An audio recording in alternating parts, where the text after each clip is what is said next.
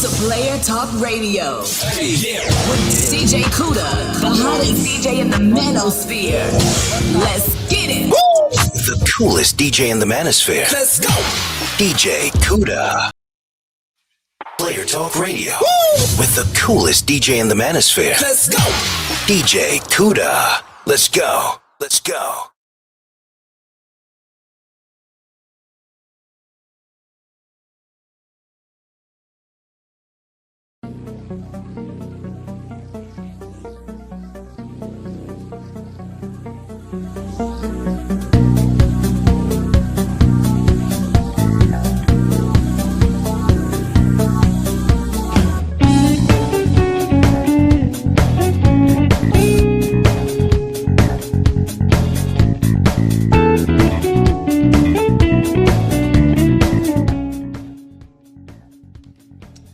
What's going on? Shout outs to everybody in the building. All right, hopefully we showing up. I don't know if you guys can hear me. Hold on, man. It's Player Talk Radio. I am your gracious host, DJ Kuda, right back at the helm of today's show. What's going on, man? Shout outs to Bronze Flat Power God. Shout outs to my bro Woody Pack in the building, bro. We've been doing a bunch of one wheel content, man. Me, War Master, everybody here, man. We've been playing a lot of one wheel content, man. I was like, where you at? Good to see you, man. Yeah, I was like, where you at, man? I'm like, shit, you know. Nah, man, this Persona 5, man, you know, you already know, man, my favorite. Yeah, man. Yeah, man. Listen, man, I'm seriously thinking about financing that GT Rally XL, man. I was telling War Master, I'm like, bro, I'm about to cave in, man. Yeah, man. Shout outs to my one wheelers in the building, man. I swear we're gonna start a gang. You know what? I always said that I want to do a meetup, you know, when everything is right, hopefully when everything goes well, you know, I definitely want to do a meetup with you guys. And I was like, you know what? We should do a one wheel meetup. We should one wheel, go out, choose a city, you know, that's convenient for everybody in America, have a blast, go get some cigars, and just kick it, you know? I think that would be awesome. You know, shout outs to everybody in the building. It's Player Talk Radio. I am your gracious host, DJ Kuda, right back at the helm of today's show. Yeah, man, we got to do a one wheel meetup, man. And if you don't have a one wheel, hopefully we can do something where you can rent one for the day, you know? You said, dang, the Rally, love the software upgrades. Wonder if you have advanced controls for yours. I don't. You know what? I gotta, I'm scared, bro. I gotta check because last time I was showing somebody something on my one wheel and I had to re-download the app because my phone is stupid. I'm out of memory and stuff. So it'd be like offloading apps that I haven't used in months and stuff. And I re-downloaded the app and there was another update, but I don't really want to update because I don't know if it's going to change the characteristics of the board. But, you know, I don't know if they have like, you know, I don't know if they have like, you know, customized carving for the OG pint. But I do want two more one wheels. And I said one is going to be an XR and I'll probably buy an XR used and I might like just get a brand new GT. But bro, that's like 5K. That's like 5K or a little bit under 5K, you know, for boards. But shit, man, listen, these one wheels are going to be around 10, 20 years. You know what I'm saying? They don't know the build quality, man. You know?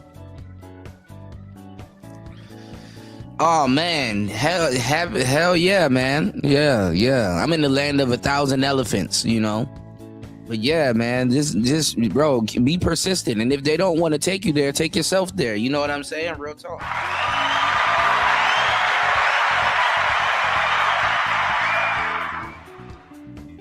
Take yourself there, man. I can find you tickets People be acting, when I came here, people be like, man, how did Kuda get over there and blah blah blah and Kuda this and Kuda that and Kuda. Man, look.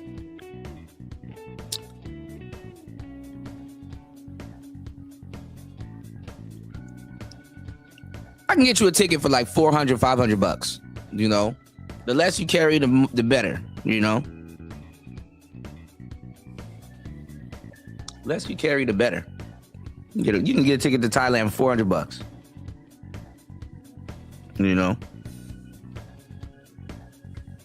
It's mad customizable for every aspect. General settings about 7 levels. It's wild. 5K? Nah, I can't swing it. I did 2K and it came with mad accessories. Yeah, but that's the thing though. It's not even the stock board that you get. You're gonna customize it like crazy.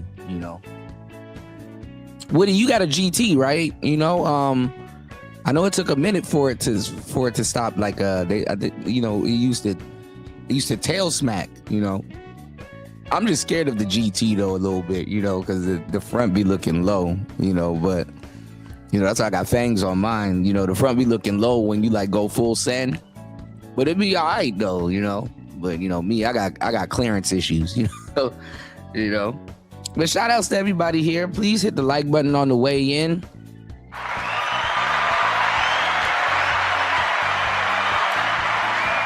Please hit the PayPal. Please hit the Cash App. Drop something on the Rice Fund. Rock with your boys, Player Talk Radio. I am your gracious host, DJ Kuda, right back at the helm of today's show. Now, we took about 2 or 3 shows. We kind of laid off the Corey Holcomb. We laid off the Corey Holcomb, Anton Daniels topic. And, it's been lovely. We've been talking about a bunch of other different stuff. Valentine's Day just passed and it's a little bit more of the same. Yesterday was half off, and it was a Sunday too. Yesterday should have been glorious for everybody. You know what I'm saying? It was a goddamn Sunday. Half off a chocolate day, if you know what you're doing, you and your lady, y'all could have had a blast yesterday, y'all could have gone stupid in the candy store yesterday, man. You said, yes, a GT took 2 months just to learn to ride it comfortably. You said, nah, you can set the angle of the flow. Yeah, definitely. Like on the pint, we have let me see. I got my phone right here. So look, on the pint, we have, my pint is off. It's on the other side of my studio too. Shit. But look, we have Redwood. Redwood is like, it reduces the horsepower to like 12 horsepower and makes the board more friendly. And then we have Elevated. Elevated is the mode. It's called Elevated, where the nose is a little bit more elevated, And I think the horsepower is like 15 or something like that. It's for hills and mountains and stuff, So, but Elevated is pretty good, Me though, I want to tell you the truth though. I'm kind of, this thing hauls ass uphill, And then I got the snake bites on it early. So that kind of calmed my my because I've my nose have bit the ground before and I went flying. I've definitely went flying. But no, it's called Elevated, and I think at this point, I think I'm afraid, not afraid, but it might be a little bit different for me to ride Elevated unless I'm like chilling and cruising, because I think I'm gonna push past pushback if the nose is a little bit more elevated, for uphill, But yeah, shout outs to my GT riders. I'm gonna join you soon. So we watched something, right, where the lady was like, okay, I rode the GT Series S, and she was like, it's a big upgrade from the GT. Just she's like she could go back to the GT, but it's something completely different. And then another woman, she rode the Rally, and she was like completely different, way more power. and stuff like that. I'm like, damn, I kind of want to, that shit is a dream board, It's just awesome, I'm so geeked. I don't know. I just became re-inspired the other day. Shout outs to War Master for getting a XR, man. He is the last person I thought would get a one wheel, and he got a whole XR. I'm like, damn. I gotta step my game up, y'all. 2 months isn't bad though. 2 months is definitely not bad. That's doable, if you're on grass and stuff. He got 2 enduro tires, and he just bought some WTF rails, bro. So I'm like, oh man, he about to go stupid. The year just started. He about to go stupid. And I'm like, damn, I gotta get with y'all, man. You said, yeah, it's not hard to bite the ground if the gas is smashed. Not sure if I want to get snake eyes just yet. Yeah, but this thing hauls ass uphill, so it don't really bite the ground. But if you really full sending it, it's just that the pint I feel that the pint sits higher. It has a higher ground clearance for some reason. You said 5 miles distance is unacceptable. Kuda, at least get an XR. No, I wanted to get it does like 5 to 8, but it depends on how much air you have in your tire. Keep that in mind. Air increases the range in your tire. So I get about like 8 to 12, I think, or 8 or something like that. But my one wheel goes everywhere. I can ride it for the whole day and be okay. Don't really have to bring my charger with me, But what was I about to say? A one wheel, a Pint X or a Pint S is perfect, because it's the Pint with the same range as the XR, Oh shit! Shout outs! Oh man, starting off the support train. Shout outs to Woody Pack dropping the huge.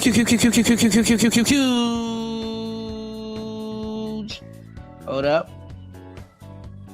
Shout outs to Woody dropping the huge 5 on the Cash App. Hold up.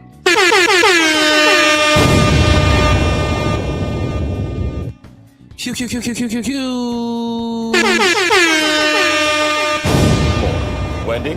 Thanks, Chuck. We're standing here in front of the Olympic Liquor Store in Queens, where scores of African Americans have been lined up for hours. We spoke to a few of them earlier. Ladies, may we get a word? Hide the money, y'all. There's poor people around. With your broke ass.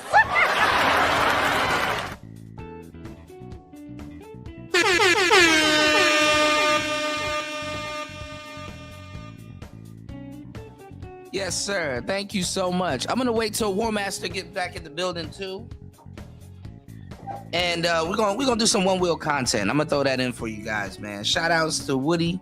Thank you so much, bro. As always.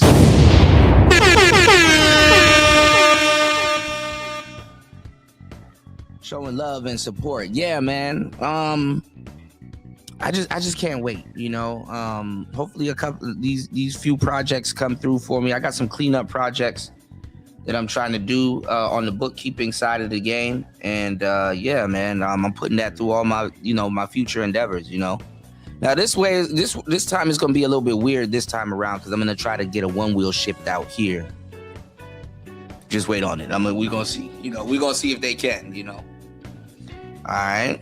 Shout outs to my GT riders, man. I remember when I was in Thailand, I met up with my boy Junior, and we did a whole one wheel escapade. I got to go find my GoPro footage and see what SD card it's on and upload it. It's just hard to upload stuff on this computer because like those files are like 5.7K. They're in 5K, man.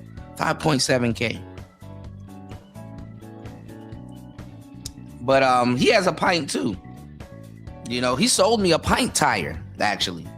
A spare pint tire, thank God. I traveled from Laos back to Thailand. Got me a pint tire. The stock tire is awesome. All right, y'all, we in the building. This Player Talk Radio. We're going to go over some fascinating stuff that's on Al Gore's internet. We're going to get straight into it. What's going on, DJ Cyborg? Good to see you, player. What's up?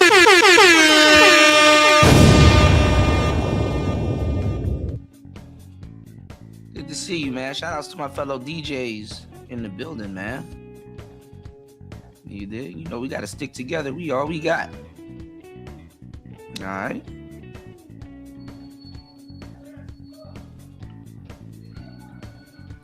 All right, let's get into this real quick. You know, a lot of stuff been going on. What is this? Charleston White versus Glorilla. That's hilarious.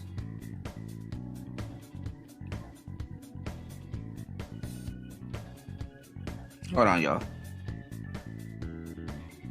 You got the Grits and Eggs guy versus Tariq Nasheed. We're probably gonna get into that also. We got some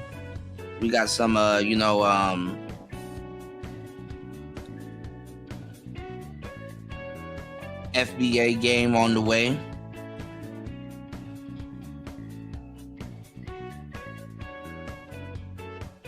Let's get into this. Let's start off a little bit with Dee Dee's reactions, and then we're gonna get into the Corey Holcomb, thing. But no, a lot of women now, all of a sudden, especially modern women, are coming out, and they say Generation Beta is going to be, the reset of women. But a lot of modern women are coming out now talking about some feminism lied to them. Okay.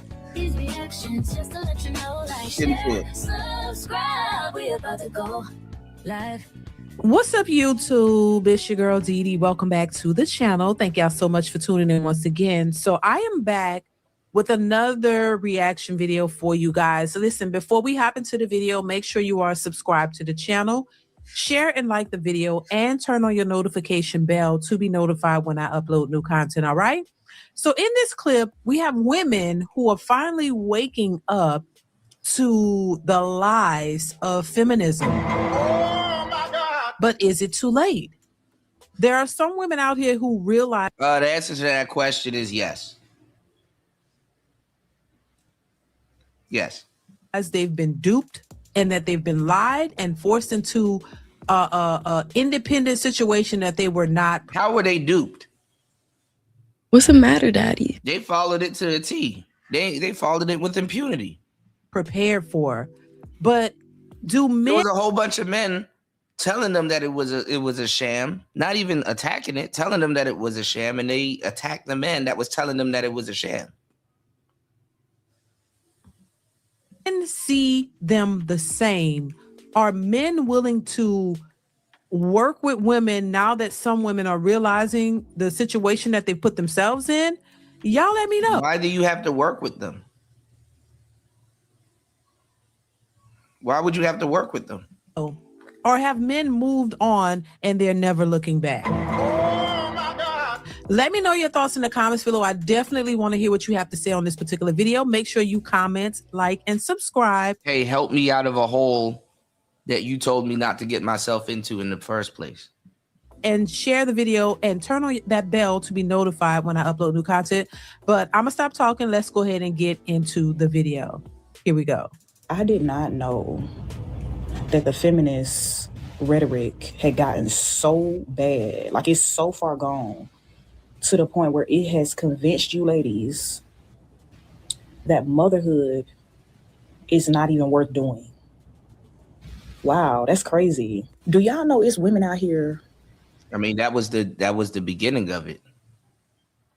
If you had a baby, you at some point you submitted to a man to them. They want you to not have babies. They want you to go to work. You need to work your fingers to the bone. They want you to not get married. And they want you to sleep with other women. Duh. Who can't even have kids. It's women out here who's like literally at the church altar praying on their knees every day to bear a child.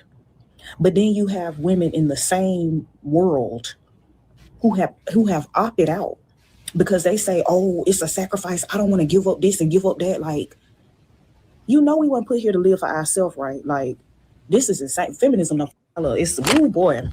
So is it just me, or does everything in society feel for women like OF?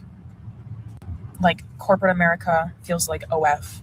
Social media feels like OF. Literally, I think some of these women, they're not tired of feminism. To tell you the truth, some of these women, they're not tired of feminism. They're not tired of twerking. They're not tired of any of that shit.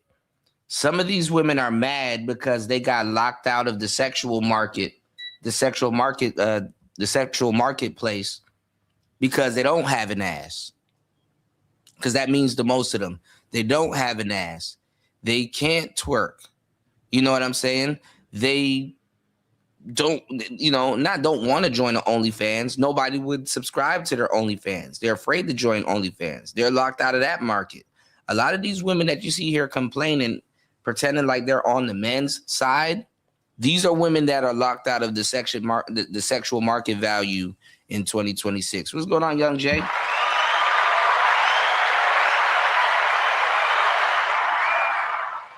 I don't know. I mean, I don't really give a damn about no Russian DJ kid in Africa, respectfully, bro. Half these people, they don't travel anyway. They'll never go to Africa. And people worldwide be kissing white ass. So that doesn't surprise me. You know what I'm saying? Respectfully, you know this, you travel, but let's go.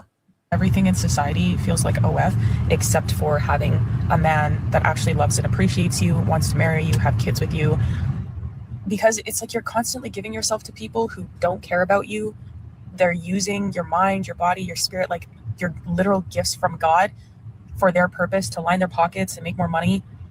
It's like you're entertainment for everyone all the time, but you never get anything back. It's like you're performing constantly. Like a lot of girls, I hear them talk about they don't want to be perceived, but it's like, in corporate America, you have to be perceived. Like on social media, you have to be perceived. And it's all for like other people's benefit and entertainment. And it's like you're never getting any connection back at all from anyone. It's like you might get money, you might get clicks. Like I've gone viral many times on other social media platforms, but it's like part of you like dies inside every time. Like it feels like a piece of me dies inside every single time, because it's like no matter what all those people say online, the attention that she wanted is backfiring.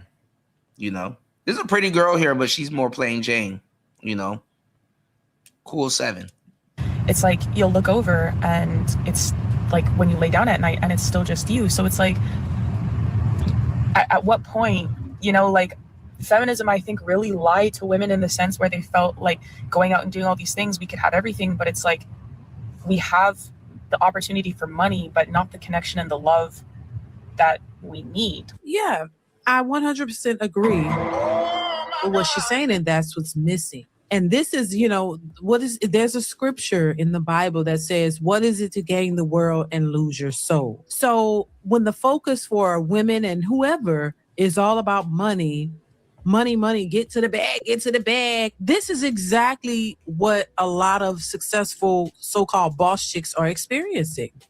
You prioritize your work and your careers first, and you led with that. You became successful, and now you have no family to share it with. And I'm not talking about your mommy and your daddy. I'm talking about your family, your husband and your children, building a life with someone, sharing your life with someone, having experiences with somebody who actually cares about you, and children who look up to you and love you unconditionally. This is the things that a lot of women are foregoing because they don't really understand the full purpose and the benefits of it. They don't understand the love and the gratification that you get from your family, the love, when nobody else cares about you. When you go to those jobs, when you make this money for these people, and everything that you do financially is contingent upon how they see you.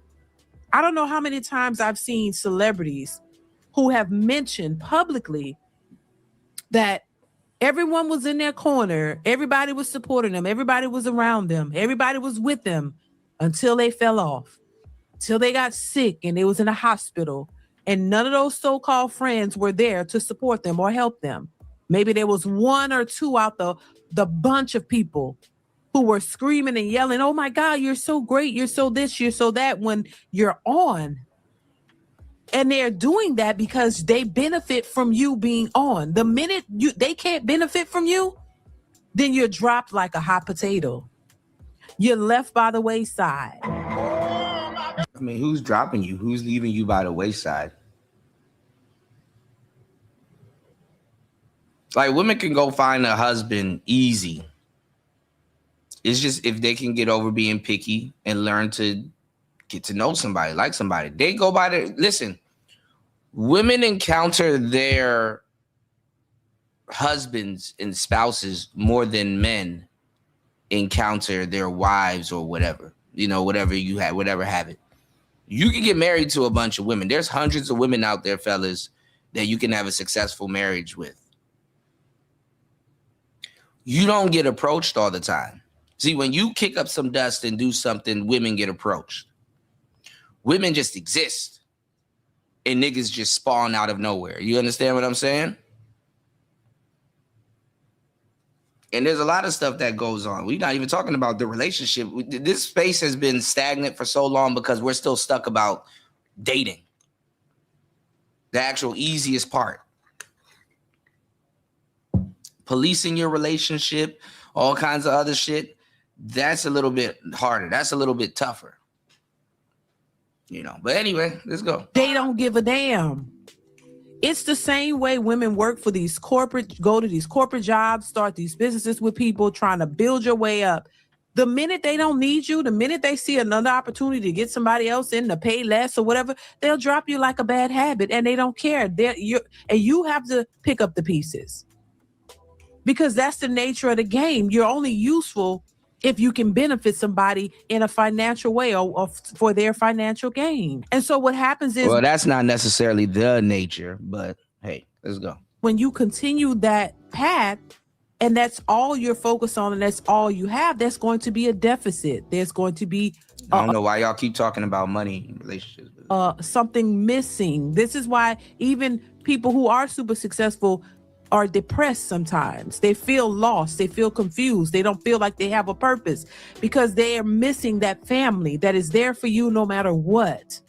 That's what that's supposed to be. Your safe place where you have unconditional love from your husband and your children, the people who you love and the people who are there and they got your back no matter what. A lot of times people don't prioritize that. They don't understand the importance of it because they've never had it and they never thought it was important to have. But when they see it in other people, it makes them feel sad. It makes them feel depressed because they're like, oh, I wish I had that. I wish, but they don't think it's attainable because they haven't had the tools in order to get it, nor were they taught that that was something that you should prioritize or that that was something that you should focus on and go after. No, they were taught, go after the money, take care of yourself. You can be independent. Don't depend on the man.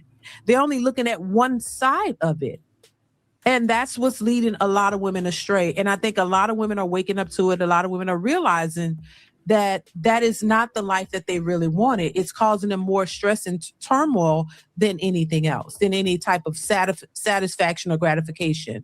They have these careers, but they're still miserable. Let's continue. You need someone next to you at night. Like, you need someone who's going to protect you and care for you and like look out for your best interest, like someone who's going to give you advice and like guidance and that you could just do life with and be like, hey, let's build this empire together. Like, let's have kids. Let's just do life together.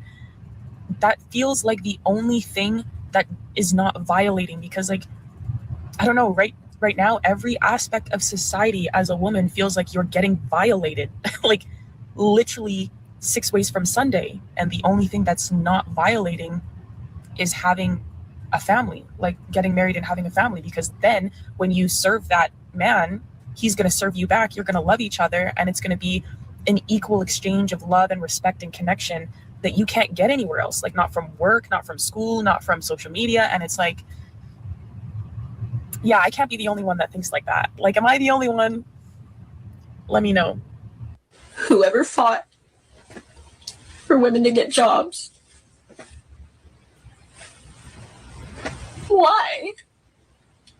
Why did we do that? I am. Why did you do that?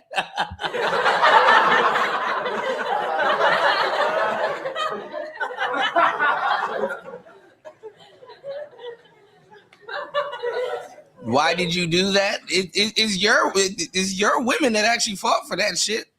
Our women were just dumb enough to fall for it. I can't fault a white woman for being a feminist. Y'all fought for that shit. That's y'all shit. I can't fault the sisters. Our sisters were dumb enough to fall for it. Because they wanted to be you. Why'd you do that? Tired. I want to just put my feet up. You ain't expect the economy to do this, huh? It's not a good economy to be a feminist. Like I am, oh my God. I'm married, right? Which I am. I have a husband, right? Why would I want to just leave the house without him knowing?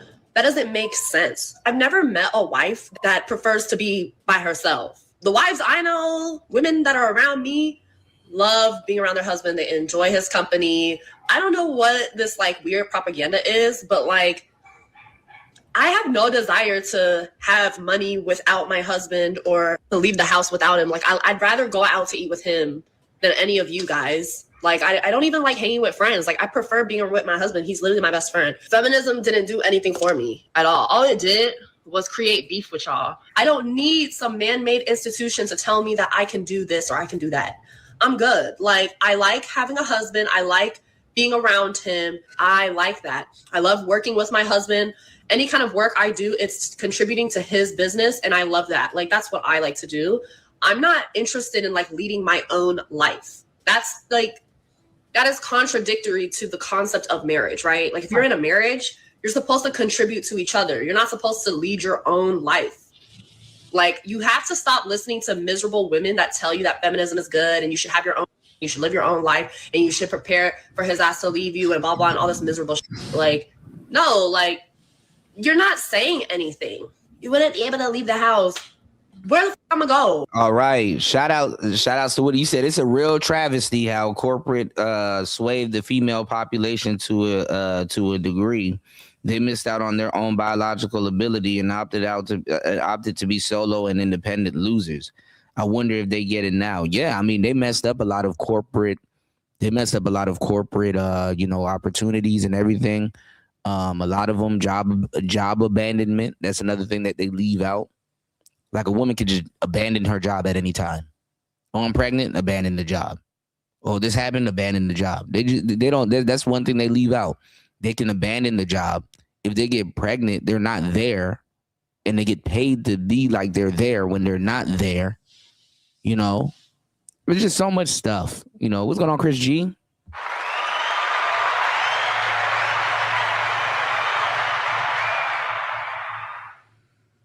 Like so much stuff comes with hiring a woman is crazy. This is why a lot of women don't want to work for other women. You know, women don't be wanting to work for other women like that. They start getting into it, you know? And the irony of it is that the feminists tell women to go work for men. Feminists tell women to go work for men. You can't make this shit up. It's because women want men to be the bronze and women want to be the brain, aka the leaders, you know? Well, if I'm the brain, I'm not doing the physical work, so I can just get him to go do it. That's what they want, but they don't understand it doesn't work like that, you know? Even men have a hard time grasping the concept that the pen controls the sword. Oh my God, Kuda, why would you say that? Why is the pen stronger than the sword? The pen writes the bill so someone can swing a sword. You know, the pen is always stronger than the sword. That's how much men have evolved. And the pen becomes the strokes of a pen is basically like the sword strikes, you know, if you get the metaphor, you know. Women don't realize how good they have it till the lights go out. She made me laugh when she said that. Because it's Like, it's so stupid. Like, they on this journey. She's absolutely right, by the way. That's exactly how I feel. I'm like, what the hell? But then they'll try to shame you and make you feel like, oh my God, I don't like these women who are so male-centered. Girl, please get the hell up out. Like, no, y'all single and miserable and trying to bring everybody down with you. This lady in this video is absolutely right. And that's exactly how I feel. But, I have a husband. You know what I'm saying? It's like the women who have husbands and are not out here complaining about men kind of have similar thoughts. The independent, boss chick, single, miserable women don't understand it. Because once again, they want to push this narrative that, oh, you need to be independent. You need to do this. You need to do this by yourself. Why do I want it? I don't want to do it by myself. How about that? And a lot of them don't want to do it by themselves either. But they still want to have this independent life to do what they want because that's what they're accustomed to. But they want a man to come in and just pay them. They just want a man to pay all the bills. That's it. You don't want to really build with somebody and grow with the man and love the man. You just want him to pay your shit. Those of us who are married and understand working together with our husbands and building with our husbands, we look at it differently because we've experienced it and we have it. So I just, and I'm Chris G said they're cooked. just saying, like, it's a mentality, but they try to convince people, oh my God, you got to have your own autonomy and do this. Right. As married people, we are an individual person, but we're not independent of our husbands. At least I'm not independent of my husband. No, we work together. I'm not my own person. I mean, as far as living my own life outside of my husband, that don't make no sense. Like she said, what's the sense of having a husband if you're living independent of him? You know what I mean? We need each other. We do things together as a collective. Working together is how you make it work. That's the whole point of having a husband and a wife together and building a family. I don't need to go outside of that and do something on my own. Not saying that I can't do things. I already know that. Not saying that I can't do anything I can't go to the store without my husband. No, I can't do things as a person. That's not saying that I can't do that. And I think this is where they get it misconstrued. Oh my God, you got a husband, you can't do it. Okay, yeah, I can do things if I want to, but I choose not to. There you go. I'm not on this mission to prove something. And I think that's what a lot of women are on, a mission to prove that they can do. I don't need to prove that. And I think that's where women go wrong when they're looking for relationships and when they're in relationships. A lot of times when you think you have to prove something to your person or prove, I don't know, that you can do. I don't know. But it's not a good look. It's really not. Let's continue. Feminism is not the issue, but what it's turned into is the original fight was for equality. Votes, jobs, and just mutual respect. But somewhere along the way, equality morphed into superiority. Now, women are told, you don't need a man. Depending on him, it makes you weak. Be soft and nurturing, that's betrayal. Femininity was never weakness. But when women started trying to outman men, the polarity disappeared. No push, no pull, no leadership, no trust, just two people. And look at how sisters got to still be all up in their business to even try to get the hell up out of this shit. I want y'all to pay attention to that. Look at how even just to do content, the sisters got to be in their business to try. God damn. You can't, bruh. God damn it. You can't make this shit up.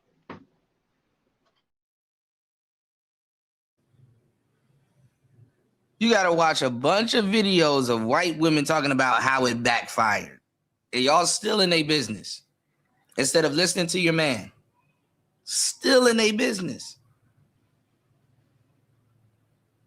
And really, the women don't even give a damn that it backfired. They're just trying to find another way around it. It's like what's another way around it for modern?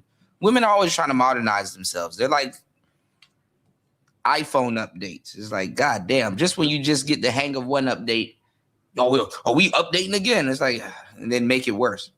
Fighting for control, wondering why the attraction is dead. Men aren't disgusted by women. They're disgusted by the distortion, the constant anger, the victimhood, the competition. Masculine energy in women is repulsive to high-value masculine men. It just doesn't work. Real men don't want to battle their woman. They want to build with her. They want High the woman value who can masculine lead man. her own ambitions and All still right. soften in his arms at night, because strength and softness can still coexist. It should be able to. Masculine energy brings structure, protection, and direction. Feminine energy brings warmth, intuition, and life. You remove one, you get chaos. You fake one, and you get resentment. Feminism wasn't freedom. It was a tax scam. Shove women into offices, twice the work, twice the cash for Uncle Sam, pump up her paychecks, sell her cars, daycare, happy pills, and throw the kids in a brainwash center, aka schools, while mom and dad grind 60-hour weeks, too wiped to see the family's actually been robbed. The goal was never to dominate each other. It was to balance each other out, to make each other better. Now they're Masculine repeating and this. feminine Okay. move in harmony.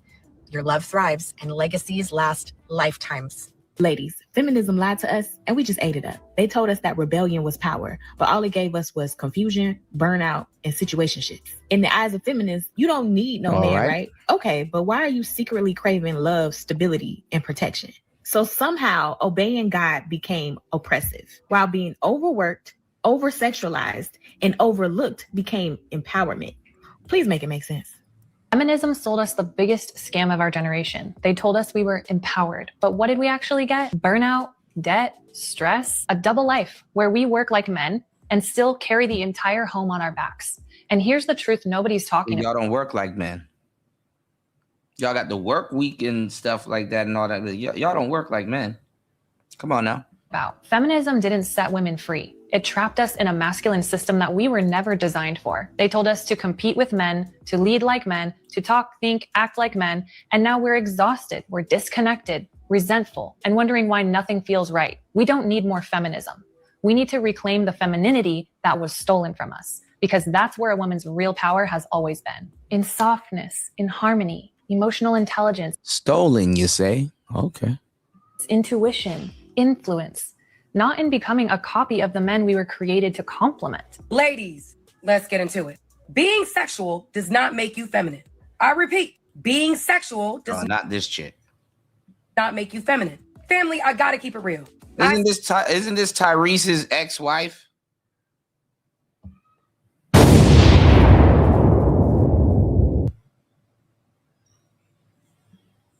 I think this is Tyrese's ex-wife. All of these hoes look the same, bro.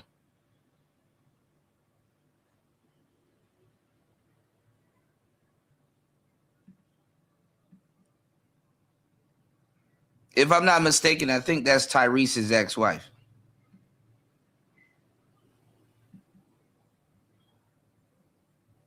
Let me see. I think that's her. Anyway. Congratulations! Oh my God. See women today objectifying themselves, then getting mad at men for objectifying them, thinking that that's what it means to be feminine. And family, that ain't it. Plus, the type of man that you attract by showing your Gucci gotcha, sis, that ain't the man that you want. Trust me, that's culture lying to us. That's not God. True femininity at Proverbs 31 says it's humility, integrity, her strength, discipline, and dignity is what defines a feminine woman. Let me keep it real. If you lead with your body, you can't get mad when that's all man sees. You can't plant seeds in the flesh and then expect to reap in the spirit. Galatians 6:8. And come on, family, let's be real. The streets are only fun for at max a season. And I'm stretching it with that. Proverbs 14:12 says this: there's a way that seems right, but in the end, it leads to destruction. Sis, you were created to be so much more than somebody's appetizer. It's something or someone to hold them over. Oh, they're still searching the menu, trying to figure out what they want to order. Don't trade fake attention for the real love your soul craves. God's way is better. His way leads to life and peace. Romans 8:6. Let's get back to that. Viral attention for sharing her regrets about ditching the idea Y'all got to be careful because ain't nothing worse in going to hell faster than a fake church bitch. All right, let's go. marriage and family. Now, her article in Business Insider reads, quote, "I'm 38 and single, and I recently realized I want a child. I'm terrified that I've missed my opportunity." That woman's name is Melissa Persling, and she's revealing to Fox News Digital what she thinks caused her current situation. Listen. I feel unbelievably betrayed by feminism. I was constantly fed this idea that women can do everything. We don't really need men. What was it supposed to do for you? And look at you, god damn.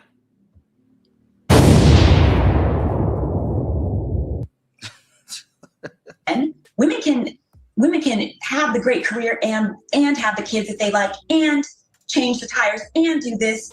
I mean, I grew up thinking, and men are great, but like I can do all the same things. I do feel in many ways betrayed by that line of thinking. I kind of want to go back to some of those teachers and coaches and say, what the hell did you mean by that? Because no, they were trying to educate men on what it meant. Now all of a sudden, it failed me. All of these women of peace had men in their lives telling you, hey, I wouldn't do that. Women can't do it all. We can't. Katrina, what are your thoughts on this? Okay, I'm going to go deep here. So I have a lot of opinion on this, and I really think that feminism in some ways has really sabotaged women's happiness. And the reason I believe that is because we are asked to do all these different things, right? But then our nervous system goes whack. Like I know for myself, I'm in work mode and then mother mode and then family mode, right? And so your system just completely goes out of whack, which And you don't think that men give a damn and cared enough to let you know that that's going to happen? You don't think that men sat up here and was like, listen, you are getting on my nerves and you're driving yourself to the brink of bullshit. Do this and you'll be okay. No, we don't have to listen to you. No, we don't have to. All right. Yeah, the shit is cooked, man. All right. What Corey Holcomb said, if she don't want to do it, get another bitch to do it. Some real shit. Which is why I truly believe, and I found this quote and I thought it was so telling, is that the divine feminine is the rawest, wildest, and most honest mirror a man will ever encounter. She don't want to do it, get another bitch to do it. The awakened man opens his heart and goes to battle.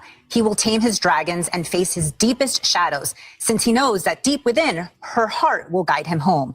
And I think that there is a beautiful balance between the feminine and the masculine energy. And I know that as a woman, regardless of what any woman says, I think she wants to feel safe with a man, and she wants to be able to feel her feminine energy, but it's very difficult to go into that space when you're trying to fulfill all these different roles, which is what I think this woman is feeling right now, which is what I think a lot of women, right, in very powerful positions are feeling. And then there's this idea that if you're powerful, you can't be, a beautiful wife or a beautiful mother. And so I think we need to go back to really the way God designed us to be, which is as women, we need men. And it makes for a beautiful balance. Ooh, baby. Oh my God. Listen. They gonna realize it one way or another that we need each other. We need men. Women need men. We need each other. We're designed for each other. And I think, See, this is what I'm saying, man. It's got to come back around because sometimes things have to get so bad before they get better. And I think once again, this narrative that, women don't need a man and you can do it all by yourself. It's rearing its ugly head. It's showing how this is not how it was meant to be and how it has taken an effect on a lot of these women who think this way. And I do think a lot of women have been tricked into believing that this whole feminist independent movement is what they should be and what they should be doing. But now they're seeing the effects of it. And they're still not getting it. And they still some women are still not getting it, and they're like in denial, like, oh my God.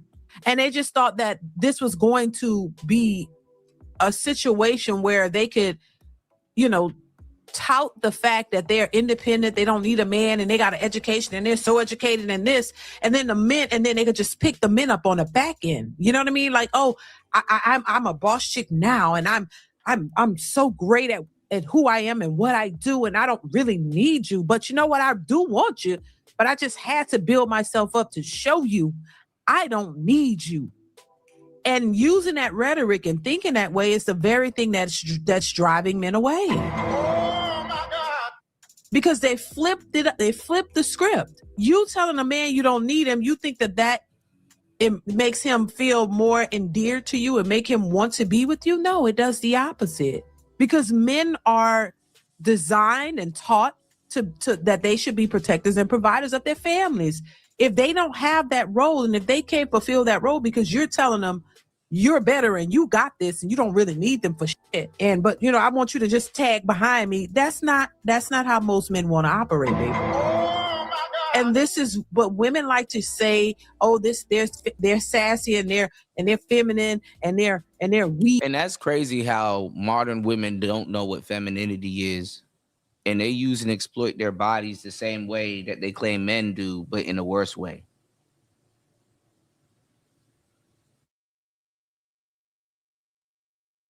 It's fucked up, but let's go. And they're this and they're and all of this because they don't want to follow your lead, but you want them to follow your lead, but you still want them to bring everything to the table. That's the funny part. What is the sense? What is the purpose of a woman being super successful and making her own money, but still wants a man to come in and pay for everything and do everything in a traditional way when you can't offer him that traditional woman that he's looking for? If you're the boss in the relationship for real, you're running the show as the woman, what incentive would it be for a man to come into that?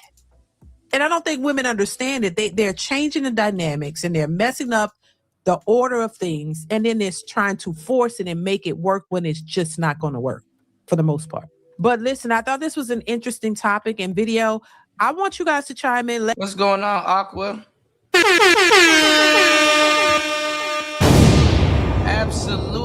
Absolutely. You already know, man. Shout outs to Aqua Dragon as listen, Player Talk alumni. Shout outs to Aqua Dragon in the building.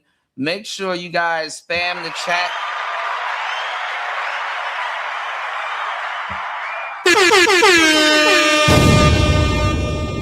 With birthday cakes. Shout outs and a huge happy birthday to Aqua Dragon.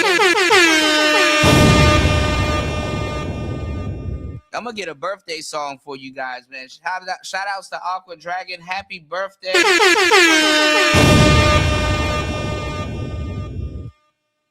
Shout outs to Aqua Dragon again. Happy birthday. Let's go.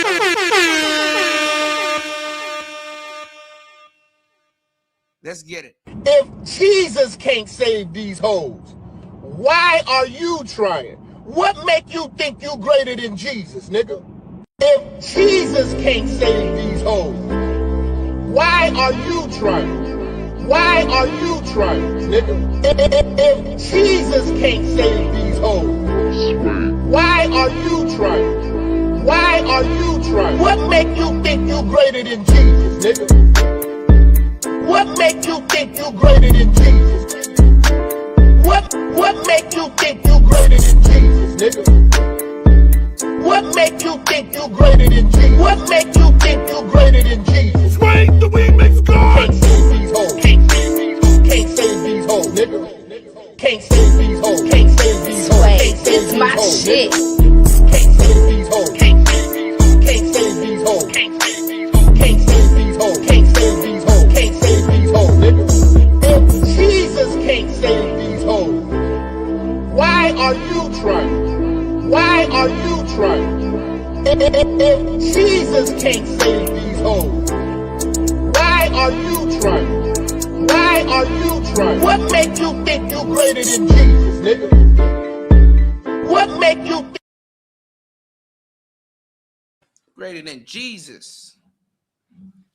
Yes, sir. Happy, super happy birthday to my bro Aqua Dragon. I'm telling you, man, these years are going by fast, bro. You know, these years are going by fast. All right. Shout outs to Aqua Dragon in the building. Happy birthday, man. Keep having them. Hold on, y'all. Oh, shit. Hold on.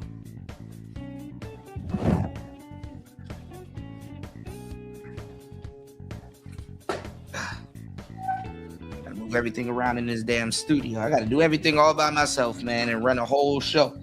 Please hit the like button, guys. Please support the show. Aqua, if you can, drop your Cash App in the chat if anybody wants to bless Aqua. Shouts to my brother. Happy birthday. Give me 1 second, guys. Get some water. Water is always good. Rhythm of a Damn Nation, y'all. This Player Talk Radio. No problem, man. As we get older, people don't give a damn about us. Somebody on this planet got to give a damn about us, We here, man. Shout outs to Aqua. What's the matter, Daddy? Give me 1 second, guys.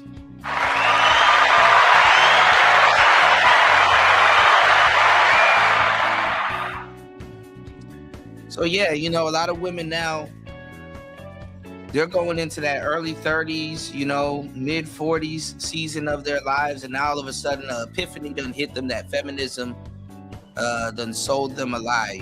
Feminism doesn't do well when men are going through hell. You know what I'm saying? Men don't have enough resources to be naive and be simps. You know what I'm saying? We don't have enough. We don't have enough resources to be naive and simpish. Yeah. Shout outs to Chris G. Chris G just had a birthday. He said, I'm always thankful to see another birthday. Real talk. Yeah, for real. Yeah, there was this one girl that I know. She was mad at everybody because, her son forgot her birthday. He a baby. And everybody done forgot her birthday and stuff like that. It's like, girl, we not 7 no more. Like, what are you, 6? We some old farts now,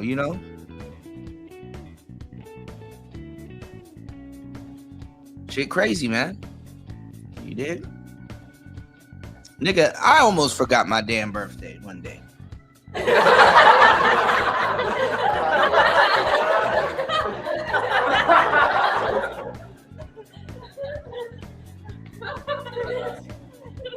I said, something is special today, but I don't know what oh shit, it's my birthday.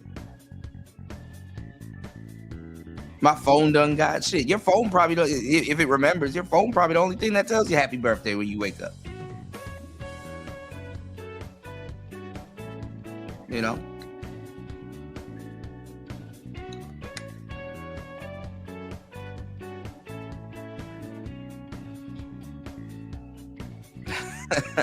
Chris G.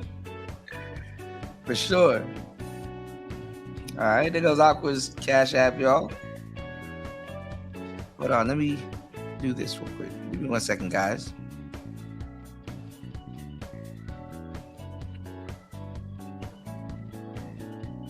We're going to get into it. It's Player Talk Radio. Shout outs to everybody here.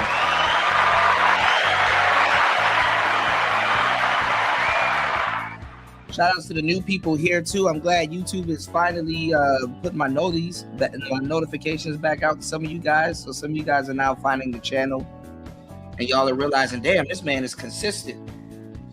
Make sure, man, you introduce yourself, make sure you introduce yourself, join the conversation. Do your thing. Welcome to the tribe. Subscribe to the tribe. Support the show.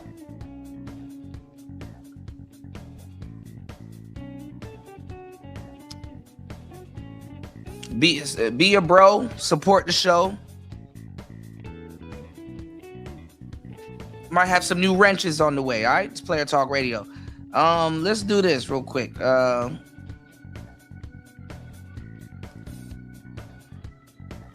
Let's do this.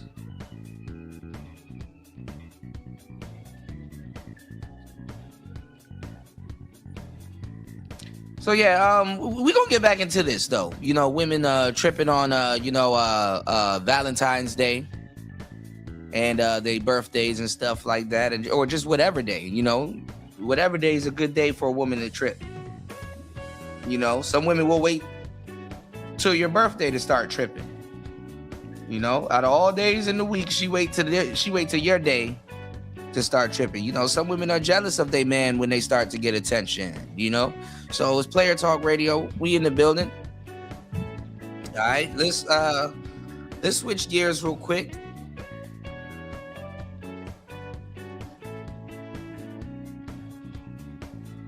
Last week I was showing you Corey Holcomb And, we're talking about how a lot of these YouTubers were fake, and, they try to throw him under the bus. And you got a lot of these newer cats, that are probably Generation Z. And they don't know what the world was like before then. I'm not going to say it was bad. I'm not going to say it was right. I'm not going to say it was wrong. You got a lot of millennials and Gen Xers and whoever, Zennials or whatever, being delusional as fuck right now when they didn't give a damn then. And they damn near was a part of it then, when it doesn't suit them, Like, for example,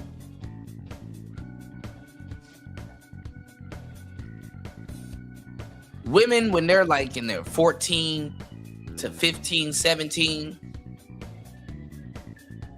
in high school, they was dating all these old niggas, getting in cars, smoking weed, drinking liquor, wilding out in the street, doing bald-headed hood rat shit. And they were flexing on the young dudes that couldn't get alcohol, that couldn't buy cars, that couldn't do certain things. Your parents, you had to be like super middle class, or your parents had to be rich, or you had to go out and go get it your damn self to be driving to school and seem like you're an adult and you're independent and you got it all together and blah, blah, blah. These girls were shitting on the young boys. Young boys that haven't jumped off the porch, it starts getting better. You start having more birthdays and it starts getting better, and a man don't reach his prime till about 35 to 55, 60, within that little sweet spot, shit start taking off, shit start really, coming together like, oh, damn, you start gaining a little bit more experience, they had some women in your life and stuff like that and all kinds of other stuff, hopefully, and now you ready to really play ball, or you can play ball, let's say you don't have no kids, you can definitely play ball. Shit, even if you have kids, you can play ball. You can play more ball if you have kids, for real. In certain cases. But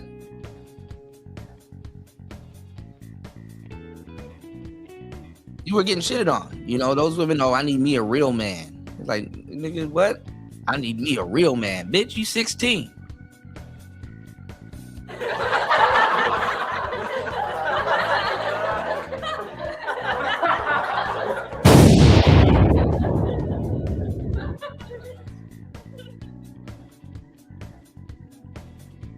You 16.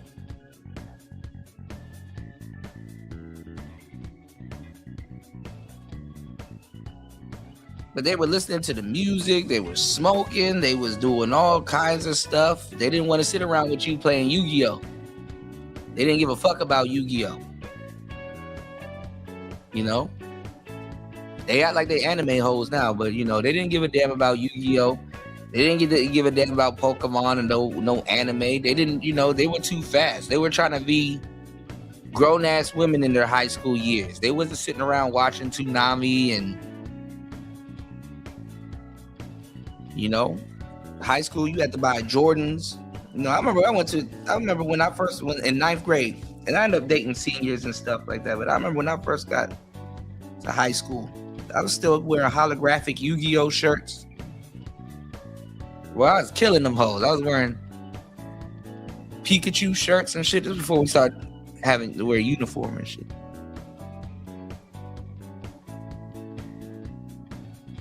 But I had some cool shirts. Even to this day, I think those shirts are cool.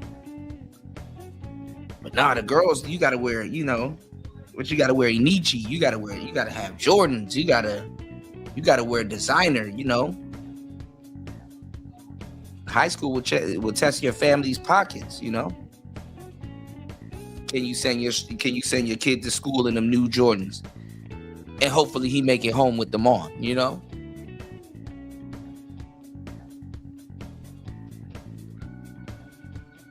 Hopefully nobody play with him. you know.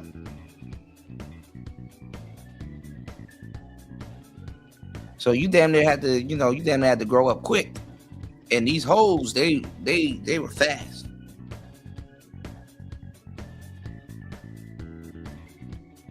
They jumped off the porch quick. And then fast forward, even in the back of your little head, even though you haven't jumped off the porch yet, you like, man, them dudes using that girl. Your high school sweetheart, the girl that you like, the girl that you want to love, puppy love, whatever you want to call it. The girl that you would have, at that very young, ripe age, you would have gave it all up for her. Men, in a fucked up way, we're naturally monogamous. And some men are, you're raised to be naturally monogamous, because, like I said, I just used anime as a fucking example, sort of, but you grow up watching Batman, you grow up watching Superman, you grow up watching whatever man, reading comics. And, Batman saves this girl. He can save a bunch of bitches, but he saves this one random girl. And it's like, dang, she must mean a lot. Hell, shit. Superheroes in comics actually teaches a lot of men to have one-itis, to want to do something for one or maybe two girls. You might have 2 or 3 girls. You like, bro, if she gave me the chance, bro, it's curtains. Then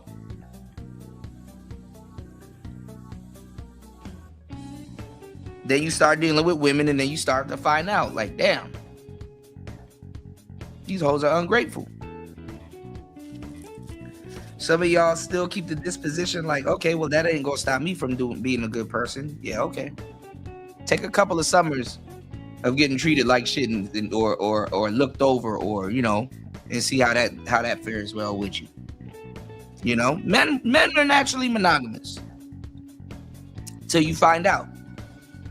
Till you find out the raw nature of women. Some women, they go for the next shiny thing. Some women got the thought process, the attention of a fucking squirrel. Some women don't acknowledge good shit. And it's crazy because they're doing this in their younger years. And the thing is that, karma is still in effect. Like, karma is still right around the corner. Imagine treating a plethora of dudes like shit in your teenage years, and then wonder why your 20s and your 30s, the best years of your life, ain't going the way they should go. You know what I'm saying? It's crazy. But they will deal with like the older niggas, and they will, shit on the younger cats and stuff like that, tell you what you lack, what you don't have, who you need to be, blah, blah, blah, tell you to just be yourself. They'll lie like a motherfucker to you, right? And be off with the next guy. For whatever reason. Don't matter.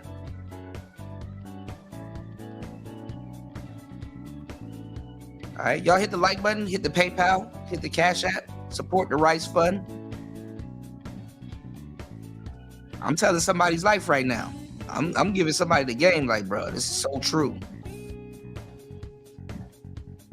Support the show, y'all.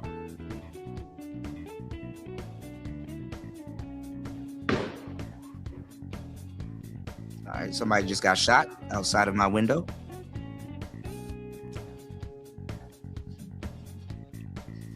So,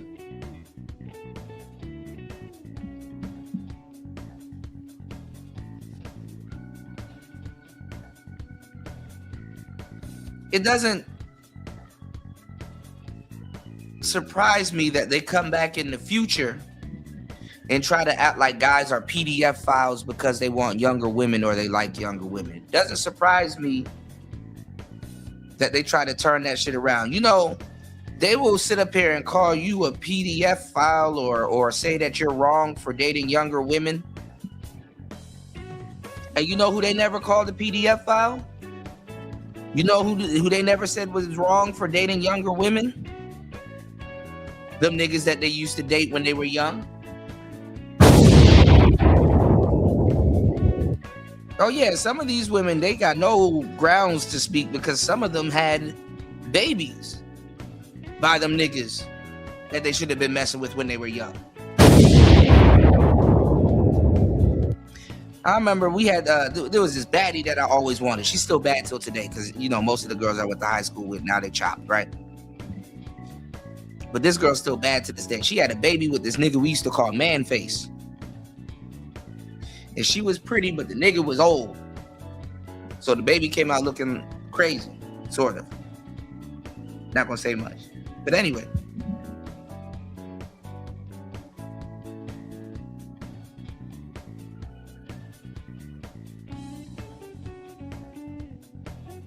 Now all of a sudden they get older and they have amnesia. And now men that prefer younger women, something wrong with them, you know?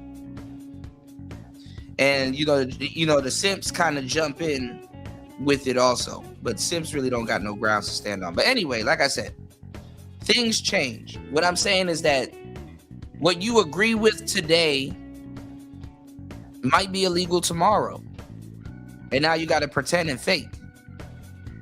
You know what you agree with today, what you like today, it might be fucked up tomorrow. At this rate, you never know. At this rate, what you agree with today might be done tomorrow. And you never fucking know.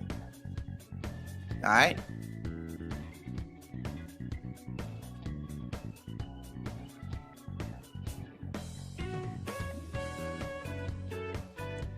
So,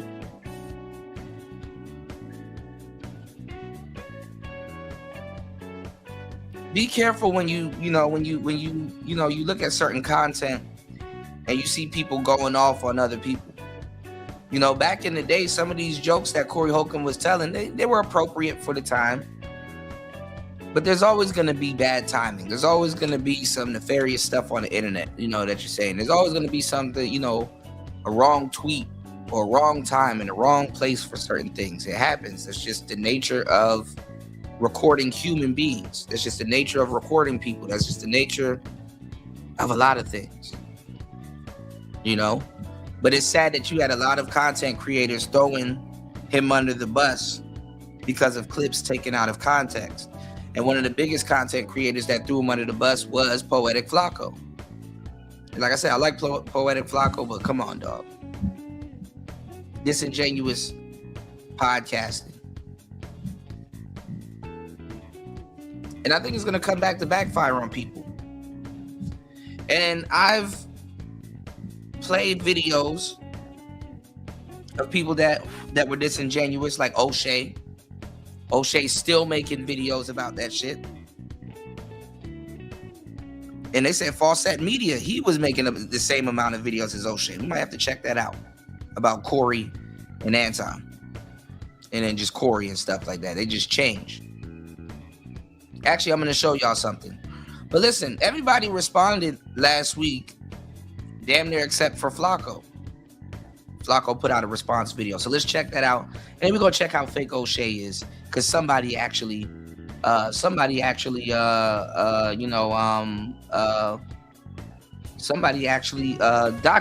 the shit that I was telling y'all. So let's go. It's Player Talk Radio. Please hit the like button, hit the Cash App, support the show. An hour and 27 minutes into the madness. Let's get it. It's Player Talk Radio. Let's go. To my attention that Corey Holcomb was dissing me on his podcast and making veiled threats. Why y'all people who don't know what's happening talking? All right. You're going to have to prove it. It's some dude, push up in you faggo. Before we get this video started, if you're in need of some money and you really need to find a way to get your hands on some quick cash. Now listen, y'all hit my QR code. Let me know if you want an extra $5 to play video games. Let me know, all right? Hit your boy QR code, all right? Give me 1 second.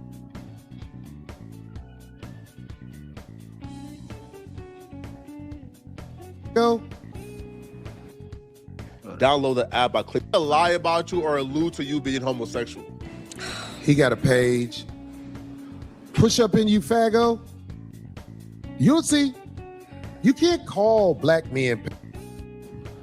I am so against. I don't care what happens to a. But I know that you guys are riding the wave to call me a because y'all are trying to get me assassinated. Because what good is a in any society?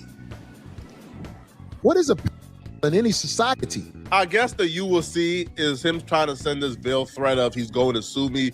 If he knew anything about me, Corey Holcomb would know I've been sued over a dozen times by other YouTubers. I have flawless. That's sad, and you still don't learn your lesson. But I guess he said he has flawless victories. Okay. Victory. I've never lost a lawsuit, and I've been sued over a dozen times. Okay, like that should tell you everything you need to know about me. That a lawsuit to me is just. Yeah, I mean that should tell you everything you need to know about you, bro. Like that means you're not doing well, and the law got to get involved in it. But hey, you're not doing your due diligence or your homework. You're just throwing up content. Okay. Hey. Another thing I have to deal with. I don't care. Now, choosing to spend your time responding back to these accusations by calling me names is definitely a choice, but I don't know if it's the right choice. If I was you, I would have used my time explaining exactly what the thoughts you had in your head about the minor stepdaughter that you allowed to get under the cover while you had no clothes on.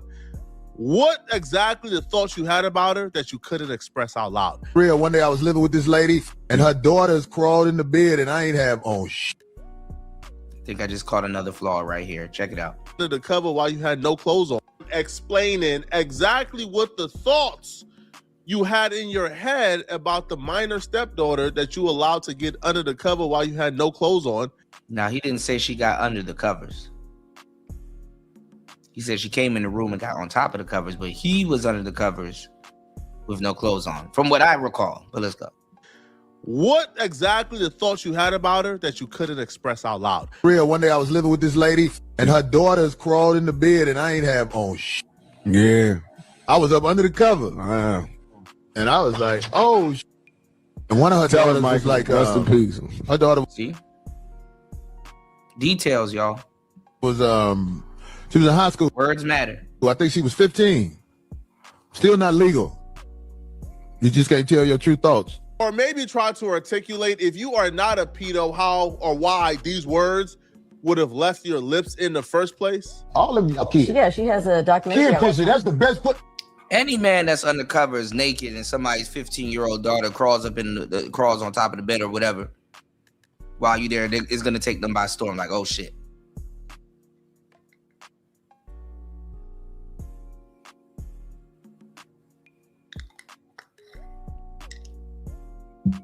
And sometimes you can't make a scene out of it. Even though I would dismiss her. Yo, hey, I gotta talk to your mother about something real serious. Can you leave now? Leave. Like I'm vehemently get out. Because if you get up and pull out the covers and wrap it around you or draw attention to certain shit, then you understand? That's a fucked up position to be in. But let's go. Well, I'm saying, all of y'all kids. Yeah, she has a documentary. Kid pussy, that's the best put. Well, I'm saying. Was that a slip of the tongue? Was that what you thought a joke was? Or maybe try to explain exactly what you meant when you confessed to having a good time and taking advantage of the laws in Iceland that allowed grown men to sleep with very young women? Or what exactly you meant when you said you had a good time in Iceland? You go to other countries, I'm just saying, in America, most people only know what they know in America, but I've been to other countries, and in Iceland, I think the legal age to get with a girl is 13 years old. Oh, wow. It blows people's mind when they hear it. But in Iceland, R. Kelly is not a criminal. He's a normal guy in Iceland. I went to Iceland, and you just can't offer him money and gifts. And I thought that was... He said, I know you trying hard, Cuda, but he said Kid Coochie is the best coochie. No, he was talking to... See, he didn't say that. Come on now, Shannon B. Come on now. See, you were part of the problem, bro.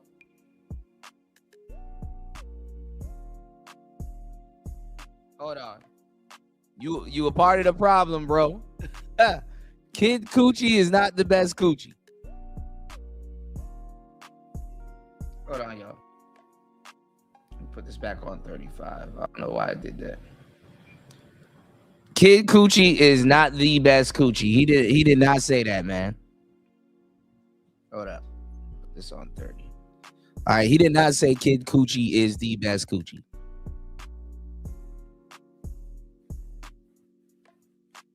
And I don't know why black people are acting like this shit is foreign land to us when we were put on fucking sex farms and bred like pit bulls. I don't understand.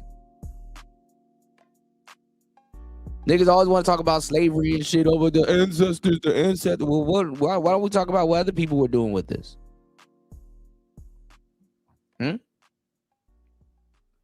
You got people that get married before they're 18 and 19 and stuff like that, you know?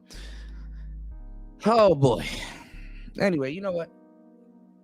Can't win. Let's go. It was so unfair that you couldn't give him nothing after you was done with him.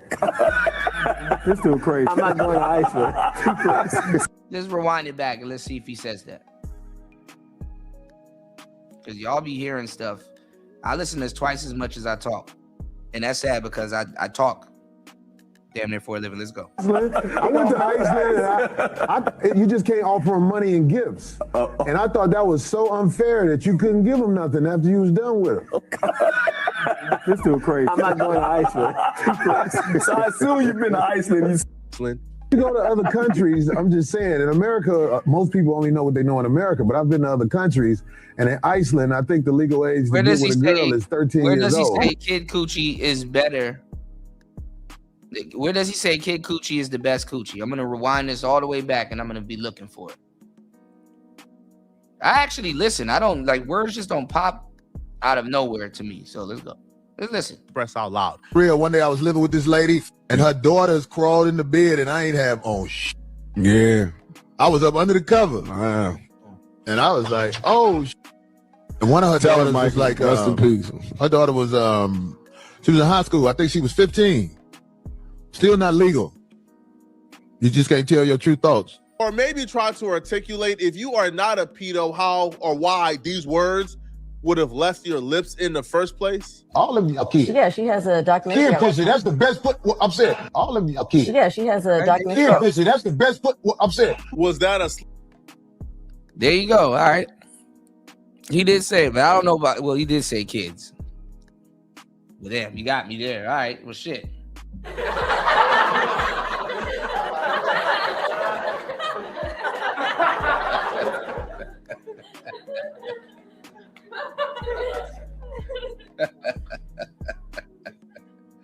Fuck.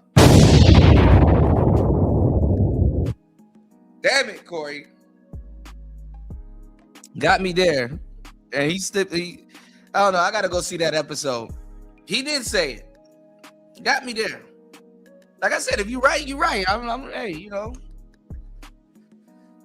I would love to see, like I said, I would love to see these shows because, you know, comedy, jokes, and all that other stuff is a motherfucker, man. And, you know, you got to look at some of these topics and stuff that they're talking about in the context and stuff like that, you know. Because I know more than anybody else that be editing and streaming and stuff like that, bro. You can get clipped. You can get clipped saying anything, even in the name of being funny. Bust all in there. Even in the name of being funny. Bust all in there. All right. What's the matter, Daddy? Let's get it. Flip of the tongue. Was that what you thought a joke was? I think it was a joke, but it doesn't strike me as a Freudian slip. But let's go. Or maybe try to explain exactly what you meant when you confessed to having a good time and taking advantage of the laws in Iceland that allowed grown men to sleep with very young women. Or what exactly you meant when you said you had a good time in Iceland. You go to other countries, I'm just saying, in America, most people only know what they know in America, but I've been to other countries, and in Iceland, I think the legal age to get with a girl is 13 years old. Oh my God. Right, it blows people's mind when they hear it. But in Iceland, R. Kelly is not a criminal. He's trying to get extradited. He's a normal guy. In Iceland, I went to Iceland, and you just can't offer him money and gifts. And I thought that was so unfair that you couldn't give him nothing after you was done with him. This too crazy. I'm not going to Iceland. So I assume you've been to Iceland and you took advantage of the laws. Is that what you're saying? I I had a great time in Iceland. I don't know, man. If I was you, I would have used that time that you used to call me names. I would have used it to explain exactly why a baby sucking on a bottle makes me think the baby is promiscuous. This past weekend, I saw this little girl. She had a Welch's grape juice bottle in her mouth. And she was about 5. She had the whole bottle, as far as it'll go, just sucking on it, walking with her mama. Somebody said, get that out her mouth. When they took it out her mouth, that baby said,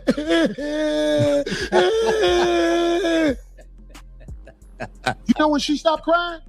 When a man picked her up and put her in her lap and started bouncing with her. Then she stopped crying and was looking like this. I say, that's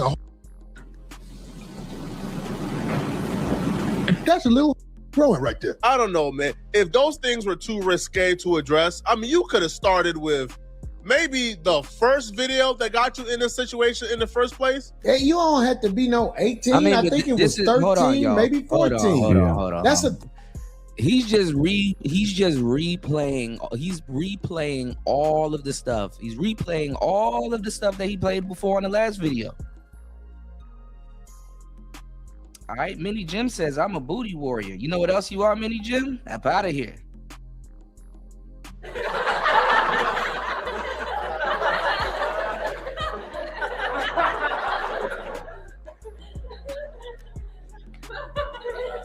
Bust all in there.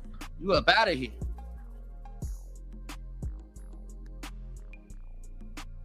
Get out of here, you damn nigga. Did you almost say 13? That's a grown woman? Nah, let's run it back. Hey, you don't have to be no 18. I think it was 13, maybe 14. Yeah. That's a grown. The vagina been on this planet 14 years. I've said this before on the show also. Do you know if a woman 16 years old gives you a baby, that is going to be 16, 17, 18, 19. That is going to be one of the healthiest babies possible. Hey, that's nasty. Sue, that's just a lie. But it'll be asking too much for me to ask you to use your time to actually explain why you chose. All right, well, that's not a lie. Number one.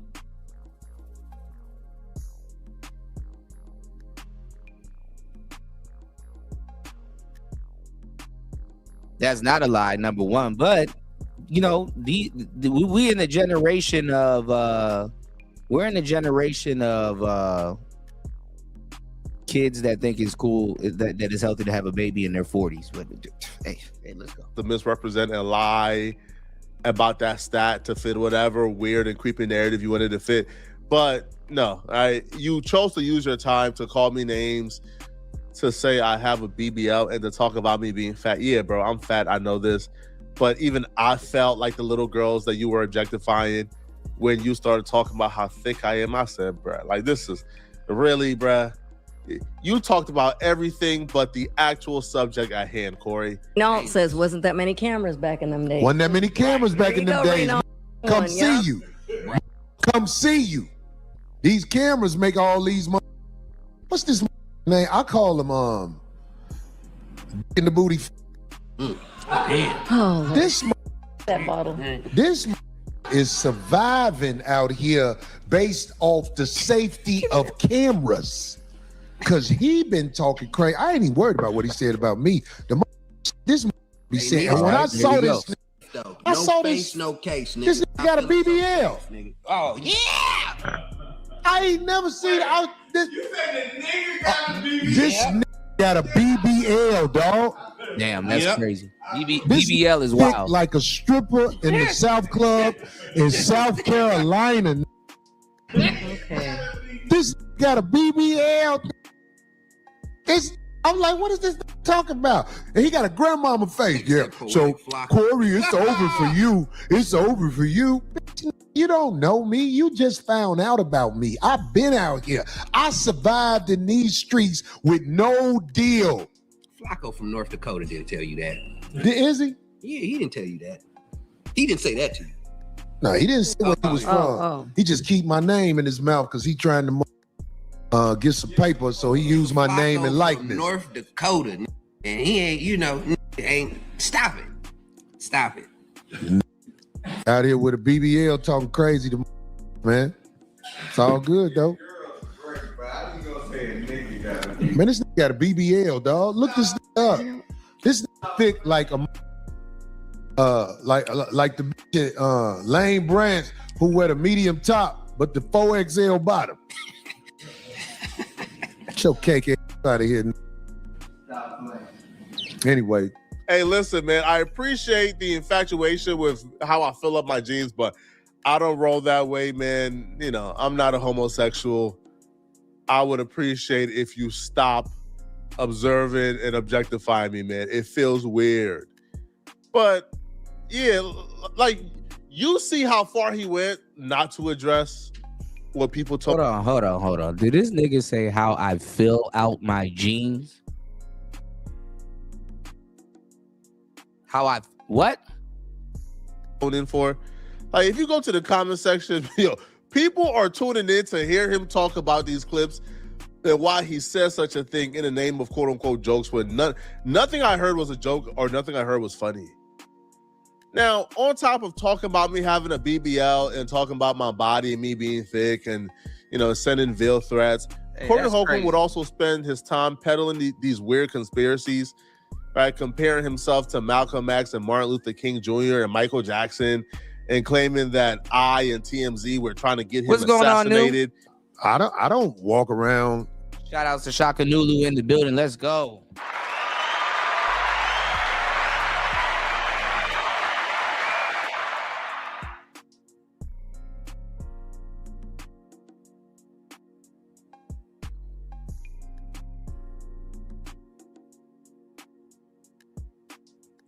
All right, we in the building. It's Player Talk Radio. Let me know if we sounding good. We are here. Let's get it. It's Player Talk. Let's go. Living in fear. But I fear for my life now because I see what...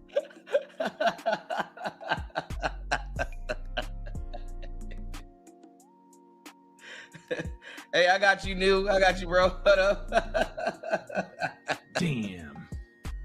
Damn, boy. Damn, boy, he's thick. Boy, that's a thick ass boy. Damn. Pause. Has been said about me, and they are desperate to bring me down because the word has been thrown in the mix. And let me tell you something. And that's crazy because Flacco and Corey, they've already had a beef, and these other brothers that's running and peddling this this narrative, they don't even realize that they've picked it up from another person's beef, inheriting other people's beef. That's black people in a nutshell, inheriting other people's beef that ain't got shit to do with them. Don't believe me? Go look at these niggas right now outside with these Karens trying to insert themselves into this Karens versus ICE beef. Let's go. It's deep.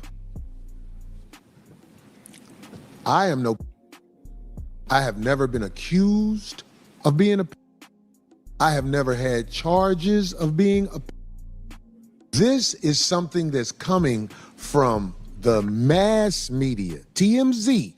Ever since they said what they said, I have been...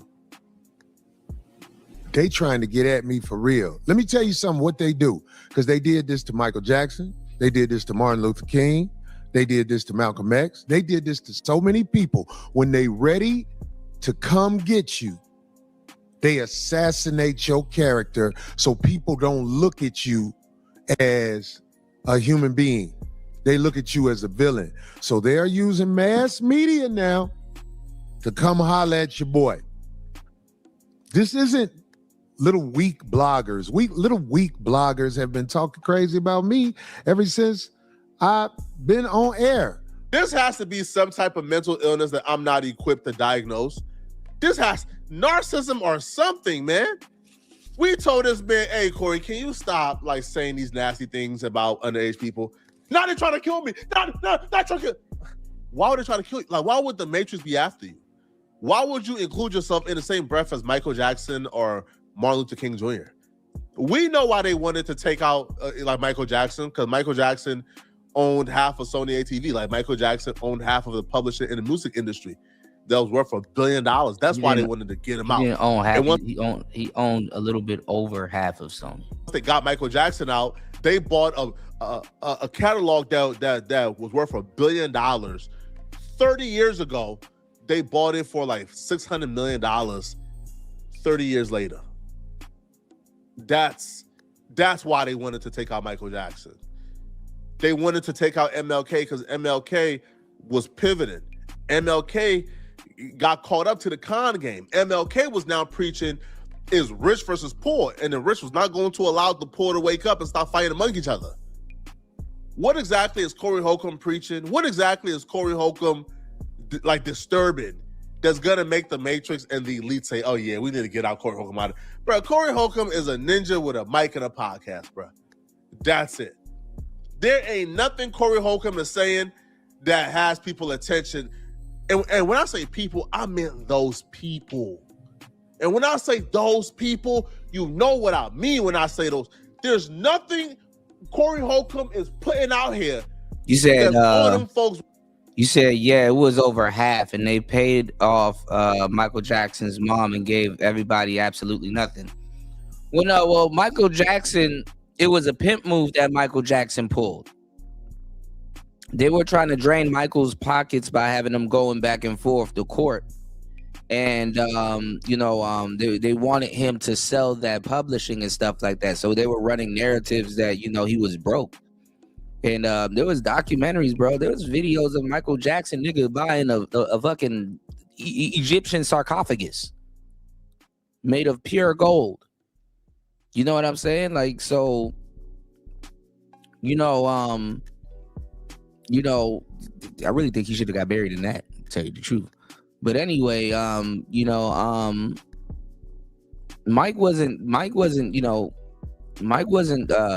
broke by the stretch of the imagination. Yeah, those lawyers and stuff like that going back in court with those PDF files, allegations and stuff like that, they drained his pockets. But what Mike did was he was like, okay, let me look at my options as an artist.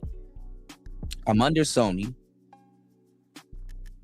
People in Sony, he's kind of doing, underhand table deals and business and stuff with people in Sony and doing stuff. And he's like, he's like, by the time I get out of this deal, I would have, you know what I'm saying? I would have, he would own a little bit more than half of Sony. So a lot of people would have to answer to him. So his last album on Sony, what he was gonna do, he was like, listen, I'm about to, drop a little box set. I'm about to give them a little bullshit album. And the good shit is coming after it, right after I'm off the deal. So I'm gonna, instead of come up off this Sony deal, what I'm gonna do is I'm gonna go on tour to raise the money, that, for the case that the lawyers didn't drain from me and stuff like that. And I'm gonna drop this album. The album will pay anything that I owe Sony back from the, from the royalties and the, the budget that they gave him, his advance. And then what will happen is that the money that he makes going on tour for the album, that will cover the lawyer fees and give him a bag to sit on, and then he'll resume ownership of Sony. And what he was doing was he was giving back, Little Richard and all these other people, he was giving them back their publishing. He was giving them back their catalogs that they sold. He was giving them back all of that stuff for the free. For the free, So he was giving them that shit back. And they didn't like that. And he owned the Beatles catalog.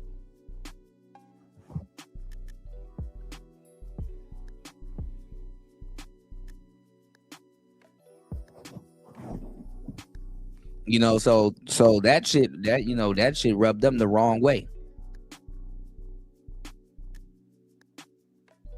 Oh yeah, that too. Yeah, the happy birthday song. Yep. Yeah, I was gonna play that for Aqua and Chris G, but I was like, damn, I'm gonna get the biggest copyright ever if I do that. Shout outs to everybody here, man. If you guys are enjoying the show, we've been live for almost 2 hours. Please support the show. It's Player Talk Radio. Let's get it. Hit the Cash App. Hit the PayPal. Let's go. Please support the show. Keep the show going. I got a great show for you guys today. Let's go. Getting into it. Radar, bruh. Corey Holcomb is an ignorant igga. That's it. He's ignorant. All right, Corey Holcomb relates ignorant igga to the bottom feeder of our community. That's Corey Holcomb's audience. Corey Holcomb ain't out here politically disturbing things that's gonna make people want to go after. What? No. Bruh, TMZ reports on every celebrity. You think if TMZ had a video of, I don't know, man, naming somebody you think is a media dog. If TMZ had a video of Dwayne The Rock Johnson doing to that woman what you did, punching a woman outside of a comedy club, you think TMZ wouldn't post it? If them posting it, what? Like that would be them, what, going after Dwayne Johnson? No. They'll just be TMZ being TMZ, reporting on exactly what they report on, which is celebrity news and brain rot. You are not. Yeah, Flacco, he got to be careful too. He in LA with them rough bitches. You might end up punching a bitch or two out there anyway. So, as important as you think you are. Now, I've never lived like that, but I understand the media firestorm that's happening to Corey Holcomb because, these people know I have evidence against them that's going to bring them down, so they have to destroy my credibility first. They have to destroy my credibility like I'm a villain. But I want to say to TMZ, who I know is watching, I've already given the evidence to my lawyer and a few other people. So it's out of my hands. So if you guys want to come at me, there's nothing I can do. You know the case is coming. You know the case is coming. Sean Hawley, TMZ, and of course the drug addict woman. I mean, she has nothing to lose, so she'll do whatever you guys want her to do. She'll say whatever you guys want her to say. But my day in court is coming. And I don't even have time for court because I live a glorious life. I think Corey is having a hard time identifying who his enemy is. Bro, a lot of us, now I'll be real, like before... He said a lot of us. That's crazy. That particular video and a compilation of you saying the things you said before that video hit the internet. That shit is wild. There was really no real disgust with Corey Holcomb. After that video, I don't know, I'm kind of put off. But before the video or before the evidence of the nasty things that Corey Holcomb says, a lot of people who was like reacting to Corey or even like be indulging or being invested in this Corey Holcomb saga, a lot of people were fans of the podcast. Now, after that audio drop and you refusing to address the audio and the clips and apologize for it and explain out certain things, it's going to be really hard for a lot of people to go back to being fans until you address what you address. Now, I never outright stated Corey Holcomb is a pedo, right? Because I was being charitable the first time I covered this. But after playing back what I played, bruh, that's the very definite. Pedo is you be. What's going on, Lonnie? Good to see you, bro. Welcome to the show, as always.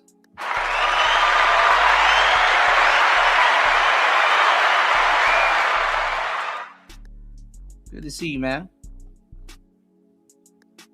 Attracted or sexually attracted to adolescents.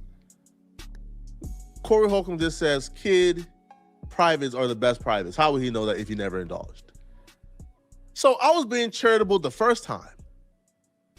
And he took me being charitable as what? As a weakness? Bro, I don't know, man.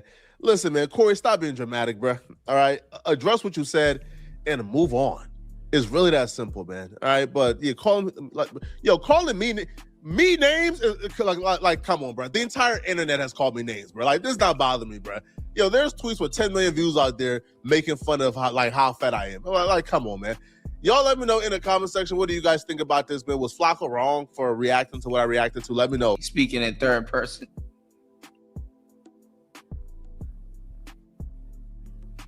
All right, man. We in the building. This Player Talk Radio. All right, let's get back into it. Like I said, Flacco, he responded to it. Now check this out. Like I said, remember I was telling you how fake O'Shea was? Turns out I ain't the only one that sees it, obviously. But take a listen to this. So if Corey Holcomb is a Neanderthal, you are also a Neanderthal. Is Corey Holcomb over the top? Absolutely. This is why we watch Corey Holcomb. Is Corey Holcomb disrespectful?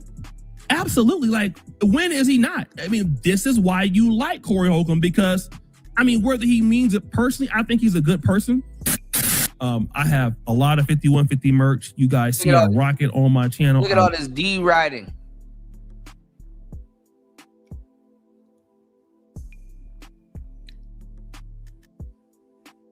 Look at all this D writing, y'all. All of that ass kissing and fence sitting. Let's go. Love these silly ass shirts that Corey be making. I'm a big fan of Corey Holcomb. Oh, he loved the shirts. He loved the shirts. But when Corey did some, oh, it was wrong. It was, I love the shirts. I love what Corey's doing. I'm D-riding. Man, get the fuck out of here, man. So if Corey Holcomb is a Neanderthal, you are also a Neanderthal. Is Corey Holcomb over the top? Absolutely. This is a pre-record, so you had time to think about this. This wasn't a live stream where you could be wrong right there in the moment. You had time to think about it, edit it, hear it over. Let's go. We watch Corey Holcomb. Is Corey Holcomb disrespectful? Well, you know what? I was saying that with the Rumble. I was like, look at how these niggas done dropped the ball so bad because they didn't want to up their production when I was telling them to. Threw me under the bus and still ended up doing it once they found out I was the one that gave Kevin Samuels his studio advice, his studio equipment advice. Nigga, it surprised me too when Kevin actually went out and got all that shit. I was like, damn. When I saw him in studio with all the stuff, because this is new stuff. You know, this was stuff that was just coming out on the market. Niggas didn't know what any of this stuff was. People wasn't podcasting. They wasn't doing sound clips. They wasn't doing any of that stuff. I was already a year or two ahead of the space when it came down to it. Using gear and everything and stuff like that. So I knew what I was talking about. And when Kevin popped up with every single thing that I gave him on that list, I said, "Oh wow!" You know, I congratulated him. He was like, "Yeah, man. You know, I got the roll." He's like, "I got the SM7B," because niggas didn't know how to run an SM7B. It was a process to run an SM7B. The equipment out, that shit, niggas didn't know how to run. Niggas didn't even know what an SM7B was. Niggas was arguing with me to yo, Kuda, I just don't understand why I'm gonna pay $500 for a microphone. I just don't understand. And I was like, I'm not telling y'all to go pay $500 for a microphone. You can easily just go get a pod mic. I don't know what that is. What is that? Niggas wasn't running XLR setups. Y'all are welcome. And I'm glad Kevin Samuels gave me my props, because even though he gave me my props, people still gonna say it's fake. Which is crazy. O'Shea didn't want to get a roadcaster until he saw Kevin Samuels got one. Even Minister Jap got one because O'Shea was running around bragging about the roadcaster and mics and all kinds of stuff. And I'm like, bro, this nigga right here. He came over to my channel for those that were here and was like, nigga, why you got so much mics? And I'm like, why don't y'all have any? And then he got on this whole you know, pushing production trope all of a sudden.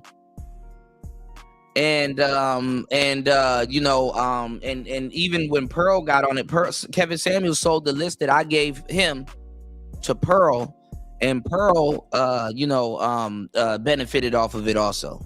And he was throwing the Manosphere under the bus over Pearl. And then when she said what she said, now all of a sudden he had to do 50 videos to thwart, you know, to clean up the image.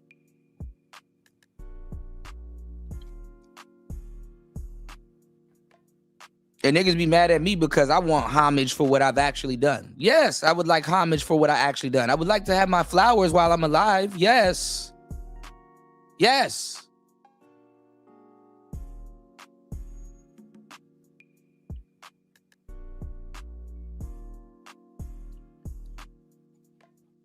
I am the godfather of sound in this space.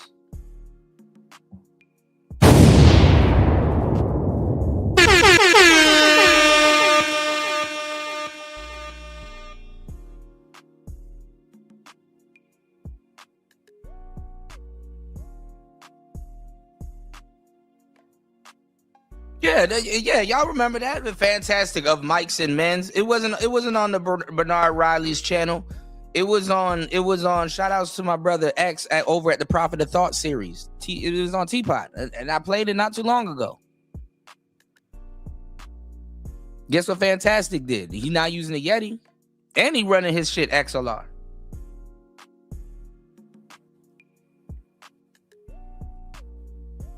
Y'all let him get away with that.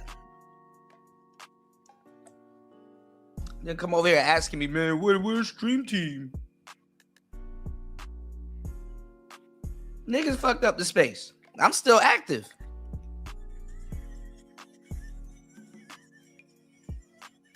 Hold on real quick. This girl got her titties out. Why is she doing this?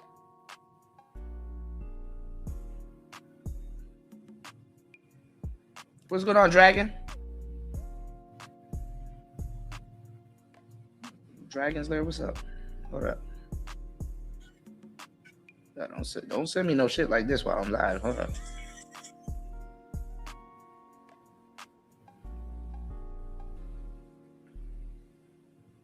That's why I don't get on Instagram. All right, anyway, yeah, man. Yeah, it was on Teapot's channel, yep.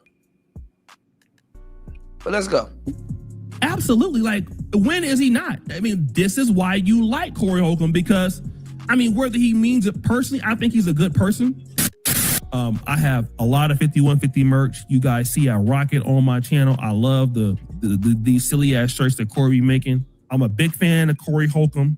So now what happened is you have no retort to come back at Corey with. What can you say? You gonna get in an all-out war with a comedian? You can't beat him there. I mean, you can't say that he's broke because he don't care about that. He not trying to even act like he's rich. He don't profess that. So there's really no other reason to continue on with a guy like this. Yeah, and he don't even use it. He be fucking up with it too. Yeah, Fantastic said all you need is your phone. He's not spending money on anything. A few years later, he got more equipment than Tommy Sotomayor. Kuda was right, for sure. He basically tried to continue a fight with, number one, a legendary comedian, a person who don't have nothing to lose, and then a person that can come in and talk about anybody and hide it under the fact that it's comedy. That's what they can do. So now you're dealing with somebody who don't care you're beefing with, and you don't have the moxie to deal with somebody that's a Chicago stomp down gangster ass comedian. Corey Holcomb is a Chicago stomp down gangster ass comedian.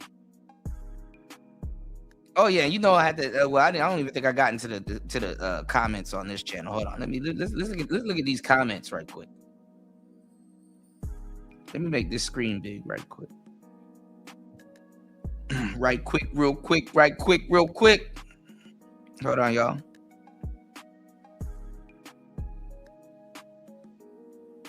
I gotta learn how to do the computer. Hold on, y'all.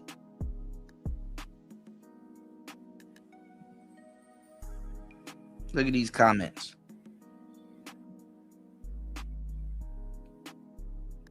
30 of them.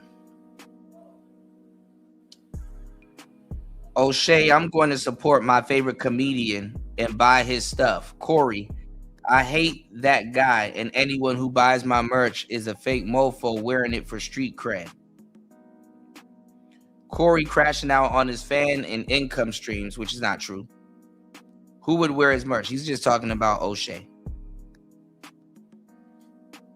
Dang, laugh out loud. GTO Cal says, O'Shea has always been clueless and stupid. How you simp for another man after he drags you? Easy. Hold on, y'all.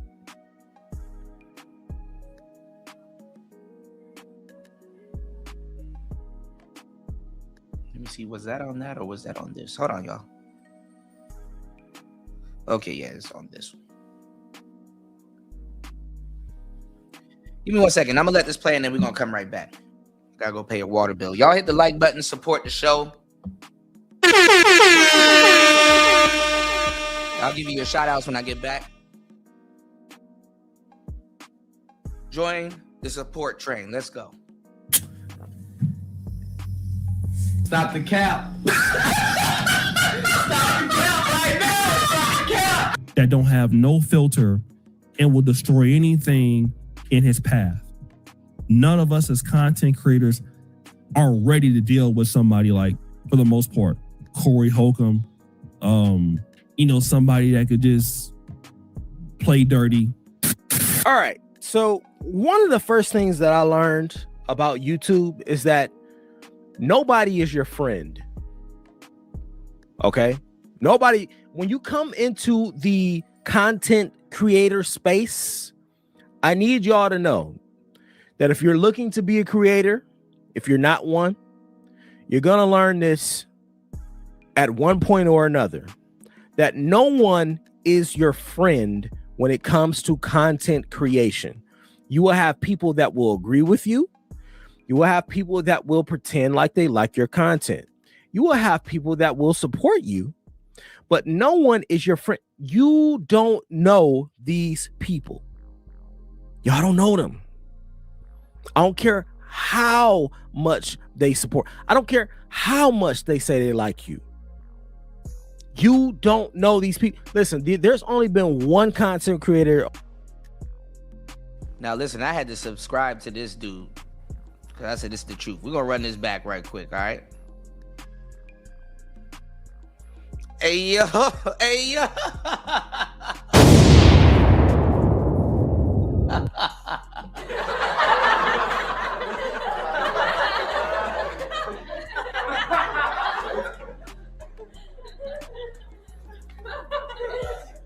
Bruh, he said I might have to give O'Shea a plan B after this one, man.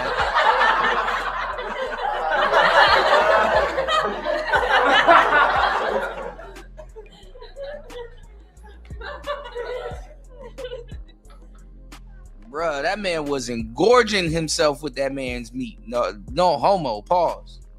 O'Shea was like, bust all in there. Bust all over it in there. Bust it all in there. Bust all over it in there.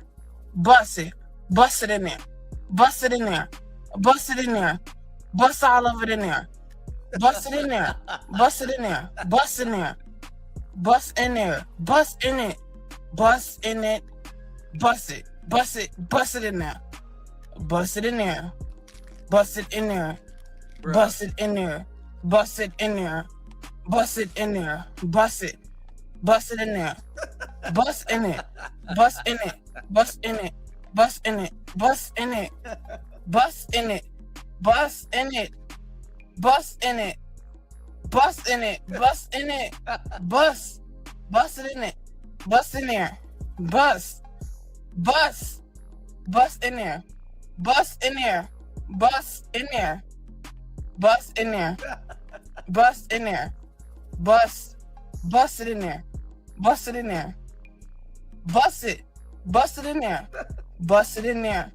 Bust. Bust in it. Bust in it. Bust in it. Bust in it. Bust in it. Bust in it. Bust in it. Bust it all in there. Bust it all in there. Bust it all in there. Bust it all in there. Bust it. Bust all of it in there. Bust all of it in there. Bust all of it in there. Bust all of it in there. Bust all of it in there. Bust all of it in there. Bust all of it in there. Bust all of it in there. Bust all of it in there. Bust all of it in there. Bust it. Bust all of it in there. Bust all of it. Bust all of it. Bust all of it. Bust all of it in there. Bust all of it in there. Bust all of it in there. Bust it in there. Bust it in there. Bust it. Bust in it. Bust in it. Bust in it. Bust. Bust it. Bust. Oh man, he said, bro, you think O'Shea Duke Jackson is bad? Add up Corey's video from Fawcett Media. We're gonna look at that next. Remind me, we're gonna look up that next. We're gonna look up this one too. I guess they're trying to call Craig Corey's fake friend because he's not telling him he's crashing out. But is Corey crashing out? I mean, with O'Shea, I know Corey's not crashing out. You'll be surprised when you're crashing out. You do have a keen sense of sight and you can pick up on fakeness. I'm just saying.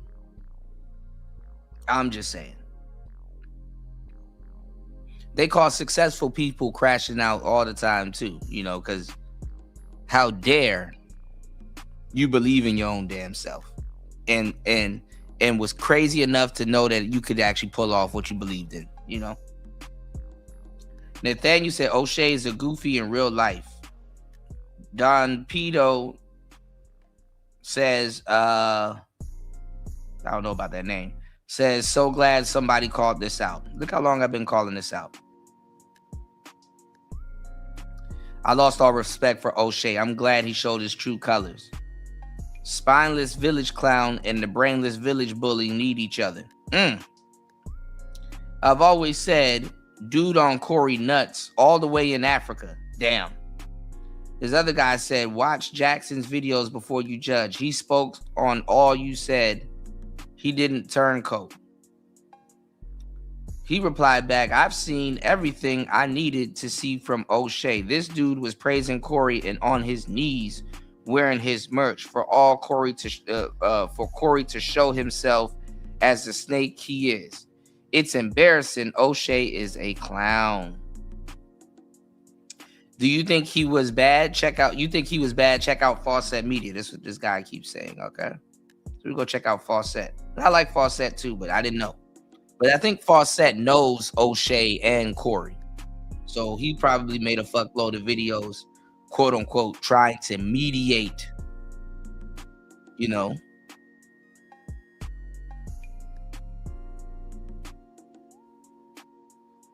You might have to watch this Obasi later too. All right. Hold on, y'all.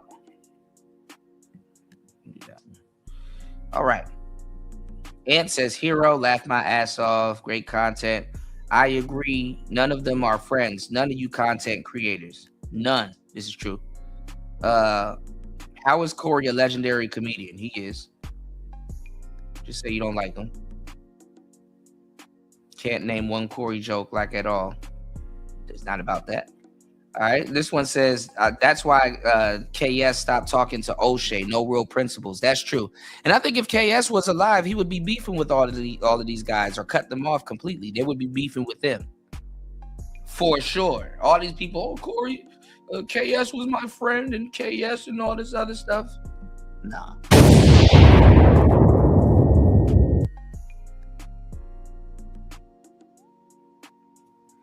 And y'all saw me over on O'Shea's back in the day arguing with Kevin Samuels about how streaming is the future.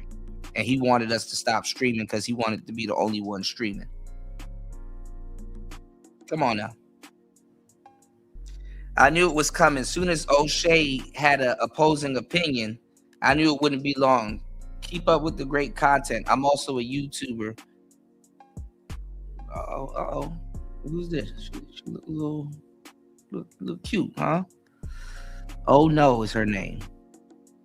3,026 subscribers. Might have to check her out. All right, might have to check you out.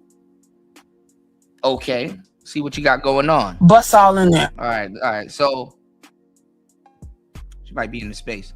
So you said I'm also a YouTuber. I agree. Okay, now can this go away, please?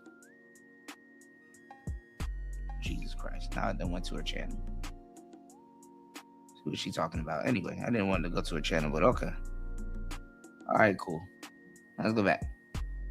God damn it. Give me 1 second, y'all. Old nigga using a computer. Hold up.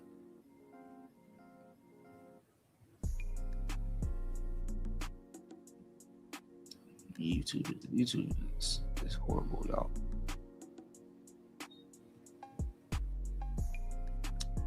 YouTuber, and I agree. Go along, get along, fade soon, as you're not on the same frequency. Better to be a supporter when moral judgment allows, and keep it the fuck moving. That's true. Riding all that riding his planters for nothing. That's funny.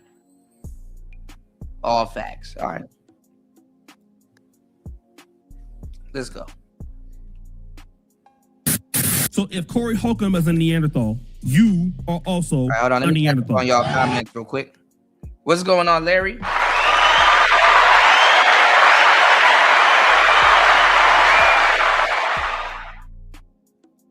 Well, Corey being Corey, but Craig is the fake friend. Well, I mean, Craig is a comedian, so knowing Corey and using his networking and his connects is lucrative.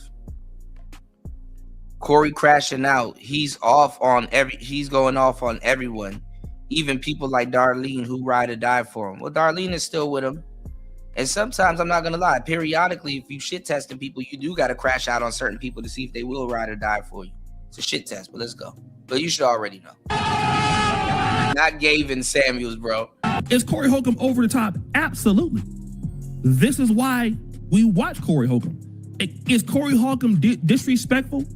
Absolutely. Like, when is he not? I mean, this is why you like Corey Holcomb, because, I mean, whether he means it personally, I think he's a good person. I have a lot of 5150 merch. You guys see I rock it. Nigga, meat riding, bro. Save some space for you to breathe, bro. On my channel, I love these silly ass shirts that Corey be making. I'm a big fan of Corey Holcomb. So now what happened is you have no retort to come back at Corey with. What can you say? You gonna get in an all-out war with a comedian? You can't beat him. Fan of them shirts. From there, I mean, you can't say that he's broke because he don't care about that. He not trying to even act like he's rich. He don't profess that. So there's really no other reason to continue on with a guy like this. Support the show, y'all. He basically tried to continue a fight with, number one, a legendary comedian, a person who don't have nothing to lose, and then a person that can come in and talk about anybody and hide it under the fact that it's comedy.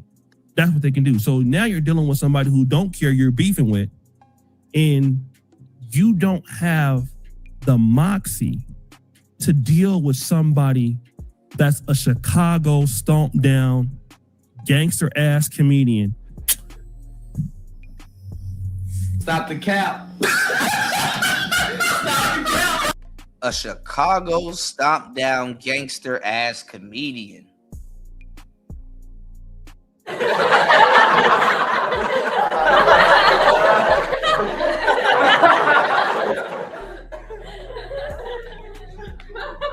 What's the matter, Daddy? Bust all in there. That don't have no filter and will destroy anything in his path. None of us as content creators are ready to deal with somebody like, for the most part, Corey Holcomb, somebody that could just play dirty. All right. So one of the first things that I learned about YouTube is that nobody is your friend. Okay? Nobody, when you come into the content creator space, I need y'all to know that if you're looking to be a creator, if you're not one, you're going to learn this at one point or another, that no one is your friend when it comes to content creation. You will have people that will agree with you. People are only your friend as long as they can use you for the most part in the content creation space. King said, "What up, fam?" O'Shea did the same with Tommy and the Black Authority. Oh yeah.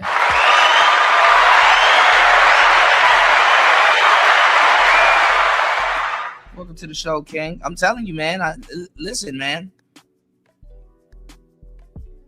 O'Shea done turned his whole back on the whole manosphere.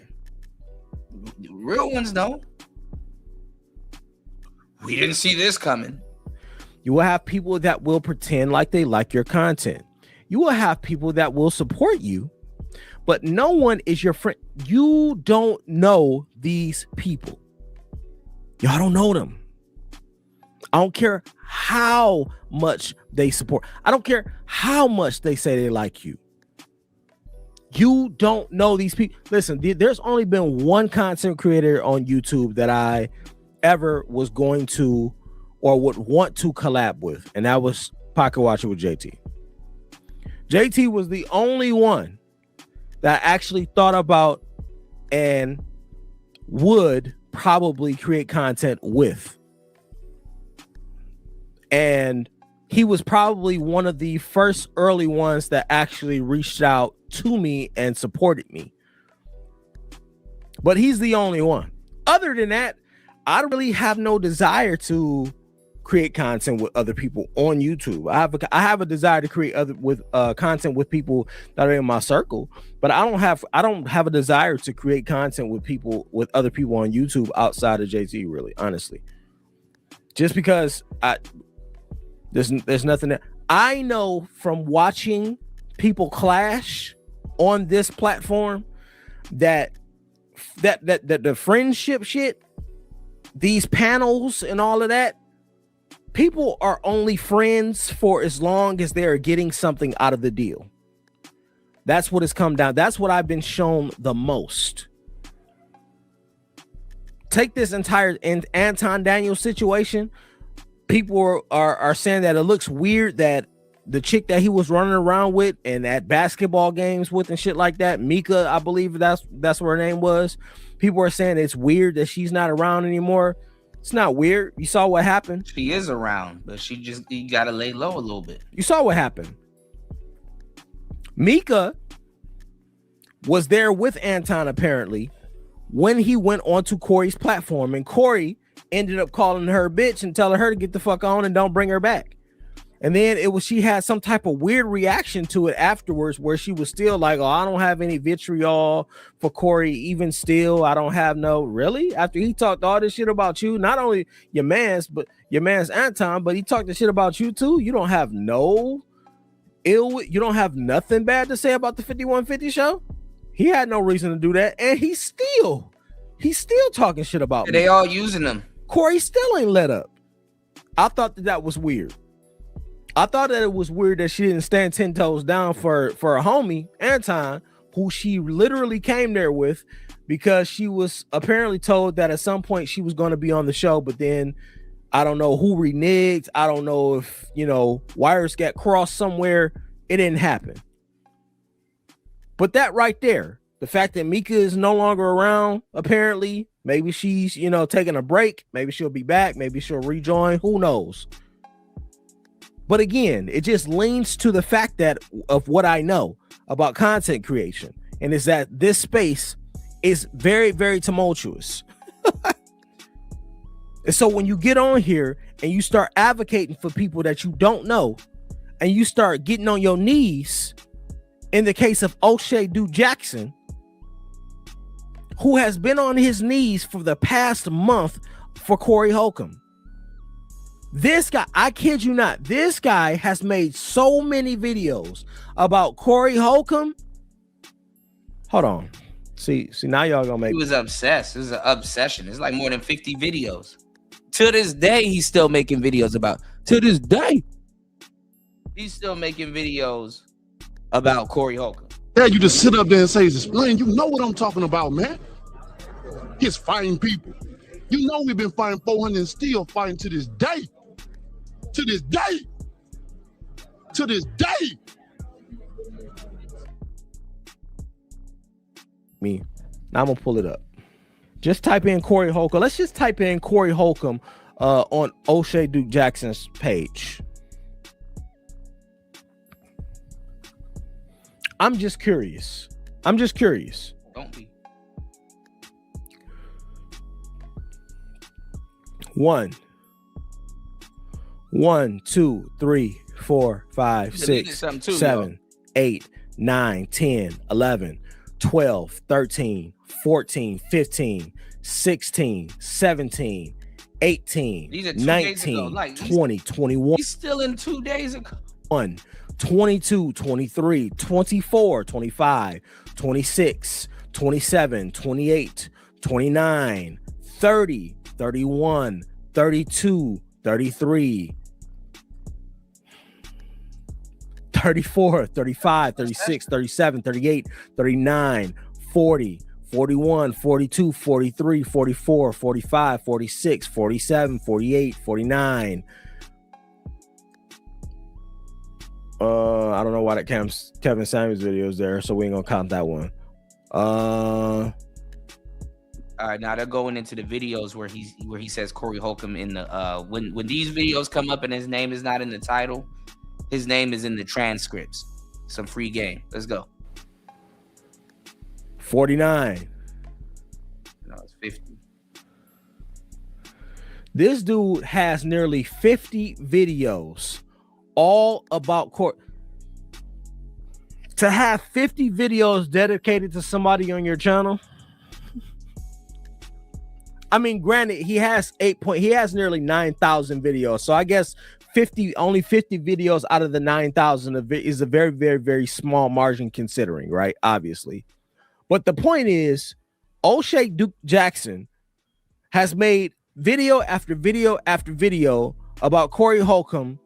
And in almost every video, he was being overly positive and all on his knees, did all this cock sucking, all this cock gobbling.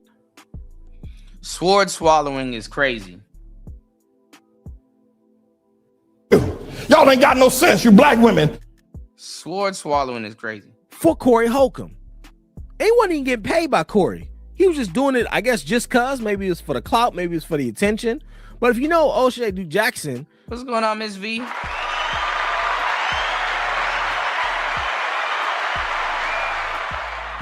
Hardest working YouTuber. Let's go. This is what he does. This is why I don't follow him now. I mean, his videos still come across my channel somehow, and I'm not even following him. But when you click on one video, the algorithm starts throwing you more videos of the same person's content. So I guess that's how that happens. But to see that this dude has 50 videos about Corey Holcomb, and this Anton beef is really what put it in the spotlight, because when he got into it with Anton, O'Shea decided that he was going to take a side. He took a side, and the side that he chose to be on was Corey's side for whatever reason.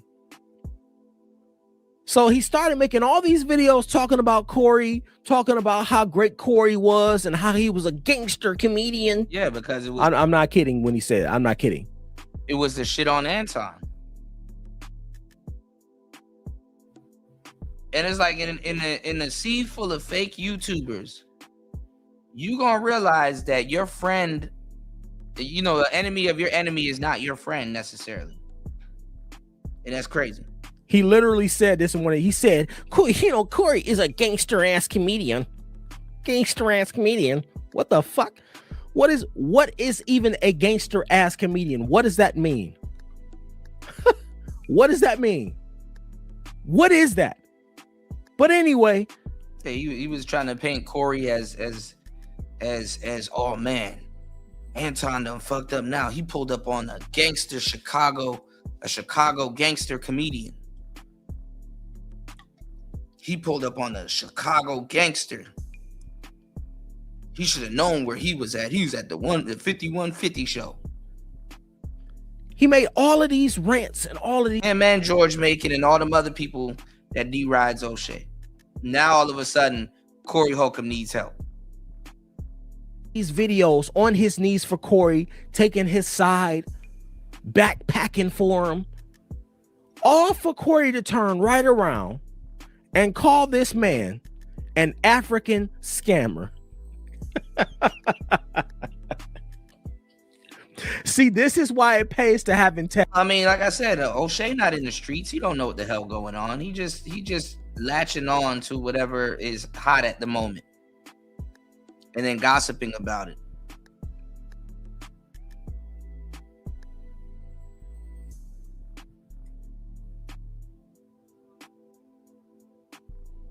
A gangster comedian. Dudes be thinking just because you're from Chicago, you're a gangster, you know, but hey, it is what it is. Integrity. This is why it pays to have a sense of integrity, y'all. This is why it pays to not be on your knees for random men that you don't personally know. This is why. You can speak to somebody's character without being on your knees for him. You can speak to somebody's character without cock gobbling every single thing that they say. But see, we had enough information to already know who Corey really was. Corey is just showing, when a person shows you their fangs, you better believe that they sharp. You best believe that they'll use them on you. But let's get to it. It's this one African scammer. Okie dokie, that's what we'll call him, Okie dokie Jackson. This man has made so many videos with my name and likeness on it and got the nerve to talk crazy about me.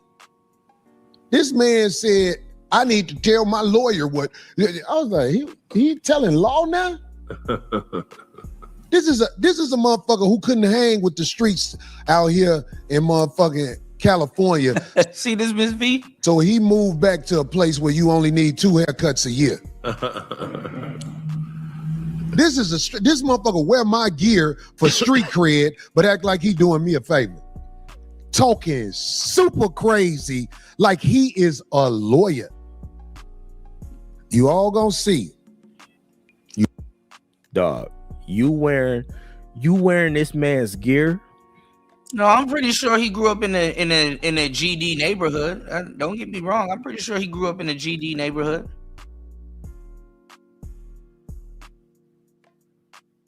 But respectfully, all of that stuff is back in Chicago.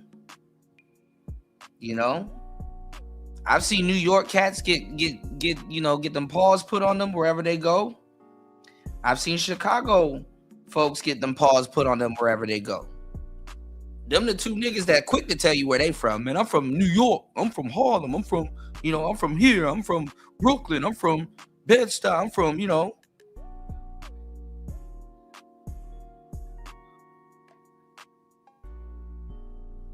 Chicago people. Shout outs to my Chicago people, man. And the Chicago folks in the building. But they be the first to tell you, I'm from Chicago. And people don't know, they don't know. But you gotta understand, people where they from too, and they do it a little bit different. You dig? Oh man, what's going on, John? Oh shit. Bust all in. Hold up.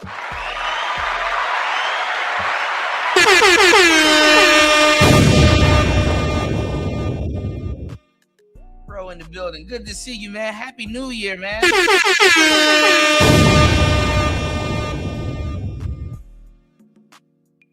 Some real shit. Good to see you, man.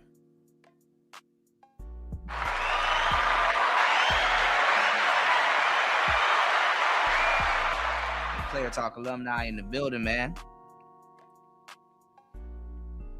You said, man, don't keep his hat to the right for nothing.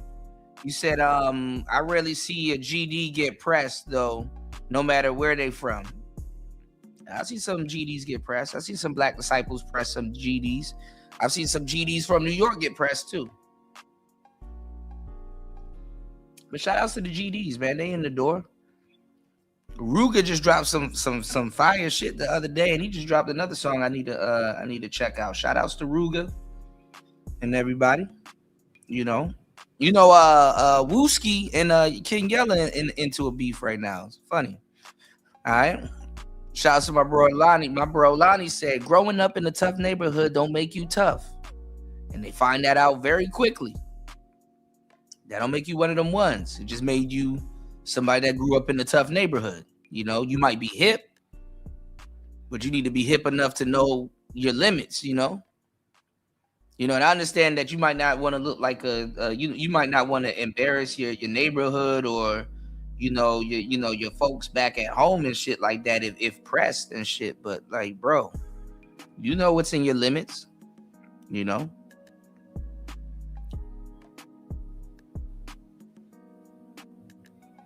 The GDs be trying to go places and align with Crips and stuff like that, and they don't know that that's really an East Coast, maybe down south type shit thing. West Coast, they don't respect that shit. You said you never seen Sosa get pressed in Cali and he a BD. That's because Sosa tapped in and they like him. All the people that's probably running around active right now, they grew up with Sosa, so he grandfathered in. You know what I'm saying? He tapped in. Go look at some of them videos with him and Lucky driving through some crazy neighborhoods in LA. That shit is funny. You said I'm in Texas and New York cats quick to tell you they from New York. Transplants all here. That's what I'm telling you. The two people that you know, they quick to tell you where they from. DC folks, we not DMV area, bro. We be low key. You damn near gotta get it out of us that we from the city. You know what I'm saying? DMV folks, we low key. Folks from Jersey, they low key. Folks from Baltimore, they low key. You damn near gotta listen to their slang to know where they from. We low key. Shouts to Lonnie telling y'all the truth. He said, Cooter, we from the DMV. How many niggas done claim Southeast, Northeast, Uptown, Suitland, Capitol Heights, Landover, shit, Hilltop? What's the other one? I keep forgetting the other one. 2 over by Deanwood. Fuck. All of them. Kennedy. You know what I'm saying? Big 30. Lottie would tell you, bro. It's like, okay. Shit, and then let me tell you something. You don't tell us in the DMV area. You know, you don't really tell people where you from because then they're gonna really try it once you tell them.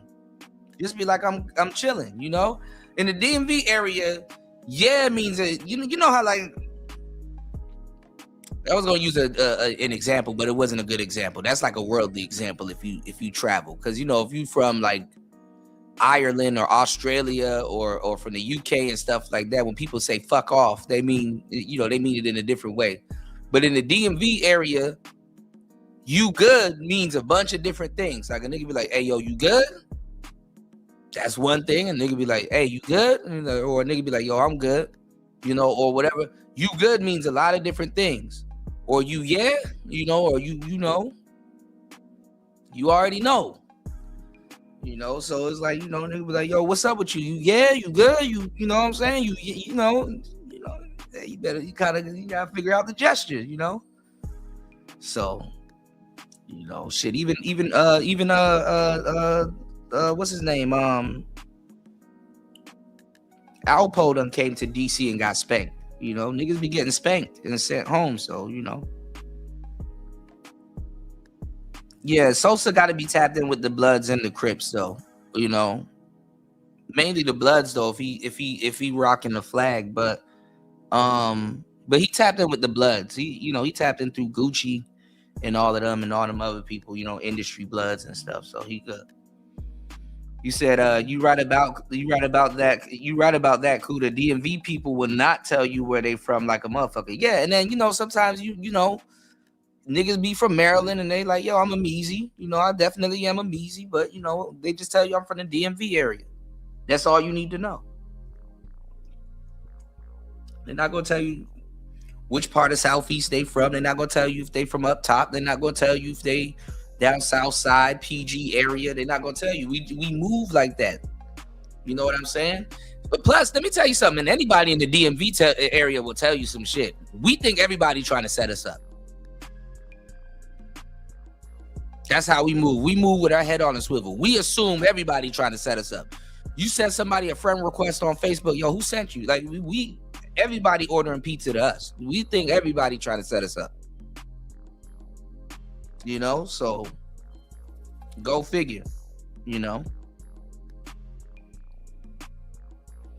No, a lot of New York cats, they get love everywhere. A lot of Chicago cats, they get loved everywhere also. It's just, you know, a lot of them, they get spanked, you know, so. What's going on, Insane One? Yeah, you good as hello, you know. Shout outs to Insane One in the building.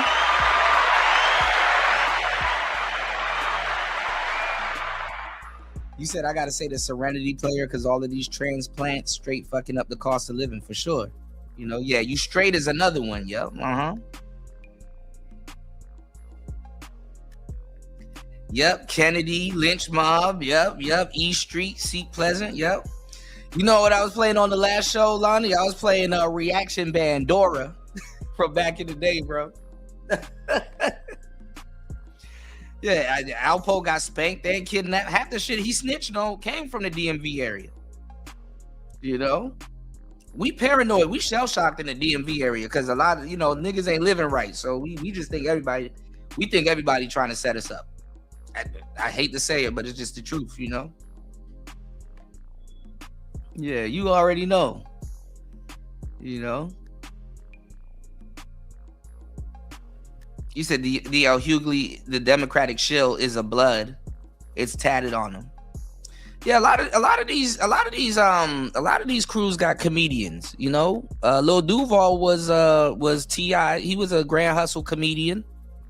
You know, that's funny to say that, but you know, he was a part of T.I.'s group. He was Grand Hustle. T.I. to a certain degree, he's more affiliated with Crips. 50 Cent more affiliated with Crips than Bloods. Some of these rappers, y'all don't know, they're more affiliated, you know. Jay-Z's more affiliated with Crips also. You know? If y'all didn't know. Freddie Gibbs, he a Vice Lord from Gary.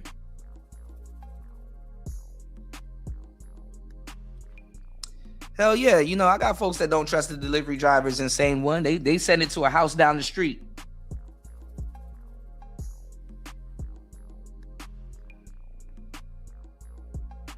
Yeah, T.I. is affiliated with Gangster Disciples also.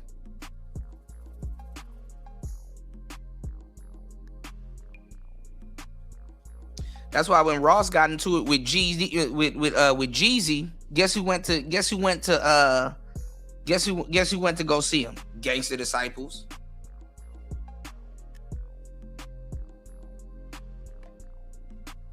The shit right in front of people's face. People just don't be paying attention, you know? But let's go. You wearing this man's gear, and then he said he's so brash with it to where he turned on you. He said, "I don't give a fuck that you got his shirt on, nigga. You still an African scammer, and I want you to keep my name out your mouth." You wearing this man's gear. You on your knees, all in your videos for this man. And see, and let me tell you why we move different in the DMV area. It's kind of like LA, but it's not, because it's kind of spread out. But in the DMV area, we don't do Bloods and Crips like that. You might happen to be a Blood, you might happen to be around some Crips, but we do neighborhoods. In the DMV area, let me tell y'all where to watch out for. Neighborhoods, but mainly apartment complexes. For the most part, apartment complexes, aside from the neighborhoods, apartment complexes and gas stations. You've been warned. Let's go. Juggling his balls. All for him to call you an African scammer and say that, right, King, basically you know better than a goddamn grifter out here, nigga. While you all on my sack. This is embarrassing. And then what O'Shea do, y'all? All right, here, I'll show you what he did. Now all of a sudden, Corey Holcomb is officially going outside. No, nigga, you going outside. Now Corey Holcomb is going outside. Now he dropping bombs on Corey. What Joe Budden is doing to Corey Holcomb is plain evil. Yeah, insane. When you already know, man.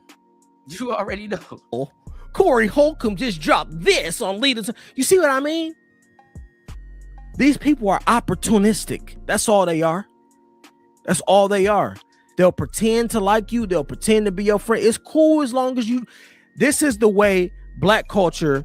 He said, yep, LA does neighborhood Crips from two different hoods don't get along. Us Texas people found out the hard way 40 years ago in prison. Yeah, for sure. You know, that's why I say neighborhood. And then they, you know, NHC responds to people who has criticisms of them. It's not just with them. It's not just with Corey Holcomb. Black culture does this to people across the board. Everything is all cool and hunky-dory as long as you agree with niggas and you don't provide any ounce of pushback. I told y'all can agree with me. Y'all can disagree with me in the comments. It's cool. I don't get mad when people disagree with me or share their opinion or share their point of view. It's not going to change mine, but that's certainly free to share it. Right. But I'm not about to start cursing you out just because you disagree. Now, if you get disrespectful, then that's something different. But it's become a thing here where when we disagree with each other or we don't agree, all of a sudden that means that we're against that person. We dislike them. Black culture does this often. Right. It's become commonplace that when you disagree with somebody, that means you don't support them. So Corey did it to O'Shea, and now O'Shea has turned his back on Corey, and now he dropping bombs. Now Corey is officially going out sad. He wasn't going out sad. No, Corey didn't do it to O'Shea. O'Shea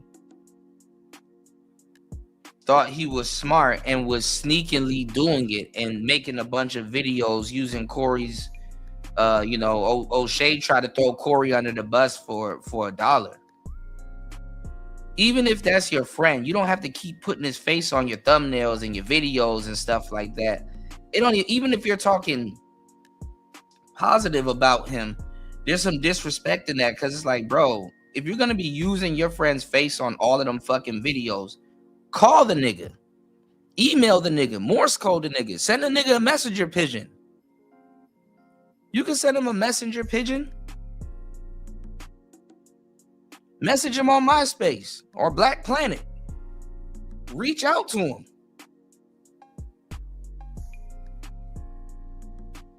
You know he got a lawyer trying to fight a case and stuff like that, and he got to spend extra money because you out here adding to the fuel to the fire, making him look bad.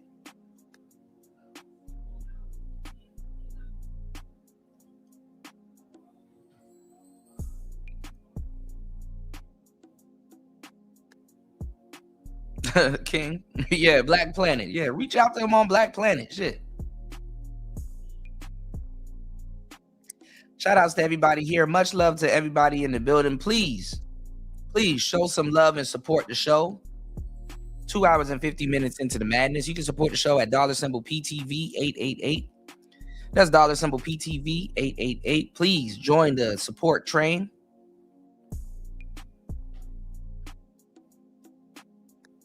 You can also support via PayPal through the coffee store, or you can buy some literature. You know, I got some books. Several ways to support the show. Please hit the like button, share the show, and please support the show. Larry Legend says, what would O'Shea say? Hey, man, can I make 50 videos about you? Nobody going for that shit. Yeah, because he knows it's disrespectful. You don't just go off and go make 50 videos about the man. Just be like, yo, look, I'm about to put out a video and stuff like that. You know, is there anything you want me to, to say, because it's biased anyway. So if it's biased and you don't want the, and first of all, it's like, what Corey got going on? Where do you see that he can sit down and watch every single video O'Shea say about him? That's not going to help his case. It's disrespectful to do 20 videos about a nigga anyway.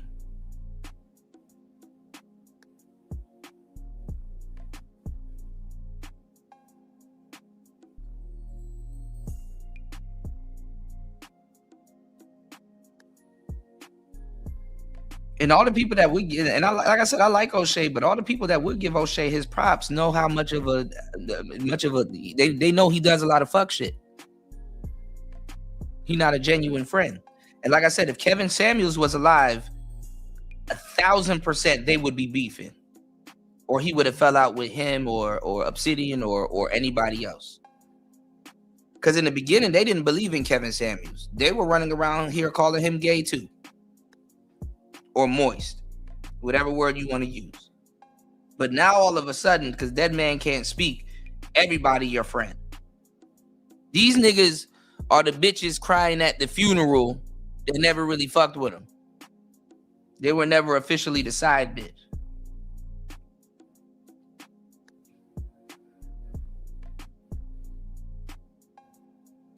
These one of the people when you go to the funeral, like, yo, who invited them? They jumping on the casket. You was busy making 50 videos of the nigga though. Was he going out sad then? The internet is not your friend. I'm telling you, if you want to be a content creator, please learn this lesson and learn it early. The internet is not your friend. Nobody and none of these. I was saying this more than a month ago, y'all. On none of these channels on this platform Do not trust them. Do not trust these. We are all here for entertainment and to make content. That's it. Make your content, entertain, and go home, nigga. Because when you start trying to pick sides and when you start trying to rattle the fence like O'Shea, you just end up getting embarrassed. And the fucked up part is that when you do stuff like this, now people are just gonna come here to see Corey and Anton. When you slut your channel out like that, you slut your channel out like that and turn it into a promotion hub for other niggas. So when you want to be a rookie mistake, fence writer, I'm not gonna take nobody's side now. Oh, no. Especially when you don't really have a personality and you got to draw attention to what other people are doing. You're basically a conduit. Look it up.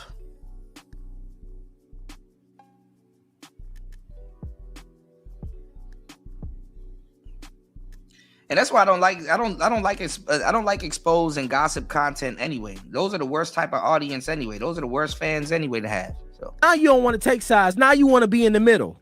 Now you want to be objective. You was just gobbling this man's whole sack, but now you want to be objective about it. No, that's not who you really are. Who you really are is, as long as you feel like you can glean something from that person or get some type of clout for him, then you good with chasing them. You good with making 50 videos on the same nigga. Then when he call you out, now you mad. Now you got something negative to say. This is the only time O'Shea done had something negative to say about Corey. These niggas is fake. And the reason why it's fake is because O'Shea doesn't, and I'm surprised he been quiet about it. Y'all need to bombard him with it. O'Shea is afraid of Tariq Nasheed.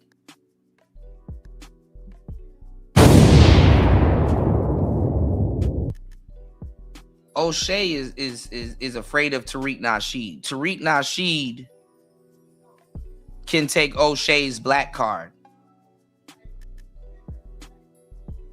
Funny as it may sound, Tariq Nasheed can take O'Shea's black card. Tariq Nasheed can actually go live and call O'Shea a tether, and no matter how FBA O'Shea is or claims he is, people will start calling him a tether. Teda. Y'all hit the like button, support the show, hit the Cash App, y'all. Hit the PayPal. Hit the Cash App and hit the PayPal. Yeah, O'Shea falls out with everybody because he does whole ass shit.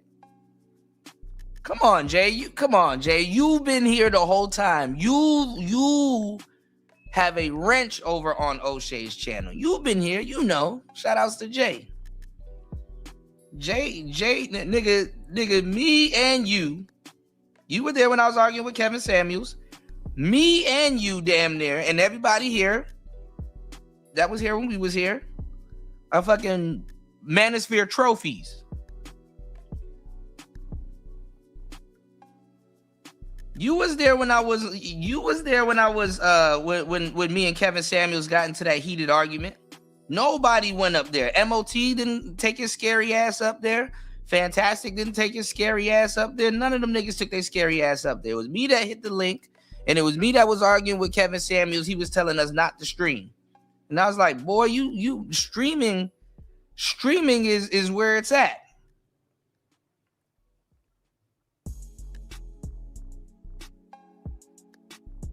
Yeah, I think O'Shea and Jap fell out. Jap had to hit me up because something was wrong with his Rodecaster, and Jap was like, "Yo, Kuda, how does this work? How do you do this? How does this work and shit like that?" You know what I'm saying? Because O'Shea couldn't tell him because O'Shea was biting off of me.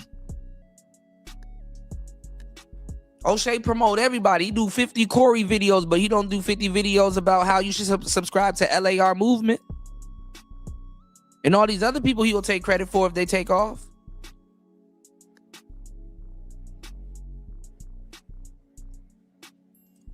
He is phony and chases clout. Thank you. It's some real shit.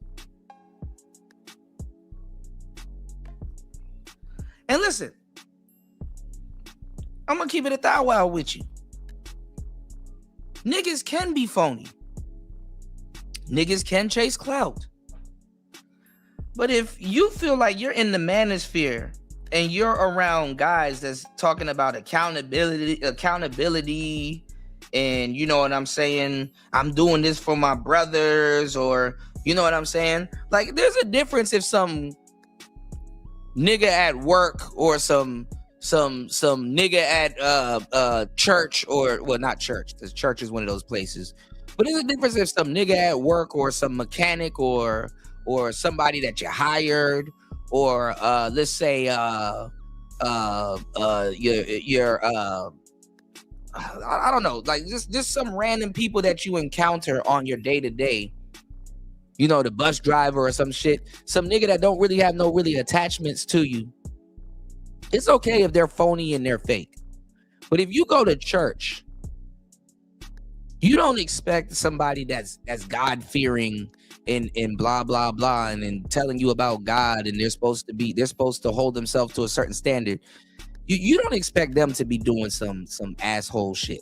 You find out real quick though when you grow up. But you don't, you feel like, okay, I know this person from this place, so I don't expect them to be doing this. You understand what I'm saying?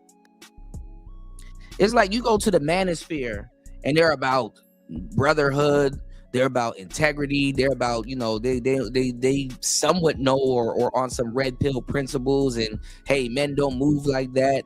Hey, you know what I'm saying? This is how real men get down, or hey, brother, if this is going on, you got to be a man about it and handle it this way and blah, blah, blah. These are the niggas you would expect not to be doing shit like that. And these are the niggas that are absolutely doing shit like that. And it's not that, okay, I guess, I get it, you're beefing with somebody and shit like that, so you might move like that. But the thing is that you speak as if you speak as if the capacity to do some shit like that shouldn't even be in your system, even if it's against the enemy. You know what I'm saying? Like, it's like you have the capacity to do it. It's like a woman that's like, oh, I don't like cheaters, I hate cheaters, I despise cheaters, I don't like people that cheat. That shit is disgusting to me. It's disgusting behavior. And then when her boyfriend cheats on her, you know what this goofy bitch does? She cheats back.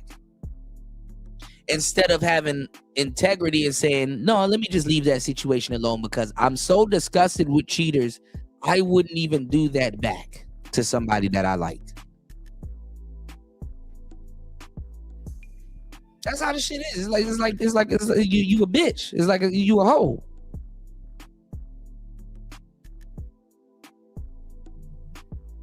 If you don't do it, you don't do it. Even if prompted or tempted to. You feel me? Because it's not in you to do it. Water seeps its own level.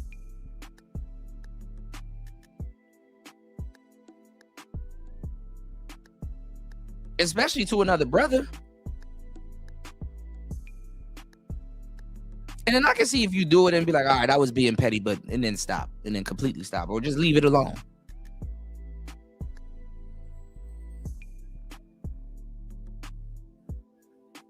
Now he trying to convince us that now he trying to run it with the crowd and convince us that Corey Holcomb is a PDF file. Get the fuck out of here, man.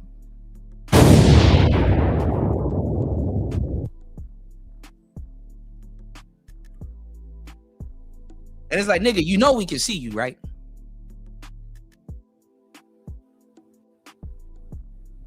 So if niggas are like this on display, imagine what they doing behind closed doors and calls that they making, man. That shit crazy, man.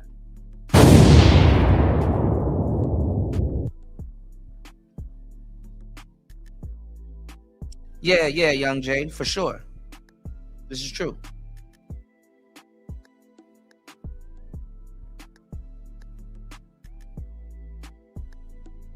They fucked up the whole rollout. I was telling y'all when the Manosphere went mainstream, this shit is gonna be fucked up.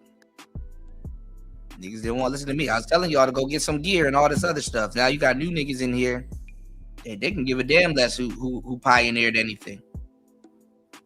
Homage? What is that? The new niggas running around here asking for people to pay them homage. And y'all do it.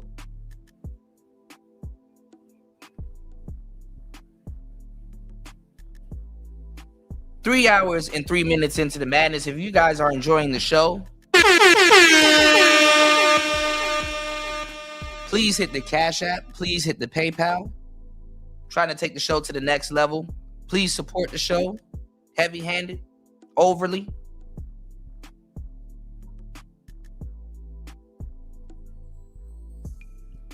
Hit that like button like you trying to hit that baddie, or have hit that baddie this weekend, or someone you thought that should have been your Valentines, man.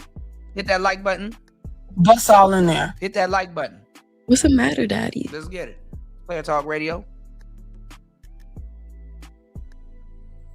Let's get the likes up. Let's go. All of them. All of them. I don't believe none of these niggas that I see. None of them. Everybody's here for content. Everybody's here for entertainment. That's it. That's all. Make your videos and go home, bro. Get up off your knees, bro. Get up off your knees. You looking bad. You looking down bad, bro. Get up. Get up from there. You don't have to do this. And O'Shea is a person that has, look at this. He's got nearly 5. Young Jay said the Manosphere is dead. All these new dudes like Hamp, Fatty, JB, Reacts, etc. Most of them can care less about any hierarchy, but parrot all the talking points. 1000%. 1000%. And the conversation is resetted. So whoever wanted to infiltrate the space, you succeeded.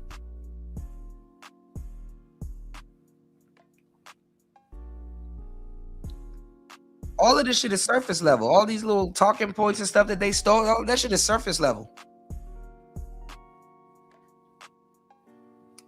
That's what women do. Women say shit with the confidence of thinking you haven't heard it before. Like they're originators of it. And it's like, bro, all of y'all say the same shit. With the same confidence. But don't be knowing what they talking about.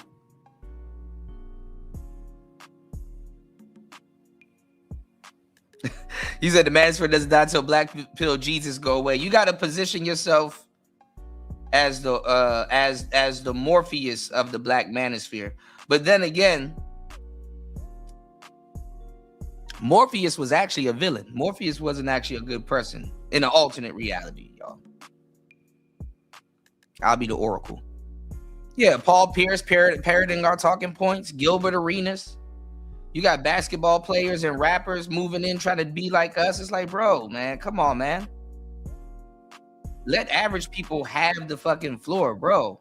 You know what I'm saying? When I set out to be a pioneer in this game and doing what I was doing and stuff like that, it's like, bro, like the rappers and the entertainers, they never wanted to be the niggas pointing the microphones at people and interviewing them. They despise those people.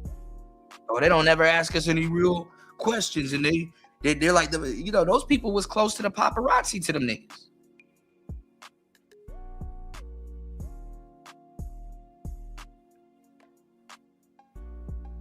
You know what I'm saying? But let's go. He's got 500,000 subscribers. You don't need to be on your knees for this, to do this. You don't have to do this. You have nearly 500,000 subscribers. You don't have to gobble the way that you have been gobbling for this man. You don't have to be publicly embarrassed like this anymore. You don't have to. Anyway, let this be a lesson for y'all. Anybody that wants to be a content creator, when you come into this space, there are no friends here. There are no friends here. There are no friends here. Anyway, I'll holler at y'all later. Hold on. Corey Holcomb is having one of the worst years of his life, and that's shout outs to this dude. I might have to check his videos out. Like he's like, damn it, that other video done disappeared. Hold on. Let me go back and see if it'll come back up. Like we got the same type of commentary on this one. We'll go check this one out. Hold on, y'all. What's up, y'all? Welcome back to the channel. Today's video is about. Okay, this is a woman or a guy. Oh, Raw University is both of them. Okay. I don't know if y'all know Raw University, but there's a bunch of new people, but let's go. Okie Dokie Jackson. You know what I'm saying? Yeah, Anton is kind of, and his voice got doubles on it. See, these new guys with these mics, man. His voice got doubles. You got doubles on your voice, brother. said that, you know what I mean? His YouTube friend, man, O'Shea Duke Jackson, is going against the grain. You know what I'm saying? Shout outs to Ringo from back in the day. Yeah, Ace Metaphor's a simp. He got our talking points now. This nigga be acting like when he heard Manosphere, he used to hate Manosphere talking points. But simps usually, and I really don't trust the simps turned red pill because, you know, they still kind of, they're still simps. You know, it's just that the women are putting them in a corner for some reason. So they come hang with us. But every time this man hears, you know, Manosphere talking points and stuff like that, bro, he got ants in his pants now. He getting up and running around the arena and shit. Yeah, his voice is doubling. These people don't monitor their own mixes. Like I've been telling people how to do this shit for years, man. Kevin Samuels, he, you know, aside from not using his audio equipment, you see, he didn't have any problems without using it without earphones. Kevin Samuels used to use earphones. When I gave Kevin Samuels his mic advice, Kevin Samuels was using a Rode Procaster, a Rode Podcaster mic, which is a plug and play mic. It's their white mic. It's their plug and play version of the Procaster. I want a Procaster so bad still, you know. What's going on, Big Stacks? Good to see you, player. Make sure y'all subscribe to the tribe and support the show before you go. It's Player Talk Radio. And so he said it kind of broke his heart, man. Kind of hurt him. You get what I'm saying? So let's see what Anton got to say. Yeah, using iPhone earphones, which is even worse. Hey, man. O'Shea has probably made effect. probably no less than 50 Still videos, taking effect. right? But let me give you all my thoughts. So you got these guys too. Shout outs to whoever this is, but you got these guys that do these co-ed panels with their girlfriends and stuff like that. You know, so let's go. On O'Shea, because I know O'Shea likes content to be able to create content for and all of that, and so I'm gonna give him some content because I actually. He's right in this right now.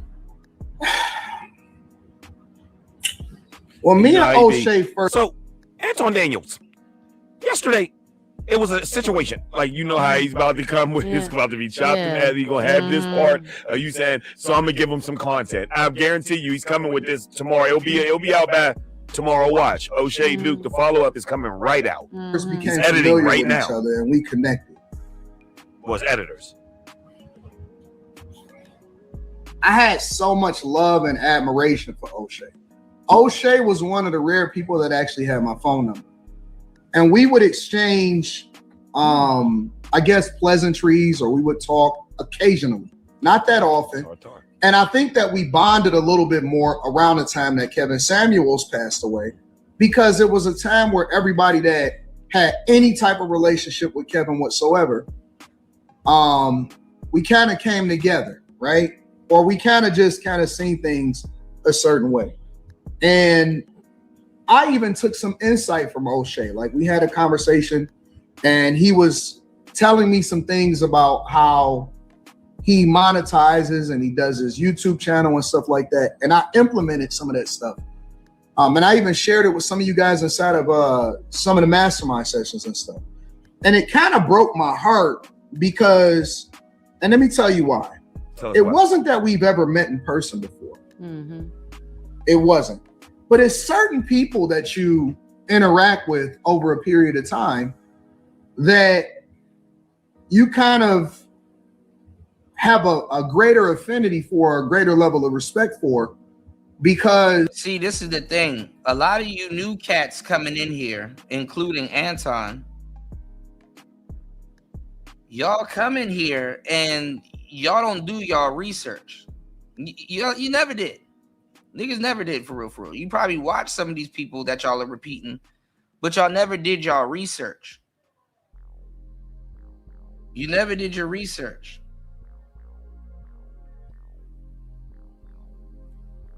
So a lot of these people, when they come in, they're like, oh, okay, you know, I heard of Obsidian, but I don't know Obsidian, but I heard he's the Godfather. So when I see him, I'm just going to treat him with respect. You know what I'm saying? I'm just gonna treat him with respect because he's the guy. From what I know, you know, it's like the black community. You know, you have a lot of young people that's like, oh man, you know what? I'm gonna do my thing in my community. I'm gonna look out for my brothers and sisters. You know, I'm gonna ask them if they okay. I'm gonna help them. I'm gonna save the community. I'm gonna share with them and stuff like that. And then you start getting hit over the head and robbed and all kinds of shit start happening to you, and you like, yo, you asking for help from your brothers and sisters, and you can barely receive it, and they're critiquing you and saying you ain't did shit, and who are you, and all this other stuff. And then it's like, you know what? With the exception of the few, I'm gonna do my own thing. Niggas getting mad at you for telling them to read and go look up stuff. Niggas get mad at you when you actually exhibit certain, levels of success. Look at what Glorilla family doing to her. Now, one of them say, hey, you know what? Because they're too proud to say, hey, you know what? Let me work under you. Let me be of service.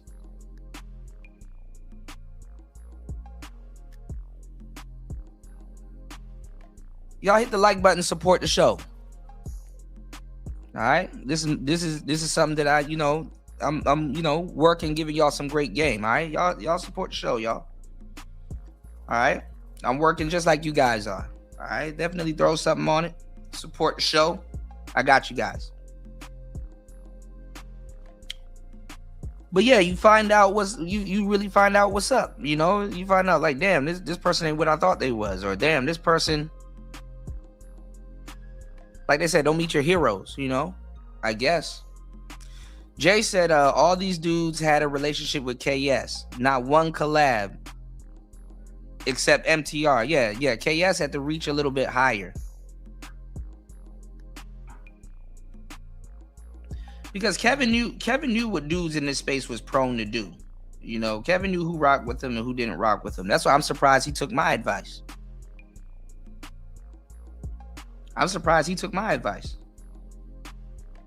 But I wasn't even saying no wild shit. I was just saying some logical shit. Yo, we need to up our production. We need to stand out. And niggas hated me for that. I'm like, damn. Fantastic was over there arguing with me of mics and men, talking about some niggas was just grasping for straws just to argue about something. Niggas was talking about there's Michael Jordan and there's Michael Jackson. The man made the thing, not the mic. And it's like, that's not true. If you knew Michael Jackson, the mics that people think that they're using right now, the SM7B, that's not the mics that Michael Jackson used, but they're using it because one of the selling points is that Michael Jackson used that particular mic. Well, he used the SM7A. And Michael Jackson actually recorded with two different types of mics. And his engineer. So it wasn't just Michael's voice alone that put him where he was. And then Michael's voice alone couldn't put him where he was. Michael had to dance. And be smart and strategic. Go look up Don't Stop Till You Get Enough. Mike didn't want that. Mike didn't want the violins and all of that stuff going and acoustics going on in the beginning of that song. There's a whole video of Quincy Jones saying, nah, I disobeyed Michael and kept that in there because he,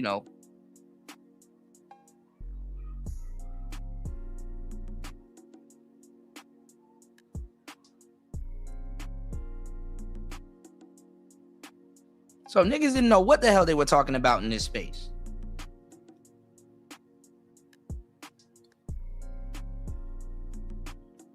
And got rid of the talent one by one in this space. The people that was supposed to bring this space to the top, they squandered all of the talent.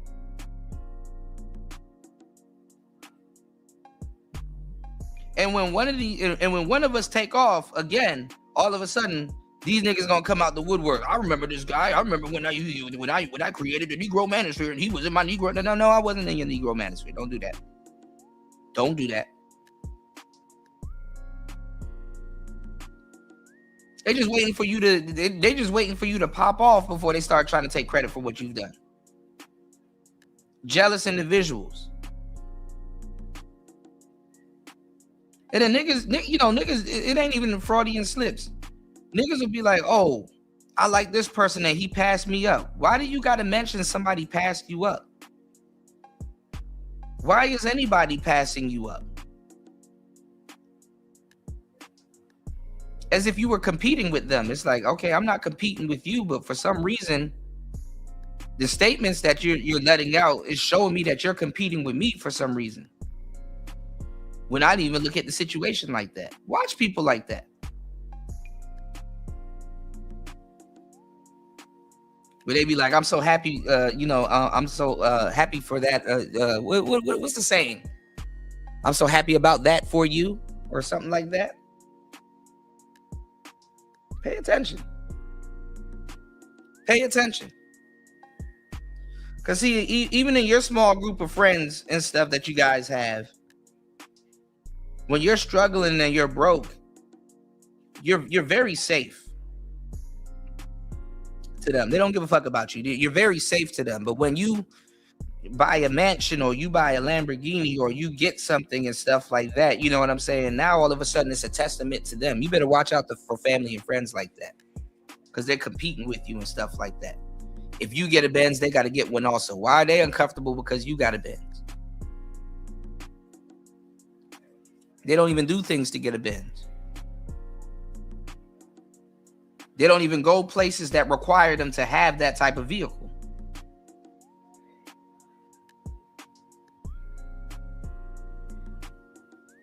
People want what you have and get mad when they can't be you.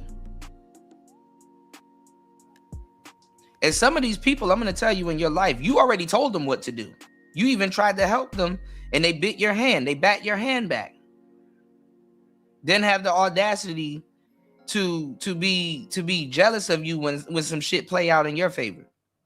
Because you were loyal enough to stay down till you come up. And you wasn't squandered by other people's success and watching other people come up. You understand what I'm saying? You don't lose light off of your candle by lighting other people's candles.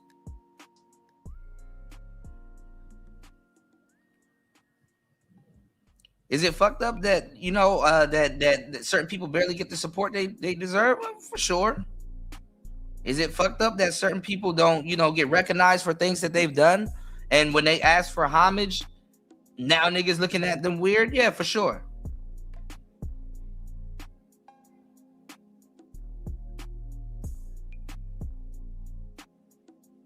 But shit, eventually people will find you. Hopefully not dead. You said Izzy is good. This is his best, but it's too late for him and his Stop the Money. Who's Izzy? You talking about Izzy Bands? Shout outs to him. Chris G said, I've been talking about shit like this also. God complex niggas. Yeah. Yeah. And shit, at the end of the day, you ain't competing with nobody but your own damn self. But let's get it. You've had moments in life that was meaningful. Kevin Samuels' death was meaningful, and he was meaningful to all of us. A lot of us, anyways. The few conversations that we had on the phone, we've never had a problem whatsoever. You know what I'm saying? So on one hand, I was cool when he was making videos because I understood it, right? I understand content. I understand the game. I understand what come along with it. I'm cool with that, right? But see, the problem that I had and what broke my heart is that because you know me, at least you can be objective. You see what I'm saying? Like, I've never said anything negative to him whatsoever. I've never said anything bad. Like, I can have my opinion about something and say somebody is wrong, but I'm not coming after him, and it doesn't affect me at all. So the breaking my heart part was personal. It wasn't professional. nothing slows down from a financial perspective. My life is great. My family is great. Everything is awesome. So whatever it was that people was trying to do or what they thought that they was doing, because in my honest opinion, I believe that they picked the wrong side, obviously. And it's so funny that it played out that way, because I believe that O'Shea is trying to save face right now, if I'm just being objective. And again, I don't have nothing negative to say about it. And I said the exact same thing. That's exactly what he's doing. He's trying to save face. And he knows people got the attention span of a squirrel. So what he's going to do, he's going to overwhelm y'all. He's going to overwhelm y'all with a fuckload of videos to make it seem like he was always on the other side when he was deriding for the other side. But let's go. What hurt me, O'Shea is a professional fence sitter. He plays both sides. He will tell you that you need to be a passport bro on the same channel. He's going to tell you to practice black loyalty. He'll tell you to go be a passport bro, and then when something happens, then he going to turn around and say you got your Negro wake-up call.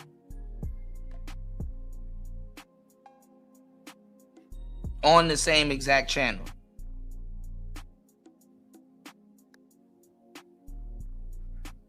And honestly, the black community is nothing but tap dancing and women worship.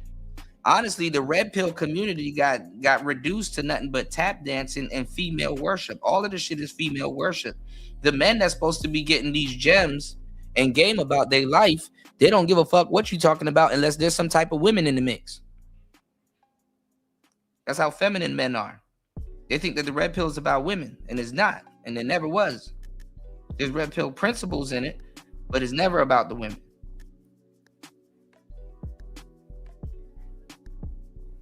And it's fucked up that you can build a beautiful car, such as like a Corvette, and you can innovate and get this Corvette up to 1,000-something plus miles stock. And nobody gives a fuck about that car and all the innovation and all the technology and stuff that went into that car and the cooling of the brakes and the, you know, and just the components and stuff. Nobody gives a fuck about that car until you put a woman beside it drinking a Coca-Cola. You got to put a baddie beside it, barely dressed or in a nice red dress, drinking a Coca-Cola. And now all of a sudden, this car sells like hotcakes. Nobody gives a damn about craftsmanship or none of that shit anymore.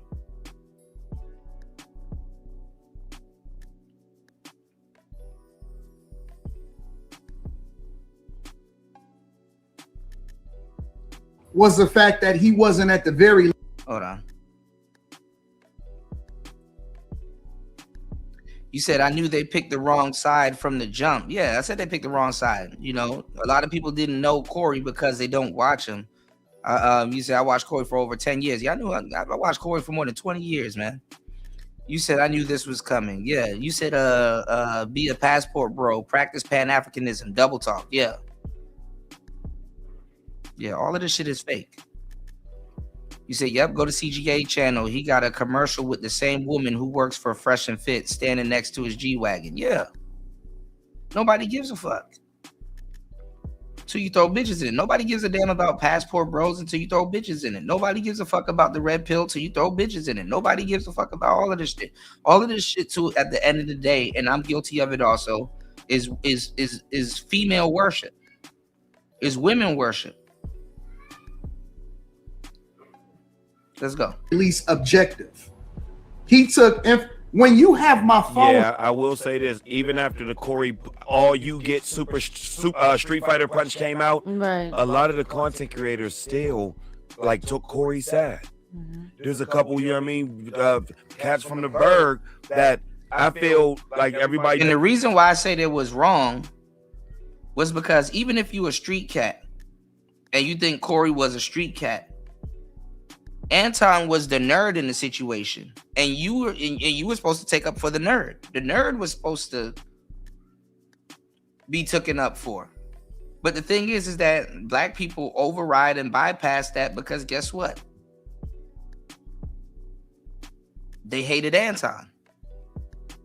So it's Cain and Abel all over again. Corey was Cain, Anton was Abel. The hatred for your brother got you to do some dumb shit and crash out, and now look at you. Done content the first week on it, and the second week it's like, well, where y'all at now? You know what I mean? Many things. Emo, I don't know. The emo, you be confusing me sometimes. I think you just be, I don't know, man. And I've been here longer than Uncle Jeff. Uncle Jeff got here like in 2007, 2009, 2008, bro. I've been in these spaces active since like 2003, 2002, 2000. And Uncle Jeff don't really be knowing what he talking about half the time. Respectfully. I had to curse him out the other day because he tried to tell me who the hell I was. I'm like, actually, nope. Wrong about that. And Uncle Jeff is biased.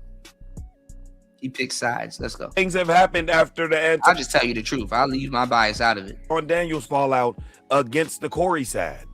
And it's like they want to keep calling it a mush. Yeah, and Uncle Jeff ain't even part of this space. Uncle Jeff he's not even part of any red pill space.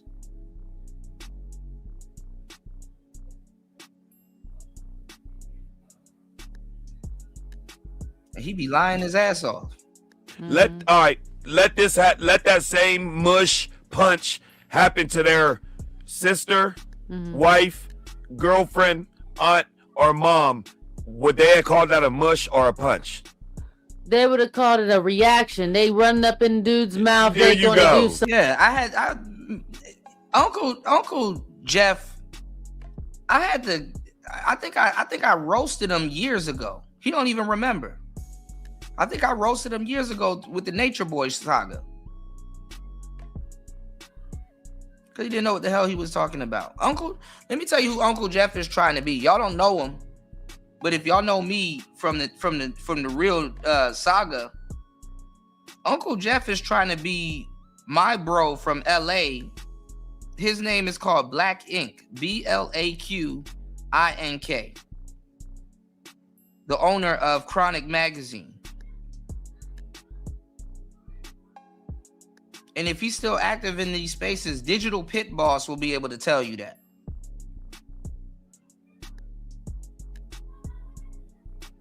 Shit, I still haven't even got my homage from that. It was funny the other day. I was telling y'all I saw Velvet on here lying her ass off on that blue couch.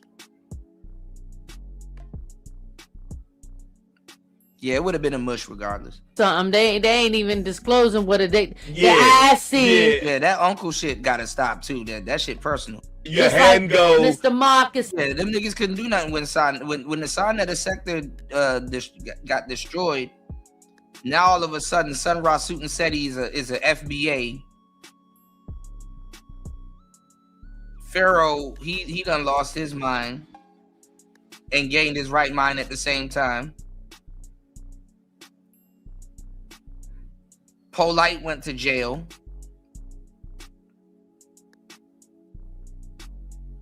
And Sinetta knew that was going on. Sinetta gave Polite a pass. Anyway.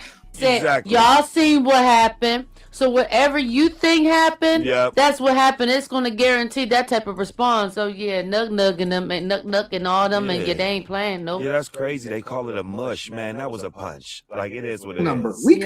He could have called me. We could have live. And this doesn't mean that he has to. He has my phone number. He has people that has my phone number. We got mutual friends and shit like that. Yeah, he turned red pill once his baby mama started doing that shit to them. That's them Hotep niggas can't handle when their God start treating them fucked up. But in reality, their God has always treated them fucked up. But Hotep niggas, they're violent. They beat their women. They have multiple wives and cheat on their women and stuff like that. So they're like, oh, well, I deserve this. You're cucks.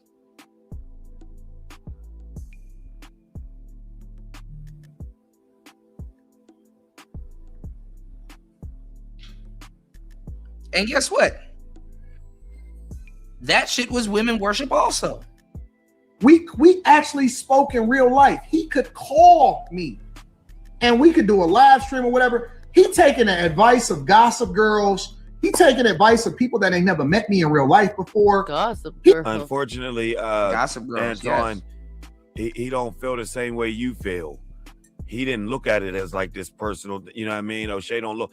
Lord, let me just be real, man. And this nigga hasn't even been around long enough to even say what he about to say. Listen, O'Shea know what he's doing. It's just that when you call him out for thinking he being slick, he tries to gaslight and turn it back on you. O'Shea know exactly what he's doing. You're not the first person he's done it to. This is just all business for O'Shea. It's all business. None of this is personal. No, it's not all business. If you're being disrespectful, you're being disrespectful. You guys don't even know O'Shea to be making these assessments. This is funny, man. Yeah, it's content farming. Come on, Insane One. Let them know, man. Let them know, man. No word, you know what I mean? It's just business for him. He don't even care. Yeah. The man just making YouTube videos to get money. Yes, he does. He's trying to step on other people to get to the top. Whatever that is for him at this point. He's not trying to make acquaintances. You know, he don't care. He seem like it. He act like it. He's not. He's on a platform. Yep. He does what he do. He knows that his viewers are going to watch these videos, and he's going to make $30,000 to $40,000 a month. Look, it's even worse. Openly throwing your brothers under the bus for money. Well, perceived money because you haven't made it yet. Still wearing 5150 show jersey. And Corey already called him okie doke. Corey done dismissed him. What? And he's still wearing it. I still like, you know. This shit is a soap opera for this shit is a soap opera for you know, for couples. Like what? So come on, man. He don't care. He just know he's gonna put out the content, and his people's gonna watch it, which Intel gives him a bag. You gotta learn how to turn your mix minus off, sir. Right. He'll make another 50 Anton videos and Corey videos. Right. He don't give a He's shit. speaking off of rumors and making all of this Not stuff. even in And it's America. like, where's the integrity? He's in Africa. He really don't care. Yeah. Where's the integrity? It's one thing to say that I disagree with Anton on this. O'Shea has no integrity. This space has lost its integrity. Or I think he could have handled it. Truthfully, I don't even think it had it. This differently. Or, hey, I think that Corey got the best of him on that and all of that other stuff. I don't have no problem with that. That's content. I've never had a problem whatsoever. But isn't it ironic? And I got to point out the timing. I got to be honest. Isn't it ironic that it just so happened to turn when I go on Fresh and Fit and I get cool with Myron and Fresh? Now, I know that he'll never say this. He'll never admit this because he hates Fresh and Fit and he hates Myron. Actually, he doesn't hate Fresh and Fit. And he doesn't hate Myron. He actually loves them and wants to be a part of what they got going on. But he got locked out of it. You guys wasn't here for this. Again, it was a part in time. It was a point in time where Donovan Sharp was going to take over the Manosphere. I know it sounds crazy now, but if you wasn't here, shh, shut up. There was a part there was a point in time where Donovan Sharp was going to take over the Manosphere.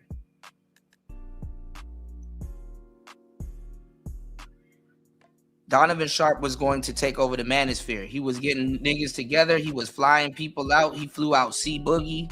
He flew out C Boogie. He flew out Solo TV 84. He was flying people out, and he had a whole studio that he put together. This is right after the mic wars. A lot of y'all wasn't around for this shit. Okay? I was around and I was a content creator. So, shh.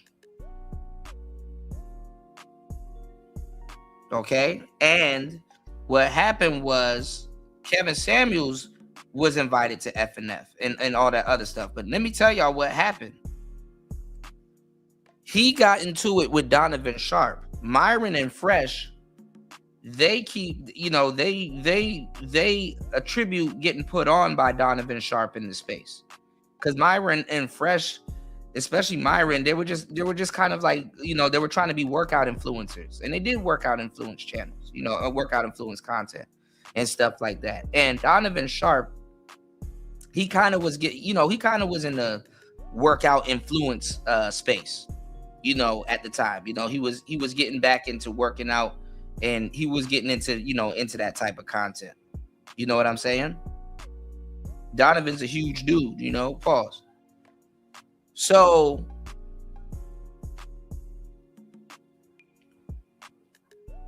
well, yeah, Solo TV kind of put on Steph is Cold, but who put on Steph is Cold for real was C Boogie. Dom Game Division was C Boogie. And when old boy took off, C Boogie kind of upset at C Boogie. Because people didn't know C Boogie for it. They knew Steph for it. But anyway. See, people don't know that, they don't know the history. But they got their mouth open like they do. Like, it's like it's funny to see people speak on something they wasn't around for. It's like, no, that's not how it goes. This was exactly what happened. And they speak on it with so much confidence. That shit is funny.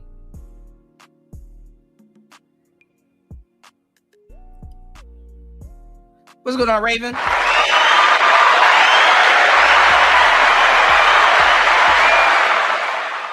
Shout outs to Raven in the building. Good to see you, bro. So the thing is that when O'Shea got into it with, this is why you don't get into other people's beefs. When O'Shea got into it with Donovan Sharp, Myron and Fresh, or at least Myron, I know for a fact, went at O'Shea and stuff like that to defend Donovan Sharp. And once Donovan Sharp and O'Shea got back cool, or at least cordial, he remembered what Myron and Donovan, he remembered what Myron and Fresh said, and now, you know what I'm saying? And now, now they're beefing, because their podcast took off. This is why Donovan can always go over on Fresh and Fit. So this is why you got to stay out of other people's beefs, because once these dudes buddy and make up and shit like that, whatever you say stands. Once Corey Holcomb and Anton one day buddy and make up, guess what? Whatever Craig Fax said is still going. Anton can still be like, yo, so what was you saying though before? Because what you say still stands. This is why you gotta speak for yourself as a man, or learn how to stay out of other people's beefs. Let's get it. You said it was all light skin dominance. Yeah. Was it worth it, especially when people start affecting their real lives? Right. And that's why O'Shea didn't really have nothing to say back when the 21 convention, when the white manosphere, you know what I'm saying, went after Donovan Sharp.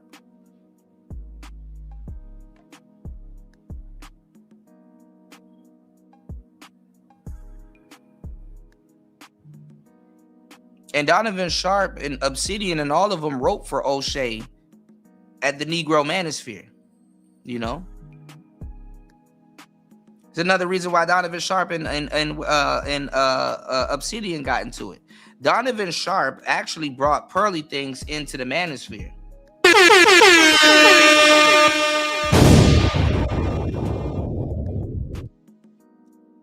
And Donovan Sharp was cool with Kevin Samuels. O'Shea didn't like that Donovan Sharp and Kevin Samuels was cool.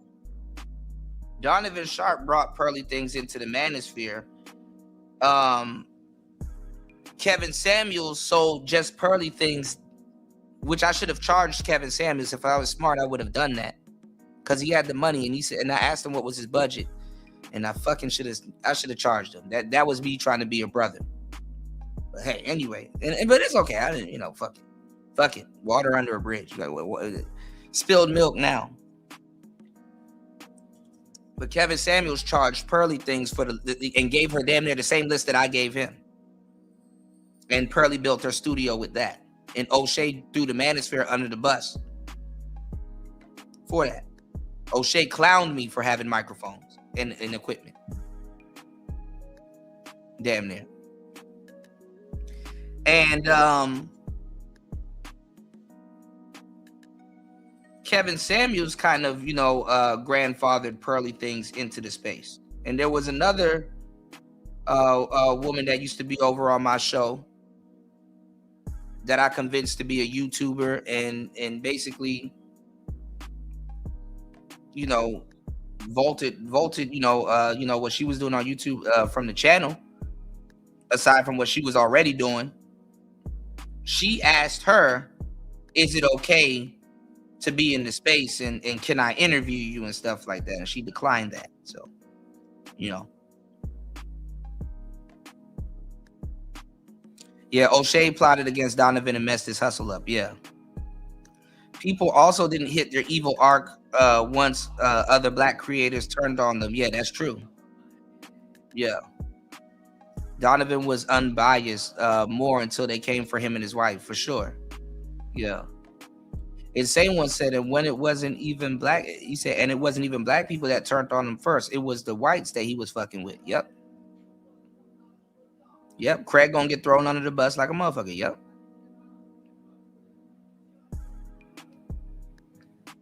Yep. Yeah, a lot of people don't remember that. Yeah, Donovan and Kevin were friends for real. Yep. They were throwing shade. Remember when they were throwing shade at Donovan's his meetup? Remember Obsidian? It was Obsidian versus Donovan Sharp at the time, and he had the Manosphere meetup. Donovan's meetup was pretty good. You know, I don't hear too much about the Manosphere conclave, but shout outs to Obsidian for putting stuff like that together. That's a step, I guess. New said he was a fucking liar anyway. What's going on, UFO?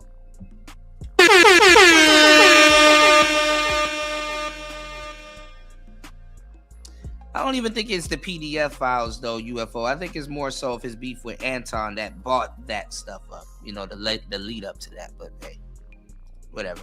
But that's a them problem. That ain't got. Y'all hit the like button, support the show. I'm giving y'all some real facts, you know. If you was around during that time, man, please support the show. You already know. All right? 3 hours and 45 minutes into the madness. It's Mando. Let's get it. Nothing to do with me. I ain't never spoke on him on a platform. I've never done a hit video about him. And guess what I'm never going to do? I'm never going to do a hit piece or a hit video on O'Shea Duke Jackson. You know why? Because Anton hasn't done his homework. You know, niggas took the Manosphere torch and ran with it. But let's go. Because I actually spoke to him in real life. That's what I wanted to say also, too. Because y'all made the joke and said that Anton is the new O'Shea. Yeah, Fight Club took elements from the Rumble. And it took elements. Yeah, what's going on, Emo? Yeah, you got a wrench over here, bro. And it took elements from Manosphere Mania. A lot of people don't remember Manosphere Mania. I had some legendary moments at Manosphere Mania. I roasted Cynthia G a little bit over on Manosphere Mania. You know what I'm saying? Everybody had their own thing. Angry Man had Manosphere Mania.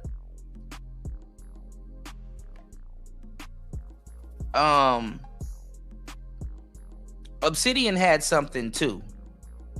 But let's go. And I've always had the perspective that if I have a disagreement with somebody that I know, or somebody that I have their phone number, that I would actually reach out to them behind the scenes. Y'all came at me and said, hey man, you need to criticize Charleston for this, criticize Charleston for that. And I wouldn't do it. You know why? Because any disagreement that me and Charleston had, we gonna handle behind the scenes. Now I'm gonna defend myself, and then we wind up fixing it like brothers. And that's the difference, right? That's the difference. Yeah, all of the Manosphere cats migrate over into these new spaces, and that's why I said it's sad, because they should be featuring them on the show.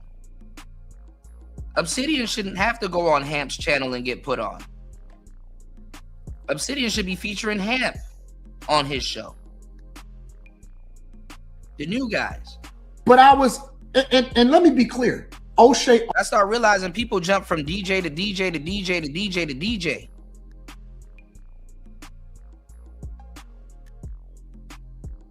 Let's go. Owes me nothing. He owes me nothing. I don't know no other DJ other than myself that was here that had a full-fledged show and was putting so many Manosphere personalities on. And launching so many channels on. People people that y'all like and know today, and y'all look at them as legendary and OGs, a lot of them launched their channel because the hate of me. I was sending people to those channels. Remember when I used to finish my shows, I used to be like, yo, who's live? And I would send people to other people's channels. I would show love. Love that barely gets even shown to me. I don't get that type of love back. Like, I was the king of, man, listen. People don't know how deep this shit goes, man. Nothing negative to say about him whatsoever. But I think that the timing was very interesting. That jump DJ to DJ to DJ. The time that he decided to go against me and make all of these crazy hit pieces about how bad of a father I might be, or all of this stuff. And it's like, oh, wait a minute, this is personal. This is personal. When did this shit turn personal? I find the timing to be suspicious. The minute that it started to turn the other way, because he was making objective videos previously. All right, I just got a copyright strike from one of my last videos. How? But let's go. Obviously, was when I first was cool with Fresh and Fit. Now, I'm not saying that that's the catalyst. I just find the timing suspicious, right? The second thing is I didn't know that he loved Corey Holcomb as much as he loved Corey Holcomb. I'm assuming that they had some in-person interaction, that they know each other personally, that they've had some phone calls with each other or something like that. I didn't know because he got his. No, give me 1 second, y'all. I caught a copyright strike while I'm live. Give me 1 second. Y'all hit the like button, support the show. Give me 1 second. It's always some bullshit. Give me 1 second, y'all. I'll be right back. Show you what it is. I'll be watching the 5150 show, and then you'll hear Corey say, "Oh, everybody, it's O'Shea Duke Jackson." You know what I mean, with the $20, man. Hey, man, O'Shea, man, thanks, man. I just wanted. That's it. They Corey cockholders. Yeah. That's the only thing I can say. Like, I'm keep it real, just like he making hit pieces on you, O'Shea. Just like you said, you still like Corey. I like you, but you got to get this smoke. Yeah, they're just Corey sack holders, fam. Yeah. Sack warmers. Like, gear on. He got all of that stuff on. And so my thing was, Corey sack well, holders. you know why he got all that stuff on and everything? It's like you were saying he's that, but guess what Corey is? And guess what O'Shea ain't? Would that be there? Corey has been on Def Comedy Jam. So Corey Comic is a views, celebrity. Yep. And O'Shea is not. So Yep. he is a fan. So it means something for him to be all up in the comment section. Mentioned by Corey. Be mentioned by Corey. See, he paid for that time. That shout out. He paid that $20 for that shout out. Yeah, that's what he doing. So see, it was a two-for deal. Yeah, he's a fan, but so for some notoriety, more gainage, tapping into Corey's crowd. Yeah, Like, tapping. Come on Corey's now, crowd. Anton, you're not that. Why would? And then you just said it yourself. You looked up to him and took a little bit of his pointers. Yeah. See, that meant he was on the circuit before you. Yeah. So why would he be checking for you? It would be definitely you checking for him. That's why it never was the way you thought it was going to be. Like you thought you became the O'Shea to Corey, to O'Shea. Yep. You was the fanned out one a little bit, just a little bit, and not even on the fanned up, but just on the really more like admiration. Like, oh, good look, I found somebody that shares the same space that I do. He like Kevin. Kevin actually knew of him. Right. Kevin knew of me. He's been out here a little longer. Yeah, I get up under his wing or take a little bit. Yeah, you know what I mean? We can work together. And he wasn't like, just because we have the same skin don't mean we the same kin. We ain't supposed to be brothers. That's where he was on. Night Bud. You know what I'm saying? It's one thing. Night Bud. Because I understand the Dusties. I understand niggas that wanted to be on the show before and didn't have a platform that got under 10,000 subscribers and they built their whole platform on. They may be bitter, right? Nasty. That's just some bitter baby mama type of shit. That's a different type of energy. I understand that, you know what I'm saying? People feel a certain type of way about the fact that they don't agree with my political stance and stuff like that. Cool. That's something we can have a conversation about. or something that you can disagree about. But when it turned personal, I'm like, damn. And somebody close to me, I'm not gonna say who it is, they said, hey, I thought y'all was cool. So I thought we was too. I thought we was too. Right. But Anton, you missed something. You are smart, but you see, smart people sometimes miss stuff too. Yeah. Let's just weigh this out. Anton and O'Shea cool with Anton. O'Shea make videos, brings in 20 to 30 or more thousand a month while making videos on Anton. Which one would you be cooler with, audience? All right, I'm back. Yeah, I'm about to fight the shit out of this copyright. Man, y'all please hit the like button and support the show.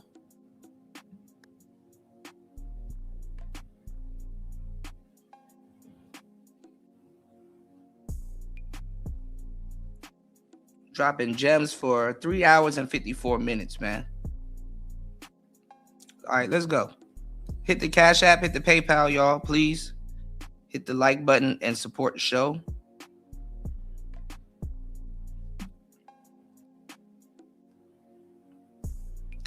Woody said, I remember the cologne with the Frag Bros. That was epic. Yeah.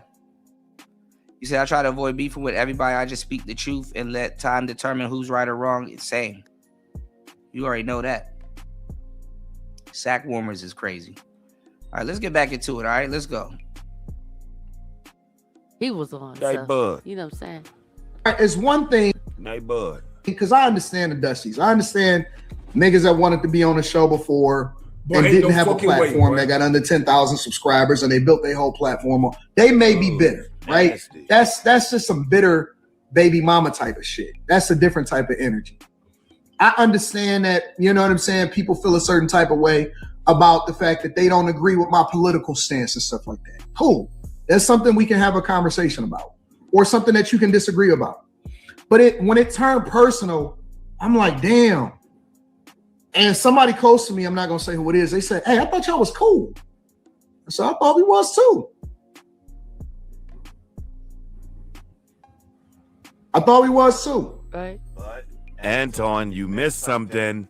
You are smart, but you see, smart people sometimes miss stuff too. Yeah. Let's just weigh this out. Anton and O'Shea cool with Anton. O'Shea make videos, brings in 20 to 30 or more thousand a month while making videos on Anton. Which one would you be cooler with, audience? Thank you very much. Yeah. The $20,000 to $30,000 more. So when it becomes with cool with Anton or cool with this money with the content on Anton, I'm sorry, brother, you got to get rolled over, and that's what O'Shea picked. He's going to pick the content Because again, he ain't trying to make friends or Nope. acquaintances.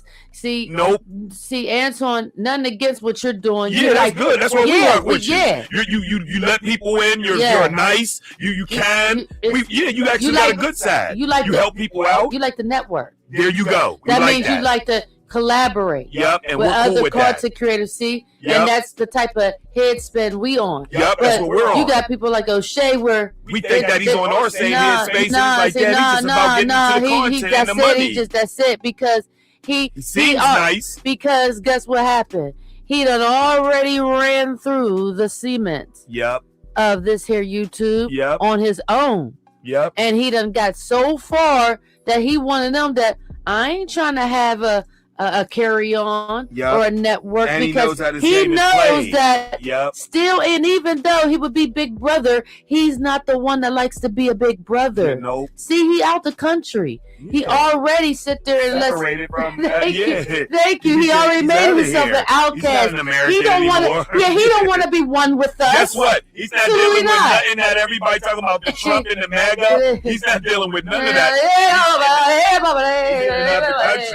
He's in another country. He got so you so know what I'm much saying? room He to don't grow. he don't feel none of what the fabric of Americans is going through right now because he's in a whole nother country. O'Shea don't care like we thought he cared. He care about money and content. That's why he'll make another 30 videos about you. Yeah, that's it. That's it. but I guess not.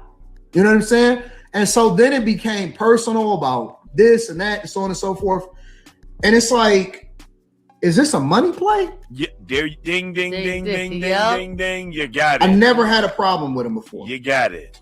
I've never had a problem with him before. Ever. Ever.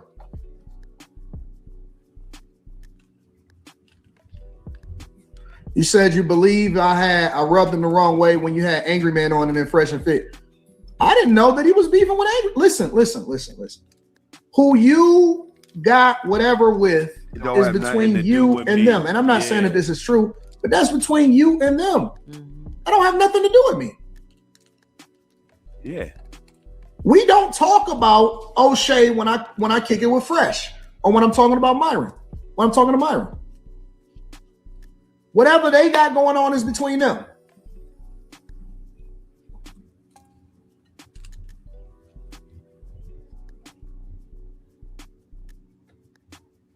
Phone now. You say you think it was a passport bro conversation that you had, but that wasn't personal to him. If somebody, again, I use this example a lot of times. If somebody say, "Oh man, all black men is broke," I'm not offended by that. I'm not offended by that.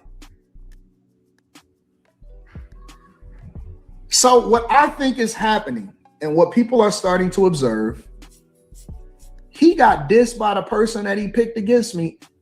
And it's all because he wasn't being objective. He picked a side. And the one thing that I've learned as a content creator over time that I realize, and it's the reason why I apologize to Fresh and Fit, is that you speak objectively when it's outside of politics. Now we can criticize politicians because they work for the people. It's a different conversation. When we talking about personal situation, you criticize the situation. You don't make it personal. And that's why I wouldn't even say nothing negative about Eric Kirk yesterday, even though the people in the chat that are Republicans was saying that I should, is because I haven't done my own research yet. So if I'm going to speak on something that she says, that's one thing. If I'm going to speak on her personally, and I don't even know her, I feel like I need to do my research now.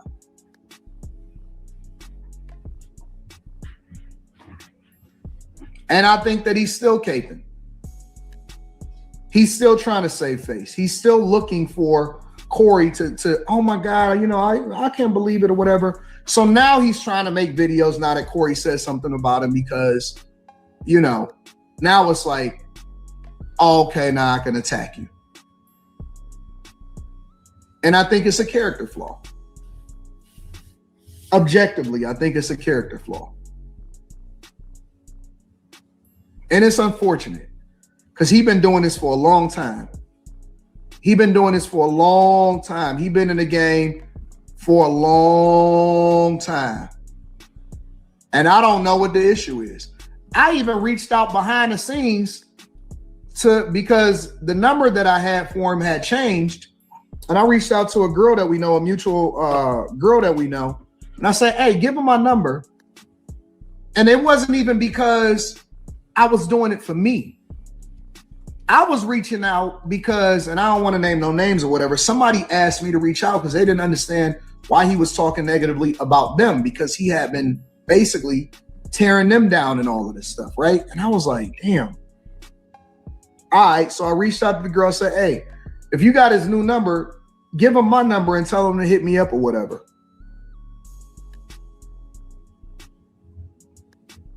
And I'm not telling y'all that y'all need to unfollow him. Let's be clear. I'm telling you how it bothered me as a regular person that knows you, that spoke to you, that it bothered me. This is what I'm speaking about. I'm speaking about the fact that it bothered me that this happened. Really, I'm keeping it 100. It bothered me because it's like, I don't know, that other chick, the fatback out there, I don't know her, so we'll deal with her accordingly. But it did. It bothered me. It really did bother me that my family started getting included. It wasn't no slowdown. It wasn't no, yo, you know what, man? This is all right. Hold on for a second. It wasn't none of that. It was just like, now fuck him. And I'm like, but I know you. Never got a call. And he don't owe me nothing or nothing. So I'm not telling y'all that y'all need to unfollow somebody. You ain't gotta pick sides. If you rock with me and you love what I do here on the Millionaire Morning Show and on the Anton Daniels channel on Room 9, fuck with me. If you like his content and you rock with him and you rolling with him and you like what he put out, fuck with him. Like, don't ever unsubscribe. I ain't never told y'all to do this. I ain't never told y'all to attack nobody, and I ain't never told y'all to unsubscribe from somebody.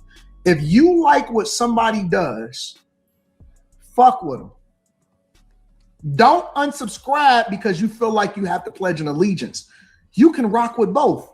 I'm not telling you that if you like somebody, you don't have to not like them because I have a disagreement about whatever it is that they rock with.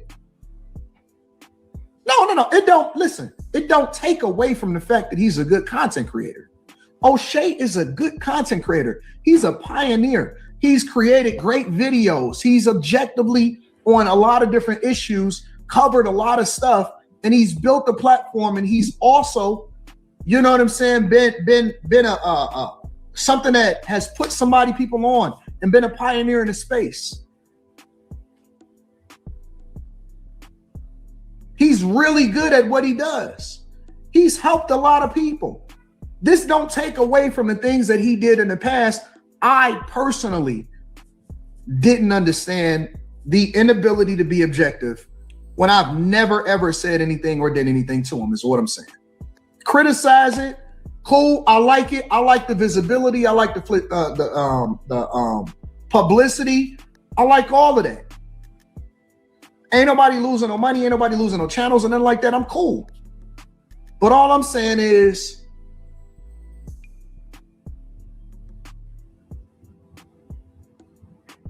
it's unfortunate. It really is. It's unfortunate. Hold on, guys. So I don't know what relationship he got with Corey. Obviously not much at all because Corey torched him. Yeah. Torched him. Now, hold up. Before you get into that, it is unfortunate, but not unfortunate for him. That's how he looked at it, because he never felt like he could benefit anything from you, Antoine. That's the thing. Yeah.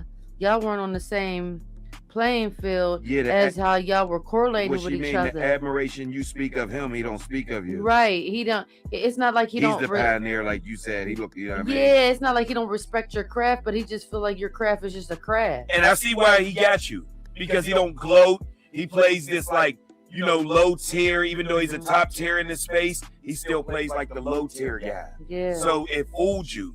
Because he do got that disposition. Nice persona. Yup, he got that good disposition. Easy going. Yup, he's not combative. He don't get argumentative. Yup, so you seem like, oh, word, he got the good thing just like me. But nope, he don't. He's business driven. Yeah. He's content driven. He's money driven. He talks slick a bit. Yup, you can see that he's educated. He's not no goofy, you know what I mean, nigga from the streets. He's from the streets, but he didn't play in the streets. Cali, see, you never think about Cali when you see him. You don't even think about it in an environment when you see him for real. Yeah, like most black people, you think like, about where they're from, or he might be from Houston. And how their cadences remind you of where they're from. You don't get that. It's just a blank because he is a foreigner for real. What's going on, James? My bad, man. I just had to flame somebody up with this copyright strike, man. Please hit the like button, y'all. Please support the show. Please hit the Cash App, hit the PayPal. 4 hours and 7 minutes into the madness. My bad. I just had to flame somebody up with this copyright strike, man. You said, I remember, hold on. You said, hey, Kuda, you realize BGS and Kevin's government names have the same initials? KS. I'm not sure.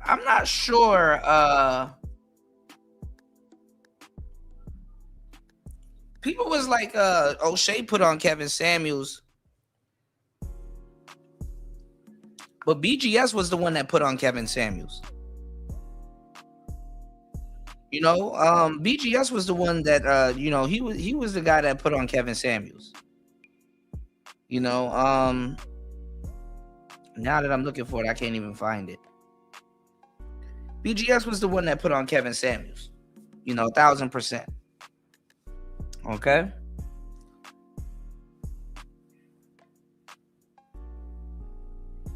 You said but yeah, I think their name does have the same initials. You know, I don't remember BGS's name, but I think it did start with a K. You said, but the black man that's pretending to have money are offended by that statement. That's true. Shout outs to Prince P. You said I need your email. I got you, bro. Hold on. Shout outs to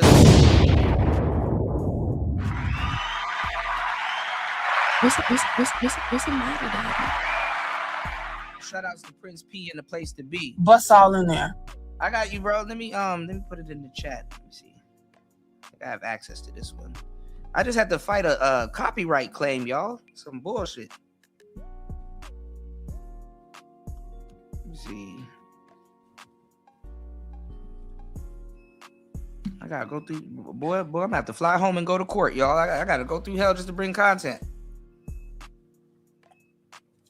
Shout outs to Prince P and the place to be.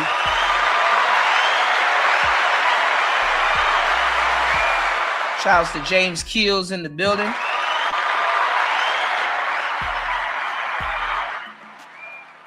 You said what people don't understand is maybe they do. Anton is going to win this YouTube game. Yeah, Anton is definitely going to win. Corey kind of, he's just chilling. He's just chilling, man. There's my email, bro. Okay, yeah, let me check the Cash App. Hold on, bro. Thank you so much. Shout outs to Prince P dropping the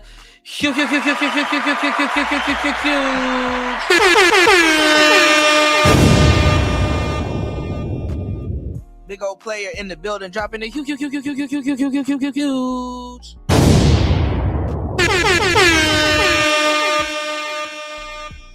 $20 on the Cash App and sponsoring today's show. Let me add your name to the train. I got you, bros. Player Talk Radio. Shout outs to Prince P. Let's get it. Let's go. If Jesus can't save these hoes, why are you trying? What make you think you greater than Jesus, nigga? If Jesus can't save these hoes, why are you trying?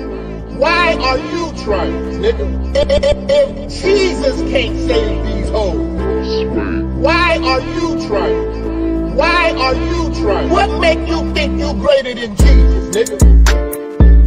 What make you think you greater than Jesus? What make you think you greater than Jesus, nigga? What make you think you greater than Jesus? What make you think you greater than Jesus? Swing the remix God! Can't save these hoes. Can't save these hoes. Can't save these hoes, nigga. Can't save these hoes. Can't save these hoes. Can't save these hoes. My shit. Can't save these hoes. Can't save these hoes. Can't save these hoes. Can't save these hoes. Can't save these hoes. Can't save these hoes. Can't save these hoes, nigga. If Jesus can't save these hoes, why are you trying? Why are you trying? If Jesus can't save these hoes, why are you trying? Why are you trying? What make you think you greater than Jesus, nigga? What make you think you greater than Jesus? Let's go. And she told everybody that she had a miscarriage.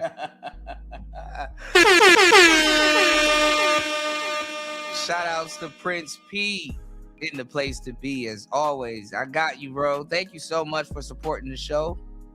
Thank you, everybody here. Let's keep the show support going. Yes, Sirski. You said BGS was the gatekeeper for this space for a long time. Yeah.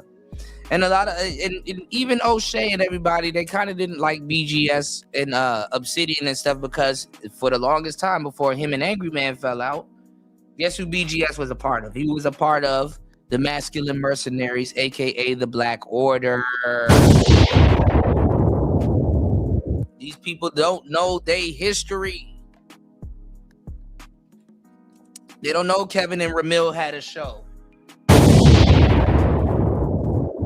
They don't know Angry Man and Kevin Samuels had a show. They don't know. They don't know about the breakdown. They don't know about Sister George. They don't know about Concrete. They don't know. These people don't know. Isn't that bad and fucked up. Imagine trying to make a show or make a YouTube podcast thinking you're original, and it's like, somebody did it before you and talked about it at better length. And had a more quality audience and guests on their show, man. You should have been able to start your show here, and there's still a handful of actual Manosphere cats and audience members that will join y'all panels, and y'all could have got the real information if you really gave a fuck, if you really gave two shits about what you were doing.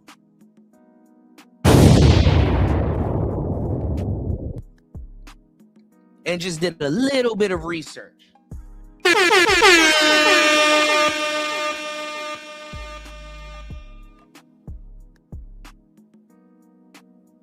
Just a little bit of research.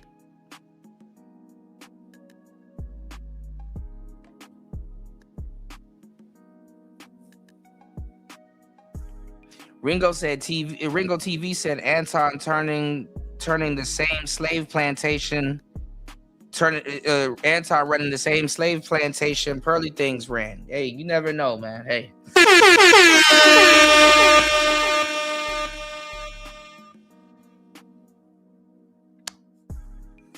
There were some black slave owners too, you know. Hey. What's the matter, Daddy? What's the matter, Daddy? Bust all in there. Okay, I didn't know you went live. You went live yesterday. I gotta check that out for sure. You said first time I seen KS was his interview with Alpha Male Strategy. Second was when he called out Minister Jap to a mink coat challenge. That's hilarious, and I actually remember that. That's funny. That's funny.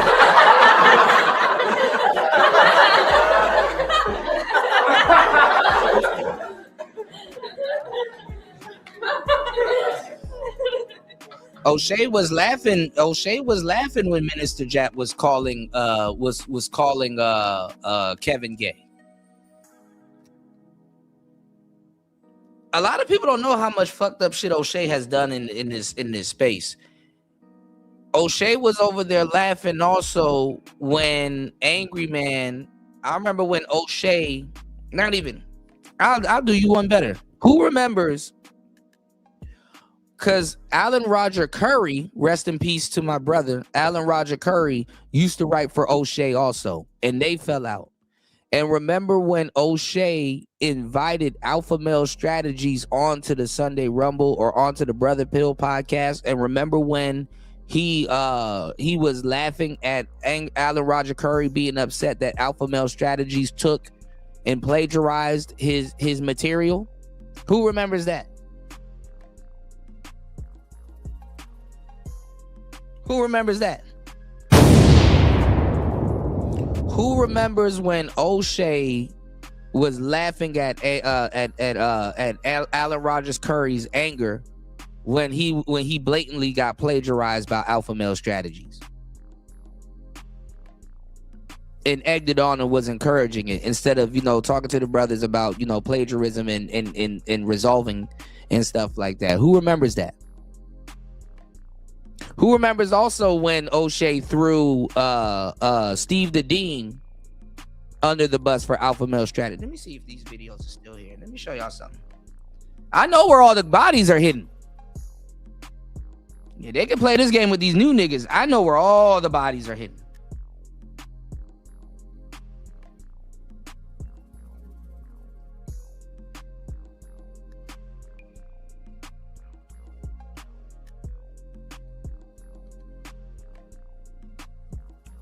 And if anything, if I can't find it, I'll just go back to my old shows when I reviewed it and found it.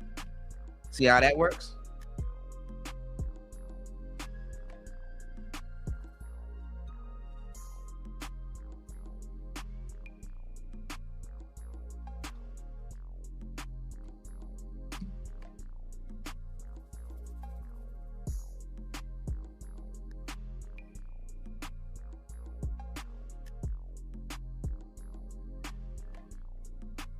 Hold on.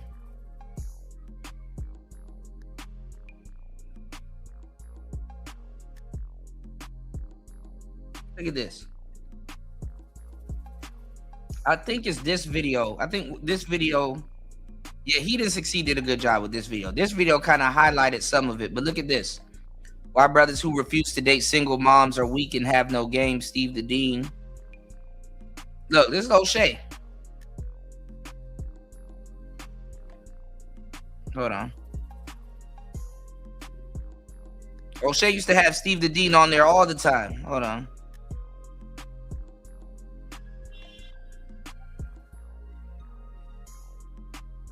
O'Shea used to look like a pig in the face. Hold on, y'all.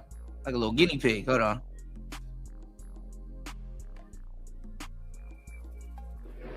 O'Shea and Steve the Dean rap battle. Hold on.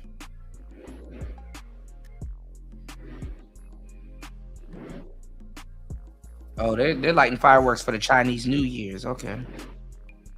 Hold on. And this was a minute ago. Black men need to cut their dreads to work for white people. I think this is O'Shea, Steve the Dean, and Kevin Samuels.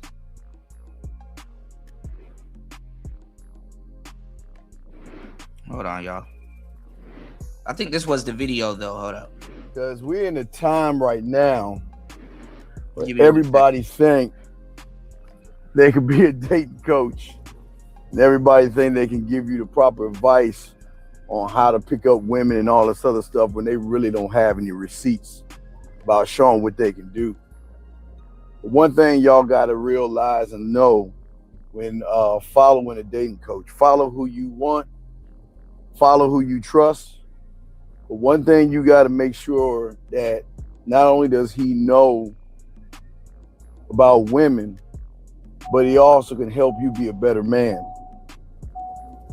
One thing a lot of these coaches can do is they can always talk about women, but you never hear them talk about how to fix your crib up, how to get your shit together, how to approach women correctly and all this other stuff. Some of these motherfuckers have no idea what to do after you meet a woman. So one thing y'all got to do is y'all got to be careful about who y'all fuck with, man. Because there's a lot of people out here claiming they know a lot of stuff about women, but you can tell by counting their receipts, they don't know much of anything. But you know, just like the weather, they come and they go. So it is what it is. But what you guys got to do, still playing that each and every one of you, look these guys up. Look at their website. Do they have a website? What kind of information are they giving out? Do they have types of testimonials to show you, not that written ass bullshit testimony? Do they have I testimonials? already know all the old school jokes, man.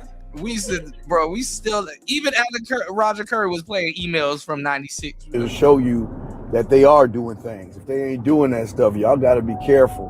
Because there are a lot of people. Say it again. People out here think they know about women and know about being men, but they don't know shit. So y'all just got to be careful about that shit. I always tell everybody that comes here, follow who you need to follow. Yeah, I know.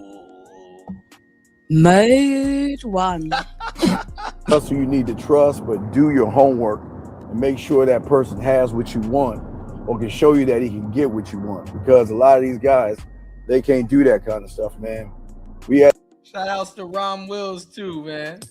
Yeah, her daddy didn't like me too much because I used to yell "Dom game" and run. At a time right now, we're at a war. Men are at war. We are losing the battle because there's a lot of people giving y'all the wrong information, telling y'all to behave certain ways, and submitting yourselves to these women. It's not. Now, Steve the Dean, I called in on the O'Shea Jackson show, and I was talking to Steve the Dean Williams. And he was talking about, I'm trying to make a name off of them or whatever. I don't need those guys to make no name off of shit. I'm making a name off myself. You know why I'm making a name off myself? Because I'm not branding myself with that moral high ethics bullshit. If you want that moral compass bullshit, go to Steve the Dean Williams. Now I'm gonna say this. I've been on YouTube 3 weeks. Steve the Dean Williams been on YouTube about 10 fucking years. Look at my views. Go to his channel and check out his fucking views. Scroll down my page. I've been on YouTube 3 fucking weeks. Look at my views, everybody, and go check out his channel. He been on YouTube 10 years, got a name in the industry, and look at his views. They about the fucking same. And this dude been on here 10 years. He owned O'Shea Jackson channel every fucking day, so he gets more exposure. O'Shea got over 40,000 subscribers. He got over 10,000 subscribers, and we got about the same fucking views. So what does that tell you? That tells you guys are tired of that generic bullshit. Generic bullshit. Guys are tired of that. Oh, you do the right thing, you tell her this, and you do that. We done with that bullshit, Right, guys. We going into 2018. We gonna get the pussy by any means necessary. We done with that. Guys want to hear this shit. Niggas wanted the new shiny thing. They wanted to fuck these hoes to sleep. Dig until she bust. Hold on, y'all. Y'all lucky I can't find this shit. I gotta go back to my old video. That's why I'm glad I got this shit recorded. Hold on. Y'all gotta support the show, man. They trying to get us up out of here with these copyright strikes. God damn. Hold on, y'all.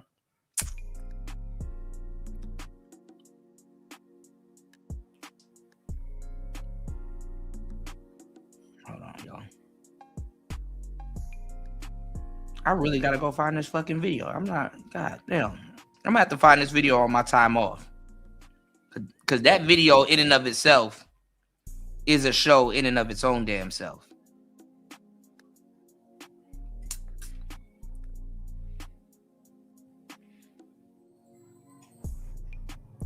O'Shea been two-faced it, man. Now, one of the things why the MGTOW movement is so big, because guys was tired of that bullshit. But some guys don't want to go full MGTOW. And now AMS is red pill. Ain't that funny? AMS came in here talking shit to red pill people. Now he red pill. Same thing with Anton. Anton came in here talking shit about red pill people. Now he red pill. Rolo Tomasi was talking shit about red pill. Now he red pill. Look at all these people. They red pill now. Fast forward. Direct grift. Man, fuck these Crips. Fuck these Crips. Now they throwing up Crip like shit. They the biggest Crips on the planet.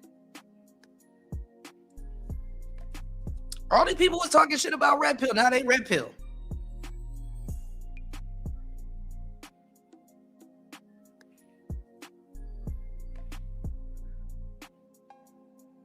Remember that. That Sartain dude that we were just watching and all them dudes.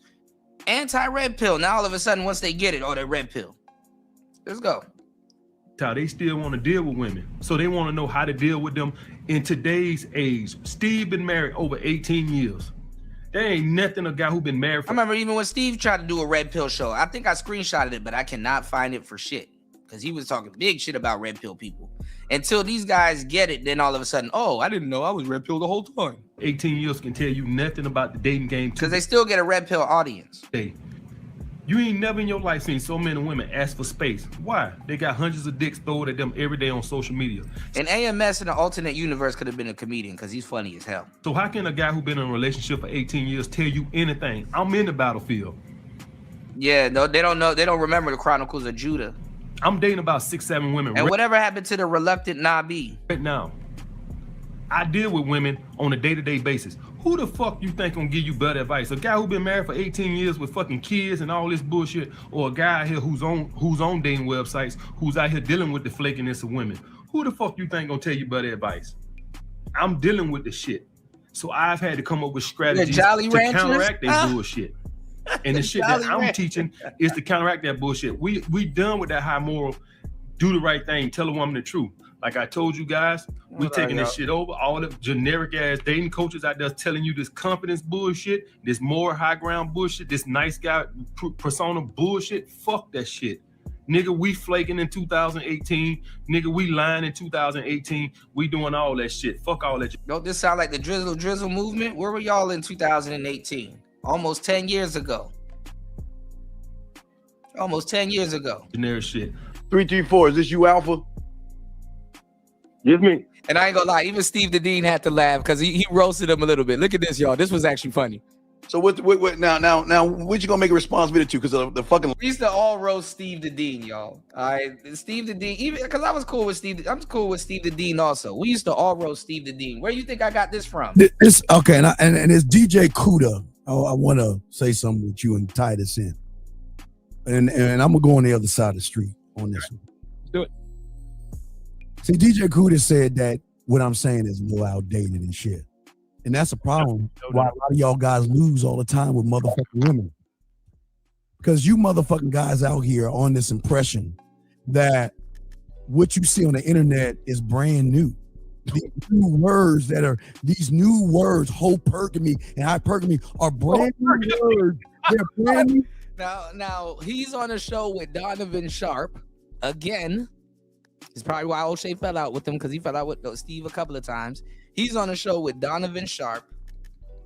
And I got Steve the Dean to say my word. I remember when I came back to third shift that we was laughing about. I said, yo, I got a gem today. And everybody was like, what's that?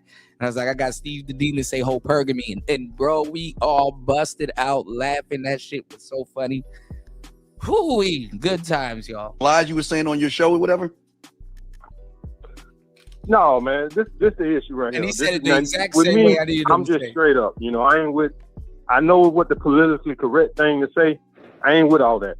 Now, any dude that's fucking multiple bitches, if I'm fucking with a bitch Friday, Saturday, and Sunday, and say I go out with a bitch on Sunday, there ain't nowhere in the hell that girl Sunday Scumbag asks me, competition so is what did funny. you do Friday and Saturday night? And I'm going to say, oh, yeah, I went out with a bitch and I fucked her, and I'm hoping you be the third this week. I'm a fucking lie. Why? And say I was out with fucking friends. Wait. Time out. Sir, let me ask you a question. Help me out. Okay, if I'm with a woman, all right, and let's say I fucked on Friday, okay? She gets in touch with me. She asks me, what did I do this weekend? I'm gonna say I was with some other. I was with somebody else. You know what I am. So I mean, why would I say I'm out with friends? Telling her I'm out with friends means I'm hanging out with O'Shea. No, I'm not hanging out with O'Shea. I'm fucking a woman. So why isn't Steve the Dean with O'Shea right now? Right now. Right? Motherfucking now. lie to her and tell her that you're doing something that you're not? That's a lie, man. That's a lie. Well, listen, it's a lie, but I'm just trying to get something. I'm not on that principle moral bullshit. I get your point. Listen, I get your point. And I get your point, and technically you're right. But I'm not gonna lose some pussy and say, "Hey, Luke, I told her I did the right thing." Yeah, he's not gonna leave. He's not gonna leave pussy laying on the table. But so many words. I did the right thing. You know what? You the guy that's gonna be sitting in jail. Tell the police the fucking truth. Tell me something. Well, I did the right thing. I fucking lie to get what I want. With that, but see, that's weak, dog. Because you have no honor and no integrity about yourself. Where you can sit there, you can't stand on your own principles. Wait. If you were good enough and your fuck game was good enough, you should be able to tell. I remember all of this shit. This is all shaming tactics. But Tell a bitch anything and she will still be just as fine. That shows you that your fuck game is not good because you want to lie to a bitch. You want to lie to get some pussy. But I ain't gonna lie. If you got a quote unquote fuck game, first thing you need to do is lie. For the sake of your car's tires, for the sake of your happiness. Sometimes you don't lie for the girl, you lie for yourself. Shit. I won't get no fuck game if I'm gonna sit up there and tell a bitch some shit like that. She won't get a chance to fucking see what my fuck game get like. That's gonna turn a lot of women off, flat out. Okay, so this is on the O'Shea show. See, I knew that this was here. Look, O'Shea used to be streaming in bathrooms and shit. Come on, man. I know where all the bones buried at. Don't play with me. If some women gonna be down with that and say, okay, that's truth, I can deal with that. Yeah, but are you gonna lose some bitches with being straight up? Yeah, and I don't give a fuck about the moral. Listen, we trying to fuck or we trying to be moral? What the hell? Alpha. Was you raised in the church or something? Alpha. I was raised by men, Alpha, not by the church. I don't believe in church anyway. So Alpha, here's the thing, bro. How do you approach women, dog? Why don't you tell the class how you approach women? Tell us the lies that you tell these bitches to try to get their pussy. So what do you say to No. bitches? I actually believe what you say about the approach of women. I actually like that. They excuse me. You know, I follow your channel, Steve. So, you know, I like that approach. That is a good approach. And I tried it and I like it. I really don't like the mode one approach. No one's saying we're not talking about the mode one approach. We're not talking about. I'm just asking you this. This is what I'm asking you. If you're going to be All right, this is before they found out that AMS was taking Alan Roger Curry's material, because Alan Roger Curry, he was still on Blog Talk Radio and he was on Ustream. You know what I'm saying? So by the time he got to YouTube, he was already getting super plagiarized. Be honest about going up to women and all this other stuff. My question to you is this: why do you feel the need to lie to these bitches? You get and rest in peace to my brother Alan Roger Curry, because there's not going to be too many people in this world that's going to really tell your story when you're gone the correct way. Let's go. More pussy. Listen, you know how many times I told a woman I'm fucking somebody, or a woman is coming over my house, and the bitch that I told that to would come to my house because she wanted to get the dick first before the other woman got there. So why lie? Why lie? Well, that's the thing, Steve. You've been married about almost 20 years, ain't it? So that's 18 years ago. 18 in So I'm December. telling you, Yeah, but Steve a real dude behind the scenes and on the scenes too. Steve a real brother behind the scenes. He helped a lot of people and did stuff for a lot of people. So Steve can always, go back to Locario or, the Game Brothers, even Rosebud and all these other people. Steve a real OG in the game. So I give Steve his credit. I'm telling you how the game is right now. So you've been out. Your jersey been retired a long time ago. So I'm telling you how the game is right now. So Dean is a Madden king. Right now, and I'm telling you how it is now. The O'Shea was just there, But let's go. And this is how it is right now. And if you do that, you half the pussy you're gonna lose it. Now I'm not gonna be at home watching porn, talking about I did the right thing, and I told the bitch, fuck that shit. I don't give a fuck if I had to lie to that bitch and tell her I was hanging out with fucking O'Shea on Friday night and tell her I was fucking with some other bitch. If that's what you want to hear, I'm gonna tell that bitch that shit. But okay, so you must be messing with fat, ghetto, nasty looking bitches. Then I'm lost here because you think even though things change, they remain the same. But no. O'Shea also turned his back on Sinful to P when that shit started happening. Man, listen, I know where all the bones are buried. I know where all the bones are buried. I know where all the bones are buried. Yeah, it's displaced energy. You don't know what he really rocking with. Look, he has another show called the Pan-African Dating Show. He don't have the American dating show, the Pan-African Dating Show. So because O'Shea wanted to be a passport bro, and he wanted black men. He tried to do what Kevin Samuels did. Even Kevin Samuels stopped. He tried to run a dating service for men. Kevin Samuels, a lot of y'all don't remember when Kevin Samuels blew up. He had a bunch of guys that he had to go outside of the Manosphere and find, because he was arguing with Angry Man, and he was arguing with a lot of brothers in the space about wearing suits and washing their ass. A lot of brothers in the Manosphere didn't want to wear suits and they didn't want to wash their ass.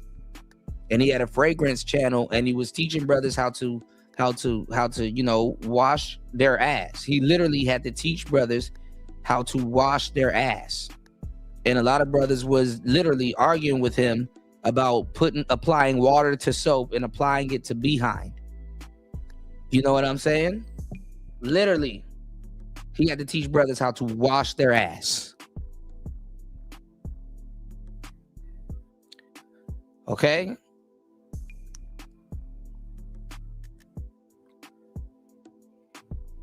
O'Shea he jumped ship on Sinful and Freeze. Bro, O'Shea has a trail of niggas that he has a trail of niggas he done did dirty. There's a trail of niggas O'Shea done did dirty.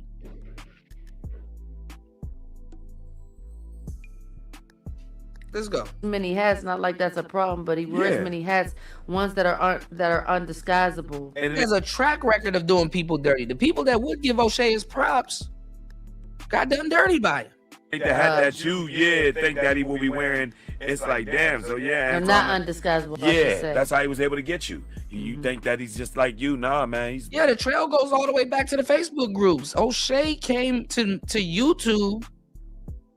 And back then he was ass kissing white people too. So don't let him run that bullshit on you. But O'Shea,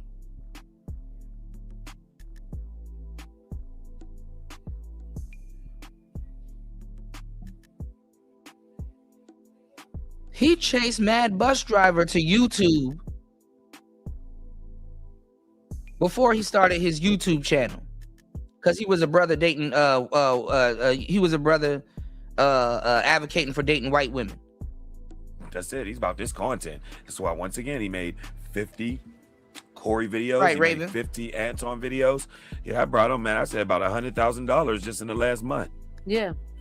Probably about 50. I say 60, 70. Mm-hmm. Yeah, man. You see the views on them videos? Like, man, that shit rack up. Yeah, because And like he drops them 100 a day. Yeah, because see, he's, and like you was getting ready to get into saying how, you know what I mean, it ain't working for him sitting here basically butt kissing Corey when Corey still plays him. Because Yeah. look what Corey's in. Yeah. Corey knows the deal. Corey is the celebrity. He knows he's bigger than everybody. Yeah. Just because of that. Just for that status, he knows he sits on a higher tier. So he'll pump his chest and he'll small time folks whenever he feel like it, because he don't need nothing from nobody. Yep. Saying, ain't that a he don't need an interesting turn of events? And then Corey torched him. Yep. Yep. But again, I think that he's a good content creator, and I wish him well, and I wish him the best. Yeah, I don't know about that towel shit. That nigga, I don't know. Yeah, I don't know. Yeah, DJ shit, bro. I don't know about that towel shit. He kind of had his two fingers on that towel, like, hey, what you doing with that towel there, sir? For those that know what we talking about, bro, I don't know about that towel shit. That did kind of look suspect how he was holding that towel. I was like, nah, I just wash my ass, sir. I'm not sticking no finger in no booty hole. I'm not doing none of that shit. What's that about? I'm not sticking no fingers in no damn booty hole. The closest I've ever got to some shit like that is fucking fucking Asia, because Asia, they have bidets, y'all. I'm real Jamaican. I don't play it. No, I don't play no ass, dog. You know what I'm saying? That water shit is enough for me. You know what I'm saying? Nigga use scrub gloves. Nah, I'm just saying, man. Yeah, the way he had, I don't know. Y'all had to be there. The way he had the little fingers with the washcloth, I was like, I don't know about that, bro. Yeah, just don't play with it. Yeah, you know what I'm saying? The same one. We Islanders, so it's like, yeah, you on your own with that one. I'll scrub. The bidets ain't bad. A bum gun ain't bad, but that's about it, bro. No Batman things. Mash up in blood clots. I wish him well, and I wish him the best.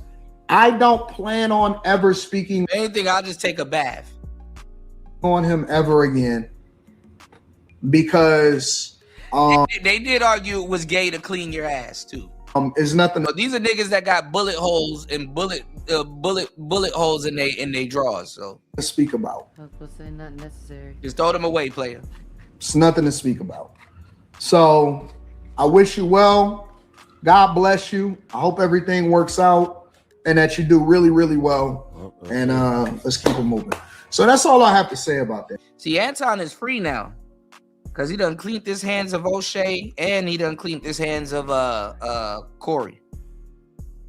Man, I don't have any animosity. Yeah, man, I still, nigga, if you eat don't eat a hot dog with the lights on. If I eat a hot dog, I'm gonna turn the light. Pause. I ain't eating no damn glizzy with the lights on, unless I'm at a restaurant or some shit. As a matter of fact, cut that shit up. Lonnie, where you at, bro? Nigga, you can't even go to a hot dog stand. That DC done traumatized me. You can't go to a hot dog stand in DC and just innocently order a hot dog and eat it with your family. You can't do that, because somebody behind you going, he deep throating that joint. Somebody behind you going, hey yo, he eating 2 blats over there. Like they go, is diabolical in DC. They're gonna call you Glizzy Gobbler. They're gonna it's over for you. It's over for you. You could just be simply eating a hot dog and a nigga going, yo, he deep throating that. It's like, come on, dog. Come on. Just throw the whole glizzy away. Have a mean face, close your eyes, and get it over with properly. Right. Like you in prison. He said, can't live with having shitty draws with a woman. It can't live down having shitty draws with a woman. Just end the story. Yeah. Some real shit. You might as well just shit yourself. Yeah, in their eyes. Wipe your booty hole properly.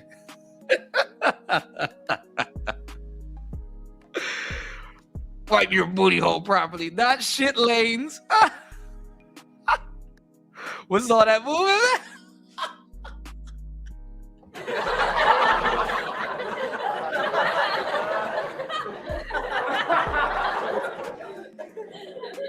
Yeah, nigga, you can't live. Hey, listen, you right about that. You can't live with a woman with shitty draws, bro. Women can have the most debaucherous thongs.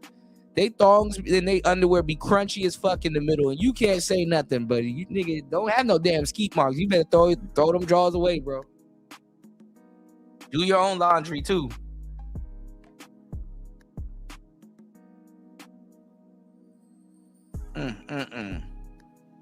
What's going on, Andre?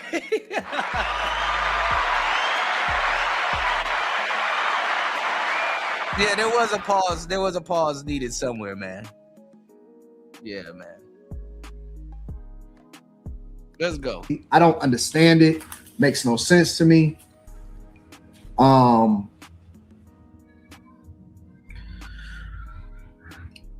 It's just weird, bro. It's weird.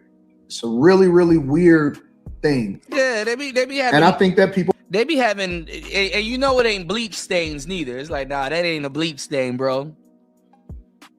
Them drawers was pink. Them joints scarlet now. Like what?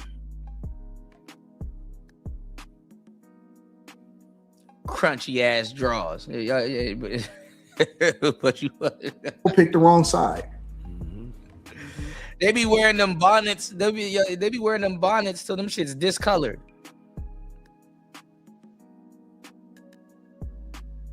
Come on now. But you said Corey's the big dog. Yeah. I know for a fact that people picked the wrong Corey's side. been in the game for 30 years. Yeah, blue panties with a yellow spot in the middle. They ain't supposed to be like that. Yeah. Not just on YouTube, we seen them through TV. So they're gonna pick us. I seen people actively still pick Corey's side through the punch. The go along, get along game. Through the Darlene disrespect, I still seen them all pick Corey's side. Yeah, and you look. I'm glad you brought that up. Look at Darlene. She's sitting there like nothing happened. She picked Corey's You know side. what she did? She went and got an insert. Yep. And read it to us for us to. It's misplaced anger. Yeah. Girl. She tricked us.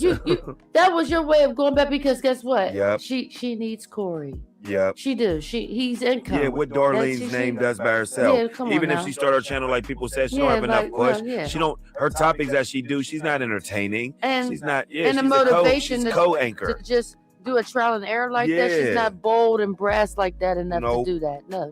Nope. She's perfectly fine with Being he's Robin the to boss Batman. and, yeah, and Yep. that's it. He's Yep. having a bad day and he's disgruntled. That's and- my little brother. I know how he get. It'll be fine. Yeah, Aw, which I agree on a lot of that. Yeah. Yeah. You know what I mean? She's big sis. He's little bro. There would be times in the show when he would say something and she would be like, y'all don't pay attention to Corey. Man, Corey be cracking that. There ain't no big. Y'all don't watch Corey. Y'all don't watch the 5150 show. Why are these people that don't watch the 5150 show comment on the 5150 show? Corey's not her little brother. What the fuck are you talking about?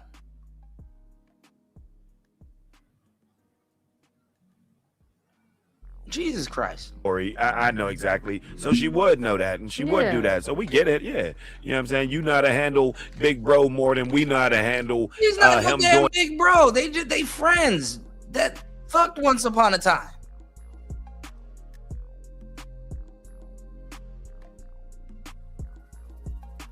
Play your shit. It to you to be like, damn, well, he said that to her when in fact you there like y'all ain't nobody worried about him. Yeah. As soon as these cameras go off, he gonna be coming over talking about yeah. So you know what I mean? It be some inside things going on too. Now visually, yeah, it wasn't appealing, but it is what it is, man. Yeah. I mean, she definitely got, you know what I mean, a reach for Corey, you know what I'm saying? She got a little soft spot for him, you know what I'm saying? And we see that she ain't trying to go nowhere. And Antoine, yeah, we, you know, the crowd, we agreed that, you know, everybody looked at it differently and didn't support the right side. I kind of see why white people win the commentary game when they do commentary on black issues. Because they do their homework. Like, they're better at commentary than black people. Black people be leaving out details that can simply be looked up. Niggas be leaving out fucking...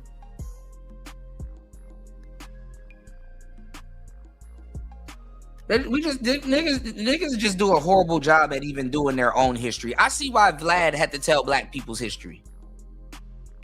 I see why Trap Lord Ross is dominating in this, because they actually do the research.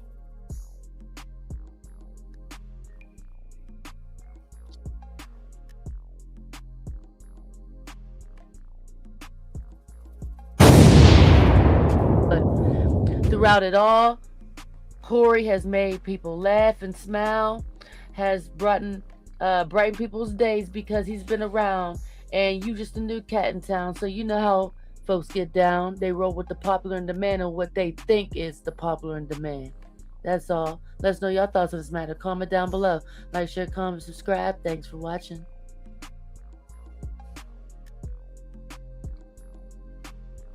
People getting this shit wrong, man.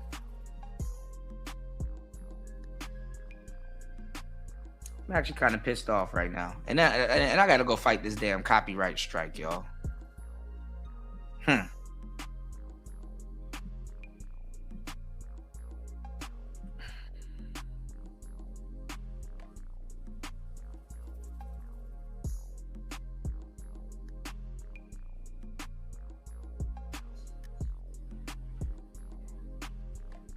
Give me 1 second.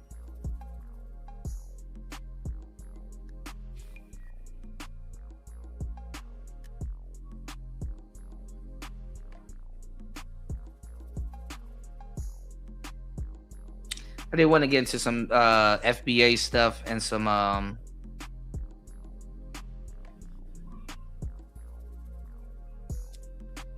finish this thing off, but I'm good. Well, look, we'll get into this. I'll cover this story because I did want to get into the grits dude and other stuff, but anyway, a lot of the Phil from the Advice Show stuff been coming up on my timeline.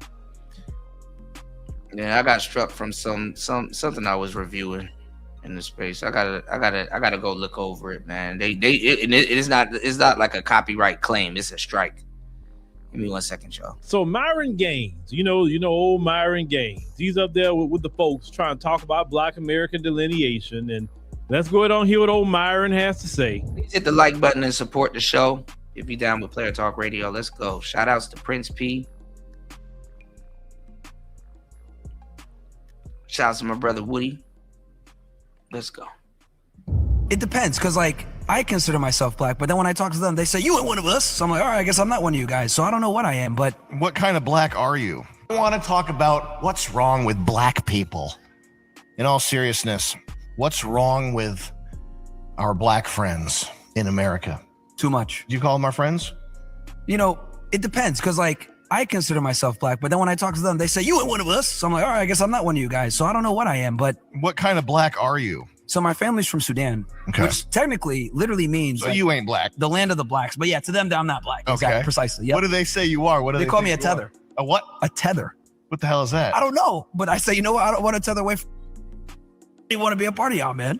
Damn. You sound pretty untethered.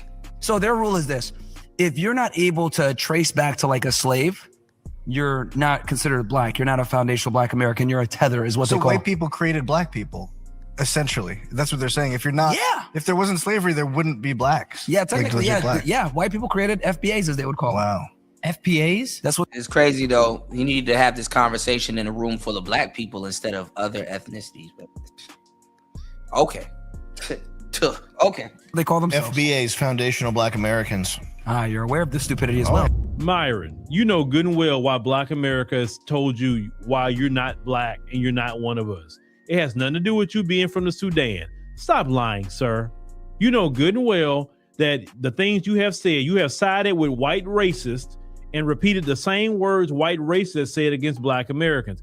No black person wouldn't do that, especially a black person from the soil. But even they're Africans, they wouldn't do that either. Not all people from the Sudan act like you. They got some good brothers and sisters in Sudan. You just not one of them. So when they call you names and say you're not one of us, I mean, it's pretty accurate, sir. It's pretty accurate. If you was on the team with us, you'd be checking them for them asking questions about black folks like that. Well, why you care about the identity of black people and what we call ourselves? Why do you even care? Don't you got methany and methu to be worrying about in your community? Don't you got some affordability and homelessness to talk about in your community? Why are you worried about what black folks call? It don't bother you what we call ourselves. That's what I would tell them. Let's talk about your community. Forget black folks. Let's talk about you. But Myron and I were trying to act all innocent. All right, I'm back, y'all. You said him having this conversation with the white and Asian dude is wild. Yeah, it's funny. I kind of see what he's doing. This is some funny shit here. You said you can't have, yeah, and that's another thing, insane one. That's another thing about it. You can't have the irony of it is you can't have the conversation around other black people. You know, so this is entertaining internet right here, y'all.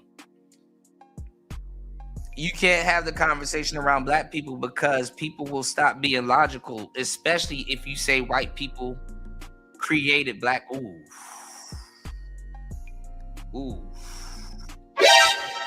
That part. That's gonna be a doozy. Cause they're gonna be like, "What you mean?" Oh damn! I call Phil at the Advise show at an angle. Look at him. But anyway, yeah, they're gonna be like, "What you mean?" I know what you mean by that, though. You said if there wasn't slavery, there wouldn't be black people. Yikes. Oh, Phil foul for that shit too. Here we go. That's crazy. I would have to say something to the white guy for saying that in front of me, like, you right, but don't say that. But see, that's what starts the problem. You know, that's what starts the problem, and that's kind of crazy. I ain't gonna lie, you know, that take is pretty crazy. Yeah, I said they were fucking up their own movement. You said, yeah, even Edward Anderson admitted FBAs are fucking up their own movement. Yeah, I was one of the first people to say that. I said that back in 2019, 2018. How does siding with white racists make you not black? Race loyalty. Remember, I did so many hit pieces on it, y'all.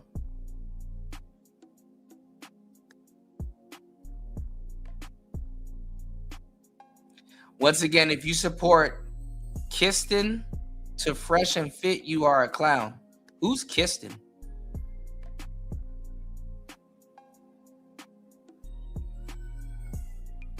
Let's go.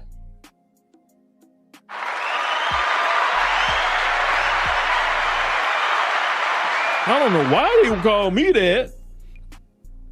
They say I'm not black. Go back. Yeah, we have sided with white racists and repeated the same words white racists said against black Americans. No. Now, a lot of sisters repeat the exact same words towards black men that a white supremacist would, and then some. I've seen sisters say some shit to black men that white supremacists and white hillbillies with a pickup truck would never even think of. A black person wouldn't do that, especially a black person from the soil. But even they're Africans. I don't know why I had to throw in a pickup truck, but hey. They wouldn't do that either. Not all people from the Sudan act like you. They got some good brothers and sisters in Sudan. You just not one of them. So when they call you names and say you're not one of us, I mean, it's pretty accurate, sir. What's going on, Cope Approach? Yeah, I got you. I'll drop the link for you, bro. It's pretty accurate. If you was on the team, to everybody here, please hit the like button, support the show. You said that's the part people need to keep in their bag. Admit when a person is right and stand your ground on principle. Hey, you logically are right, but be wary because you might get effed up in here. Yeah.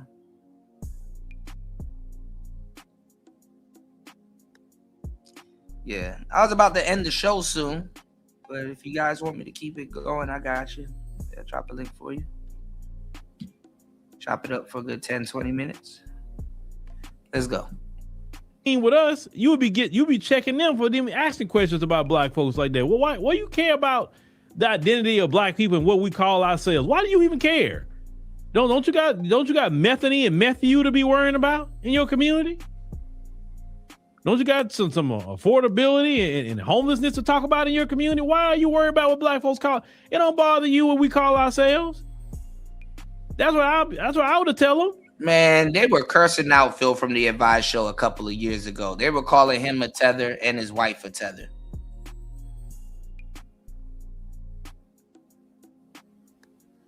They were calling Phil from the Advice Show a tether and his wife a tether. Because his wife is Mexican. Phil from the Advice Show was preaching Pan-Africanism and wearing dashikis and was going on expeditions to Africa. But now he's FBA. All right.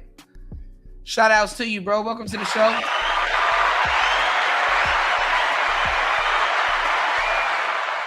Jump in, man. How you been? Happy New Year.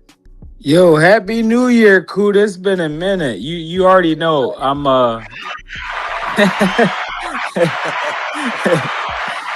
No, you know I've been watching you, and it's funny, your last stream, I think I fell asleep. Not because of you, but just on some shit. Yeah. Like, y'all know when I get off work, I be smoking and drinking crazy because my work days aren't back to back. So like I can't enjoy myself for a long period. When I get that one day off, that's my only one day, and then I gotta work another 2 or 3 days. So that one day off, I be smoking and drinking a hella, like a bunch.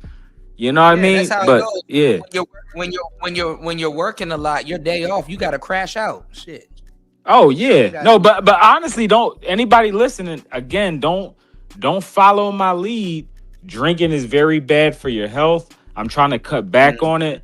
I'm an introvert, so I don't go out too much. So like it kind of balances out because I might go like a whole year or 6 months without drinking. So it kind of balances out, but you shouldn't play with that. Like don't be on like me on some frivolous shit and playing with your health and drinking and smoking too much. Like, yeah, keep it, try to do it in moderation if you can. But go ahead, Kuda, my bad. Well, no, we were talking about the weed too on the last show. I mean, the weed gets you high as hell, but like it's different now. It's a little different now. So yeah, no, but I'm speaking as a pothead too, because but I'm a late bloomer, so like I didn't have the early effects of smoking weed because I didn't start really smoking weed until like 25.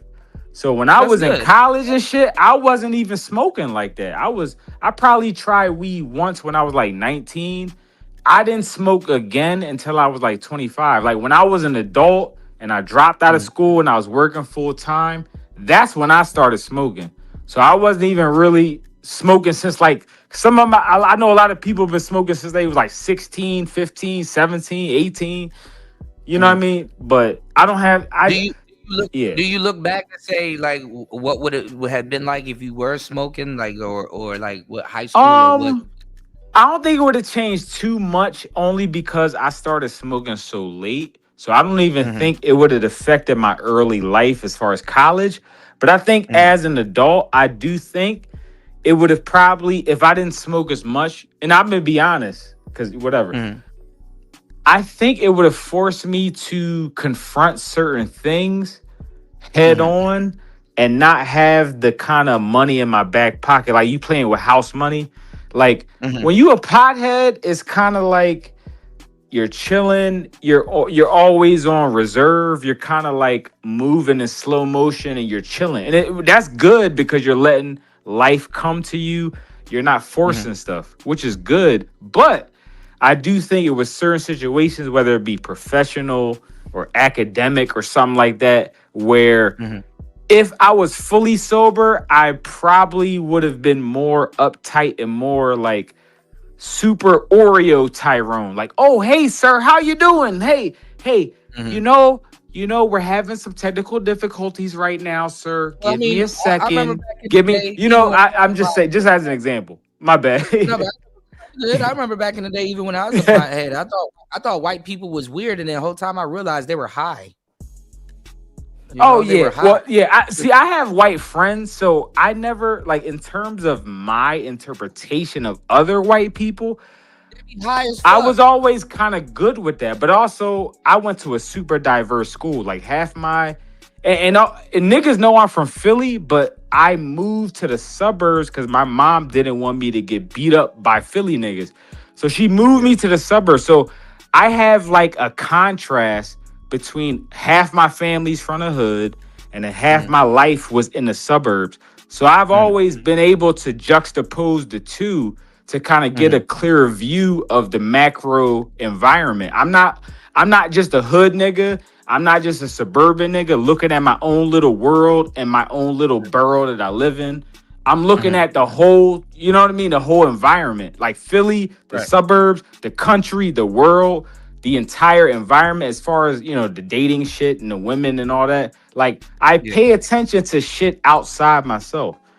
And obviously that's why I watch niggas like you, because obviously y'all can speak to that. So, but go ahead, my bad. Right. Yeah. Absolutely. You good. Yeah. So you saw the whole Corey Holcomb and Anton debacle. Anton, you know? yeah. I seen that, but I didn't keep up with the stuff after that though. When they was getting into the the time I stopped paying attention was when Corey was bringing up Mika, and they was talking about Mika being Anton's side chick, and then some people was saying Anton's wife is cool with her, so she don't care. She already know about him, and they not really smashing. Blah blah blah. And honestly, if you ask my honest opinion, because people know I used to debate with Anton on Fight Club years ago, like, you know, so I'm not cool with him or against him. I've cooked him sometimes. I've snapped on him, but I've also been cool with him. But honestly, I don't think Anton smashed Shamika. If you want my honest opinion, I said he wasn't. Yeah. I think he was flirting with her. He was putting his bid in. He was flirting with her. He might have hugged her and she let him get away with some little stuff here and there, but he wasn't really. And I'm just saying this as a lame dude. Yeah, cool. I'm being honest. No, but what I'm saying though, in this space, right? In this space, people were supposed to be on the nerd dude side. Remember, because and I'm just going off of what they say. Oh, Pookie. Well, cool. I agree, but you know me, because I'm a literal nerd. Like a literal. Even though I never called myself educated lame. If you want to be technical, you can throw me in that educated lame category. And I don't think, because Anton, to me, he's not intelligent. So to me, there's a difference between uneducated corny dudes or uneducated stupid dudes and nerdy lames, because they're different. Because the nerdy lame dude, his business potential is different. Oh, my bad, Kuda. You good. Hold on real quick. But listen, this is the thing though. In this space, you only have Pookie and Ray and educated lames. But the thing is, look at the nerds. Y'all having hierarchy amongst yourself. For example, and you probably know the difference between them. I keep forgetting, but there's a difference between a nerd. There's a difference between a dweeb. Oh yes. And a geek. Yeah, nerd and geek are two separate things. A geek is basically a nerd that's not that smart. So he might be into Yu-Gi-Oh or playing trading card games or video games, but he's not academically talented or intellectually astute like the nerd is. But they're both he's like into a niche thing. Like he geeks. Yeah, he's into a niche. He might be into Star Wars or Star Trek or some shit. For sure, right? He's like a fanatic, like a geek, a fanatic. Yeah. Now, how comes the nerds have different tiers, but a Pookie is just a Pookie? Because I know a lot Wait, of nerd Kuda. I can't speak for that as far as the Manosphere, because I'm only speaking on my experience as far as the nerd shit from real life. So just speaking on real life, nerds and geeks, the just like we said, I played Yu-Gi-Oh! And Pokemon and Duel Masters when I was in high school, and I was one of the I played against some of the top 10 and 20 Yu-Gi-Oh! Players in the world. Dudes, they're not even from America. Most of the dudes that were on my level were from like Japan. Or maybe one of them was from the UK. And one maybe was from Europe. But like I was too good at Yu-Gi-Oh! To even play dudes in America. They weren't even a challenge. So I'm just saying, there were geeks that played Yu-Gi-Oh! Or Duel Masters or Pokemon, right? You're right. But they weren't smart. That's the difference. Nerds, all of us, nerds and geeks were both into the same things. If you go back to the anime or the Star Trek or the Star Wars, but nerds, we have more potential as far as, okay, we're actually smart. We're going to go off to college. We're going to go into a STEM degree or a business degree, or we're going to get out the mud even if we drop out. Whereas the geek, he's into what we're into, but he's not as economically sound or whatever the word you want to use. I don't know what the whatever, but like he's not no dude working on a skilled trade. He's a loser just playing the video games with us. But then in 2 or 3 years, we're going off to college and growing up. He's still playing the same video games, but he's not growing up. He's not getting a skilled trade. He's not, you know, like he's a dweeb. He's a geek in the sense that is his only trait, or that's his defining trait. I mean, but yeah, I mean, a lot of geeks are niche. Hold on, Yeah. now what you call it? I'm just saying that's the way I use the word, because I never saw the point. If a dude is a geek and a dude is a nerd, like for instance, it's a bunch of corny dudes, right? When I went to Philly, well, obviously in the suburbs, but it was like maybe 20% of my high school was corny dudes that were in the anime, blah, blah, blah, blah, blah, whatever, right? But they were just like the hood kids. They weren't smart.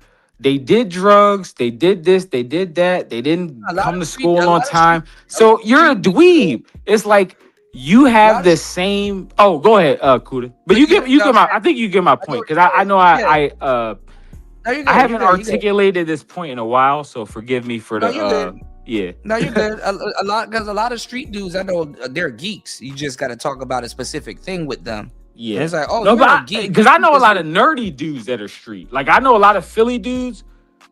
And Kuda, even when I got locked up in Atlanta, I met dudes from Philly and Jersey in Atlanta.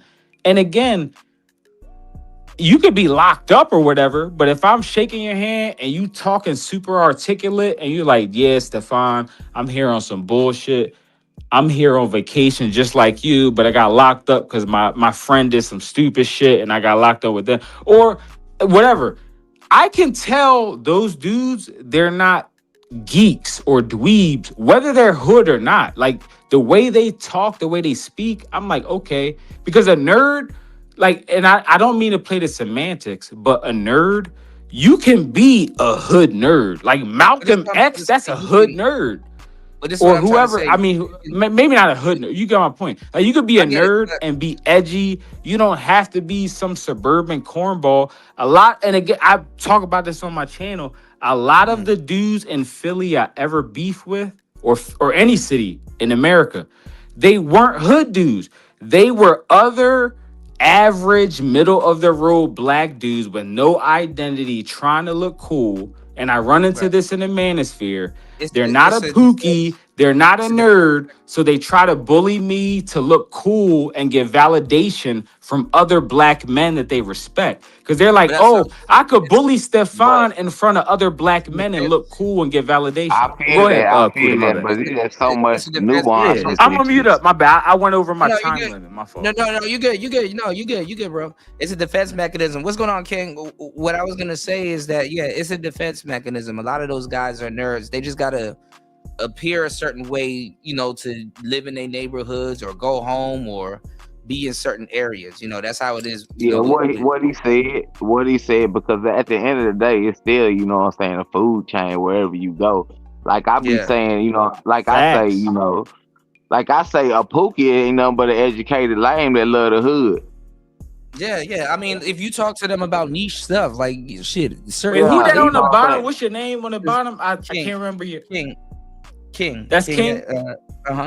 But no, but I was gonna say King. You know, my old channel that got deleted was Educated Pookie. So I used to literally speak on these specific topics because I'm like, yo, I'm the only nerdy dude in these weird situations, and I'm like, yo, all the hood dudes I'm running across, and all the tough guys and the popular guys and Tyrones and Pookies, they all super cool. They secure, they chill, shaking my hand. Yo, Stefan, when you getting out? Yo, Stefan, yo, hit up your lawyer, bro. Yada yada. Yo, Stefan, you getting out in a week? Yo, good luck, bro. Hit me up. Yo, if you don't even gotta put money on my books, just hit me up, bro. Good luck. Take it easy. Like these super hood dudes were so cool with me, and yet other corny, quote unquote, lames were insecure and trying to cause problems with me.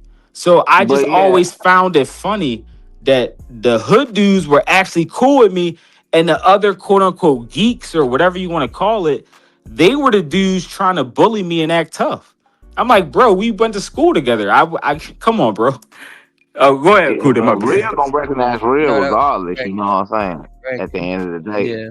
And there's a lot of motherfucking lames that don't get hard because they were dick riding, you know what I'm saying? And then, you know what I'm saying, they don't went to jail, now they under a program where they, you know what I'm saying, got the motherfucking goddamn be one way or get hold. You know what I'm saying? So it is. I totally understand it. Yeah, I mean, it is what it is, you know. Now, Shannon B says something which is true. Anton is living Kevin Samuels' talking points, and we can see now that men in this space didn't agree with Kevin Samuels' talking points.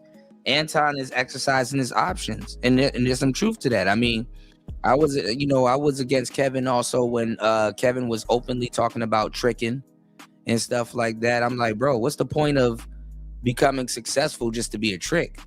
You can do that at the bottom. You know, I didn't agree with that. I didn't agree with that either. And again, I didn't say this when Kevin was dead. I said this when he was alive. When he was alive, I was making all these videos. I didn't wait till he died to say this. But yeah, I agree with you on that. I think he could have been just neutral on it. He didn't even need to push tricking. He could have been like, yo, if you a dude and make a lot of money and blah, blah, blah, in the meantime of you finding yourself, if you need to do a one-off and find an escort while you partying in Vegas or whatever, Amsterdam, you want to hit the red light district, that's cool. But he actually went out of his way to prop up tricking. Like, yo, like that to me, I don't agree with that because a lot of people haven't gotten that deep into the game. Well, what he wanted to say is, you know, you could be a GOL. And that would have been okay. Then niggas would have rocked with that. You know, it's like, you fly. Because Cootie, you remember when Kevin went on that date with Six the Goddess and some paparazzi took a picture of him? He took Six the God. He paid Six the Goddess to go to some event in Atlanta with him. But when I was doing commentary on that back in the day, and me, Jessica Marco, and Zero, we were here doing it on third shift. I was saying that he didn't meet up with her on no dating shit. If you want to get around some bitches like that, bro. Six the Goddess would never talk to him. I could tell that was an escort even if I didn't know him. That's clearly an escort. But not even an escort. Well, you see what I'm saying? Like that, you could tell by the way they were.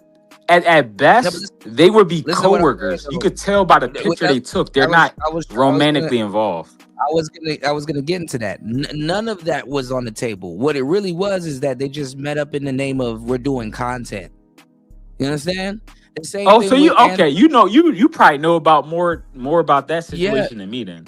Yeah, that's what I'm saying. The same thing with Anton and Mika. We're not meeting up to go to a hotel. We're not meeting up we're doing quote unquote content. We're filming content. That's what they're doing in the name of content. You know, so that's all. That's the key word around it. We're filming content. If you want to get around certain baddies that I got YouTube channel and stuff like that, it's like, look, let's go hang out and do some content. That's what it's called. Even the OnlyFans bitches. No, that's facts. That's facts. Bio. Do you want to hang out with me and do content? What does content mean? Both of y'all are filming a scene together, and then y'all talk about the splits.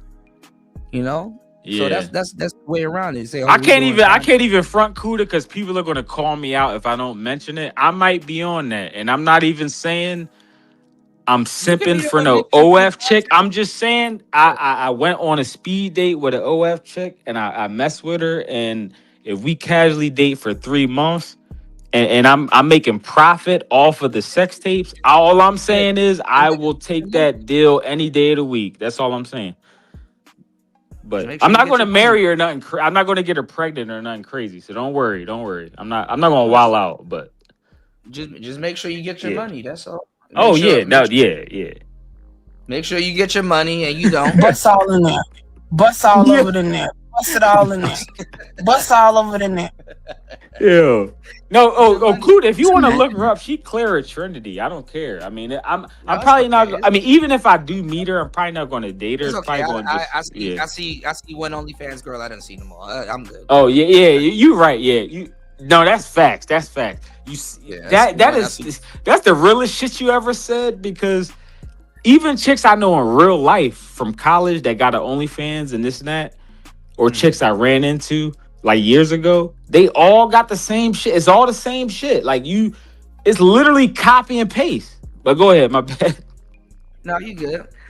So yeah, King, what's your thoughts? Because what I was saying, to educated Pookie, I was like, naturally, I get it if you guys like Corey and stuff like that, because I like Corey and I like Anton.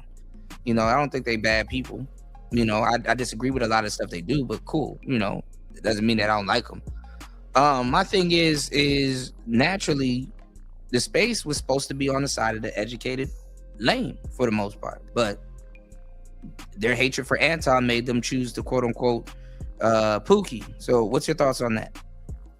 Well, I already seen where, what I'm saying, it was a street element was gonna have to come into this shit play anyway, because I remember when, my cousin came home, I used to motherfucker watching to these content creators, he was like, man, a lot of these niggas lame as fuck, and you can tell that these niggas really don't get on no hoes.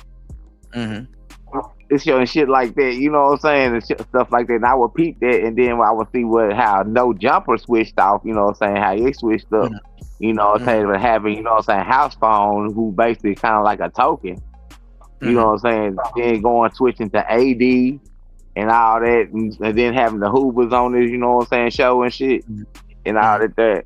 So it's like, yeah, they were gonna have to have that, and then the alpha and all that stuff. So it's like, and then you got this term alpha with it, so you can't be getting punked out by it, everything can't be, like Sir Ism would say, like I be honest, he say like the analytics, that dude's a snake. I don't rock with Ism anymore.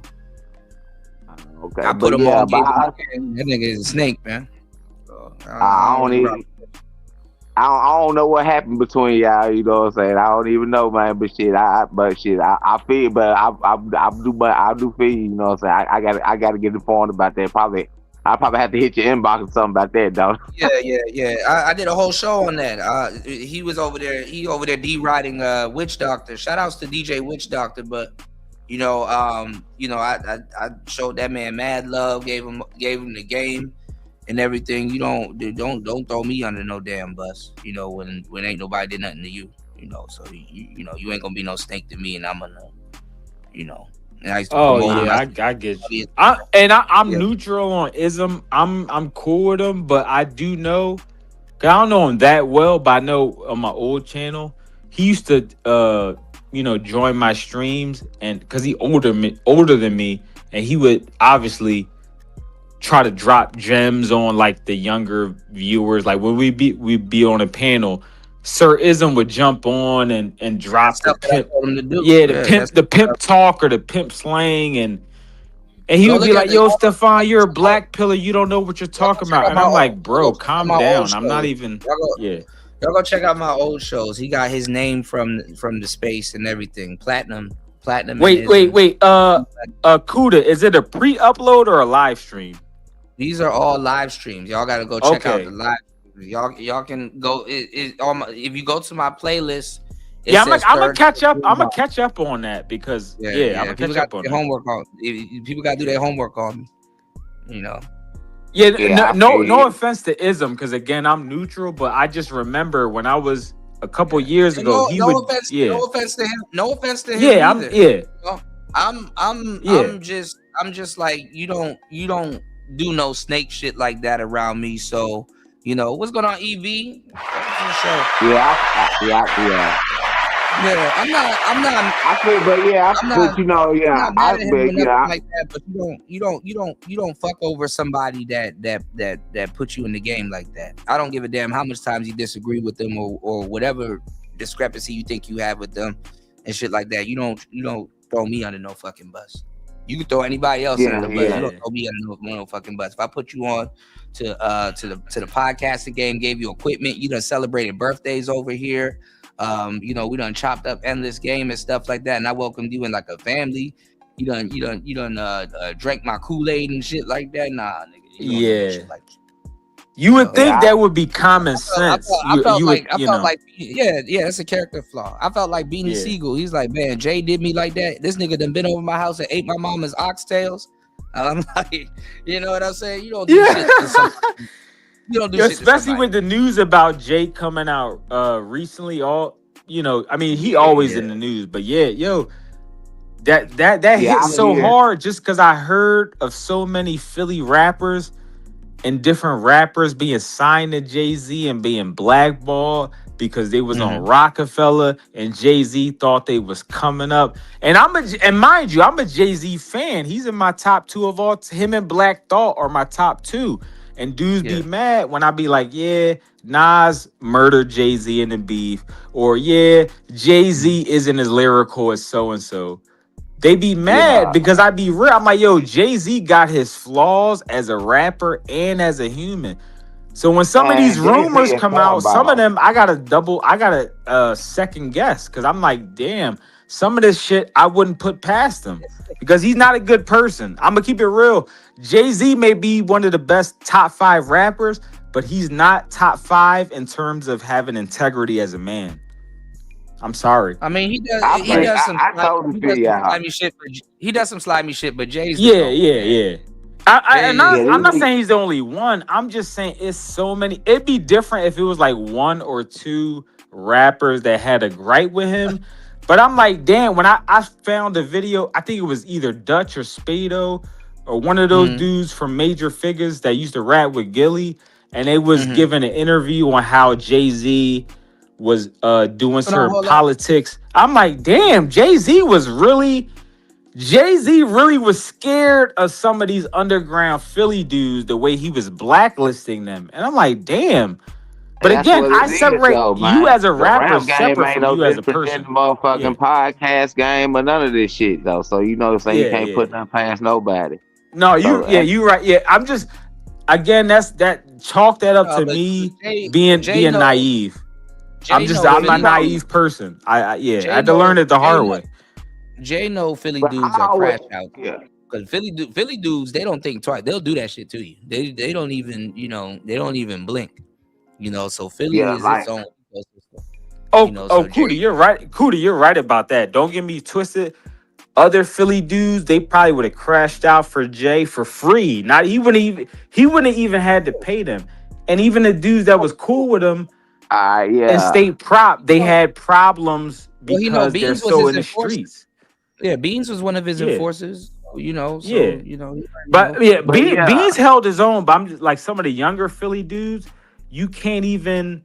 I get it from Jay's perspective. It's hard to manage a tour when you got half of your rappers and state property in and out of jail. It's different logistically. I get it. You dealing with hood niggas, They in and out of jail, blah blah blah. So I get it. So I'm not trying to act like they angels and they, I get it. Yeah. But a lot of them knew they were tax write-offs. But to really get to my point, like within the Manosphere space, it was always gonna get to the point where analytics was gonna always link up with Manalytics. You know what I'm saying? And it was gonna start being with that, like like we had a little spot, like I say, 2018. Remember Big Facts podcast before DJ Scream and Big Bang took the main name, Ayo Canseco. Out of West Side. He was coming with Manosphere, you know what I'm saying, topics. And we, you know what I'm saying, all But that now, too. guess who the new Ayo Canseco is? King, what you call it? Was it King AK-47? Yeah. So yeah, but he basically took over that. He took over that kind of that lane, and and thing is, King AK-47. I hate to say it, but he showed plenty growth in the fact of he became more of a critical thinker. Like he was basically going like with the street narrative at first. Now it's like he's becoming more of a critical thinker with these narratives and stuff like that. That's why. Who was the big one of the bigger black male bloggers from back in the day that a lot of people don't remember now? Remember Jewelry Man, Eben Gregory? I remember hearing about it. I remember hearing about it. But I didn't want to watch it. I didn't really watch it, but I remember Eben Gregory though. Yeah, go look him up and you'll be like, oh, I remember this dude. People just disappear and you don't see them no more. That's why I have a saying. I was like, the audience is only as loyal as the next nigga to go live. Yeah. Honestly, they only as loyal as the next nigga to go live. They'll take it. Like people will take a knockoff. Like they've been. That's facts. Yeah, I mean, people been doing this since TV. Oh man, Channel 5 went away. I guess I gotta go to Channel 6. Yeah, it's been like always been like that, you know what I'm saying? Shoot, no shit. Hey, get them when motherfucking got them when Chris Thomas lead Joe Claire there. Wait, Kuda, do you know anything? I don't know if you remember when the dude from the Migos, he got murdered in Texas or whatever. What is it? Jay Prince Jr. Do you? I'm only bringing this up because it's kind of similar to what you was talking about like a couple minutes ago. Do you know? Because I remember the one dude. I remember the same dude that set up. What is it? I forget, Offset or whatever from the Migos. That's the same dude. If you remember, a year before that, if you remember, that famous jeweler from Chicago, he went to a party in Houston, and Jay Prince Jr. or one of Jay Prince, whatever, they invited him to a party. They set him up. Yeah. It sounds like it's a repeating thing. It sounds like it's like a. Well, they're trying to blame it on Jay Prince Jr., but the other guy that shot Takeoff. Yeah, I don't know the other dude's name. My fault. Yeah, But they try to say Boosie set him up. Yeah, because even the young dude, because I remember I was following the young dude that got originally questioned or whatever, but I think if my memory serves me, he wasn't the dude that pulled the trigger. He was like the young dude next to the dude that pulled the trigger. I forget the exact story. Yeah, but it was like three of them they were shooting and Takeoff got caught in the middle of it. Yeah, you know what I'm saying. But and RIP God damn, what's his name? Not Offset, the other Quavo. Takeoff. Or I mean Takeoff. RIP Takeoff. But now, Now speaking of replacement, before y'all were listening to the Migos, there was another group called Travis Porter. That people the Atlanta, were they from Atlanta? Yeah, they had a hit. Was they Joan called and back in the 2000 They had several hits. Oh yeah. Oh, because I remember the name Travis Porter, and they had the dude that looked like the dude from Roscoe Dash or whatever, like the skinny black dude. Yeah. He looked like, but go ahead. Yeah. I remember them judges. I remember when they were hot and stuff like that, man. You know, Travis Porter, you know what I'm saying? They had they run from what I say about late 09 to 2011.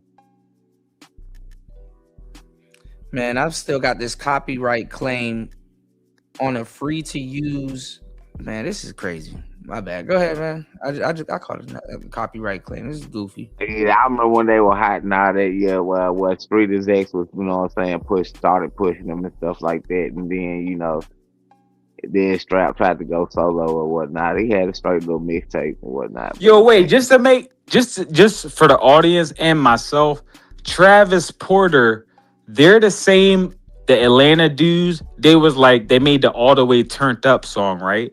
All the way turned up. That's Travis Porter, right? No, that was Roscoe Dash. Oh, that's Roscoe Dash. Okay. But All the way turned. they were on the original song. Travis Porter is the actual group. It was like 3 or 4 of them, right? Yeah. Okay. But they were still on the actual original song that Vibe produced. But the thing is, they were taking credit for it, so Roscoe had to remake it and put Soulja Boy on the and made that the original version. So I got you. So they ended up being the mixtape version. But I remember the weekend. It was the weekend of the Core DJs Retreat in 2009 when that shit first hit. They were playing that shit damn near motherfucking goddamn. They would play this shit back to motherfucking back on the mix show. Goddamn, that shit take about damn 5 or 6 minutes of the mix show.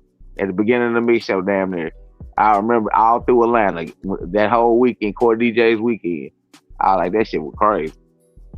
Yeah. But no, but getting back to getting back to the topic at hand. I don't deal with betrayal, really well. So that betrayal shit, I had to cut him off. So I wish the best to him, but. But I totally understand how you feel, you know what I'm saying, and all that shit, man. But yeah, like I was talking about with especially with this podcast, I kind of knew, it was gonna go there, because it's like, especially with the, you know what I'm saying, black side of with the black side, you know what I'm saying, because hell, when you look at it though, like remember there was like a resurgence of the new Black Panther Party, and it was just mostly, especially in the South, and it was mostly just old motherfucking gangbangers who got out of jail. But I mean, it really doesn't mean nothing with the. Hold on, War Master, you got a echo. Hold on. Shout out to War Master in the building. He got a echo. But no, it really doesn't mean nothing because subscribers really don't count. You know what I'm saying? Like after you get past like 1,000 and a certain amount of watch hours and your channel's monetized, subscribers really don't count. It's really if the algorithm, favors you, and YouTube has so much information like transcripts and all kinds of different stuff and things that they're, you know what I'm saying? And it's the algorithm favors you. Like now, like I'm my channel, like I'm almost ready to reapply for monetization, right? And now they hit me with a copyright strike. So they kind of knew what the hell was going on. So I got hit with a copyright strike for free to use music.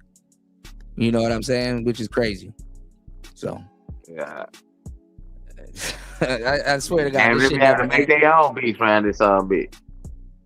Yeah, but no, the subscribers don't count anymore. Plus the Manosphere, like back in the day, to be like Manosphere famous, like you really had to have between 10 to 30 to 40K subs. Like the highest was like 60. And then a lot of times those content creators that got like 60, 30, 40K subs, a lot of those subs were bought. You know what I'm saying? A lot of those subs were bought. You can have like even now, even with my small channel, most of the people that rock with my channel don't even know I'm live till later. So YouTube is a different ball game.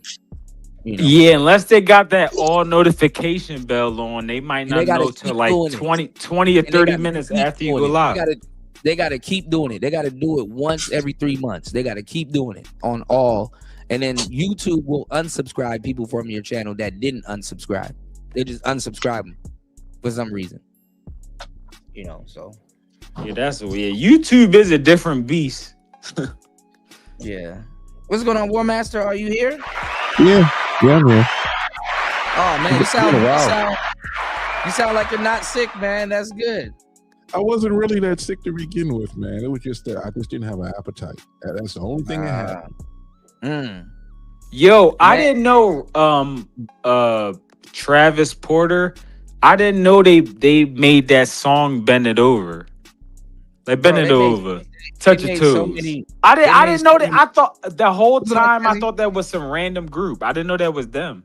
No, they made so many strip club hits. It's ridiculous. You know. Yo, Shout out that's being why. Yeah, they were the strip club. They just disappeared. Yo, yeah. Shout out to them. Yo, Kuda. I don't know if you have an opinion on this, but I don't know if it's just me, but in Philly, I'm not saying this because I'm not a huge strip guy. I've never been to the strip club that many. I've only been there maybe 3 or 4 times, but and one was a bachelor party. But in the 2010s, I feel like the strip club culture, whether you're a rich dude, whether you're a young dude in your 20s just trying to get a little Wally lap dance, whatever, I feel like it was way better in the 2010s than it is now. Maybe that's just me though. I don't know. Because I mean, strip club as far as just like I remember in my 20s, dudes taking chicks from the strip club was easy. I remember these 2 strippers drove me home because I was super drunk, and obviously I did like one of them, but the other one was my friend, and they were driving me home. This is the thing, and I just think it was easier to move. It was easier to maneuver in a club environment 10 years ago. I feel like it was though, but what I was saying is strip club culture back then was more fun. Now it's yeah. That's my point. Because I had fun. The one chick I didn't even smash. I had so much fun, and I ate so much good food, and the strippers drove me home, and I went to sleep as soon as I walked in the door. I was just happy I had a good night. But now I got to worry about chicks recording me on TikTok and all this extra shit, and ugly chicks I'm not even talking to. They're cock block. It's just random weird shit. Whereas 10 years ago, dudes just go to the party, dance, have fun, come at different chicks, and go home. It wasn't all this extra shit. Well, I mean, dudes are backing up off of that shit anyway. You know, they're backing up off of it anyway. Yeah, I mean, I'm an old head now, so I don't care. Like, I'm chilling now. The reason why that kind of stuff happens is when life gets harder, people start grabbing at straws that may or may not lead to anything. Mm-hmm. You have all these goofballs in government who do shit that no one even notices them doing it, even though they do it right in your face. Right. You know, they value the dollar. They start coming up with all these goofy ass laws. That people start harassing other people just because. And it's just like some people that just don't even notice, and it just, hey, let me see the next rapper. When's the next song on? Why is life so hard? And then they go, oh, let's go see the next rapper. I'm like, bro, I don't know what to do with people like that. Most of it's pure ignorance. It is. I mean, dudes nowadays this is a different generation of dudes. You know, I mean, like women nowadays, they're getting shot in Chicago. They're not even chancing it. They're just shooting these hoes up. You know, so you know they want to. I don't know nothing about it. Huh? I just drive through Chicago. I don't know nothing about it. Right, just mind your business, and hopefully nothing happens while you're around. Because you know these girls, they be the drivers of these cars. They be gang banging. They be wolfing on the internet with no insurance policy. Hey, you know. Yeah, you can't. Yo, Kuda. A lot of those citizen app that would be reporting crimes and kidnappings and alerts and all that shit and fires in your area. That shit. When I move my because obviously I'm in a safe area, but when I moved my citizens thing, when I moved the location to like Philly or certain parts of Philly, that shit be giving me so many notifications. Oh, this person got stabbed. This person got shot. But a lot of just to what the dude just said, not King, but the other guy on the bottom. What'd you say? His name is War Master. Oh, War Master. What War Master just said. Literally, I'm not even exaggerating. 3 to 4, if not more, of the past notifications I've seen in the past week, they were from women. It wasn't from dudes beating up another dude. It was like, yo, woman shot a dude in North Philly. and he's in critical condition. He's being expedited to the hospital or whatever they say. And then another John, a woman is threatening a dude with a knife. And then another notification was, 2 women were arrested for threatening a man with a shovel and a knife and a gun and blah blah. I'm like, yo, it's not just dudes. Some of these Keishas are wilding. That's why even me as a regular nerdy dude, I'm like, yo, I don't know if these chicks got pepper spray on them or if they're gonna shoot me. So I'd be super nice to women. Cause I'm like, yo, at this point, I don't know if the dude's a criminal or a woman's a criminal. I'm nice to everybody at this point. Like anytime I have to take the bus to Philly, or if I'm partying in Philly or downtown, or if I'm a hood bar or whatever, I'm looking at the chicks the same way I'm looking at the pookies. I'm like, I don't know if y'all got a gun. The chick might got a gun in her purse. The chick might set me up with a boy. I'm like, yo, I'm looking at everybody as aside from a kid, a chick is the next best crash out because they're not gonna get that much time. Yeah, because they're gonna get like 3 years or 2 years in some community service or 5 years of probation or blah blah blah for the same crime. They're a woman. Not believe women are as bad as they are. Most guys don't believe women are as bad as they are. They've always been like this. Right. It's just that the Keishas will come out there and just do all the fuck shit. I'm gonna tell you, women from every ethnic group do this kind of nonsense, but it's always the broke ones that do it first because they don't really have much to lose. Imagine if you got a doctorate and whatever it is, and you got a family and you decide you want to crash out. You can't do stuff like that because you have a whole lot to lose. It's true. What is this video about? Facts. Well, this video was about Myron. What you call it? Myron did. I guess. Hey, I'll start it from the top. That's a dude. What's his name on the top left? Anthony Black or so. What's his name? No, that's Phil. I mean, not Philip something or what? That's Philip Scott. Philip Scott. My bad. I used to sub to him years ago. And then he got exposed and all this other shit and whatever. They were going in on his wife for being Mexican and because his wife was Latina and he was claiming to be pro-black. Yep. And he was passport, but now he done reinvented himself. He done reinvented himself, so he's an FBA now. Let's go. So Myron Gaines, old Myron Gaines, he's up there with the folks trying to talk about Black American delineation and. Let's go on here with old Myron. Because I was gonna say Myron should have been in a room with a bunch of black people talking about this, but he was in a room with like a white guy, an Asian guy, and then some other guys. Myron has to say, it depends, because like I consider myself black, but then when I talk to them, they say you ain't one of us. So I'm like, all right, I guess I'm not one of you guys. So I don't know what I am, but what kind of black are you? I want to talk about. My thing when Myron says when I talk to them. Yeah, I wish I could whisper in his ear, like, bro, it's not us. It's a small segment of black folks that will tell you, hey man, I'm FBA, bro. I ain't never heard anybody talk about FBA in my private life. I'm like, who? I haven't heard that.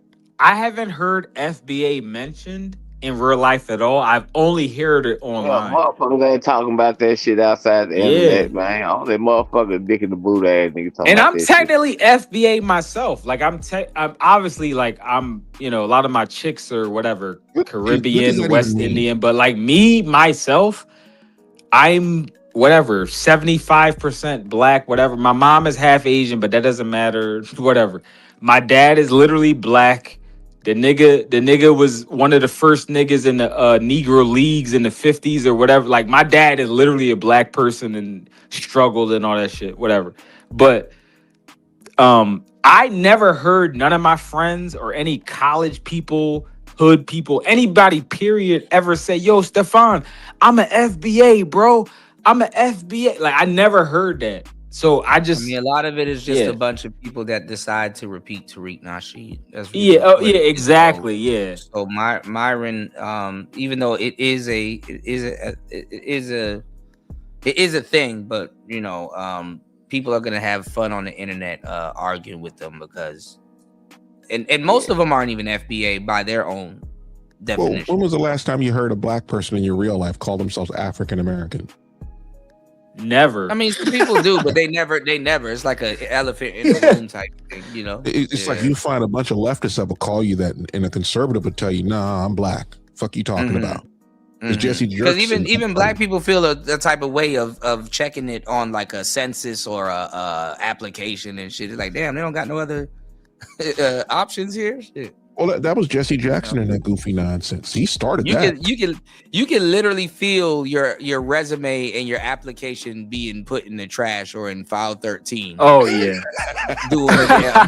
doing a fucking application. It's like, are you black and not Latino, African American? It's like, fuck, they don't got no other. Other.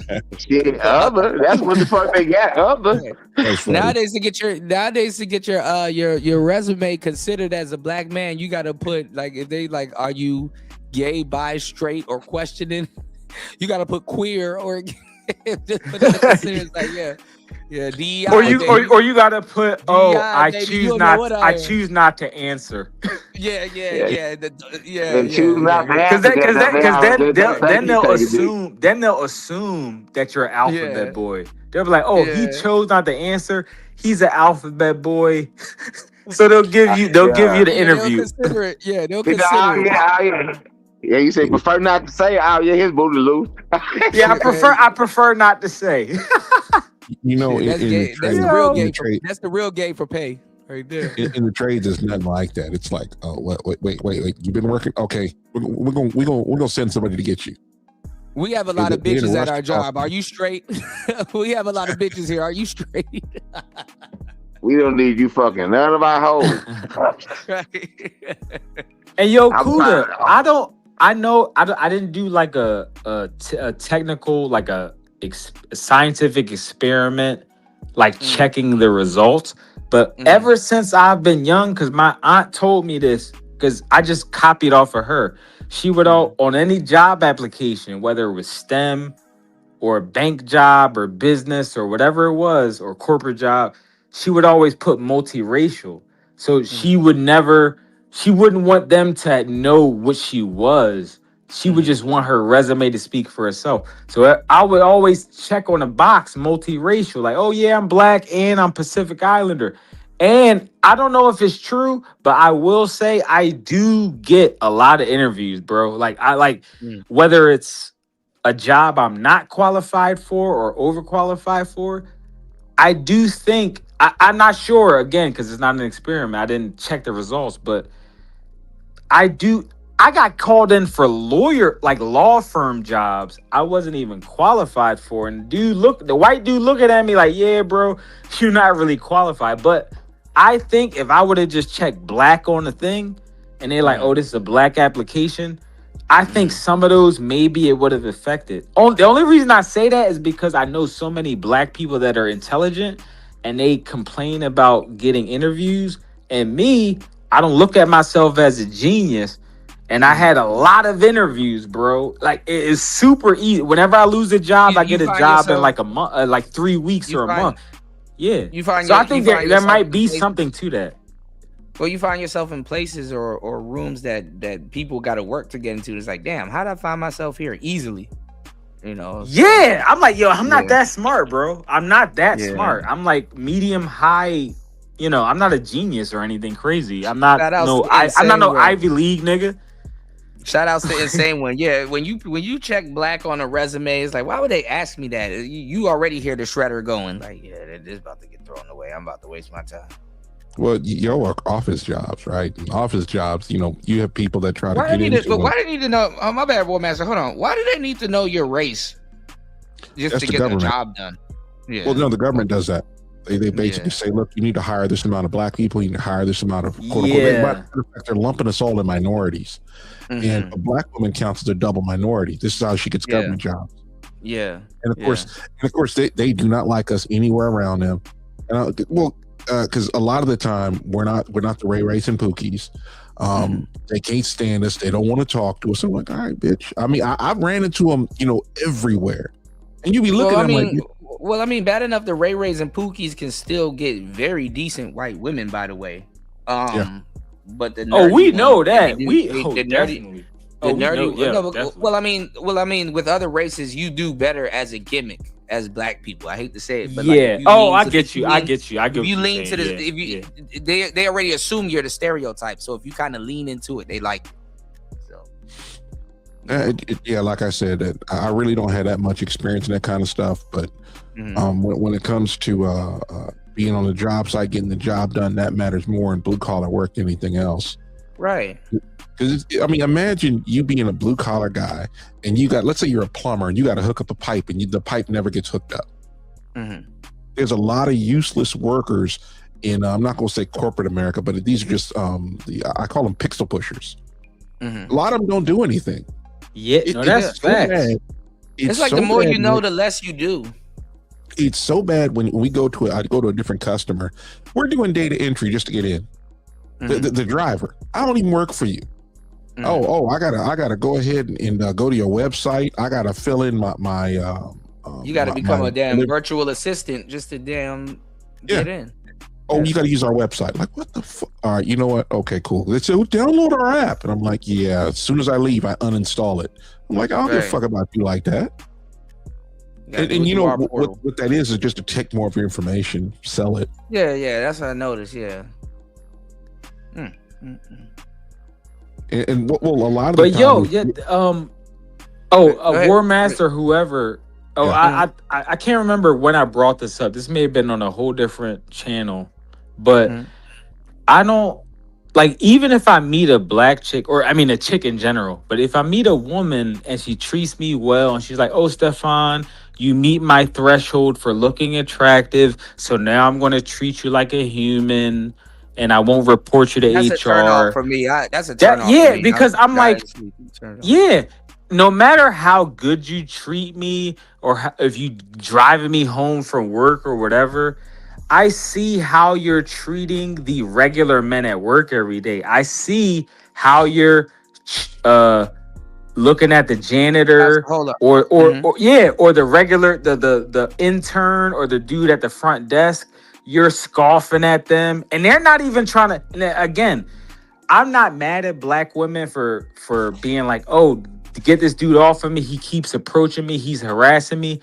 But we're talking about ugly, quote unquote, unattractive men. Well, I mean, to them, it's right? an old, but it's they're an not old even saying. bothering them. That's my It's thing. a- Just like me, It's an I old meet saying. fat women Don't- every Hold on. day that do Hold on, that it's to a- me, it's a- and I'm it's not a trying to old even saying. talk to them. Okay, Oh, my yeah. bad, Kuda. My Hold bad. on. No, you get. No, I was saying it's an old saying. Don't if she's rude to the waiter, you're just seeing the tip of the iceberg. Don't. Yeah. trust the women Oh, that's yeah. rude to the- Thank you. to the That's waiter. facts. Yeah, if That's they're facts. like that with somebody that's in charge of your food or that's gonna feed you or something like that, watch how she treats, the waiter or somebody that's of service to her, because when shit hits the fan, don't be surprised if you started getting treated like that also.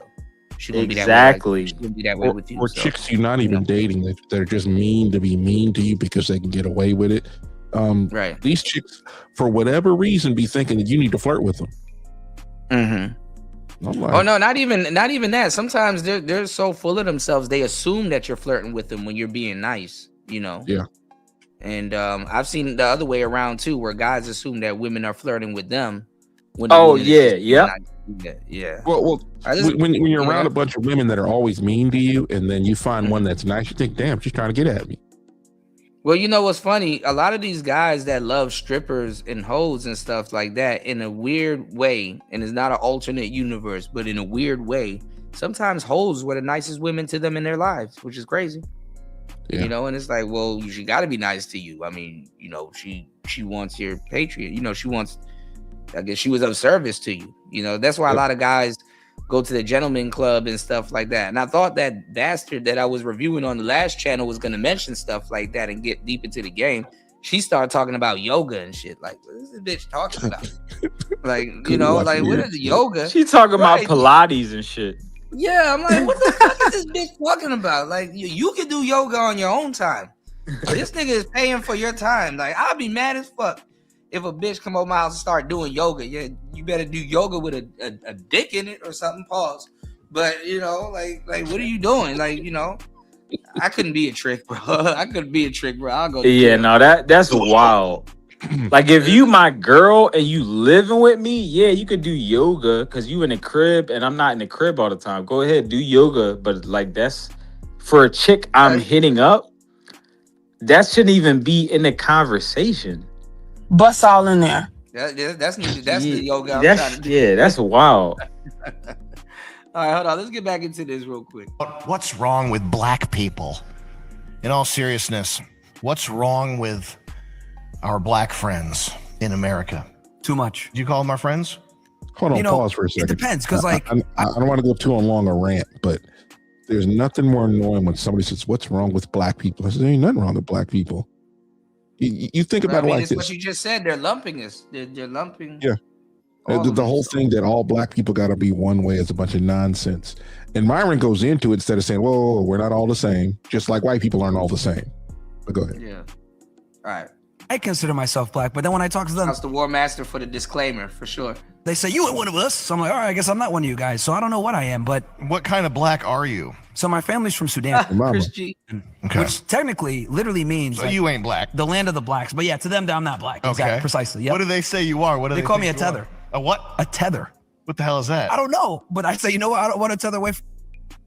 You want to be a party y'all, man. Damn. You sound pretty untethered. So their rule is this. If you're not able to trace back to like a slave, you're not considered black. You're not a foundational black American. You're a tether is what they call. So white people created black people, essentially. That's what they're saying. If you're not, if there wasn't slavery, there wouldn't Now, be. that's a crazy take. I don't know why he would say that. Shout outs to Insane One, because Insane One actually, brought that up. And the guys in the chat, you guys brought that up. But that is an interesting take. White people created black people. Yeah, that is an interesting take. Think about all the. You might have to unpack that. Think about all the goofiness that Tariq and his bunch come up with. It's like Marxist ideology. Like Karl Marx was a German, Deutschlander. Well, they were outing him not too long ago because he did take a term from a racist guy or a Marxist guy too. Where he was saying that he kind of changed up what FBA was, and he was like, it's about blood and land. That's some European stuff. I can't stand a lot of Americans who want to go all European. I'm like, bro, look, I get it. We have. Well, they have the same ideology. Like a lot of American black males have the same exact ideology of the dominant society of their oppressor. Exact same. Carbon copy. This is the thing that is what always annoys me. The quote unquote the American society is not dominating anybody. A lot of the things is American soft power is think of it as the word. When I say soft power, think of the word influence. It's everywhere. Everyone wants to be like us. And then you have somebody, and I keep picking on Tariq because he annoys me so much. Is he'll say, well, I've been oppressed. I'm like, motherfucker, you a millionaire or close to it. It's like, go and shut the fuck up about that oppression nonsense. How you gonna be How are you gonna be upset about the quote unquote oppression about the socialists in your society trying to destroy it, and you blame the whole society for it? It's like Myron talking about that FBA nonsense is widespread. Everybody would view Myron as being an American. He talks like an American. He loves this country. He can actually move in any group and nobody has a problem with him except for the racist. And it's not racist white people that are the problem. As a matter of fact, they'll shut the fuck up. People don't even know how people don't like racists. I mean, I think I agree with what you're saying, and I know what you mean, but I think his patriotism can only get him but so far before somebody says something, though, or comment on a physical feature, Yeah, but before it escape my mind, you know what I'm saying? I want you to check out, Broken Equipment Productions, man. They just dropped a video on Tariq. They dropped a video on Tariq called FBA Colonized Oprah. That shit's so motherfucking funny, man. What you call it? My boy Ray, he dropped off a video of Tariq versus Tucker Carlson. I think it was from Broken Equipment also, but it's funny because they never used to comment on stuff like this. Yeah. Yeah, they got the little fake podcast 1.11.3.4 radio, which is basically hell upside down. You know what I'm saying? Radio is basically, they've been talking about FBA and all this stuff, you know what I'm saying? Roasting Tariq and roasting a lot of this Man, shit that been going on. you got FBAs roasting what it means to be an FBA because they kind of, Shit don't they're make not any on sense. the same page. Yeah. But I mean, We live in the greatest country God ever gave man, and you always have these Tariqs that are always talking shit about it. I'm like, motherfucker, you can leave. I'm just saying that. But I've always said, what is the actual point? And shout outs to D Chicago because he actually said the same thing that I said. I mean, like, do niggas think that they're gonna inherit Black America at some point, like or the economy or the country? Kuda, I don't think a lot of them argue with. I don't think a lot of them argue in mind. Like they don't have a conclusion in mind. They're arguing in the present 100%, and they're just protesting and making. Well, not even protesting, but like making Instagram posts and YouTube streams and yada yada. Really like it's online, about they're causing a lot of drama, but in the real world, FBAs, I don't know what. It's about attacking. It's about attacking other Black people on the internet to a certain degree and saying you're not us, or they're not like us. But what I'm saying is that the majority of them that y'all are encountering online, they're tethers. And that's the irony of the whole situation. They're the actual tethers. Yeah.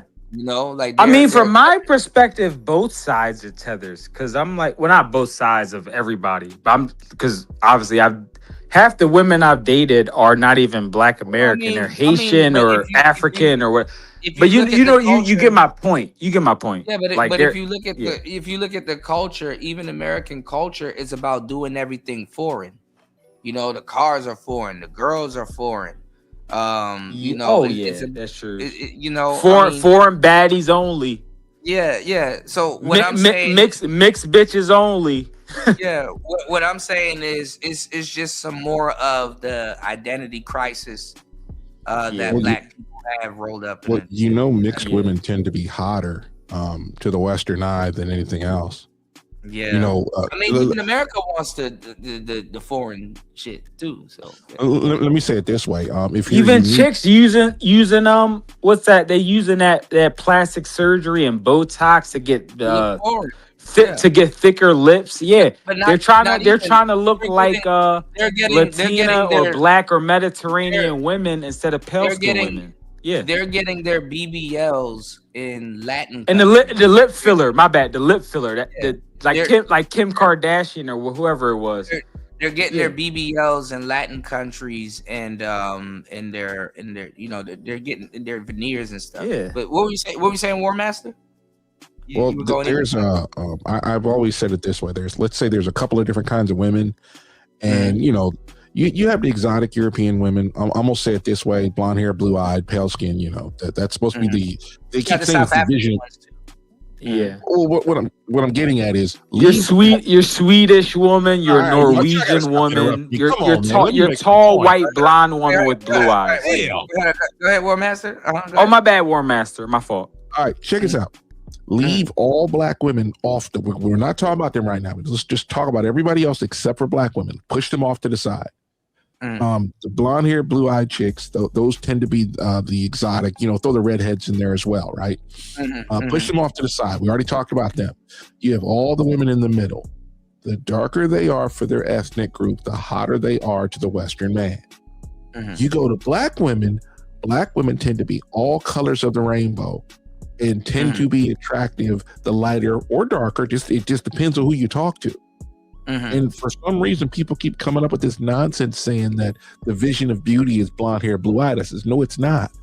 Right. They're all. That's facts. That's facts. So he cooking. He cooking.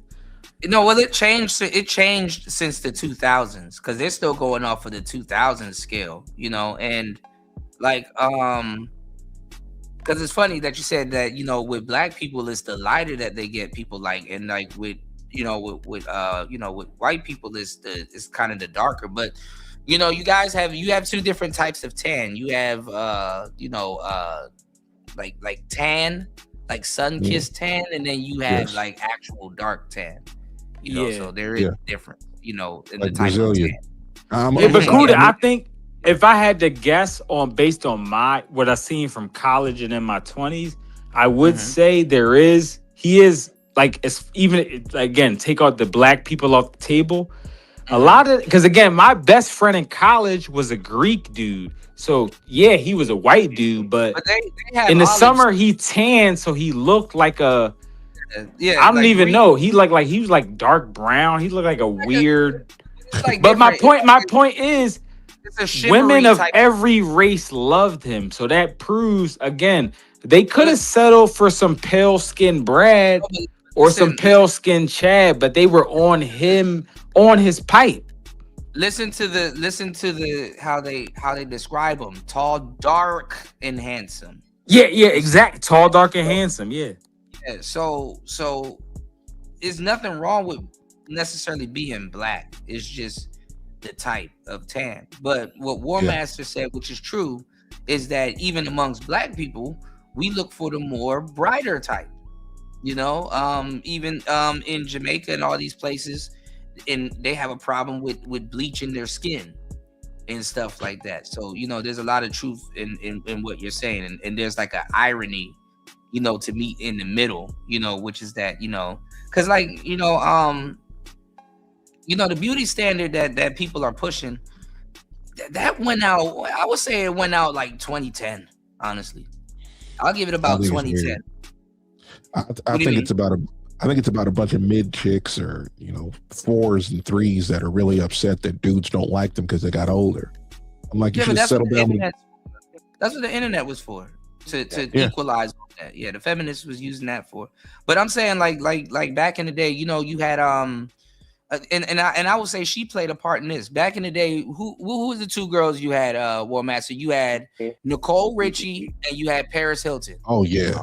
I don't know what happened to Nicole Richie. She was bad as fuck. No, Lionel wasn't having that shit. He pulled her out of that shit real quick. So Lionel said, fuck that. He pulled her out of that shit real quick. And Paris started having them sex tapes coming out. But Kim Kardashian.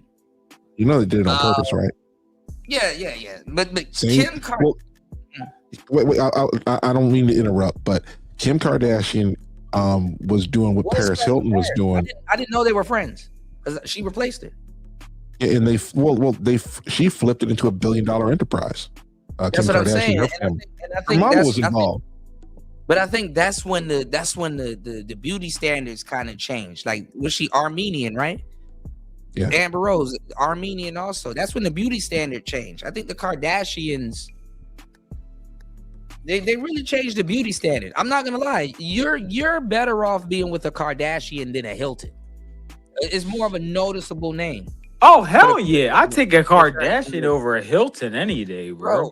Anyhow you hit pussy with the name Jenner or Kardashian at the end of it, you're automatically a sex symbol. In Hollywood, in that group. No facts. So I would rather never be in Hollywood ever. Yeah, I'll give you that. That I agree with that, because I don't want to get connected to those people in high places, those predators in high places. Because I don't drive, so they can't blow up my car. But if I say too much, they might kill me. So you know what? I'm not even trying to get involved with those people. Because if I smash one of those famous chicks, they might bring me to a party. They might be like, "Oh, Tyrone, this is my rich friend. He's cool with Diddy. Don't worry, you could trust him. He's just gonna pour you some drinks." I'm like, nah, I'm leaving. I'm going back home, bro. I'm flying back to Philly. The pussy was probably gonna be good, but it's not worth the risk. I'm not trying to be in some Epstein file and be assaulted by whatever.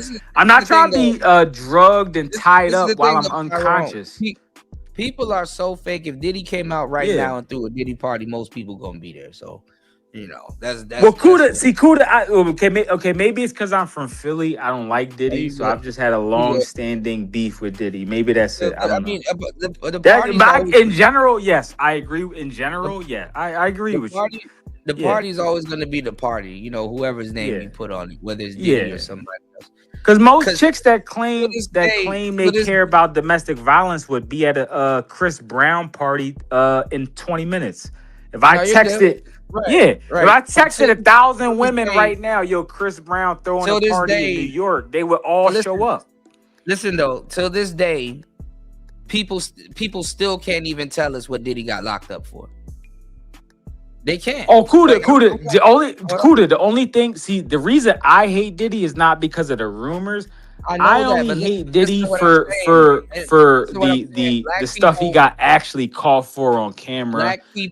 Black people, and he didn't go to jail for that. Black people. Yeah, no, I was just I agree. I'm just saying, me personally. I know, I get it. Because blowing up Kid Cudi's car, you should do some jail time for blowing up somebody's car. They don't know if they didn't prove if he did. What I'm saying. Well, no, I'm just saying hypothetically if he actually did that. Because Kuda, if I blew up somebody's car, it's not about his car. He didn't. People will want me in prison. What I'm getting. No, I'm just being fair. I'm saying if I blew up some dude's car. My bad. Go ahead. No, you're good. I'm getting at the bigger picture. I'm getting at the bigger picture. Oh yeah, okay, you're beyond that. I get it. My bad. Black people heard all of the shit that they had to hear, and this man is sitting in jail, and we don't know what the hell he's sitting in jail for. We don't know what the hell he's sitting in jail for, and we're okay with that. We're cool with that.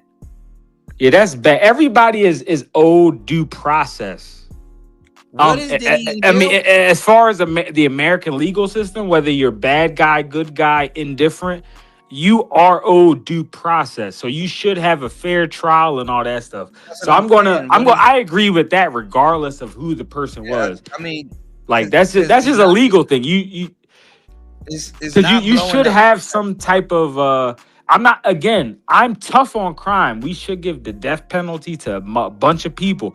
But as far as the due process, when we're processing, investigating a crime and arresting people and all that stuff, you can't just be willy-nilly and saying, oh, he did it. I think he did it, so I'm going to kill him. Oh, I think he did it, so I'm going to give him life in prison. So, yeah. All you got to do in the black community, because this is how and these are the people that's trying to tell you we need to be running America. All you got to do is convince the court of public opinion, which the court of black public opinion is already fucked. All you gotta do is convince them to not like somebody, or they won't even do their homework on the evidence or anything. All they gotta do is not like somebody, and they're automatically guilty. And they say that white people do the same thing to them, but yet they turn around and do it to each other. But they want white people to feel sorry. They want white people to feel sorry for them and practice this type of sympathy that they aren't even a decent example of practicing with each other. And that's the crazy shit. Oh, my bad. I didn't mean to cut you off. I was just my bad. No, I was just gonna say that reminds me of how some black women in corporate America will complain. Oh, Stefan, when I go into the same job as you, I gotta have my hair a certain way, and I can't do this. I can't wear my natural hair, and I get judged. And those same women, they'll turn around and judge all black men the same. You can have a rocket scientist, and if that rocket scientist has black skin, they will look at him as any other black dude, disregarding his resume or any of his behaviors or his high intellect. They'll look at him as inferior just because he's the same color as their father. But go ahead. Black women in corporate America are guard dogs. Number one. Yeah, facts. Facts. They're there to spy on you and watch you. And if you're gonna get like any type of raise or whatever, it goes through them. Hey, do you like Stefan in sales? Yeah, we were considering giving him Brandon's position before we fire him and stuff like that. So okay. Well, we'll make a final decision. They're spying on you. So don't go party with them. Do not hook up with them. Keep it cordial, and I'm not gonna lie. If you need to keep your job, maybe do a little soft shoe simping, you know. But anyway, you know, yeah, they're guard dogs. Yeah, keep them at arm's reach. There you go. If you can, yeah. Yeah, do a little soft shoe simping. If it's Valentine's Day and you know this bitch don't shut up long enough to keep a boyfriend, bring her a rose every so often. You know, bring her a rose probably tomorrow or some shit, or not even a rose because that might be too intimate to them. Bring them some cheap chocolate or some shit. All right, let's get back into it, y'all. Be blacks. Yeah, technically, Like, yeah, yeah. White people created FBAs, as they would call them. Wow. FPAs? That's what they call themselves. FBAs, Foundational Black Americans. Ah, you're Now it's a weird take, but white people didn't create FBAs, but he's kind of being tongue in cheek about the doctrine that they on. So. Aware of the stupidity as well. Myron, you know good and well why Black America has told you why you're not black and you're not one of us. It has nothing to do with you being from the Sudan. Stop lying, sir. You know good and well that the things you have said, you have sided with white racists and repeated the same words white racists said against Black Americans. No black person wouldn't do that, especially a black person from the soil. But even black people do that shit all the time. Africans, they wouldn't do that either. Not all people from the Sudan act like you. They got some good brothers and sisters in Sudan. Myron's You just not one of them. His So parents when are. they call you names and say you're not one of us, I mean, it's pretty accurate, sir. It's pretty accurate. Feel full If of you was shit. on the team with us, you would be Well, the thing is, one of the arguments is that, you know, they fought for their American status. So it's like everybody, if you didn't fight for your American status the same way they claim that they fought for their American status, you know. I was going to say the pro-wax didn't fight for anything. You know, the people that actually fought for equality are about to go in the grave. Those are the boomers. How the hell you a Gen Xer or a millennial and you talking about you fought for something because you believe that white people are against you? It's a bunch of nonsense. I mean, just because you can put a coherent sentence. I'm sorry, what did you say? No, I said, well, it's the ancestors. That's what they throw out there. Their ancestors fought for it. And I'm like, but you didn't do nothing. And it's like, at some point, when are black people going to become Americans? 100 years from now? AKA, when are Well, I they going mean, they still, it's like the Santa Claus thing. I mean, they, you know, I mean, it's weird. I mean, if you listen to the rhetoric, they're like, oh, well, we need to build the kingdom and all this other stuff. It's like, bro, get to work. You're not going to inherit America. And it's like, you know, the white man's talking America. You're not going to inherit that. Like the niggas ain't going to run this shit. Yeah, that's impossible. That's a non-starter. That's not remotely in the realm of possibility. Honestly, if in the year 3100, America will not be. Well, maybe that's a little bit. You get my point though. You get my point. This is the thing though. If black people really position themselves in a great way, they'll be actually the greatest people to live, because I'm gonna tell you the truth. You know, white America still gotta, you know, you can live off the benefits. White America still got to take that setback with what happens in America. So no, Kuda.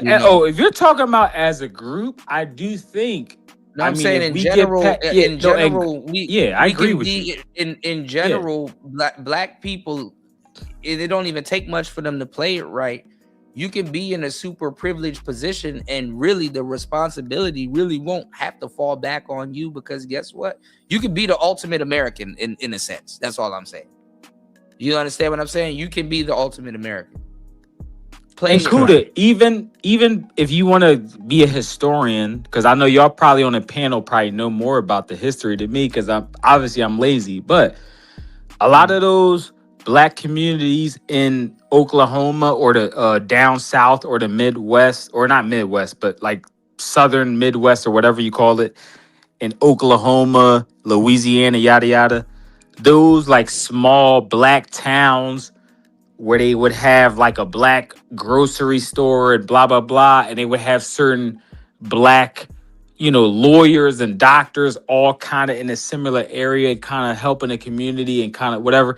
Like, and they would get, you know, white mobs, you know, terrorizing different people in that community, you know, bombing the grocery store and different stuff like that, and bombing the whole town.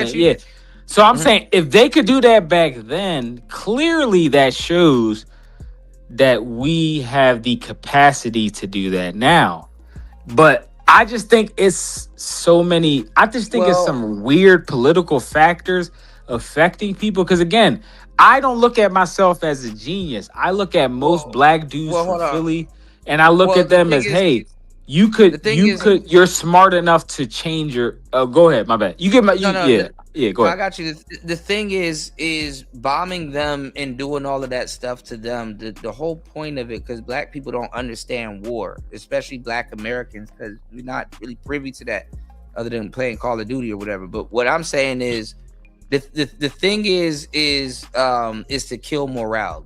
What that was for is like to kill people's morale. Hey, don't build nothing up, because if you build something up, it's just gonna get destroyed, and that's not necessarily true.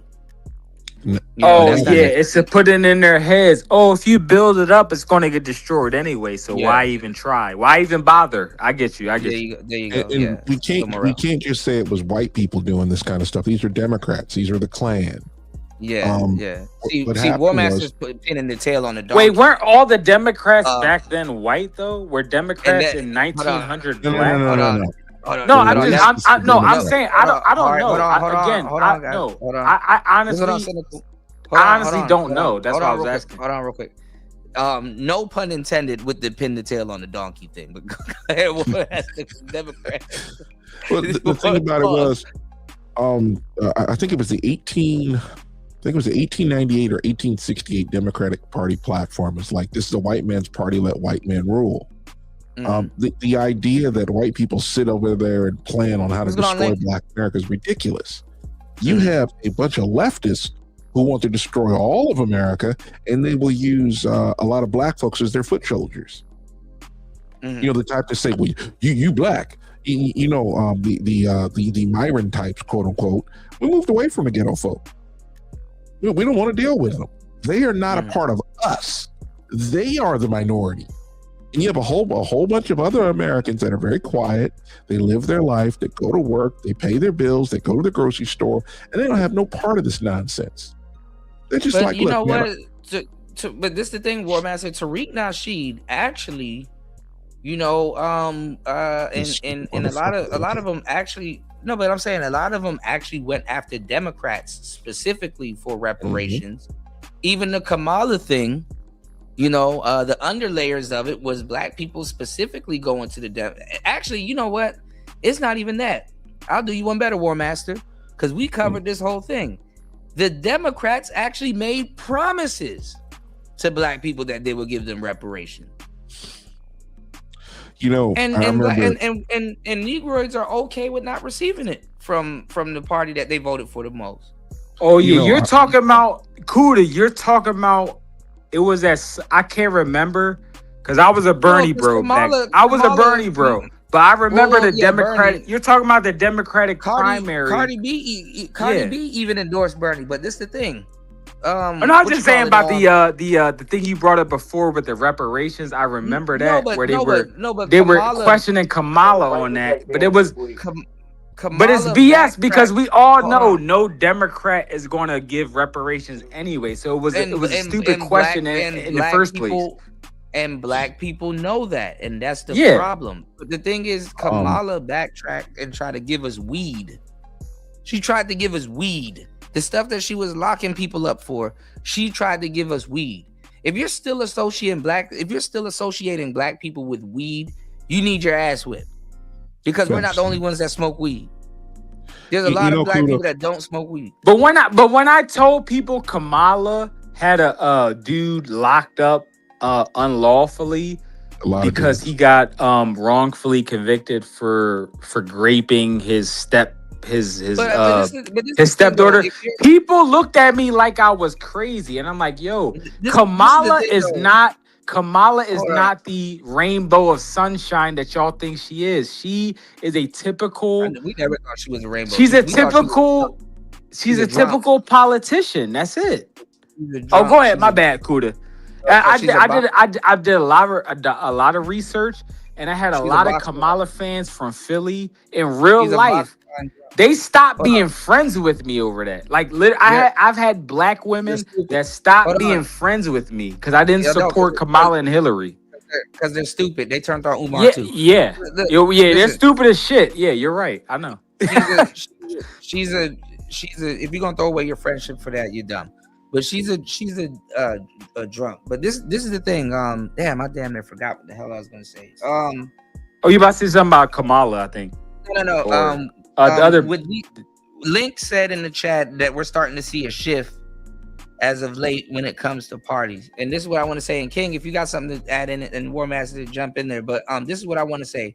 I don't even think the conservatives and the Republicans should trust these quote unquote new Republicans and conservatives now all of a sudden that have an epiphany of this. I think to a certain degree, certain parties should let the new people coming in trying to identify themselves as you guys work for that identity. Just the way actual Republicans and conservatives had to go through hell to work for their identity also. Like, I don't But think Kuda, you know American politicians won't let that happen. Because if any promising politician joins the Democratic Party, the DNC will do everything they can to make them look bad. I'm just saying. But real conservatives and Republicans need to look out for that, because that's how they get infiltrated by the rhinos and the dinos, like what War Master was saying. Oh yeah, of course, yeah. And what I'm saying is that they shouldn't be easily, even though now they see the light, they shouldn't be easily accepted into that party just because they see the light. Like, they they gotta have some type of obstacle course or kind of gotta work for it. They shouldn't just be able to call themselves Republican overnight. What's your thoughts on that, War Master and King? You know, the thing about a lot of the Republican Party, it's like the rank and file Republicans and Democrats are conservative in their own personal lives. You know, the thing that all this kind of stuff that we're talking about has nothing to do with what the Democrats are not trying to give their voters. Republican voters, we've said this repeatedly for at least the last 50 years. We want lower taxes. We want government out of our lives. We want our schools under our control and not the left. We want a strong dollar, a strong military to defend everything. This idea that people are saying, oh, well, you know, you guys need this. I said, no, I don't need shit from you. What I need you to do is get the fuck out of my way. There are 2 million people in the federal government. What do? They work really hard to make you poor. I mean, I'm in the trucking industry. We see it first. You know, they changed the motor 3 times. I remember there was a brake manufacturer that's like, look, we have the brakes already made. We're just waiting on approval. They were putting disc brakes on trucks. Well, I mean, you got a lot of people now seeing what's going on, because, like, even though he ended it really quick this time, they shut the government down again, the Democrats. And then the thing is that they want it shut down because it makes Trump look bad when the government shut down, because, like, oh, why is the government shut down during your term? Or in the 90s, you're the reason. In the 90s, when they had control of the media, they could do stuff like that and think it would work. And we're sitting there like, bro, we see what you're doing. We're watching you on C-SPAN. We know you guys are screwed. Like, by the way, the Democrats are the cause of the government shutdown. Trump is like, me personally. So a lot of people got mad at Anton when he said that black people are naturally conservative. Yeah, we are. Most Americans. Wait. Let me say it this way. Most Americans, most people are naturally conservative. Conservatism is just what works. That's it.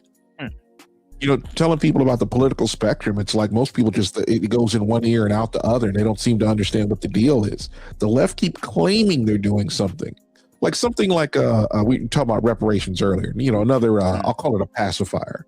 Because Tariq went after them. Like, people are going after the Democrats specifically, but nobody wants to say what you said not too long ago, that they specifically have to go after the Democrats for it, because the Democrats does take money that other people work for and allocate it to other people, and they steal it. I mean, think about all the people that are getting caught with, they become millionaires. Now, one of them's a Republican. All of them are Democrats. Ilhan Omar been in Congress for about 6 years. She had a negative net worth when she got into Congress, like negative $10,000. Now she's worth $30 million. And I heard a rumor. Somebody said 60. I said, how do you make that type of money that fast? And you don't make a product. You don't have a service. You just in Congress. But I mean, Elon was kind of exposing all of that stuff too until they had to get him up out of there too. So, well, Elon was left when he was supposed to leave. He had like 100. Let's say it started getting dangerous for him. He had 134 days. This is why guys were sleeping underneath their desks. They were in a rush to get a job done. You give somebody a little over 3 months, and they're like, "Oh, bro, we got to work long hours. We can't play around." It's gonna be we might have a day to sleep or during the week where we sleep 8 hours, but for the most part, we're going to sit here and let the computers work. And Elon was just like, "Yeah, we're just tech support." And it's like Democrats. You got to understand, Democrats run government, and when I mean run government, they are the government. Most of the government employees. You look at their financial contributions. 90% of the contributions from government go to Democrats. Levin had said this a while ago. He says, would the Democrat Party exist without government? The answer is no. Well, I mean, your money is their money. I mean, I'm gonna tell you the truth too. Like the average American is scared to spend their own money. Like, I mean, you get the money, right? But you think it's yours. You know what I'm saying? But everything has a hand in it. So, you know what I'm saying? Like, that sounds like some modern woman shit. Like, my money is my money and his money is my money. No, but people are actually comfortable with that. Like, people are actually comfortable with their money already spent before they get it. Like people fear, people fear having everything, in their, because you would have to take responsibility for it. That's what I'm trying to say. If something goes wrong, you have to take responsibility for it. So I think if I have $1 in my pocket and then 6 months later it's worth 80 cents, I got a problem with that. What's going on, brother Love? Good to see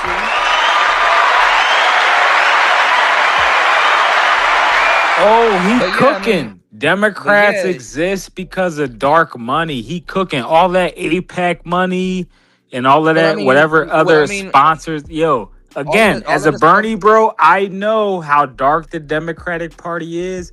If I was a presidential candidate in my future life, the DNC would assassinate me. So again, people be talking to me like I don't know the Democrats are bad people. I've lost friendships in real life just because I didn't support Hillary.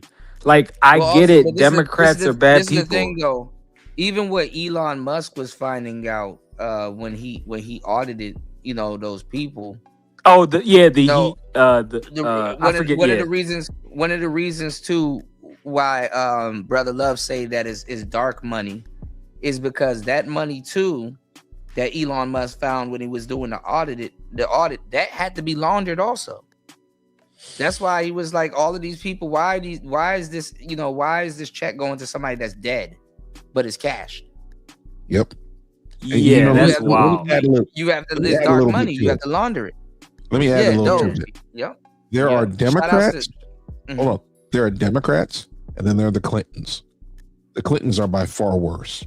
Oh, of course. We're not going to argue with that. They're the worst. Bro, I ain't messing with the Clintons, bro. They didn't really say nothing too when they had to come out and talk about that. What did they say? I didn't even get a chance to look at it. What did they say about that? No, I thought the last thing I read was they offered to testify, but because there was way more Democrats around Epstein than Republicans. And even when Trump was around Epstein, he was a Democrat at the time. Yeah. Because back then, exactly. Back then, Trump was registered as a Democrat back then. You're right. Let me ask a dumb question. Who were the Republicans that were on the Epstein list? I don't know. I think I asked ChatGPT, and it was trying to give me a vague answer. No, actually, I asked ChatGPT. I don't know. The only Republican I know on that list was the dude. Hold on. No, I was going. Oh my bad. Go ahead. I'll save it. I'll save it for later. I asked Chat GPT live on air, and they were giving me like these weird senator names and shit like that. And then I asked the Republicans, and they were giving like these weird senator names and stuff like that. And then when I asked Democrat, they tried to be vague about it, and then I had to ask it and prompt it again, and then it started naming names that no, for real, because they hide it. You gotta do because I be on Insta when I be following certain people and they go down a rabbit hole.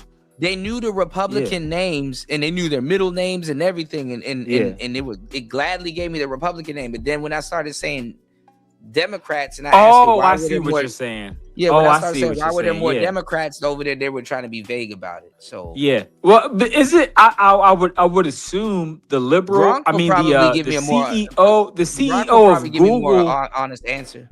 Yeah, no, I'm saying the Google CEO is Jewish. So what do you expect? Or this, or to see whatever. Bro, I'm sorry. Not that.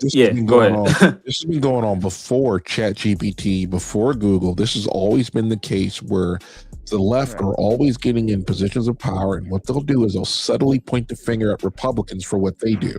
Literally, this is Marxist style ideology. Mm-hmm. Blame them for what you're doing. 1000%, yeah. Hey, don't look over there. Look over here. Anytime the Democrats see you jumping up and down, every time you see Democrats jumping up and down and pointing the fingers at what Republicans are not even doing, the Democrats are doing it. It's so weird that they don't know that we see this. I mean, literally, people are putting Marx quotes all over the internet. You're like, oh, y'all doing it again. They've been doing it since before the internet. Sound like somebody dropped their shoe. No, it's Chinese New Year here, so there's fireworks all over the place. Yeah, Chinese. I never could understand that. They're going crazy out here. Yeah. What time is it over there? It's 11:58 p.m. I've been streaming for a good minute. Shout outs to everybody here. 6 hours and 40 minutes into the madness. Please hit the like button. Please support the show. Brother Love says it's the Saul Slinky playbook. Yeah. Saul Alinsky. Yeah. That was Barack Obama's mentor. Oh, okay. No, wait, I take that back. Shout outs to everybody here. Mm-hmm. I'm just trying to remember. God, I stopped paying attention to politics, man, for like after Trump lost. Or I'm sorry, after they stole the election. It started getting stupid after Obama started getting stupid. Well, Obama was talking like a tough guy, and it's like, bro, you ain't even president. Just like, shut the fuck up. And you're like, you can do that kind of nonsense to Democrats. Republicans don't work that way. Mm-hmm. God damn, hold on. You're gonna die. Catch a stray. You better be cool. Right. God damn. Yeah, there you go, brother Love. Rules for radicals. But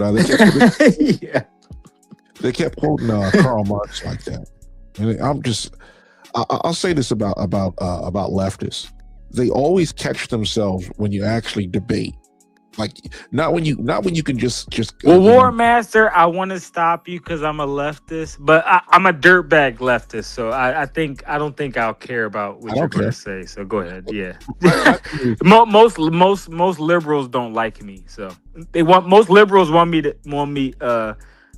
assassinated for some reason or another. So I think we're probably on similar terms. But go ahead. I'm sorry. I forgot what I was going to say. Oh, I'm sorry. You're about to cook. I'm sorry. Yeah. Put the fire out. Most leftists, when it comes to debate, they have to interrupt conservatives. If you ever notice on all these, on the big, except for Fox News, they like both sides. But CNN will say, oh, we like both sides, and they'll put Scott Jennings out there. Scott Jennings will be the only conservative, and then he just cooks everybody, and they keep interrupting him. If you ever notice when President Trump talks to like a Sean Hannity or a Laura Ingraham, they only interrupt him when he's running out of time. The left will interrupt the president when he's over there on his other channels. They'll interrupt him all in the middle of an answer. Give him 3 seconds to answer, interrupt him again. Like, do you like me as a regular and then citizen, they'll run a special and say he didn't answer the question or didn't have no answers. Yeah, and I'm like, wait, we watch the same thing live. I started watching live news back in the early 2000s. Yeah, yo, CNN is I look at CNN as state-run media. I don't look at CNN as a regular. They might as well be the DNC's designated media source. The Clinton News Network, yeah. Yeah, literally. Clinton News Network. Literally. That was a joke. That's not my joke. They've been saying that for Clinton years. News Network. Oh my god. No, that's real. Because even back in 2012, I was like, yo, CNN is garbage. And CNN goes out of their way. Well, they're turning to a lot make of the Republicans Democrat look good, even if it's a clearly bad situation. So I'm like, yo, CNN is clearly biased. Let me respond to Larry. They're turning a lot of your Republican friends into your liberal friends into conservatives. Yeah, and conservatives. Hold on. Everybody's liking Trump now, and they used to hate him, and it's like, damn, Hold on. Larry Legend say Fox News likes both sides. You got to understand, there's like three parts to Fox News. You have the hard news, and most of the time you will get hard news from people. They'll tear apart an issue. It's only for like 2 or 3 hours. I haven't watched it in a while. Then you have political commentary. That's something entirely different. And leftist political commentary doesn't make enough money because, there's only 25% of the population that are actually leftists. I think it's closer to 15, but whatever. And then you have 80 some odd percent of Americans who come out and say, look, I'm a conservative. They love conservative commentary. Just to put it in perspective, what conservative commentary brings in, Bill O'Reilly, just his show, his show that I think it went on for, I think he had 2 hours a day or 3 hours a day, even though it was 2 of them were repeated. That show brought in $130 million by itself every year before they fired him. Well, they're trying to say now that they're trying to say Joe Rogan was trying to protect Epstein. Man, I'm tired of this. Come on, man. Shit. That's ridiculous. I didn't see that Joe Rogan video you're talking about. I seen the title, but I didn't look at it yet, so I have no opinion on that. I don't know. Yeah. But what I will say though, I'm not gonna put anything past Joe Rogan because I don't look at him as a leftist or a right. I look at Joe Rogan as someone in the middle who kind of stuff was different back in the day. What if they will come up with a law in the future and say, hey, if you are on a podcast talking about conservative politics, that's illegal now. You need to go to jail. Oh, and then the new group of people gonna be like, oh, I remember when Kuda and War Master and Educated Pookie and King, they were on a podcast where what they could say could be considered. You understand? That's exactly what's going on right now. People go to parties. People get invited to shit. They're all not down with the same shit.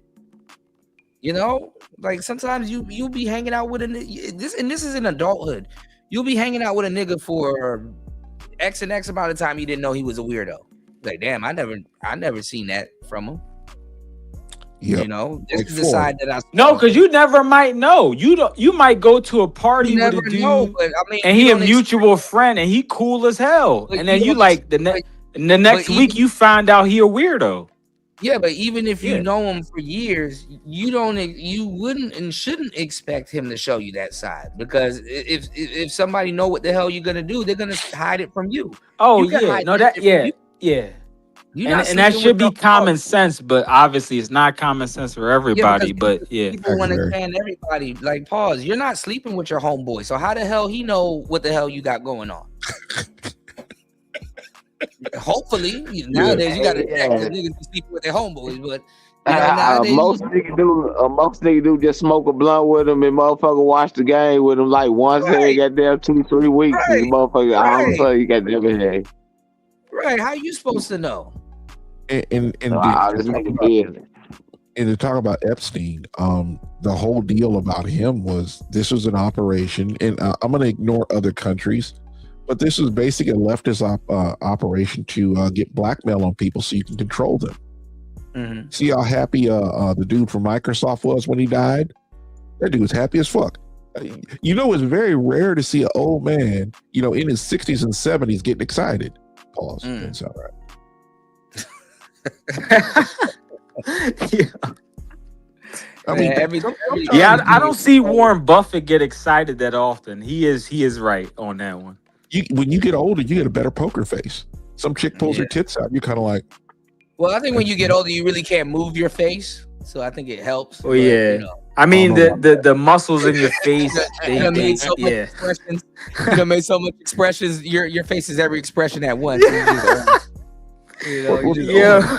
You ever notice how your parents would just be? They would do stuff and they would see you do stuff and then just not say nothing. They bored. They've done it before.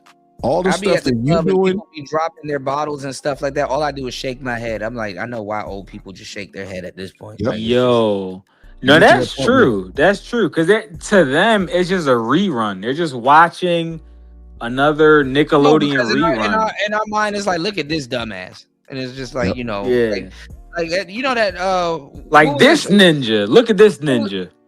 What was that show? That 70s show? You talking about with Ashton Kutcher? Who was the father? Red, right? Yeah, with Ashton Kutcher. Yeah, Red, and I identify more with Red than everything. Calling something a dumbass and stuff like that. I'm like, that nigga was right. That nigga was right. Oh, Mila Kunis or whatever her name is was a baddie. I'll take her down from that show. Since you bringing up that show, I'll take Mila Kunis down. That was a great show, by the way. But yeah, no, that was a good show. That was a good show, though. Hey, I'm gonna say this right. There's a show everybody has an opinion on. But it was Archie Bunker. His All in the Family. That show. Oh, I remember that show. Yeah. That was the one. Wait, was Archie Bunker? Was he the redhead? Or he was supposed to be the old white guy that's supposed to be racist, but a lot of people identify. But his wife was kind of bad though, wasn't she? No. Am I mixing that up with? No, you're mixing it up with Married with Children. Yeah. Okay. My bad. Yeah. I'm thinking of Married with Children. My bad. Yeah, you a little younger. I was just about to say. You're right. They made him look like he was fed up. But yeah. I'm in my 50s, and that show was off the air when I was younger. I was watching reruns, and I didn't really get it until like I went to the internet. You got older. Oh man, there's this clip. It's Archie Bunker on Democrats. The way they used to roast Democrats is how the left try to roast Republicans, and we're kind of like the two don't really work. But he pointed out what the Democrats actually were doing on television, and people didn't get it. And they pulled stuff. It went over their. It probably went over their head, and then like years later, it's like the air like that. The whole idea of men talking about the problems with women, let alone politics, where they can just hit a couple of buttons and deboost you. Yeah. They don't want you to know they don't want anybody to know. Yeah. Well, I mean, but that was an American thing. This is why feminism it even affected white families, because like even like with the Simpsons and stuff like that, it's like, you know, the wife is smart, the dad is like borderline dumb. And stuff like that. The husband's always a oofy doofy. He's bald and stupid, and incompetent.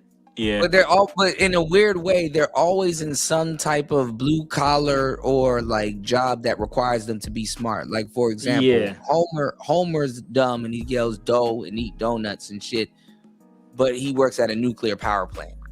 That's crazy. Or Carl he has a better job than me. And my IQ's 123. That nigga has a better job career than me. But Carl Winslow, you know, he gets into goofy shit, but guess what? Oh, but he's like he's the police chief. Yeah, that's true. Prince of Bel-Air, you know, Philip gets into a bunch of other stuff, but he's a judge. He's a judge, yeah. So he's a well-respected black dude, lives in a I get you. Right. What I'm saying is that they've dumbed down the American Dad. You know, even the American Dad show. He's dumb, but guess what? He's like a CIA agent. You know what I'm saying? So, you know, respectfully, you know, that's kind of what they do. They dumb down, you know. Cool. You know what show what was dope back in the day too, War Master? I Love Jeannie and The Nanny. Yeah. I used to love The Nanny. Fran was bad as hell. I'm gonna say this. What was it? Francesca? Yeah, from the nanny. Yeah. Oh yeah, she was. Yeah, go ahead, War Master. My fault. My thing is and I don't mean to be mean, but this has been the problem with black folks in entertainment. Black folks will look for comedies. They don't actually go outside of it. They'll only go to places where black folks are at, and it's like this is called what you guys are describing. What Kuda's describing about how the mother's the smartest, the kids are smarter than dad, and dad is a dumbass, but she makes the money. That's part of the message. The part of the message is to dumb down women's appreciation of what men do. Men do, they've been doing this for years. Yeah. Critical Drinker, he was the one really coming right out on it. Well, I'm gonna tell you like this: you want to talk about critiques of movies? You got to go to his old stuff because he does a lot of live shows. Doesn't have a lot of time to put the videos together and edit them and stuff like that. But that guy used to do some funny ass shit, and he would just sit there and tear movies apart because they're stupid. I remember he used to call you remember the new Star Trek movies that came out with Chris Pine and Zachariah Quinto? Yeah, the one that they criticized with the black dude that was supposed to be a coon. No. That we're talking the newer. The older one. Goddamn, I can't believe I just said that. Not the television show, the movies. Okay. Y'all didn't watch it. Anyway. No, I didn't either. So he called me. I remember the one where they try to paint the black guy that was in it as a coon. You know? Yeah. But what were we saying, War Master? Y'all talking about the TV show? Yeah, the TV show. Okay. Well, I'm talking about the movie. There were 3 Star Trek movies. They actually made some money. The whole thing about it was he kept calling Chris Pine, who was the Captain Running Pants. And it's like Captain Picard rarely if ever left the Enterprise. He was supposed to command the ship. And Commander Riker was supposed to take his ass all over the place and, mess with green aliens and shit like that. But in the movies, you had the captain running all over the place. And why are you running in your own ship? It's like, bro, you're supposed to be there. But it's just one of the things that really got to me where I'm like, yo, this dude got it. And they got on television like that, him and Nerdrotic. If you guys want to watch some really good critiques of movies and the fuck shit that goes on and why they don't make any money, those 2 guys are really good. I gotta rewatch a lot of movies that I used to watch before so I can pick up on it, and then I think I will really appreciate another go around for it, because I don't know, I used to watch movies over and over as a kid, and I'm still picking up on stuff now that I'm older and rewatching, and I'm like, damn, how come I didn't pick up on that? And it's because I guess you don't look for certain things when you're younger. The whole thing is to indoctrinate you. The whole idea of thinking Republicans are racist when Democrats are the Klan. It's like they tried to blame Republicans for being in the Klan for David Duke being in the Klan because he ran as a Republican. And if I got it right, either he won a seat in the Louisiana legislature or he got bounced out right away. And then he went right back to being a Democrat. He ran as a Democrat for years and couldn't win. But because of him, they blame. Democrats couldn't really come together on an agreement. Also, too, I think that's where even that Trump joke stems from. Where he was because like, every time the Democrats get into office, the economy crashes as they steal your money, as they make it harder for you to live. It is the weirdest thing I've ever seen. And then people are saying, "Man, I'm a Democrat. The Republicans are racist." And I'm like, "Okay, fine. Name me 5 things that were racist that they did that were actually racist." Yo, and War Master, the reason, I mean, maybe again, y'all are more like historically educated and well read than me. Even though I'm a poli-sci major, but I'm younger than y'all. I get it. I'm a pup. But if I had to guess, a lot of the reasons Democrats didn't like me, even though I was a Bernie bro, and on paper, you would think they would love a Bernie bro, but when you look at it, a lot of this stuff I like is not in tune with what Democrats like. So that's why I realized, okay. I would say this: Democrats aren't. No, really I'm just saying I'm pro-gun. I'm tough on crime.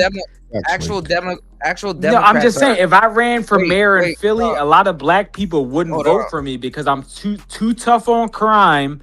Hold on, bro.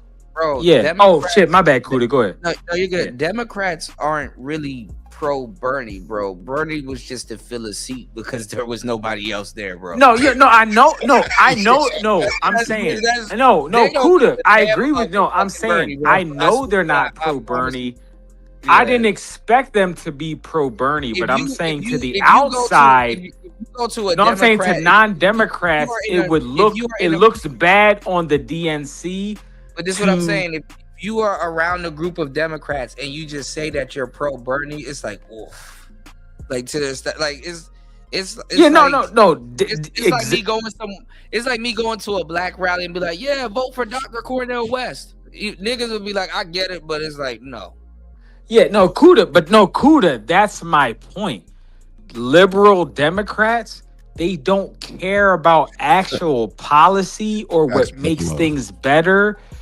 They don't care if I was a right-wing dude or a leftist or a dirtbag leftist or social democrat. They don't care.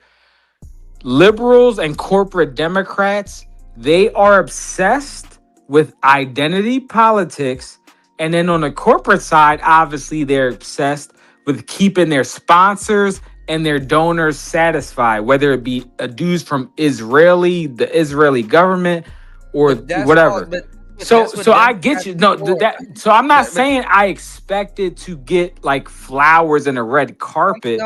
But all I'm saying is on paper, I'm saying that's why Democrats lose the argument to Republicans. All I'm saying is, when liberal Democrats go against the actually intelligent candidates in their own party, they make themselves look bad because they're like, oh, wait a minute.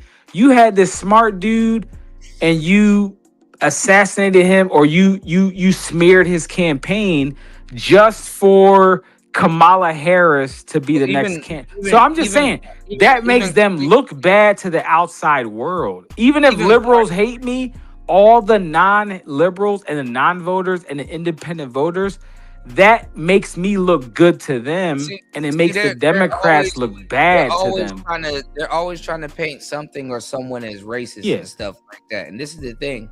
Even Cardi B was endorsing Bernie Sanders. Oh Lord, yeah, don't get me started on Cardi B. Go ahead, my bad. Look at what Link said in the chat, which is true about the hot sauce and the greens in the. I got a picture of Kamala sitting in the tub. With Nicki Minaj? I don't know what her deal is with her trying to. Nicki Minaj trying to. Nicki's all right, but this is the thing. Curry favor with Trump or whatever. I'm just saying she's the liberal version of Cardi B. I mean. The Republican version of Cardi B. I'm sorry. Hold on now. They will be racist to black people right in front of y'all face, and niggas don't say shit about it. Cause even Bernie was on some. If you don't, you ain't black if you don't vote for me. And what you call it? Oh yeah, no, yes, I agree with that because we cooked Bernie on it. A lot of niggas hated me because. Hold on, real quick. They were because he was trying to, his highlight to black people was, I was out there marching with King. You understand what I'm saying? That's Kuda, you was in the Kuda, you was in the grass, you was touching grass because you that was his highlight and stuff like that. And he was touching grass. No, I only say that because that's super accurate, and I remember he would parade that around as like, oh guys, look at me 50 years ago. I was marching with Martin Luther King. Right. I get you. I feel that, Kuda. I feel that. That's what I'm saying. What I'm saying is that they will openly be racist to you even during election. Oh, I was marching with King. You out your mind if you don't vote for me. Yeah. Because if you don't vote for me, you ain't black. You know, Oh, I'm just like you. I carry hot sauce in my purse. Yeah, I can't. And she said that shit on a Breakfast Club. I'm like, girl, you gotta be kidding me. And it was listen, let me tell you something. And black the low IQ people may have liked that. I don't know. Maybe black people don't even pick up on it. If you carry hot sauce in your purse, why would it be a full bottle? To me, that's weird. That's No, but weird listen, regardless. I don't carry like any even condiments on me, it's period. not about it's not about the condiment. That's No, I'm saying surface even level. the bottle itself, that's even worse Oh, because listen, the surface level shit. What I'm saying is, if you do carry it, why is it full? Because you're using it. If I had hot sauce in my damn boots or whatever the fuck, it's gonna be used. Yeah, I get you. It's gonna be like a half a bottle because I use it. I Yeah. go places that I use it. It wouldn't be Because I no use brand. that shit. Yeah, I get you. Okay, cool. You cooking. You cooking. You cooking. I get you. You What I'm cooking saying now. is like I get you. and I get you. niggas been falling for surface level game since. Listen, politicians is about who lies the best, who can sell the best lie. It got to be egregious. It got to be outrageous. Yeah. Look at That's why Cory Booker has a job. What's his name in New York? Madame, was it? I keep forgetting. Mamdani. Madani, yeah. Yeah. He was talking about all this free shit. Where's all the free shit? Wait, Kuda, the only thing, I don't know how New York politics works, Kuda, but in my Where's the free experience, shit? no, Kuda.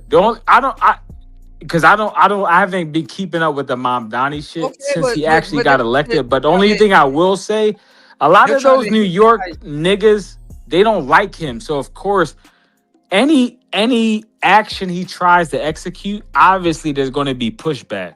I'm just saying, most rich white people in New York, or most rich liberal people of any race, for that matter, Asian, whatever, they don't like Democrats or socialists. So obviously, Mamdani, even if he was doing the perfectly right thing and being a perfectly moral politician, he's still going to get a lot of pushback from the New York politicians and the rich lobbyists in New York, regardless.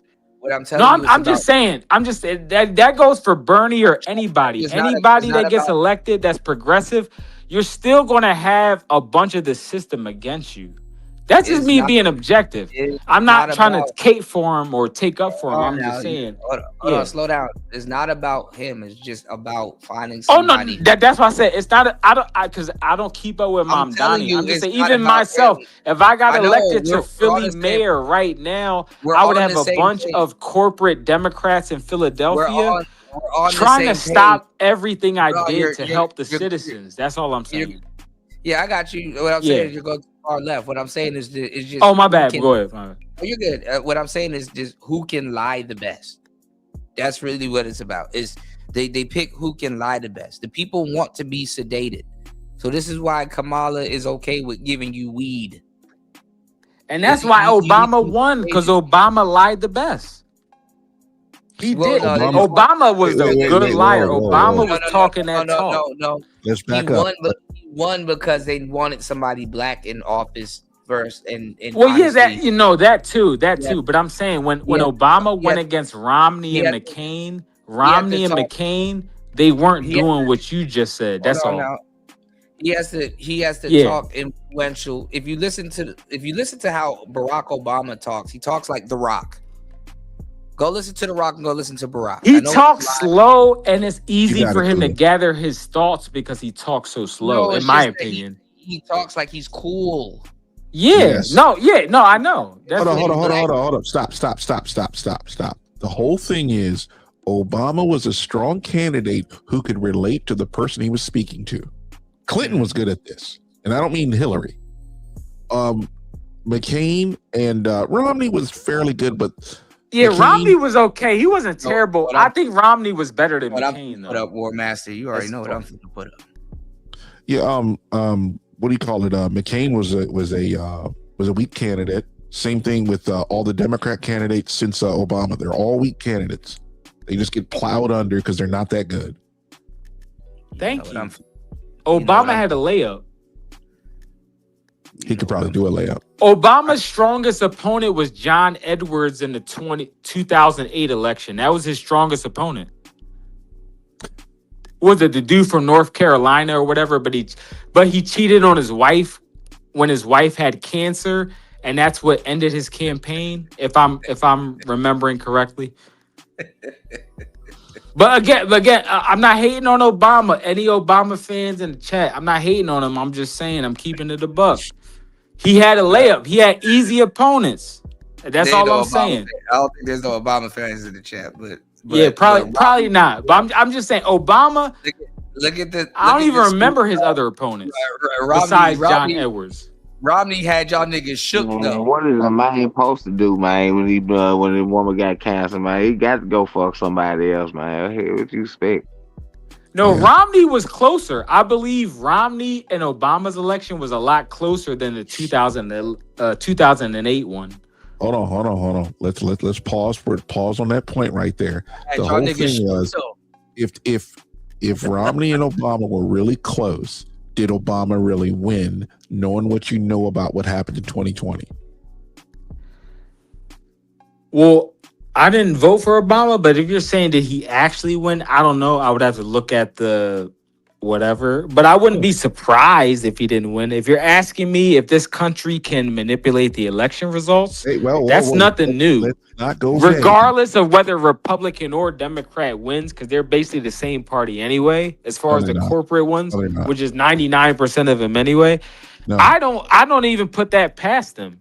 I'm just saying, assuming everything was fair, Obama won in 2012, even though I didn't vote for him in 2012. Now, again, I voted for him in 2008.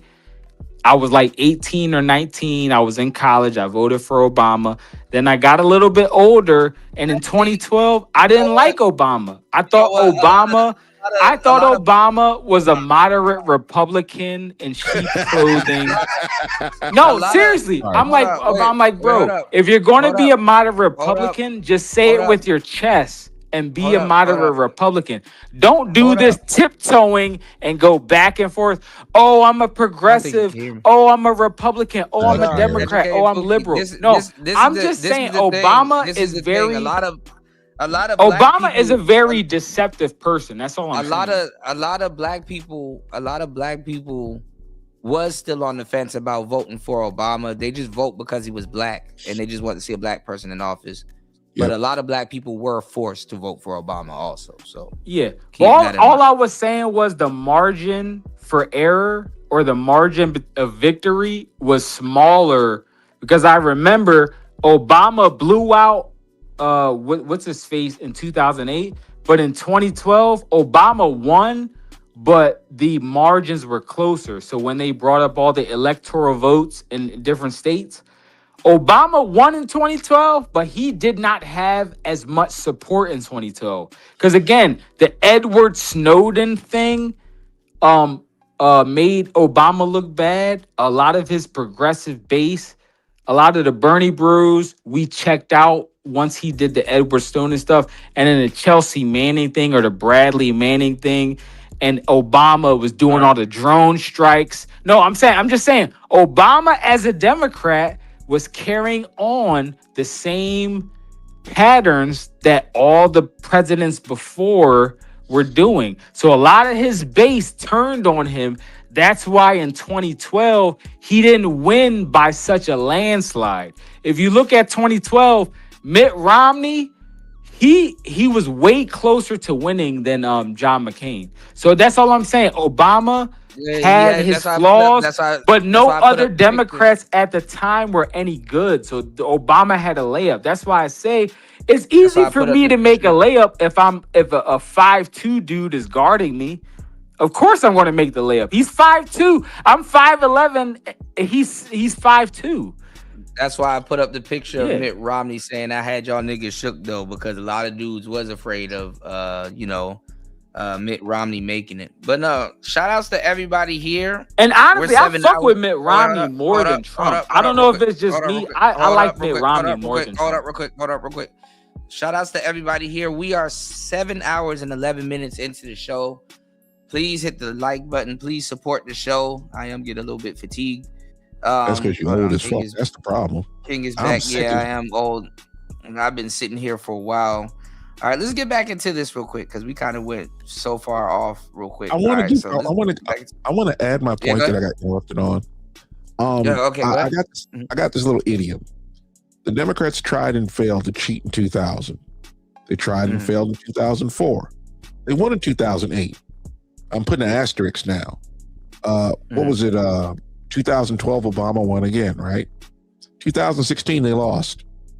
2020, they got caught.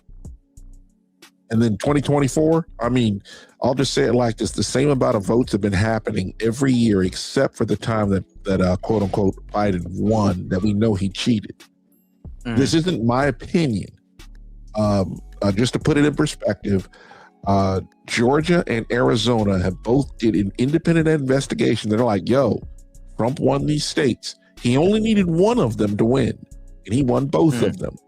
This is probably going to be a landslide victory because Biden didn't campaign, and Trump was everywhere.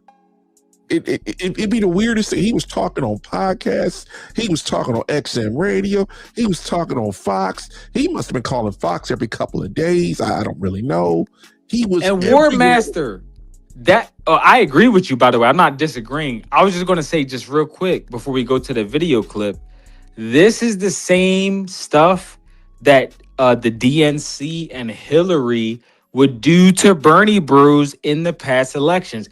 Even if Hillary wasn't the strongest candidate, they would, because again, I used to watch videos of different Democratic, like not liberals, but more so independents, but they just were independent or they were Democratic for that, just to vote for Bernie.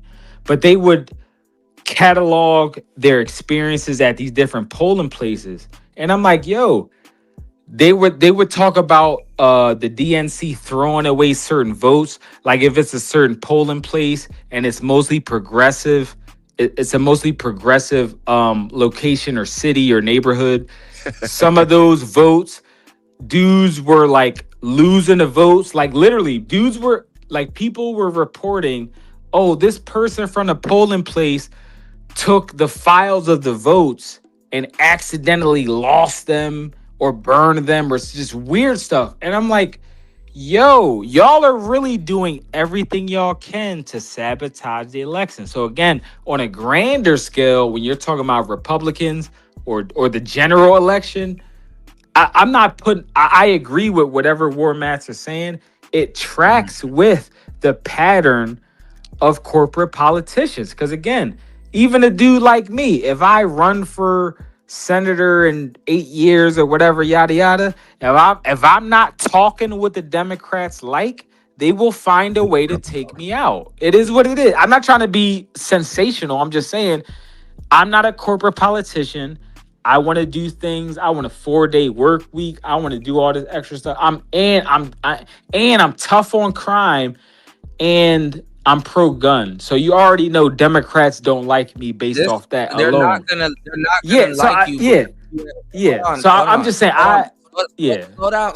Oh, go ahead. I finished my point. My fault. Go ahead. No, you're good. They're not gonna like you because they know you're predestined to be Republican or conservative already.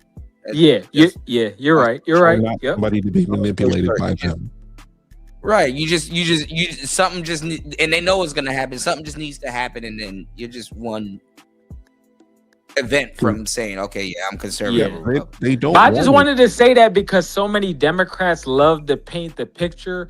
Oh, we're the Democratic Party. We're open to different ideas, and we're this and we're that. And I'm like, wait, what? As soon as somebody joins your party or gets some steam, like even the dude Andrew Yang or whatever his name was, the Asian dude, I don't really agree with. I guess I'm 50-50. He's okay, I guess.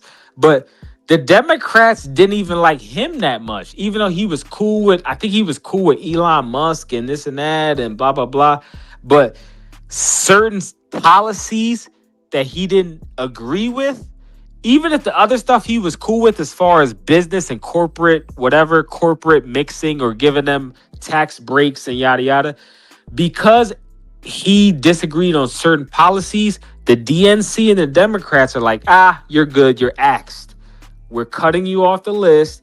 Not that we're going to assassinate you, but we're just going to, if Andrew Yang got to the point of being a top 2 candidate, like Bernie or Elizabeth Warren, or like a top 3, top 4 candidate, they would have amped up their aggression towards Andrew Yang, and they would have stomped him out of even making it remotely close to the general election. The only reason they didn't need to do that much is because he was kind of a gimmick candidate anyway. He was a weak candidate like most of the other Democrats. Now, again, he did have some smart ideas, but overall, like he was a weak candidate. Sorry. Yeah, he was a weak. Yeah, that's yeah. But again, if like let's say Andrew Yang had the same money and the same support or whatever, or from businesses he ran in the past, but let's say he copy and pasted Elizabeth Warren's policy, they would have to take him more seriously because they're like, oh god damn, we got another damn. Because most corporate people, they're not scared of Elizabeth Warren because honestly, even if she did get elected, she wouldn't do much anyway because whatever. But if you had an Asian dude taking her policy, they'd be like, oh, wait a minute. Elizabeth's progressive like policies against like corporate, CEOs and taxing them higher and taxing their capital gains. These policies are becoming more popular, so we got to stop that.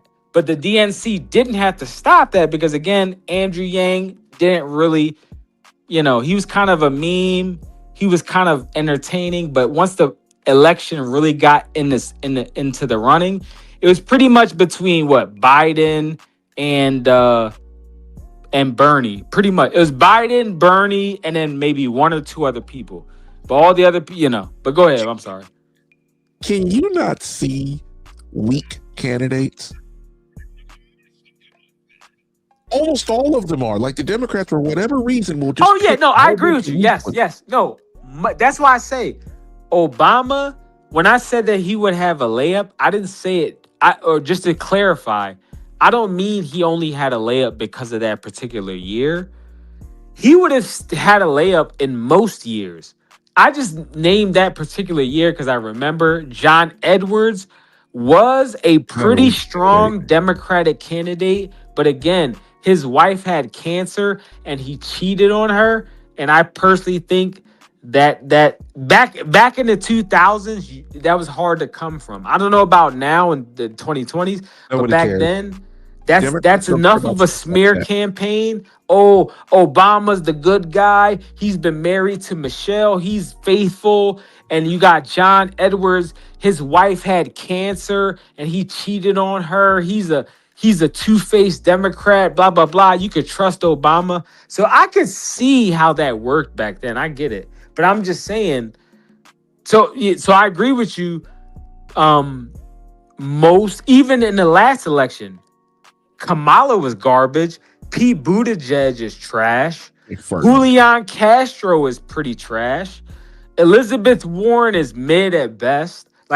So most of the Democratic candidates are garbage, which is why even if Obama ran today, he would probably win because Obama's biggest Democratic opponent today would be Gavin Newsom. Are you kidding me? Gavin Newsom? Are you kidding me? He is a clown. The only reason people like him is because he did the posturing on social media. Oh, I'm a liberal. I'm fighting Trump. I'm fighting against the Trump administration. I'm like, bro, you're just another corrupt Democrat like Nancy Pelosi and Dianne Feinstein and all the other rich liberal Democrats in California or New York who run the country and run the DNC. But go ahead, War Master. I didn't mean to go on a but some of the it's just because again, some of these Democrats in real life, they have literally made my life a living hell. They would DM me every day after the election. Oh, Stefan, you're the reason Trump won. You're the reason Trump won. You're a loser. Why didn't you support Hillary? I felt so bad. I'm like, damn, I got people DMing me every day, blaming me for an election I had nothing to do with. But go ahead. I'm sorry. There are a lot of people that didn't seem to understand that hip hop's favorite billionaire, they tried to call a racist. And we're kind of like, wait a minute, we've been rocking with Trump since before Home Alone. What you talking about? What did he do that was racist? And they kept lying. And I'm like, you had a lot of people waking up to that. Like, wait a minute, you manipulating me. You watch somebody long enough, you're kind of like, that guy can't be a racist in his private life. That's kind of ridiculous. It's like thinking that there's a man that you may know, and he's how shall I say it? He lives his life one way in front of the camera, then behind the camera, he's got like he living a double life. Yeah, there are dudes that can do that, right? But you can't watch somebody for decades like that. He's been on camera since the 70s, since his hair was another color. I think his hair turned like 3 colors or something. I don't fucking know how that happens.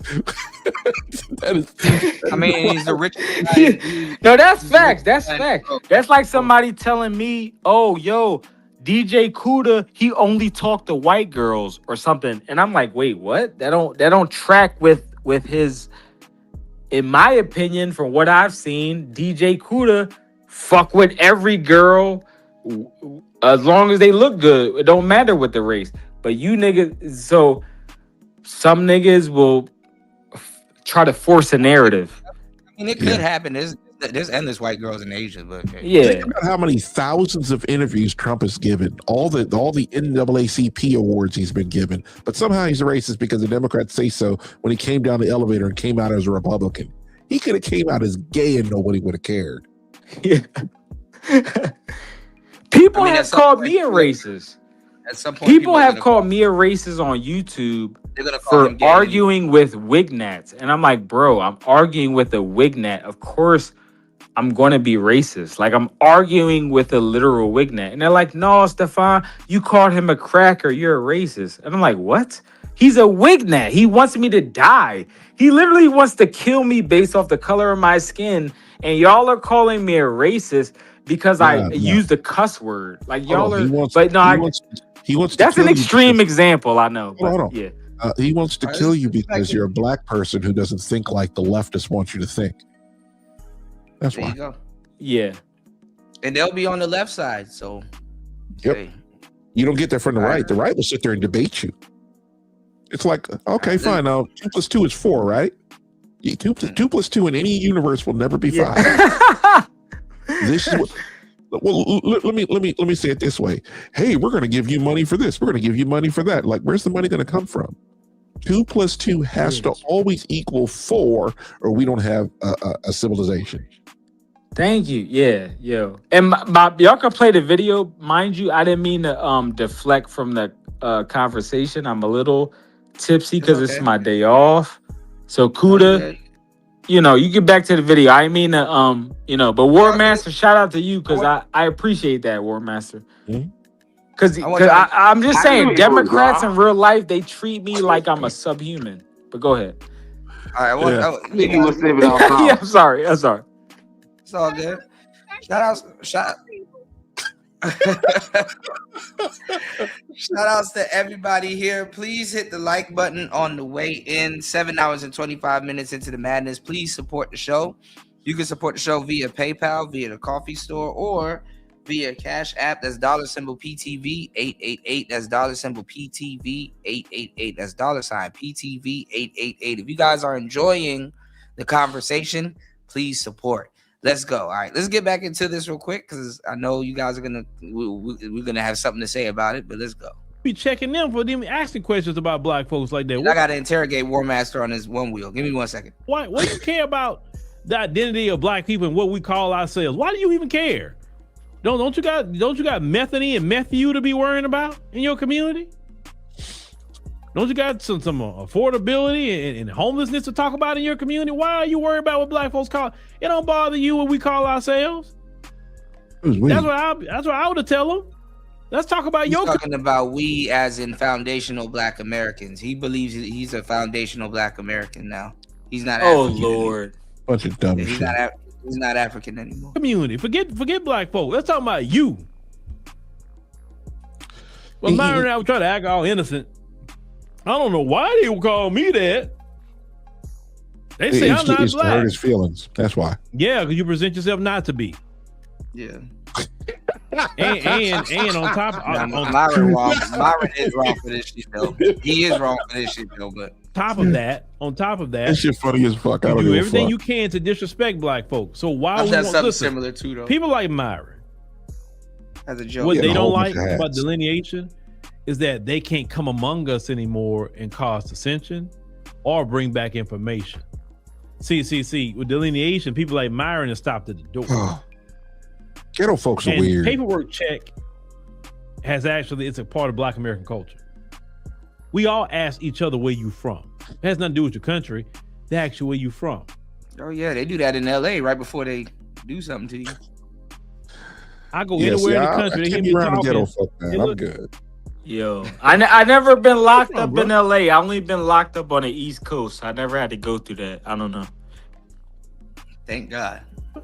Yeah, thank God, because I can't fight. So thank God. That. I'm like, what you ask me where I'm from? That's offensive. No, it's not offensive. Hey man, I'm from Texas. Yeah, I'm from Houston area.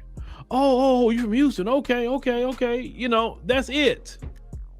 Just people want to know your geographic location. They're not asking for your address. They're not asking for your social security number. Shit, in LA they do. Where your mommy stay and where your granddaddy stay, because that's where you from. Yep. They're not asking for your medical history when they ask where you're from. They just want to know the location where you're from. That's part of our culture. He being disingenuous We already now. know. You get offended by us asking where you're from. We already know you're not from the culture. Yeah, I'm gonna be offended where I'm from, But nigga. people like Niggas Myron, in Philly who has don't caused ask. issues Oh and my bad, problems my for bad. years for Black America. No, hell no, you're not part of us, bro. You don't want to be, and that's fine. We don't want you either. We don't want you. Stay over Okay, there then with why them you folks. talking about him? But them folks in the embarrassment at Turning Point conference wouldn't even let him in. He do all that. Hold on, pause. shoe shining. Pause. That's a lie. He was in, and he got his ID checked. Then he went back in. What he's saying is a lie that people have been swirling around for the longest time. That's what happened. That's what Myron was talking about. Wait, his ID in what? At what airport or club or what y'all talking about? Well, his legal name is not Myron Gaines. The whole thing, everybody knows him as Myron. He's like, wait, but your ID says something different. That was the deal. Yeah, I mean, he's not really He's been supposed to honest do about what his name was for years. Yeah, I forgot what he said, but yeah. Yeah, his first name starts with an A. I like to call people what they like to be called. Yeah.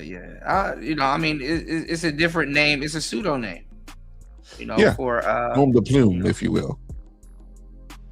And, the thing about it, I think a lot of folks really hate the fact that Myron just doesn't give a fuck about the goofy shit black folks say.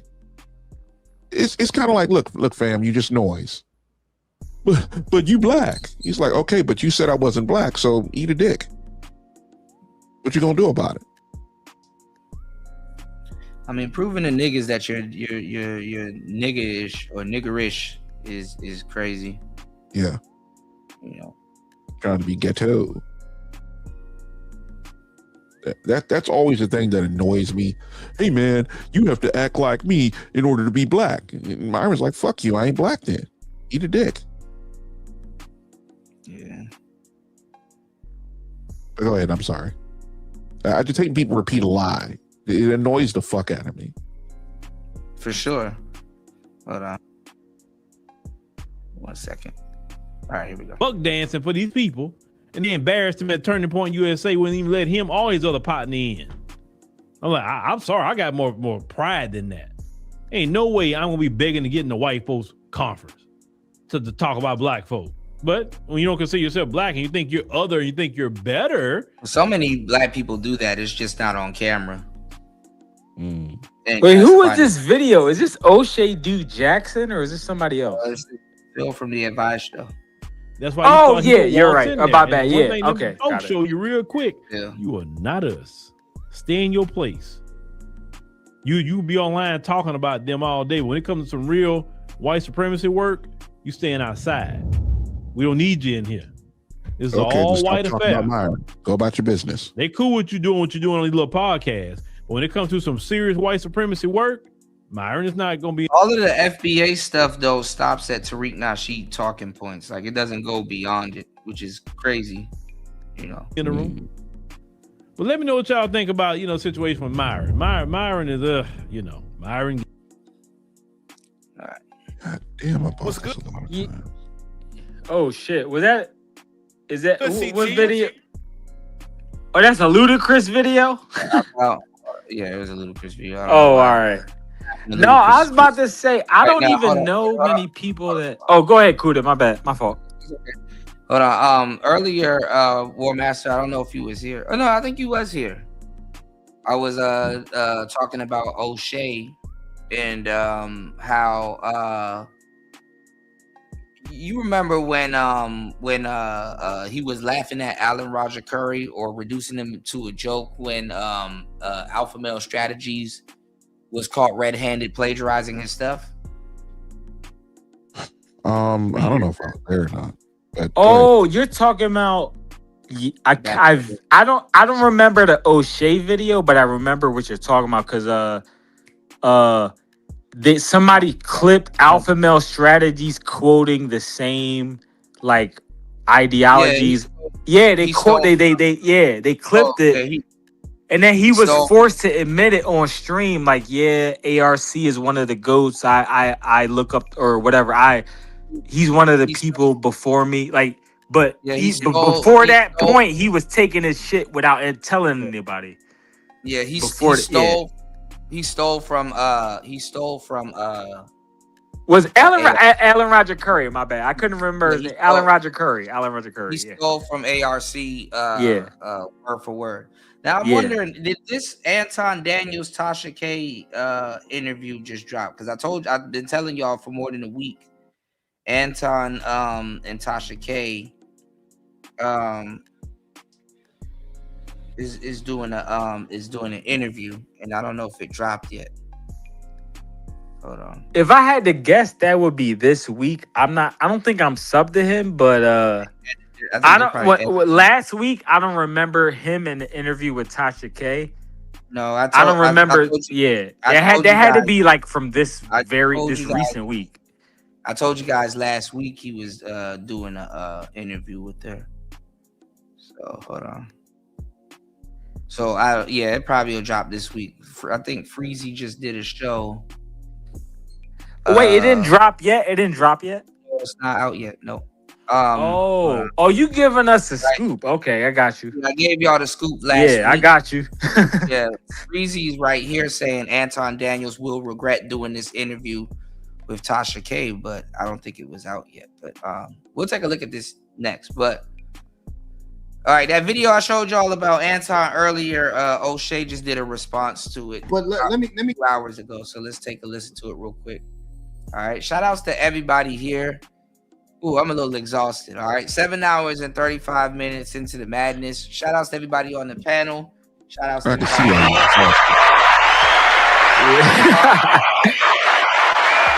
Yo, Kuda, just remember, if you ever get tired, remember I could talk for like 60 minutes straight without stopping. So if you need to hit that panic button, just let me know. No, you good. I wouldn't do that on your channel. I wouldn't. That's only reserved for my. I would never subject your audience to that emotional abuse. I would never do that. But go ahead. Sorry. I'm glad you said emotional abuse, though. I'm just being real because they're not going to listen to me for that long. Obviously, they're here for you, not me. But, it's okay to be long-winded. I mean, this kind of the next segment after this was kind of what I was going to go into because Myron and Anton had a show and they were saying that that guys that do podcasts are losers and stuff. So we're going to kind of get to that. But go ahead. What did you say, War Master? I was going to say, what is bruschetta? It's cheese, or it's like the crackers for the cheese, or is that freshetta? Freshetta or bruschetta?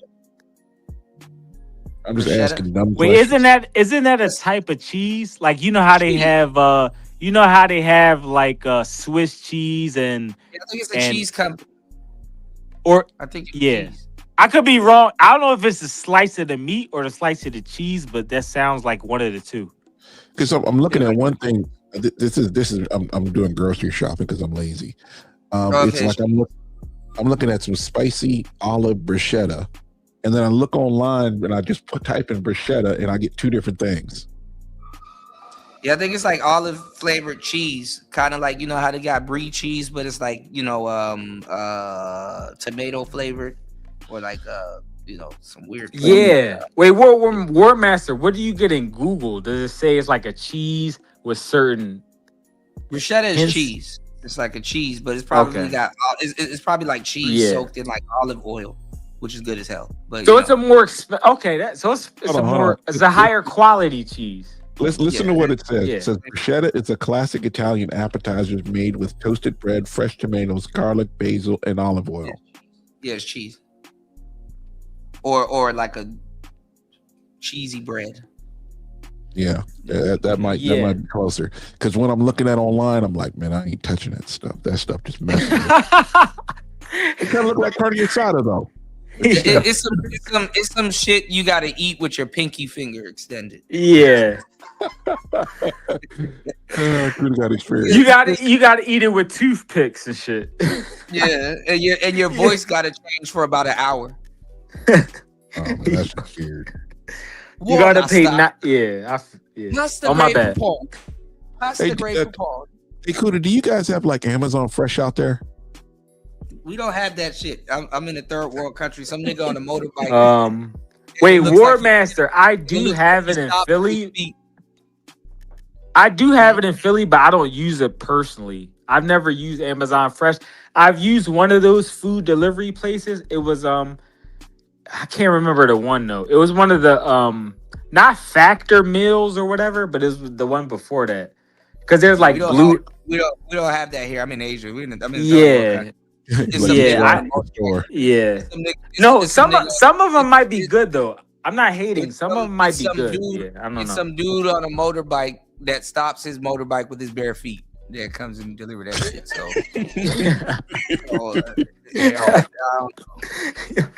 food is good though. Shit, But, hey. Yo, Kuda, when I see people deliver shit to me on a bike, I tip them more because I'm like, damn, this dude. Actually, it's not even that bad because they delivered this shit to y'all on a bike too, on a motor scooter. Yeah. So it's not that. But these dudes be on a scooter. I'm like, bro, I gotta tip him an extra $1 or $2 because he put in work. He on a scooter. He not driving in a car comfortable.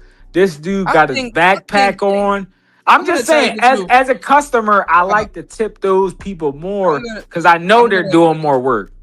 I'm gonna tell you the truth, and I might do a documentary on it just to kind of pull back the eyes. I think America is a third world country in disguise at this point. Like it's somewhat, to a certain degree, with the exception of certain things, it's somewhat. Well, Kuda, if you want to be technical, a lot of people are going to say, if you want to be technical, America's a second world country. It's not a third world country. It's a second world country. It's because the poorest people in our country are still above a certain line. I'm just saying. I agree with you. Obviously, but it's in third world and second world country, it's easy to move up a class or go down a class. In America, you either have it or you don't. But this is what I'm saying. Okay, so you're saying, I get you. So class mobility is more of a thing in other countries. Whereas in America, you're kind of stuck in a class that you're born in, more or less. No, not really. Like it's just harder. It's harder to jump class. But what I'm saying, you guys are missing it. The whole thing. Well, I was just talking about the delivery thing, not the classes. What I'm saying is like the delivery. Oh, my bad. Go ahead. That's cool. Y'all get y'all deliveries on a motorbike also, which is funny that I'm mentioning. Go ahead. America's a first world country, right? But like I was talking about earlier in this conversation, the soft power of America, all the conveniences that we're having spreading around the world. There was a time when FedEx wasn't worldwide. Yeah. The whole idea that FedEx didn't have planes. The idea, man, I remember I broke down in Ohio and they says, hey, you could stay at the hotel or whatever it is, and we'll go ahead and I'm sorry.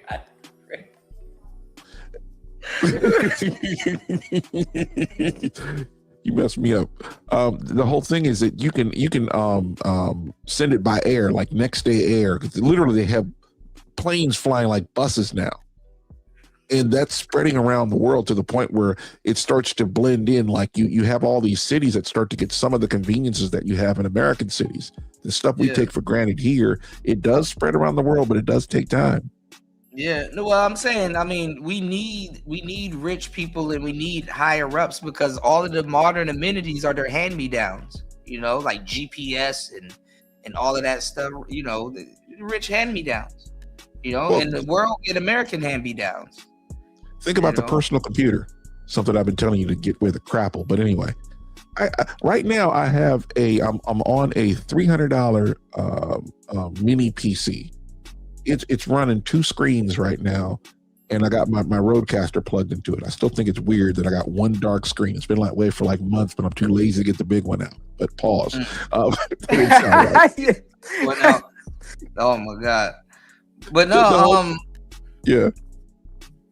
I was gonna say, back in the day, did you have a PDF? That's what you were gonna say. No, not crapple. No, a PDF. Did you have a PDF with the stylus? Whatever happened to those? Oh, wait, you talking about back in the BlackBerry days? Yeah, back in like the early 2000s. You talking about back then? Yeah, those were supposed to be pocket PCs.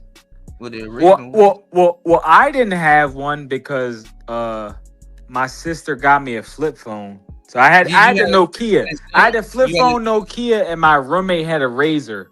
He had a Razor phone. You know what a Zune is? No, generation. Your generation was around during the Zune, though, at least, right? No, I do. But wait, is that the time? Is that before the Sidekick 4G? Is that before that? It was around that time. The Zune was competition to the crapple machine, the iPod. What about the N-Gauge? Who remembers the N-Gauge? Now, I kind of remember the N-Gauge, but again, Kuda, remember, I may have went to college in 2006, but I was sheltered. I didn't really jump off the porch. I didn't jump off the porch to the 2010s. You mean high school or college? Because I graduated. No, I'm saying college. I'm saying in college. In 2006? Yeah, I graduated high school 2006. I went to college in the fall of 2006. And in that fall, I remember my roommate had. Wait, say that again. You're 38. I'm about to be 30 in like 3 months. I'll be 30. I'm 37 now. I'll be 38 in like 3 months. I just turned 37. Yeah. So wait, hold on. So shit! Happy belated, bro. My bad. Yeah. Wait, I know you was my age, bro. I know. I thought you was like. I know you was my age. I thought you said you were younger. I was about to say, how the hell you were around? No, because I never knew your actual age, so I was just assuming. I didn't know if you were 30, 40, 27, 35, 32. I was just guessing. I don't know. Because most people in their I don't know. If y'all don't tell me y'all age, because even me, I look younger than 37, so most people don't think I'm 37 unless I tell them I'm 37. You were around for all of this stuff that I'm talking about. Yeah. Oh, that's what I was about to ask. I was about to answer your earlier question, but I can't even remember what it was. Zoom, but okay, it's all right. Yeah. War Master, you were saying something. We're gonna get to the video real quick. Anybody? I was saying something about what? Oh no, I thought you were gonna say something about the Zoom. Oh yeah, the Zoom was a competition to that crapple machine, that the iPod. The iPod, yeah. Yeah, I was gonna buy a Zoom. Well, I was gonna buy a Zoom. Yeah, right. I was gonna buy the Zoom, but they canceled it and it pissed me off.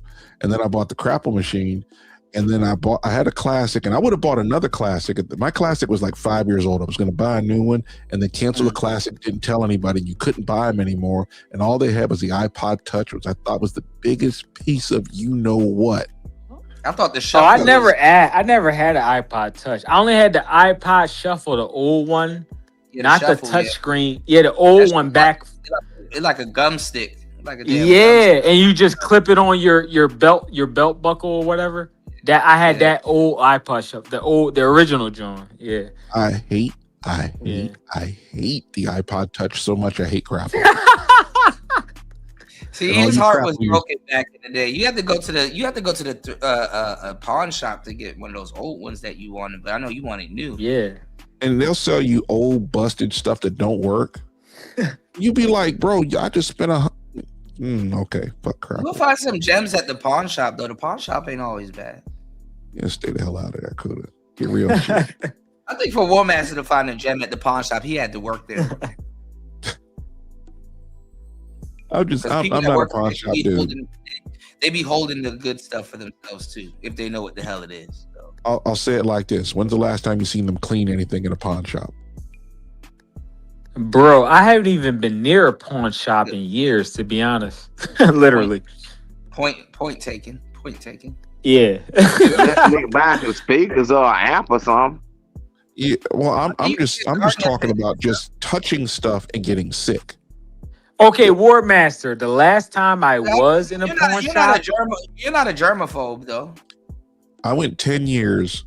In the last 12 years, I got sick 3 times. This is one of them. Yeah. Oh damn. Okay.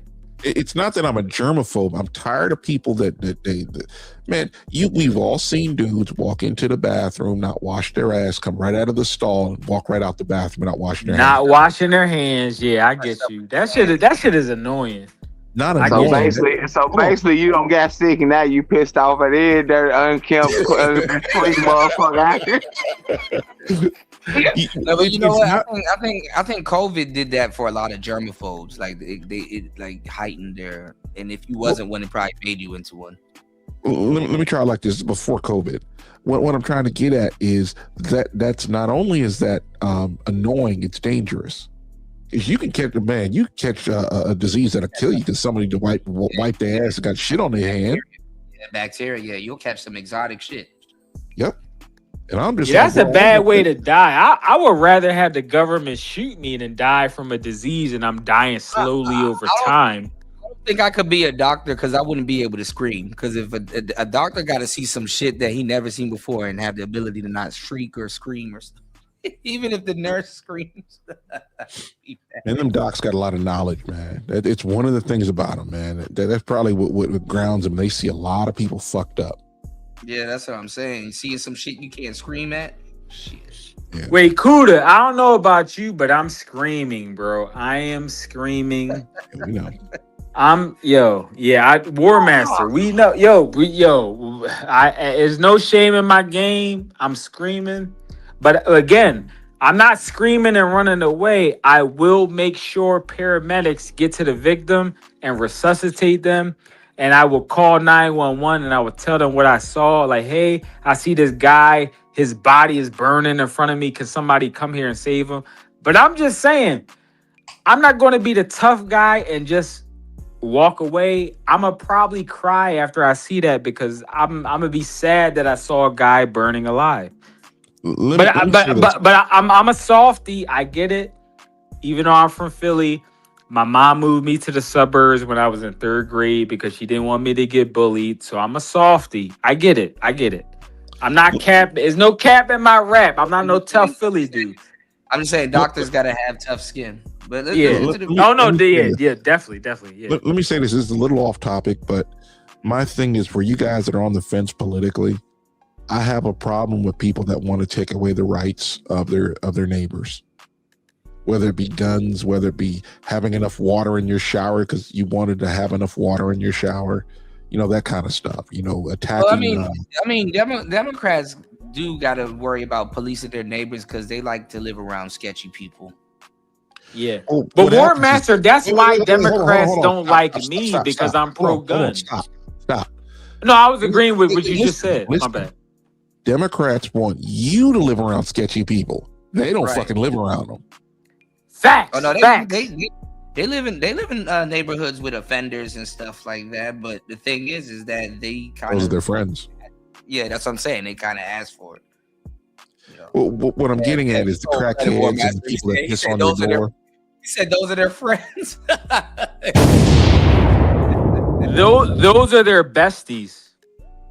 But they want you to put up with it. But it's a double-sided thing because the conservative says, hey, you need guns because sketchy people are here.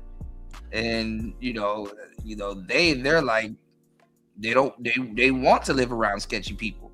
And if you think I'm bullshitting, Go see what's going on with them people in Minnesota. Go see when they go when they're talking about ICE and you hear them whistles blowing in the back and stuff like that. And they're warning people and stuff like that. And ICE is out there like, hey, we're trying to get, you know, people that has raw paid people and that's, you know, destroying people in the community. And they're fighting to live around those people. Well, Kuda, that's why I was saying earlier, those Democrats that would call me a Republican, they wouldn't even hear what I was saying. They just heard me. They just heard me say that I was pro-gun. They didn't say me here. You're calling yourself liberal or Democrat, and No. I'm saying I'm not. No, I'm saying in real life I don't call myself anything. I'm saying with I'm saying that the speech you just gave. I know. I heard what you said, and I know what you mean. But I'm saying, when you speak to them, they're gonna shut you down because all they're hearing is Republican and conservative talking. No, but I'm saying even the shit. No, I'm saying the speech you just said right now, when you put it very eloquently and simply, even that, if I would have said that, they would push back against that. Just because, again, when I said I was a Bernie bro and yada yada in the past in 2016 and 2020, some of those people, they didn't even know my arguments yet. They assumed, they're like, oh, you're pro-gun, you're a Republican, you're not a real Democrat, you're not an independent, you're a Republican, you're trying to infiltrate the Democratic Party to stop Hillary. No, I'm just saying, some people, they don't want to hear what you just said, Kuda. They're willing to make their conclusion off of whatever they think. Even the ICE officers are saying, hey, y'all want to live around sketchy people, and the answer is yes, but they can't outright openly say yes. Their fuckery has to be covert, just like racism has to be covert. They can't outright say yes when that's the truth, when they're fighting for it. They're fighting to live around sketchy people at this point. ICE is saying, see, the sketchy people thing, I kind of that depends, because I think some of them, you can find those sketchy people without doing all the malpractice that ICE is doing. I'm just saying, if I'm judging ICE by Philadelphia Police Department standards, ICE has done a terrible job. It is what it is. Listen, no matter what side, even if I was a conservative, I would be, why are these ICE officers bumbling around? Why are they so not qualified for the job? 1 second. They're fat dudes. They're worse than cops. They're overweight. They're obese. Hold on. Oh, go ahead. My bad, Kuda. My bad. My fault. I'm a little. My fault. Listen. Yeah, bro. My bad. You might want to take a little time off, man. Yeah, I'm gonna mute up real quick. I'm gonna let Kuda cook real quick. They want to live around sketchy people because a lot of them are sketchy themselves. That's really what I'm getting at. That they can't admit that. Because if they say, yes, I want to live around sketchy people, yes, I'm going to fight to live around sketchy people, is going to be like, well, who? Oh, I get you. My bad, Kuda. You were going to a whole different point. I didn't know you were going to. It's my fault. But I was jumping to conclusions. That's on me. That's on me. My bad. You're good. No, my bad. What I'm saying is that they don't want to open that up, because even ICE is saying, hey, we're in the area looking for this particular person that committed this crime, and they're warning those people that ICE is in the area. You hear them whistling in the background. You hear all of that stuff. They want to live around sketchy people so they can blend in. That's really what that's for. You're gonna say something more, Master, then we're gonna jump into the video real quick. Well, illegal aliens were supposed to be the next generation of Democrat voters to supplant black people, and then Democrats can be in office forever with a bunch of people that don't understand what it is that they're doing to them. But that was the thing. They openly said that they were Democrats literally openly said that they were replacing the black voting party with illegal. Facts. Y'all cooking right now. That's facts. It's like if you ask a black Republican, why are you a Republican? He'll explain it to you. But if you ask a black Democrat why they're a Democrat, you don't really get an answer other than my mother was a Democrat. So the fuck's I got to do with you? Your mother sucked dick. You gonna suck dick too? Right. It makes no sense to me. And like you said, we don't need a president that sucked a dick before and all.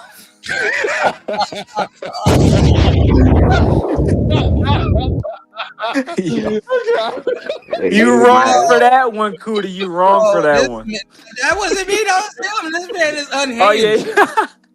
This man is unhinged. You don't. Yeah, I had to agree. I said, "Damn, we don't need a sword swallower in office." So, damn, that's a good one. Man, niggas out here, man. Hell no. Yeah, I didn't I even can't think believe I about said that though. You are unhinged, bro. You are. Oh, unhinged. yo, but my bad. I was just gonna say, Kuda, before you play the video of Anton talking again, I used to be cool with Anton. I mess with the Fight Club stuff, and I would debate people on Fight Club, like in 2022 or 2023, whenever it was. Like, I like that environment, and he let people up to debate controversial topics. But as a person, I'm starting to think maybe Anton is a lame, and a lot of the YouTube stuff is kind of posturing. Because again, on my YouTube channel, everybody knows what they're getting up front. I say, yo, I'm an educated Pookie, I'm an educated lame, I'm a weirdo, this, that, and the third. You'll never see me in a video act like I'm a Tyrone or act like I'm a player and I get all these women and yada yada. I just give people the real world, real live news experience from my perspective as an average guy. I don't say, oh, I'm a player, I'm cool, just because I'm 37 and I got a full head of hair and I look young for my age. I'm a Chad, I'm a Tyrone. No, I just meet people. I have organic interactions. And if they want to be filmed or if they want to answer questions for my YouTube, then I'll record it. But I'm not on no Tyrone shit and all that. Like I think Anton, he's trying to be a Tyrone and he's a regular dude. That's his issue. People just be a regular dude, Anton. Just play your lane. Stop being cocky. You're not this Tyrone or this and that. A bunch of rich dudes manage money way better than you, Anton. So please stop the cap. Hold on. People will challenge you on the whole nerd thing, but they don't understand that. What's going on, Joey? Welcome to the show. People will slightly challenge you on the whole nerd thing, but yeah, like I said, there needs to be more archetypes for black men in these spaces. You know oh, that's not cool. I agree with that. There should, because you shouldn't even have to choose between being a Pookie or a nerd. In my real life, even in Philly, one of the hoodest cities in America, I've met nerds, hipsters, skateboarders, emo dudes, corporate suburban dudes, nerdy dudes, hood nerdy dudes, suburban nerdy dudes, middle of America dudes. I've met so many different types of black men. I'm like, damn, YouTube and the Manosphere as a whole, not you, Kuda, but I'm saying the Manosphere dudes who claim they want to help out men, they're doing a disservice because they're not even presenting black men in the correct or the accurate light that they exist in reality. They're framing it as, oh, we're all either Pookies or nerds. And I'm like, wait a minute. Half of you nerdy dudes, y'all aren't even nerds. Y'all aren't smart. Y'all weren't in any of my advanced classes or honors classes in high school or college.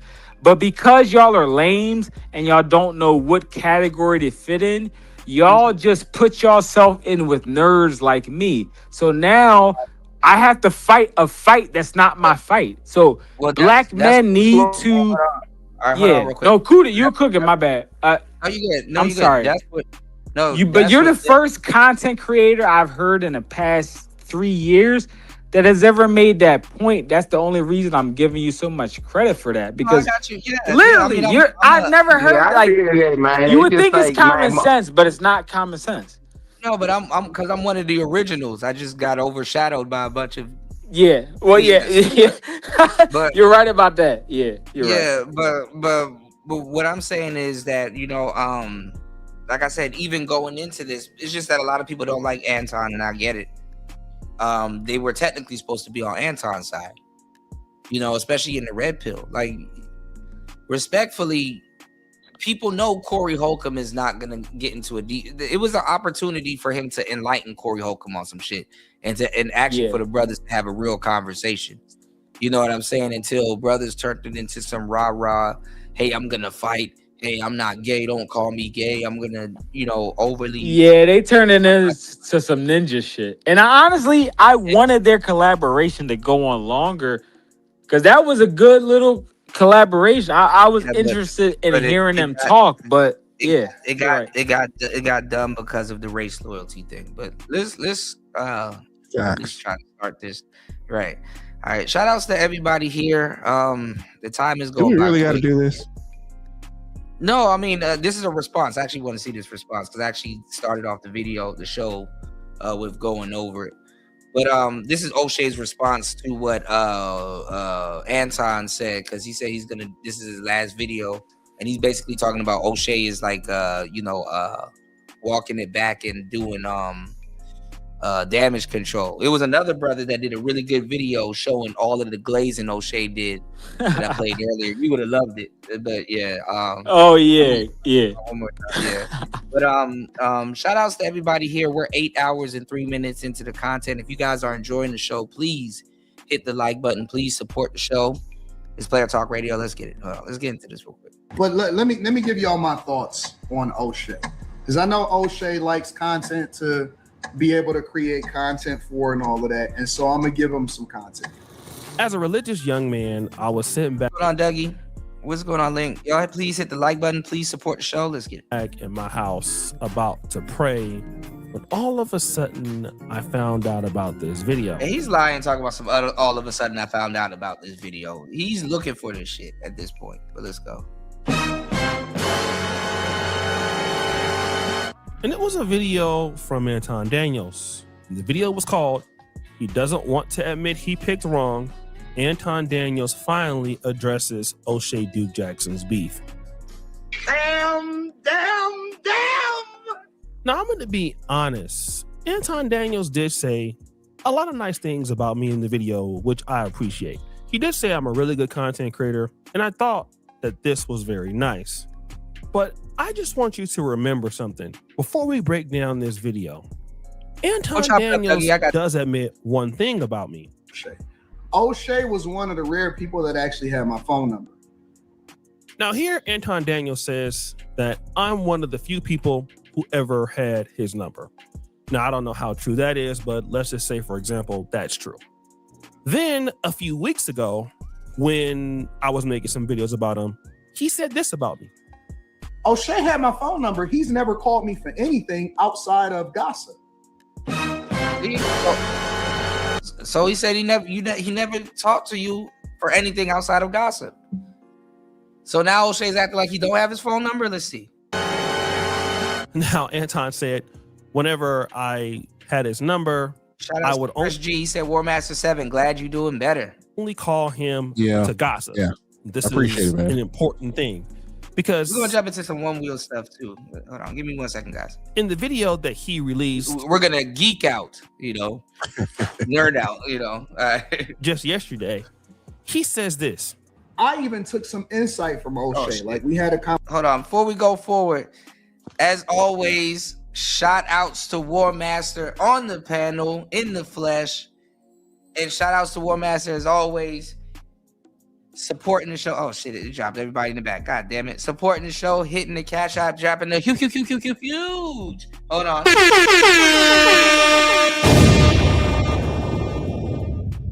Huge.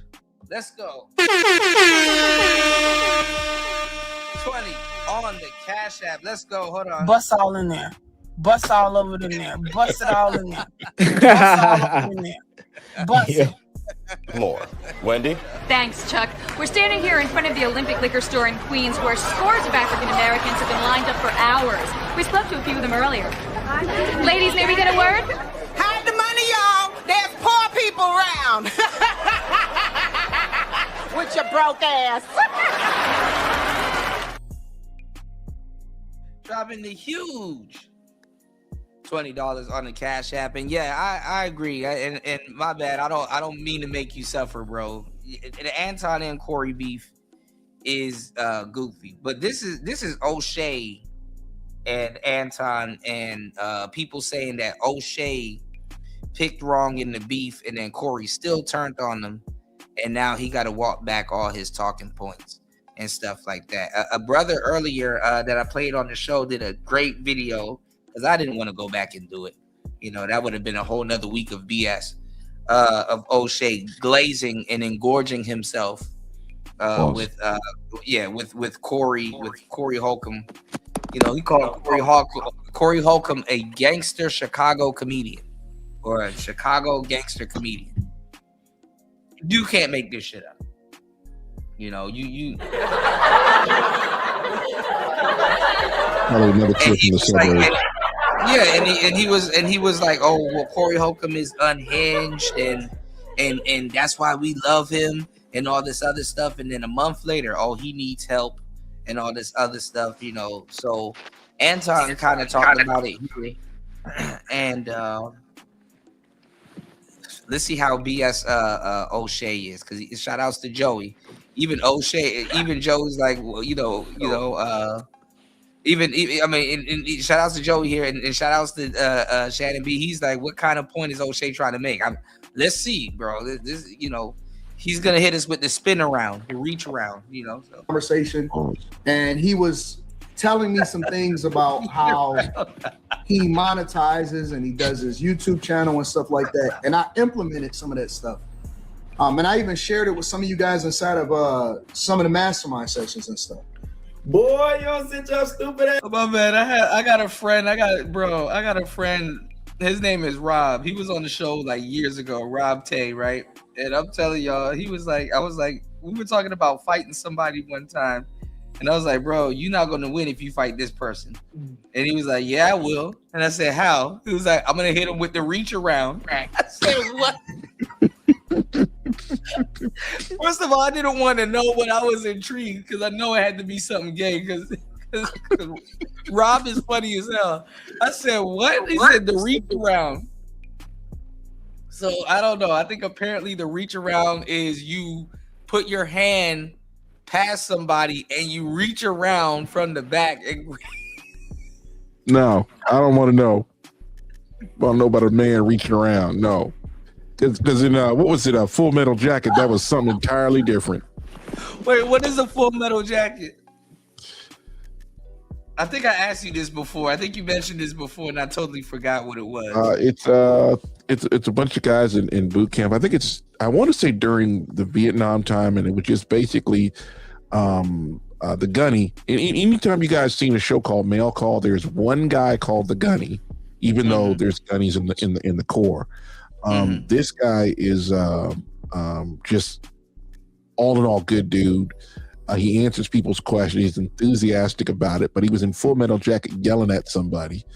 And he would just I'll just say it like this. He just came on. I don't know what the fuck I'm talking about right now, but it was that reach around in Vietnam. Yes, in Vietnam. It was basically boot camp. And when he was talking about, he was talking about a dude fucking you in the ass and then not even giving you a reach around. It's some fuck shit. Oh, hell no. All right. That's why it's so nasty. Yeah. Yeah. That's why I'm like, nah, pause, man. Don't talk about no reach around.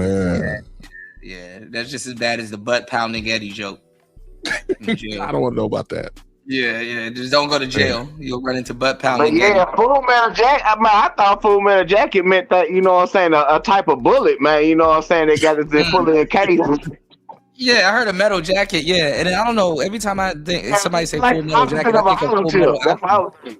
I thought that was some anime shit. I didn't even know. I thought Full Metal Jacket was some anime term. Yeah, that's what I said. That's what I think of. I said I think of anime because it's Full Metal Alchemist. You said that's exactly. That's why I thought of it. I was like, yo, this some because I don't watch Full Metal Alchemist, so I thought it was some joke that I was missing out on. I'm like, yo, I don't watch that anime, so I don't know. Nah, he talking about Full Metal Jacket, that Stanley Kubrick movie, man. You know what I'm saying? When he talked bad to Gomer Pyle. Yeah, and Powell went nuts after during boot camp to put some people down. Full Metal He also played Chin on Godfather of Harlem. That motherfucker act like his ass off. Yeah. Thanks, Chris G. Arlie Emery. Yeah, that is the Gunny, man. When you hear people mention the Gunny, they're talking about him. He died a couple years ago, man. Just an all in all good person. I think the reach around is when somebody grabs your balls from the back. Pause. Squeeze. I am a nasty woman. Bro, if you're in a fight and somebody decides to get butt naked or bite you or grab your balls from the run. There's a video like that. Yeah, this guy about to get into a fight and he just pulls his pants down, bro. Run. He gets totally butt naked and dude runs. The dude chases him, buck ass naked. Yeah. I'm like, bro. Yeah, run. Just hope somebody don't catch you on camera because it's gonna make you seem like you're running from a gay guy and you might be gay too. So, hey. Where did this conversation go, bro? This is bad. All right, let's get into the reach around. Yeah, that's nasty shit. Before we get into the breakdown of the video, we can already see that Anton Daniels has a problem telling the truth. I mean, he had no problem lying on me, saying that whenever I called him, it was for gossip. Bro, out of all people, O'Shea gonna say Anton Daniels have a problem telling the truth. Oh, Jesus Christ. All right. But then I showed him how to monetize his channel. I helped him with information, which is true, and he used that information in his mastermind. Clearly, Anton Daniels says things that he can't remember, and largely because he's polarizing, so his stories always change. So therefore, sometimes people will say you're saying things that you can't remember, and it's not that you're saying things that you can't remember. Sometimes they're just harboring some shit that they remember, and it's like, bro, you took that seriously? Okay, it's very difficult to listen and to believe anything Anton Daniels is saying because Anton Daniels just lies a lot. Woo! But see, Anton Daniels... I'm gonna force Anton to do a video about him when Anton said he wouldn't. Has been seeing, some of the things that... Yeah, calling the kettle black, Corey Holcomb has been saying about me. And largely, they have been pretty good roasts. I'll give it to Corey Holcomb, calling me Okie Dokie Jackson and I'm ugly and all these things. Hey, I don't really take umbrage to that. I mean, I feel like I can get the same quality as women that Corey Holcomb can get. Woo! I mean, I'm just saying, but I don't want to get personal. I really don't have an issue with Corey or Anton Daniels, but he did mention this. They picked the wrong side, obviously.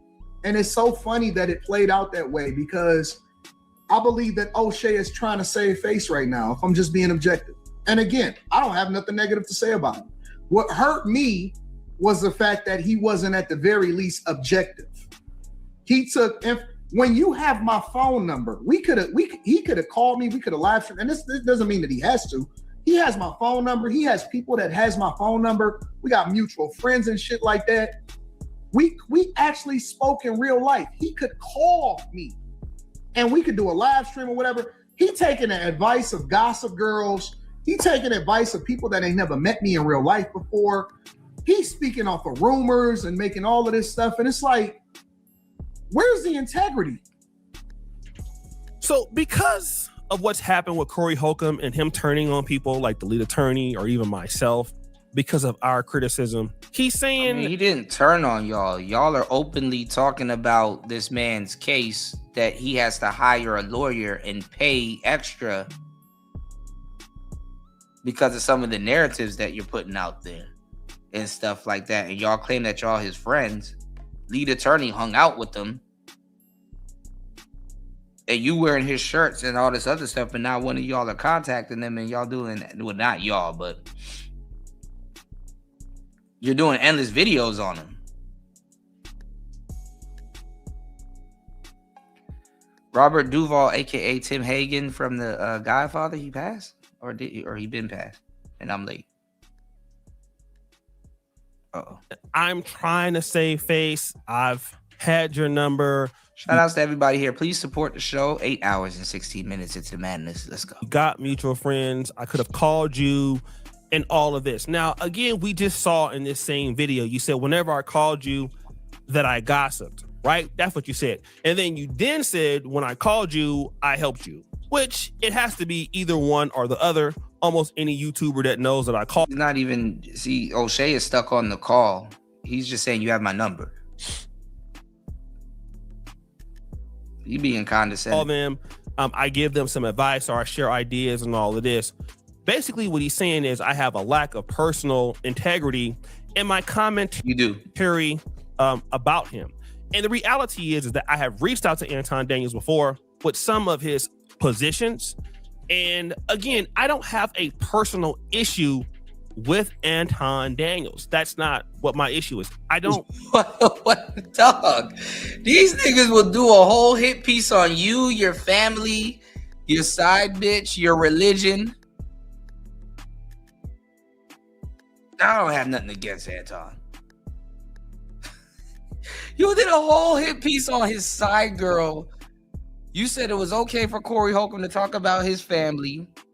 You went in on his religion. You went in on his daughter and his wife. I don't have no issue with him. Dislike Anton Daniels. I just see Anton Daniels for who he is, which is a person who you probably should not trust, a person who doesn't tell the I don't dislike him, but let me tear him down because it's not personal. Truth. And that's really what it is. I mean, he's a hardworking guy. He probably does care a whole lot about people that he loves in his life. He's a hustler. I mean, hey, listen, I don't have a problem with who Kevin fuck with me more than him. He went to Kevin's funeral. O'Shea didn't. You know, a person who Kevin fuck with more than me. You know what? I'm gonna tell you. I was just about to, King, you're a genius because I was just about to go down that route. I think if Kevin had to choose between O'Shea and Anton, oh man, he's rocking with Anton all day because they D9 all that stuff, man. I'm just saying, man, that was his lane, that Fight Club lane with all them little bras and all that type of shit. Yeah. Anton would have got Kevin to a bag.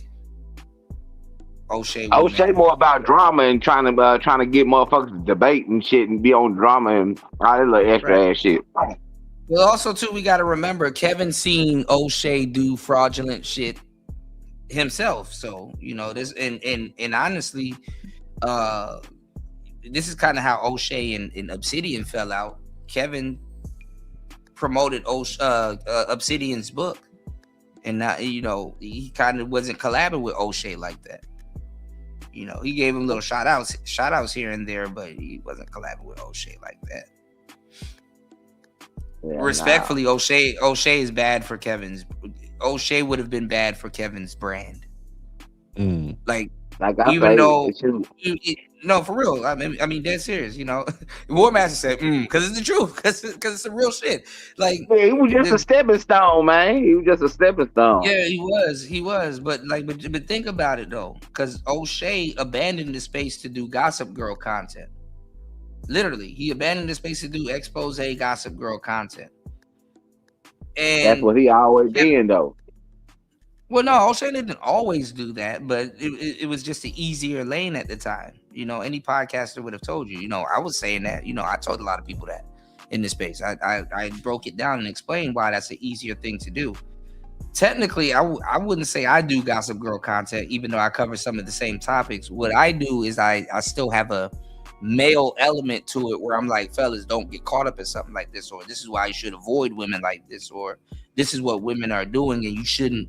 You understand what I'm saying? You shouldn't subject yourself to this or your family or Yeah, I get into that. It's just the fact that he going with the narrative that benefit him.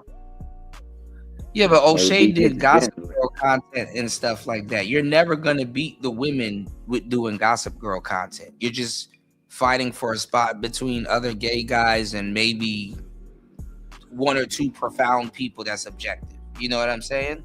So you kind of sacrifice your content just to do Gossip Girl shit. And that's the type of people we would talk about, you know, while really breaking it down the way a man would break it down, and kind of, you know, add more elements to it, you know, so brothers can kind of get, a feel for what we're talking about. But the thing is, it was sellout content at the moment, you know, technically, you know, the way he was doing it or the way he was going about it, because he just blended in with all the other glittery Gossip Girls, you know, that actually had production and editing in the space. But the thing is that even though Kevin had a huge female audience and male audience, and the females took a liking to him, the Gossip Girl content was still bad for his brand. Because that's not what Kevin did. He didn't do Gossip Girl content. He was in a part of Gossip Girl content and Gossip Girl spaces, but it would have been bad for his brand. So technically, respectfully, he would have had to cut O'Shea off, or not publicly really, you know, for those that didn't know. But that's why I always said that, man, Kevin basically gave Kendra G the crown for all that stuff. He basically passed the crown to Kendra G. He didn't give it to her. She straight up plagiarized.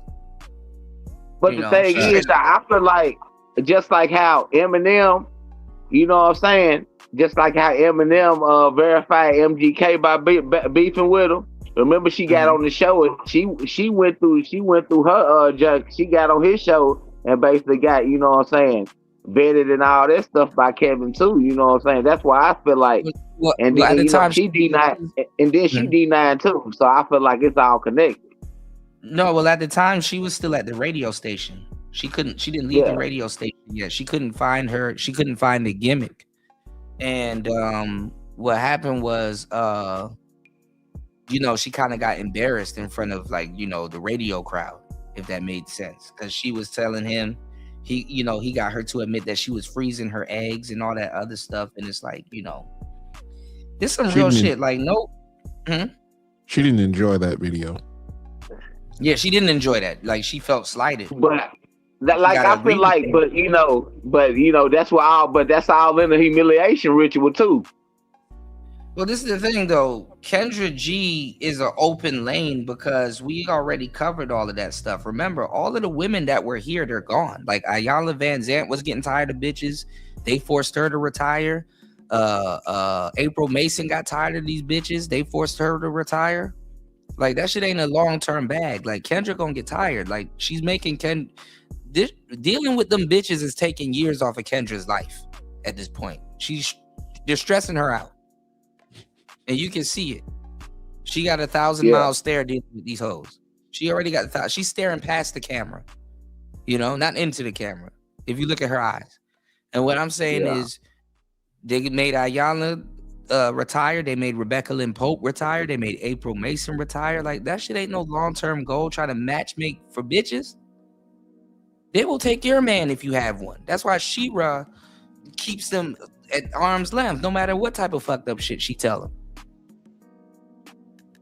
So this shit ain't long term, you know. And April Mason felt slighted, and Kevin basically embarrassed her. Like, what man wants to go through all of that in the later stages in life? Even if she's dating a young nigga that can give her sperm, like you got to go to a doctor to watch your woman get incubated and all this extra shit. Like, come on, dog. Like, you know, the thing about men is they'll self-correct. You know, if Kuda's messing up, you know, we're like, look, Kuda, you fucking up. You got to cut it out. With women, I need to get an Xbox. Yeah, I was rolling up, but you know, I was gonna say at the same time, I just feel like her going on this show and all that, you know, with her flaws, open up the door for a motherfucker like Carolyn Bryant with her motherfucking flaws, the motherfucker get in relationship, you know what I'm saying, without a motherfucking degree and all that stuff, you know what I'm saying. So that's why I say the crown slick been passed. Just like I say in wrestling, you know what I'm saying, the forbidden door was not open back when motherfucking Cody and them went to AEW. The forbidden door was open back when goddamn NWO went to WCW. That's what I kind of say. So that's why I say it's like a little past. It's like how motherfuckers be passing shit down without they. Well, this is the thing. The people. I mean, depending on what it is, not Ocean's 11, but the people that created the casino or a bank, they're better than the people that robbed the bank. If that makes sense, because they could just make another casino and a bank where the robbers go to jail eventually. Kendra stole from Kevin Samuels, and she's not gonna advance what he would have done. If Kevin did an app, it would have done good. If Kevin came out with a clothing line, it would have done good. Yep. But the thing is that technically Kevin was a curator. He put things together and he was good at that. Sometimes you don't need to be the originator. All you got to do is put things together. And a lot of Kevin's talking points was stolen.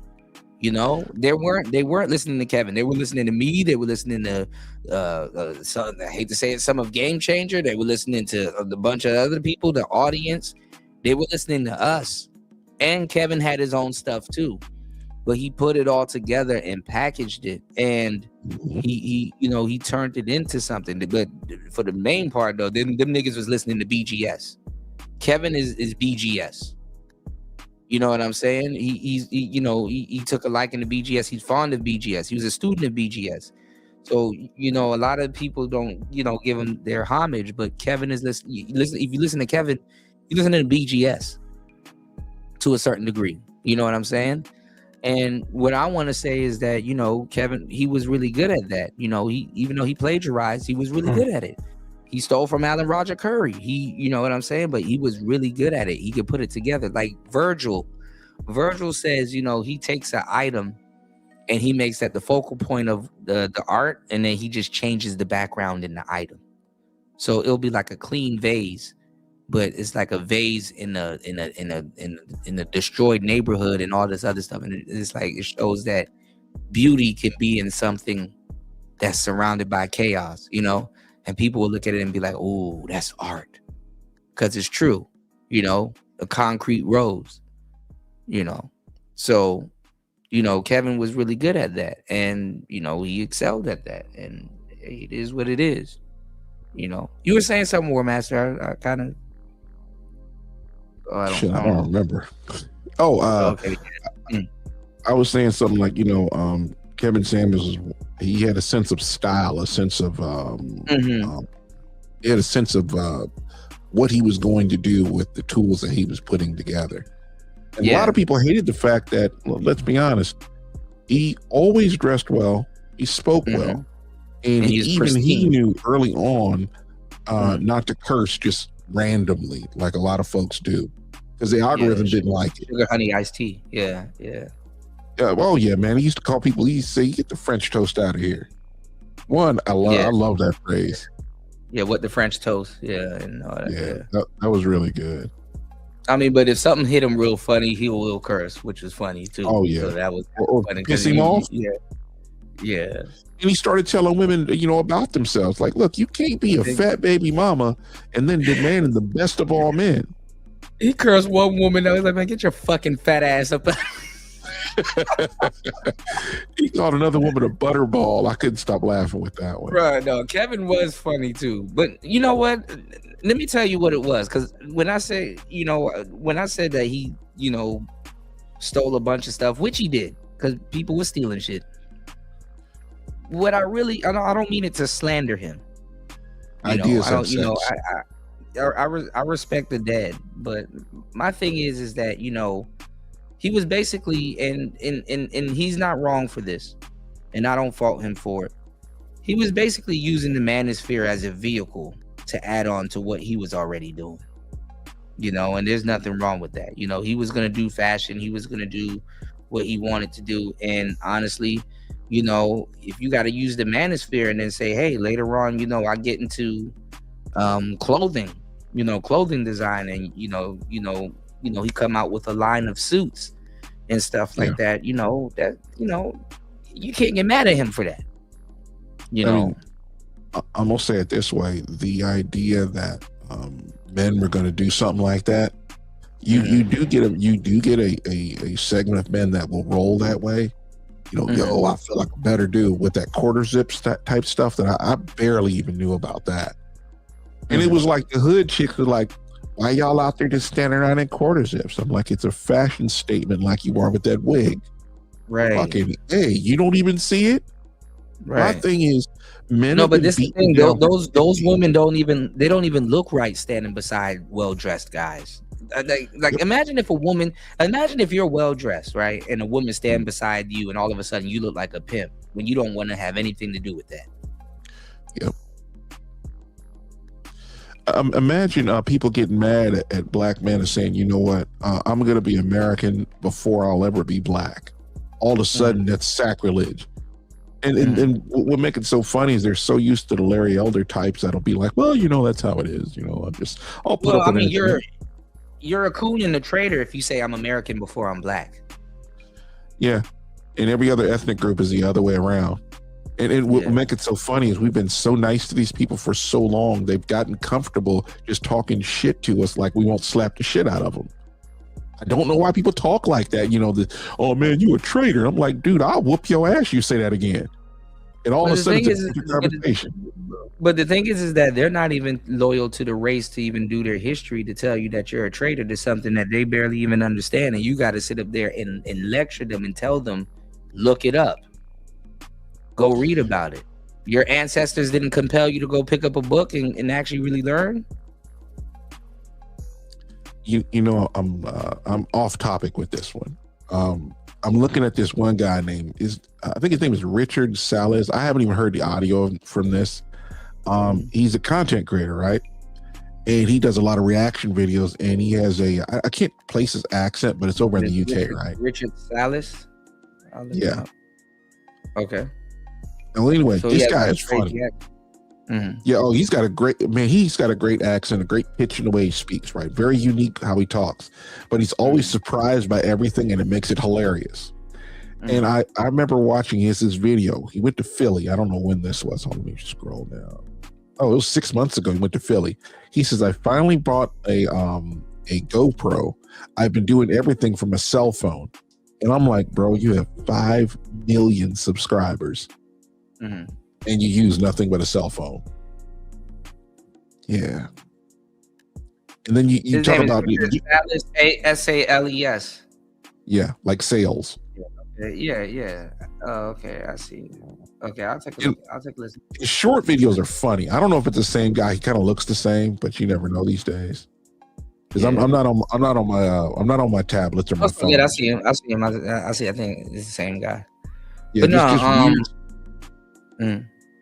he always has this funny take on everything, and he talks about this fictional person called Sharon, and Sharon is fucking hilarious. But having, fuck, I think I screwed that up. Nobody want to listen to that. It's what drives me nuts about the tablets. They go like the phones. If you go over to shorts, it'll start playing a video, and I'm like, I don't want that. Let me see a bunch of short. Anyway, let me stop. There's no. And they'll come up in your history. Yeah, I don't even click on cat videos. They just there. That's what I'm saying, because they'll send you down a cat video rabbit hole. It's like, bro, that was just for one time. Please stop. Want more? We got more. No, I'm good. Please stop. I'm good. I don't want to see cat no more. Just going back to what we were talking about, Kevin, because this kind of got me this way. Kevin Samuels seen something that would work with what he was doing and took it and ran with it, and people were mad about it.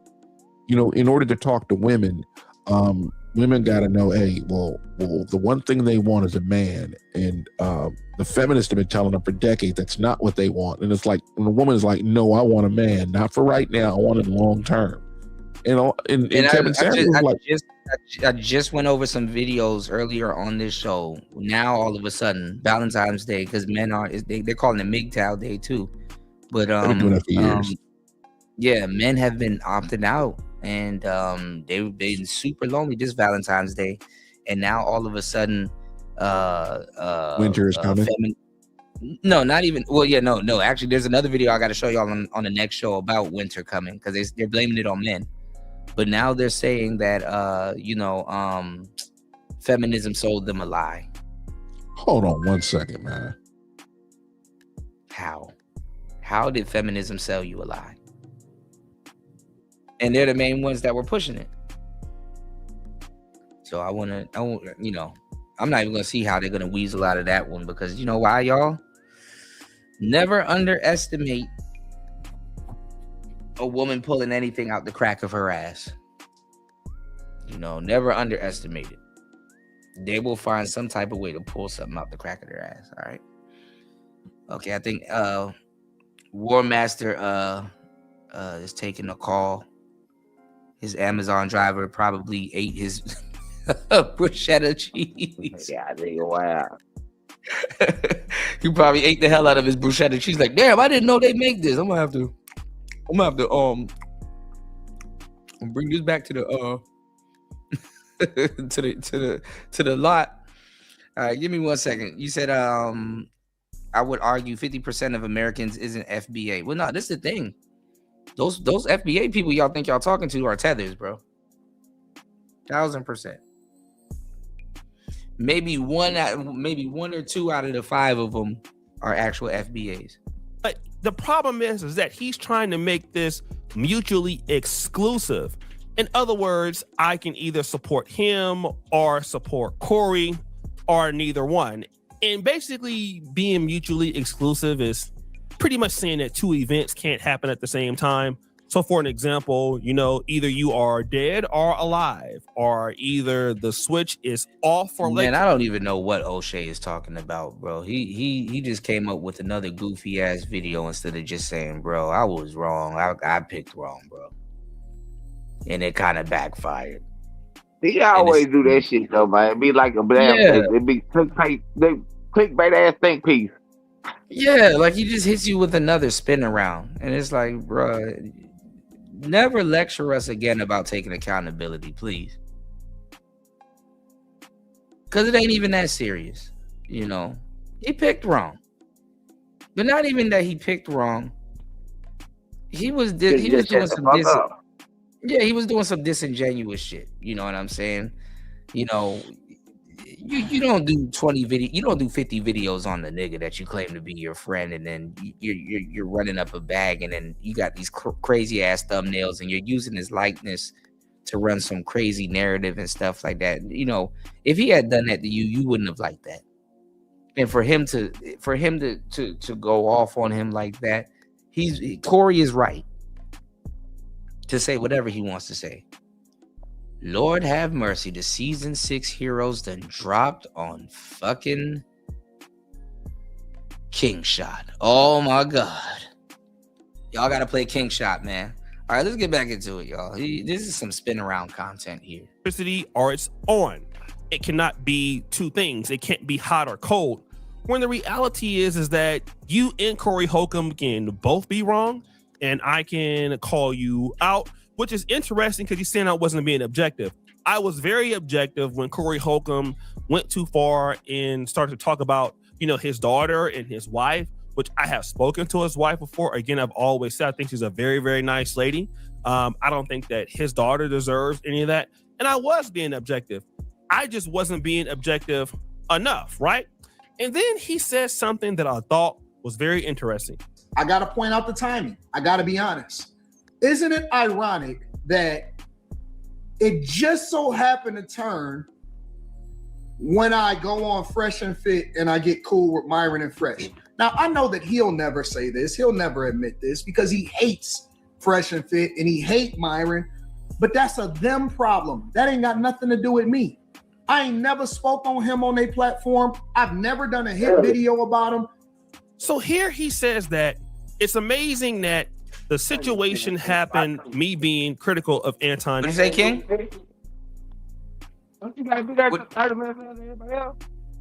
What'd you say, King? Okay, he in the background. Daniels, when he went to the Fresh and Fit podcast, this is what he's saying. It's largely not true. I mean, again, I've always used the case that if there's anybody that I dislike more than Fresh and Fit, it would definitely be the Angry Man.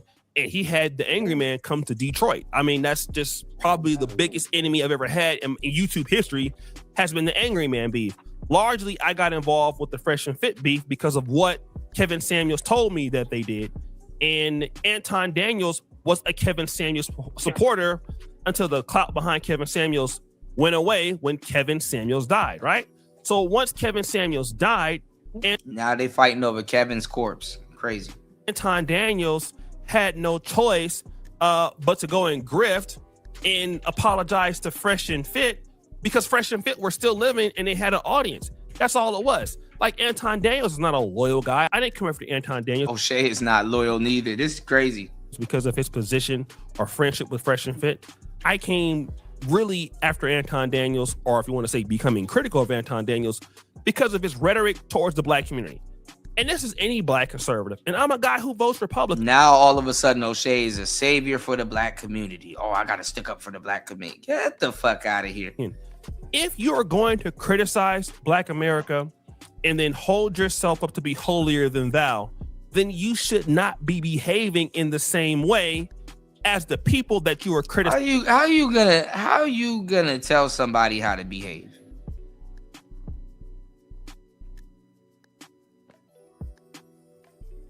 Oh, you're not behaving right. Get the fuck out of here. Sizing. That is largely being objective. And I have called Anton Daniels before behind the scenes about some of his behavior. I have even warned him about flashing money online. I told him that was very, very stupid, not to do that for the safety of his family, not to do certain things. Of course, he doesn't want to mention that. Anton Daniels rejected my advice. So all of this, he could have called me, he could have had a stream. Well, I'm not going to have a stream about you because you're just getting worse, right? So you're going out here being disrespectful. You're going out here lying. You just lied on me. I mean, it's right here in the video. You're talking about you love God, you love Christ. You obviously don't, and we can see it. And so I'm not being objective, right? And again, this is Anton Daniels not taking any accountability, but you're sitting here every day on your platform with no accountability. And then he ended up talking about this situation.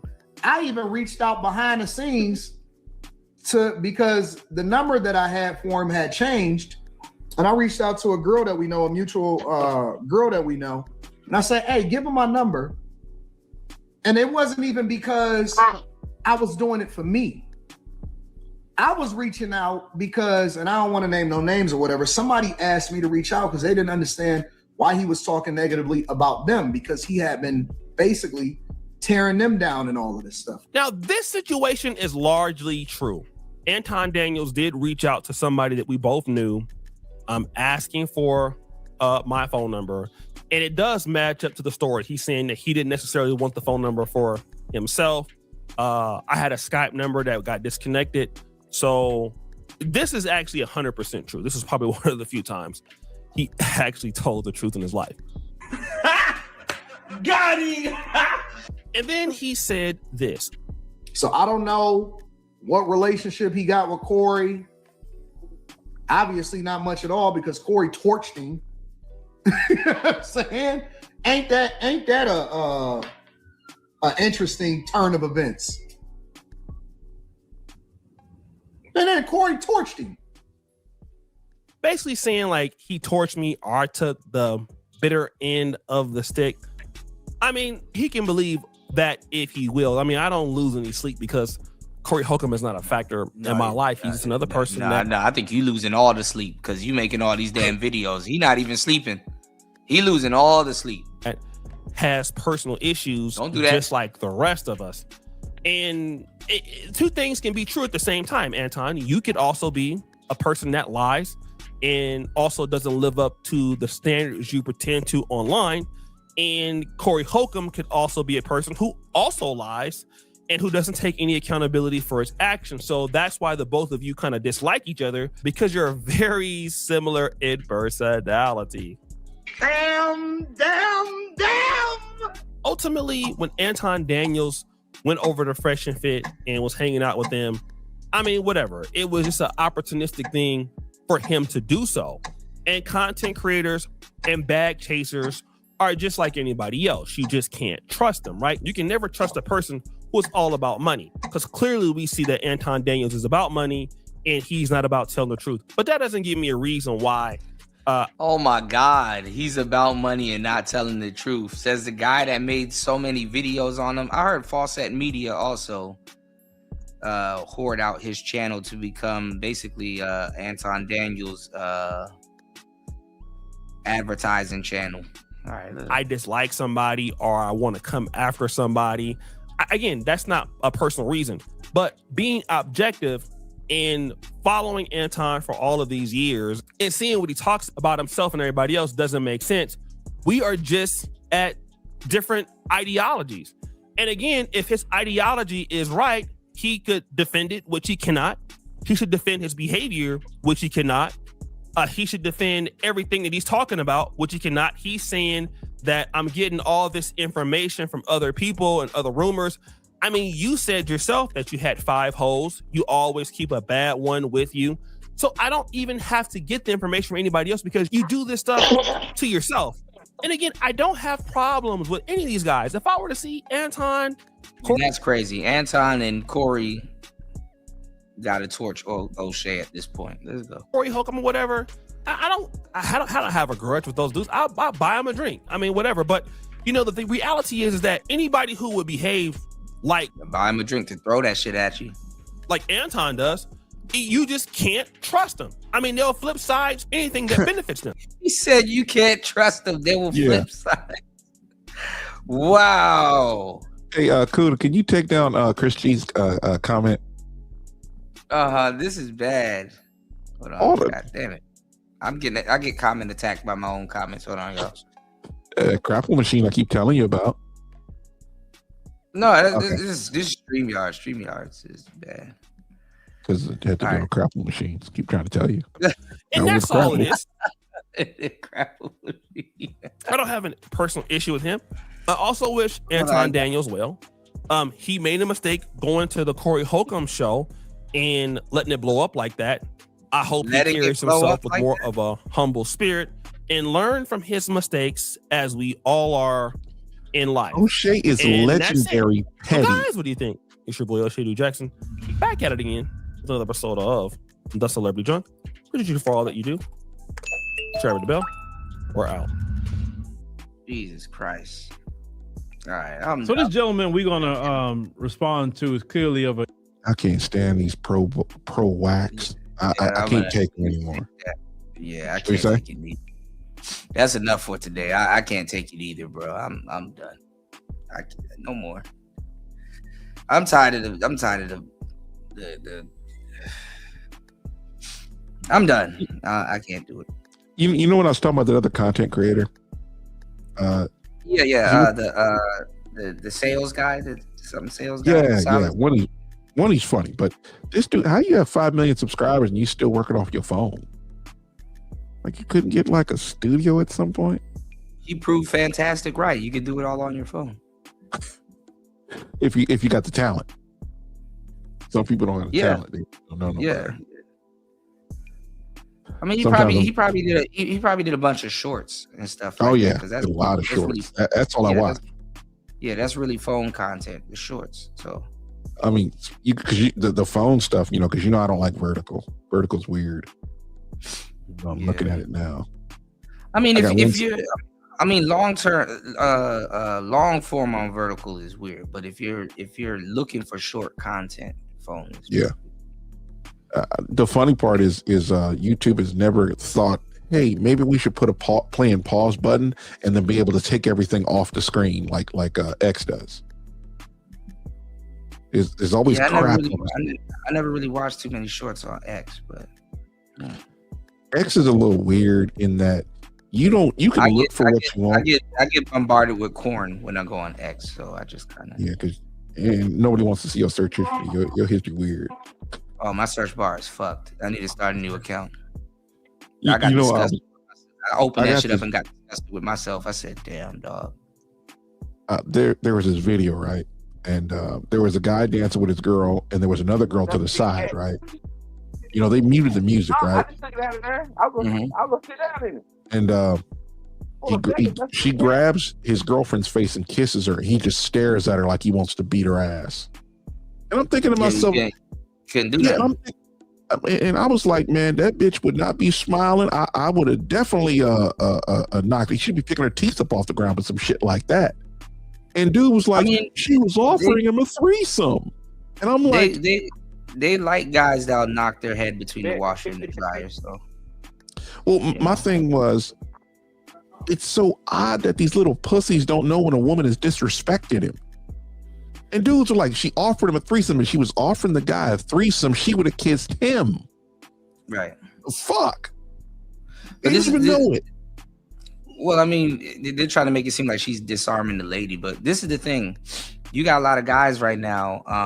There's this guy that he goes around and he talks to the dude's girlfriends right in front of the dude. And there's, there was this guy, he was on his phone. And he was looking at the guy talking to his girlfriend, and she was like pausing and hesitating, and she was like looking at her boyfriend, and he's on his phone looking at her like, what you gonna do? And she's like, no, what are you gonna do? Like wanting him to fight for her is like, are you gonna let him talk to me and stuff like that? And he was like, well, you look like you were interested. What are you gonna do? And he's like, he said something interesting, which is true. If your girl, fellas, ain't gonna self-police the relationship, If your girl, if your girl ain't gonna self-police the relationship, that's not your girl, man. Yep, that's just a heifer. Everybody's gonna get some milk. Yeah, like she's sitting there wanting him to fight over her, but she looks so interested in the dude. Yeah, never fight over a chick. But she looks so interested in the dude. He was like, oh, he kind of noticed. And I'll add another one. A dude that tries to steal your girl is not an honorable man, so he shouldn't even be in your circle. How one of your homeboys start pushing on your woman? Well, it's not even his homeboy. It was a streamer, a prank streamer. But the thing is that even if it's a guy in your circle, even though he shouldn't be in your circle, depending on how he goes about it, if you talk to him or y'all set that up and stuff like that, but he's actually doing you a favor. Yeah, true. Yeah, he's doing you a solid. Unless he's not, but if he's dirty macking, no. Yeah. The nature. I seen another video where Clavicle was stealing this guy's girl, and this one dude he was begging the dude not to steal his girl, and I'm like, I'll be honest, man, you trying to steal another man's woman. No, but some dudes know their woman is up for grabs. Some dudes know that their woman is up for grabs. Right. I just have a problem with dudes that'll try to steal another broad's woman, or another dude's broad. I'm like, bro, I can't fuck with you no more, man. For sure. How you supposed to be, you supposed to be one of the homies, but you out here stealing other people's girl. That's like you a bank robber and I own a bank. How we gonna be friends? And you could have went to any other bank. Yep. But you chose my bank. And damn it, I would have helped you launder some shit. That kind of stuff drives me insane. And then dudes who walk around like, yeah, man, I'm still the man. Like, no, you a bitch. You can't hang with us. A biatch, yeah. I'm like, that's some shit bitches are. Oh, well, every girl's up for grab. I says, right, but the one I'm with isn't. And that means you and I can never be friends anymore. You just wanted to be. Would you now because we do have a player code beside that, but what's your thoughts on guys like, let's say that dated your ex from, let's say, like 2-3 years ago? Should he run that by you, or we can't be friends? I'm gonna say that. I'm like, bro, like you can't be my friend and then date my ex. I'm like, bro, that's against the bro code. Right. I would never go after your ex, bitch. Now, what if what if instead of dated he smashed? We can't be cool no more. I mean, we're not enemies, but it's just like, bro, look, I don't hang out with you. I'll delete your number. We don't talk. Right. I mean, there's some punani you ain't supposed to have. Yeah. I ain't gonna lie. I don't made that mistake before. Shit, I'm saying, but yeah. It'd be different if the experts use them though. It'd be different if let's say she don't know we know each other and you ended up smashing, but you was a dude that we really didn't know. You ain't really in my circle. You just kind of on the periphery. I don't really know you. I don't He knew care. you messed her, like he knew you messed around with her, but he probably didn't know that was your girl. Type shit. Well, I remember in my past there was this chick. I was smashing for a little while. And hold on a second. Damn, we're gonna hack up a lung. I knew she had a man, but I didn't really give a fuck. He wasn't my homeboy. I didn't give a fuck, right? No biggie. Years later, he was like, "Man, hey, did you smash?" This dude would see my car at her house because she was all right looking, and I'm like, bro, she told me to stop coming over there because she had another dude over there. Fuck you mean? Everybody was smashing. I was about to say she's for everybody. Like everybody smashed. Who didn't? Yeah, you just didn't know it. He one of them dudes trying to hold on to pussy that wasn't his. But you lucky she told you though, because if he do that, but I mean he already said he drove by and saw your car, and either he saw it or somebody else saw it. No, but you never know. I mean, you never know what's in a simp's heart, bro. Simps scared the fuck out of me in that situation, bro. You never know what's in a simp's heart, bro. Like they will kill you, Yeah. That's why them dudes over there trying to take people's girls. I'm like, bro, like you scum. I can't fuck with you. We'll never be cool. Don't stay over there with your homeboys and do all that wild shit until somebody teaches you why you shouldn't do that. He said, "Are you gonna die for that pussy?" I am.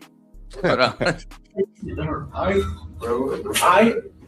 stay the fuck away from her. Dude, I got some whole girl.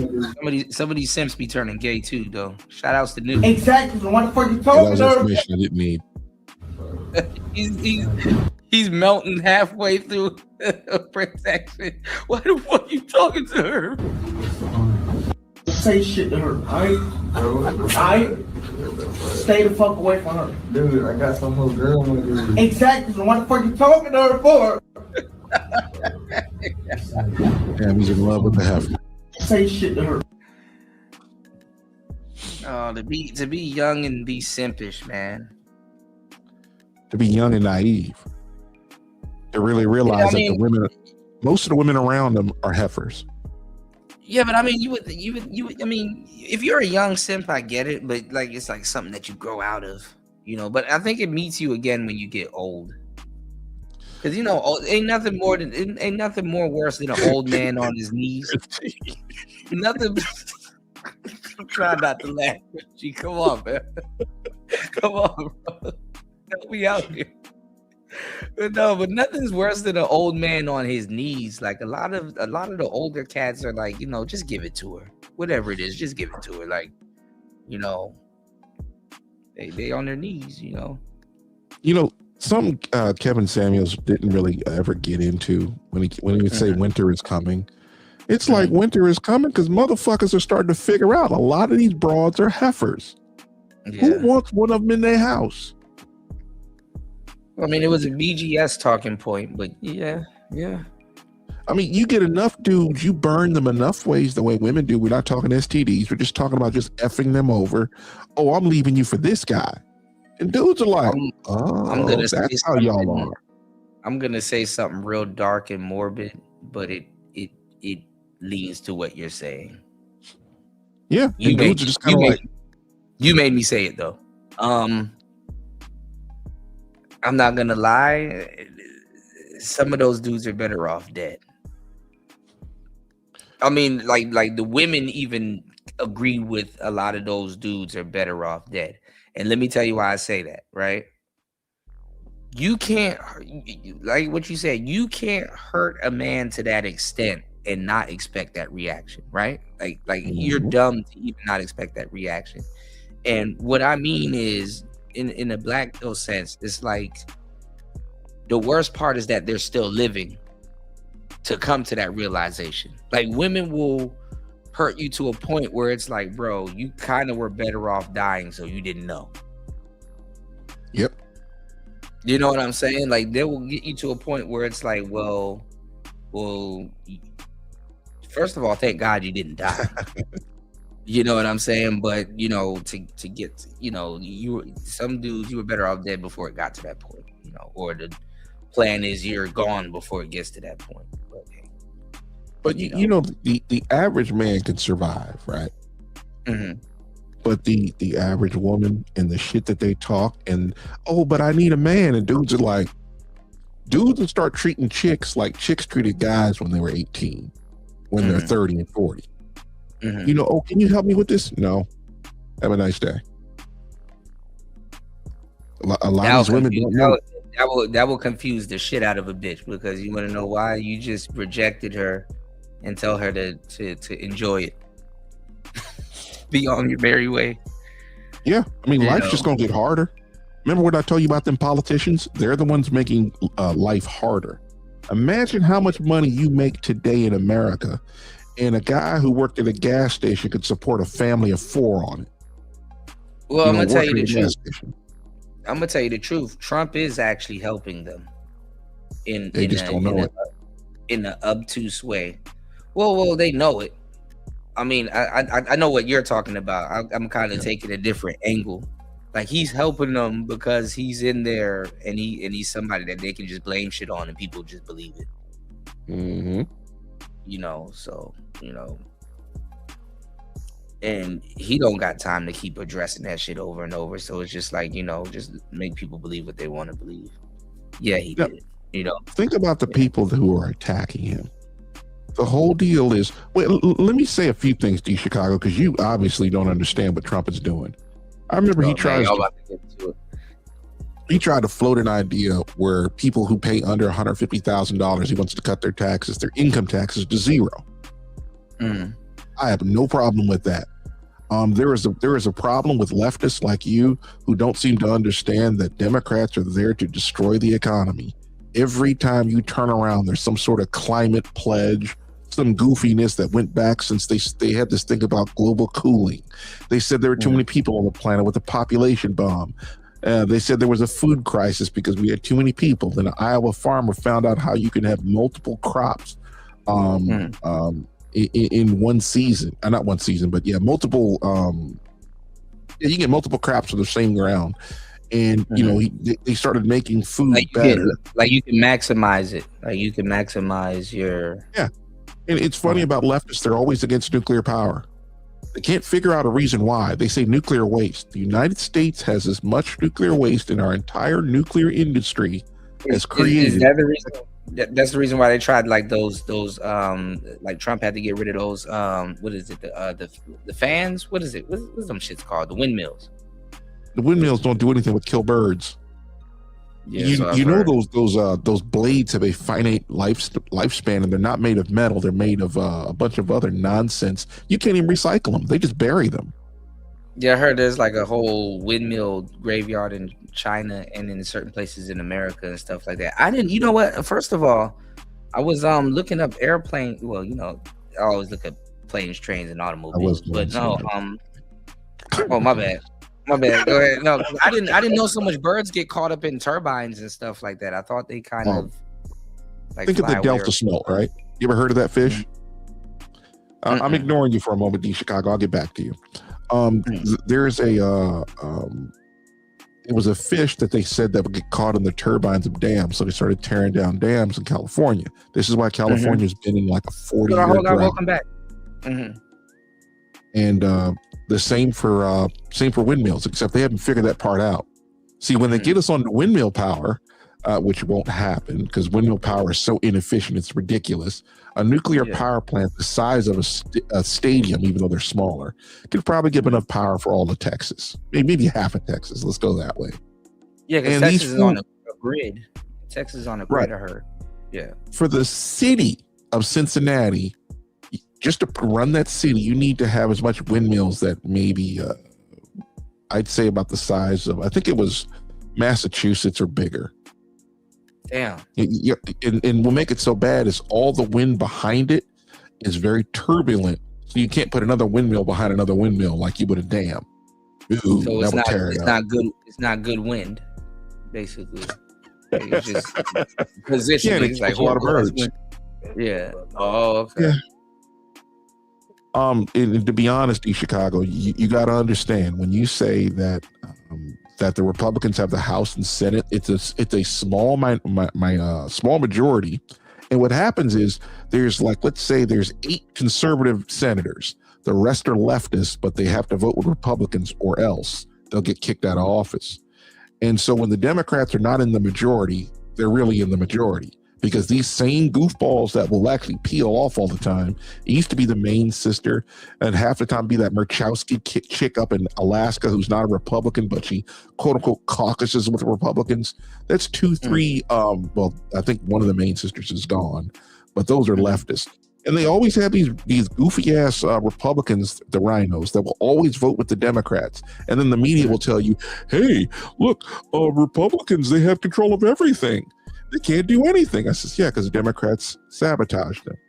Well, I mean, if the Democrats are, I mean, if the House is mainly Republicans, how can they shut down the government as much as they can? And is depending on the Democrats to reopen. The president shuts down the government. The funny thing about how our system works, Congress, all bills start in the House, and I think appropriation bills, aka where the money goes, comes from the House. And usually they go to the president and say, hey, where you need money at? He says, here. Well, we're not giving you money there. Allocated. Okay. I'm like, I'm not doing shit then. I'm shutting everything down. I'm sending everybody home. The funny part, the president at any time could fire everybody in the executive branch of government. All of them. He could fire them. You know, me being me, I'm an asshole. I would I would fire them and sell their shit. And let the Democrats build up the nonsense that they've had. Because you'll be firing mostly Democrats and people like D Chicago. I'm just kidding. The whole thing is these people, they work tirelessly day and night so that your family is less prosperous than they were the year before. That's what they do. That's all the time that they're in work. We're going to take a look at that video on the next show. D Chicago. I can't do this anymore, bro. My brain is putty right now. I'm like 9 hours in, bro. My brain is putty right now. I can't do this. Yeah, because you've been up too late. I've nighttime and the whole morning, and it's like 2:27 in the afternoon on the East Coast. You know. Yeah. My brain is putty. Did he go to sleep? No, but I wanted to. No, not yet. I wanted to. I'm gonna probably run to the market, grab some food, and then take a rest and get ready for tomorrow's show. But this is what I wanted to talk to you about on at least the last 15 minutes of this show. Yeah. The one wheel. You already know. You already know. Bro, the stoke is fucking real, bro. Yes. I got to move my truck at some point. So whenever, I mean, it's not a rush job, but it's just like, motherfucker called up, hey, he's parked in a residential area. I said, yeah, a lot of trucks park in residential areas, except freeways aren't residential, but okay, never mind.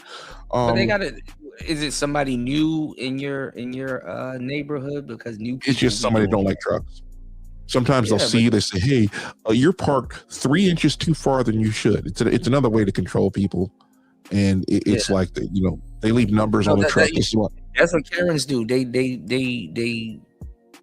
fuck with their neighbors to try to meet them. It's like when you go out there to go talk to the tow man or whatever the hell they got. It's a way for them to come outside and try to talk to you and stuff like that. And the funny part is when I move my truck, they're gonna put a ticket on my truck. I don't give a fuck about that ticket. I'll pay the ticket and the truck's still gonna sit there. That's the funny part about it. They be the ones that call the little ticket people on you and shit like that, and then try to come outside like, hey, yeah, I saw them. They were out here walking around your car and stuff. You got to be careful out here. That bitch, you called them. Yeah, and there be some anonymous motherfuckers. That's why they do it. Yeah, sometimes the ticket people be telling you, it's like, nigga, she called us. Yeah, it annoys the fuck out of me because it's like they can't. It's always people that never can live your life. But they want all the say in it. It's like when I talk about traffic, right? Most people don't understand traffic and how it's supposed to work. If you come in on the side of the road and you think I'm supposed to move for you, you are sadly mistaken. But the problem is most people are so stupid, they will run into the side of the truck and say the truck didn't move. I'm like, vehicles with the right of way, especially if I'm on an interstate, have the right of way. cars merging on the interstate. Anytime you have to merge, that's another way of saying, hey, look, fam, you need to actually yield to the traffic. And if you can't get on the road, you might want to slow down or stop. Well, I saw a guy. I was gonna tag you in the video last night. A guy was driving a truck, and he had it was a Freightliner too, and he had it in cruise control. And he was like, when another truck pulls up on side of you, he took it out of cruise control, and he was like, don't have another truck on side of you for more than 5 seconds. Like he took it out of cruise control, and his car kind of slide back, and then he caught back up the traffic. So, like, what does he mean by that? I was gonna ask. Because the new batch of drivers, aka all these illegal aliens, are so bad at driving. These fuckers are sitting in the lane. Yeah.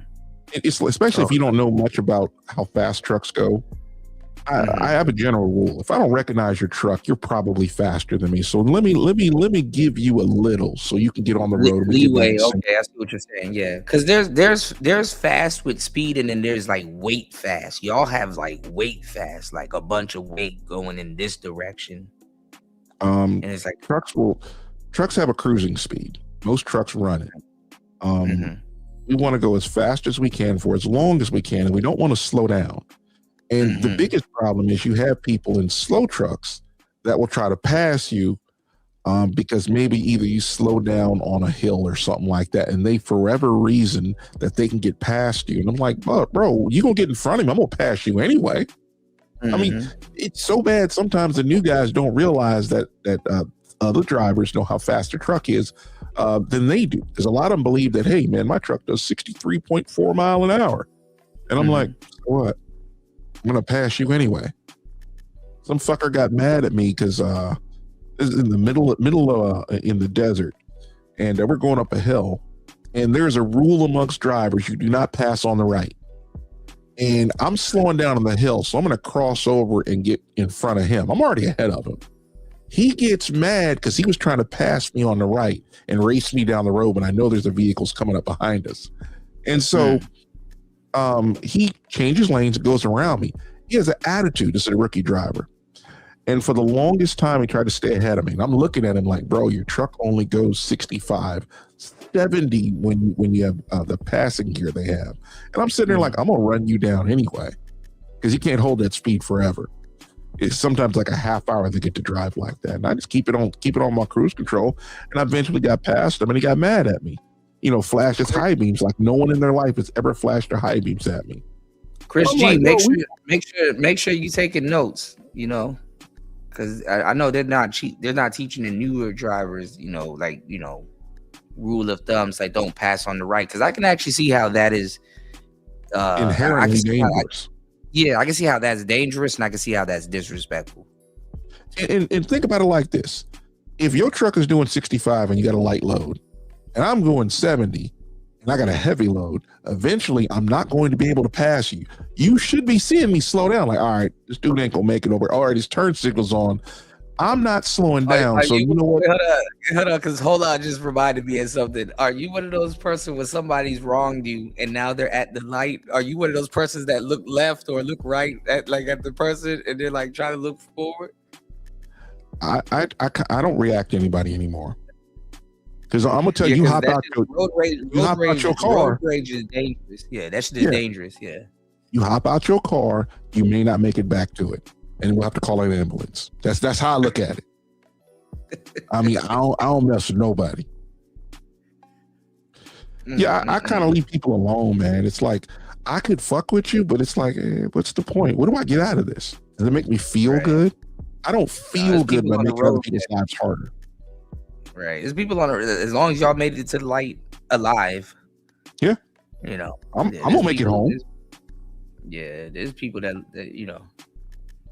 people that believe they own the road in front of them. And you be like, you drive long enough, you're kind of like, I don't give a fuck what you do. You stay over there. As long as you don't scratch my truck, I ain't gotta hurt you. Yeah, just don't kill it. You start messing with the truck, now I'm gonna hurt you. And there ain't gonna be no, well, I was only joking. I was just mad. I'm like, bro, that conversation is over now. Now the pain begins. It's either A, I beat you with my tire I'm dead serious. I'll pull out my tire thumper in a minute, soften your ass up. I'm not trying to be nice to you. Just you get hit with a tire iron. War Master's like shit.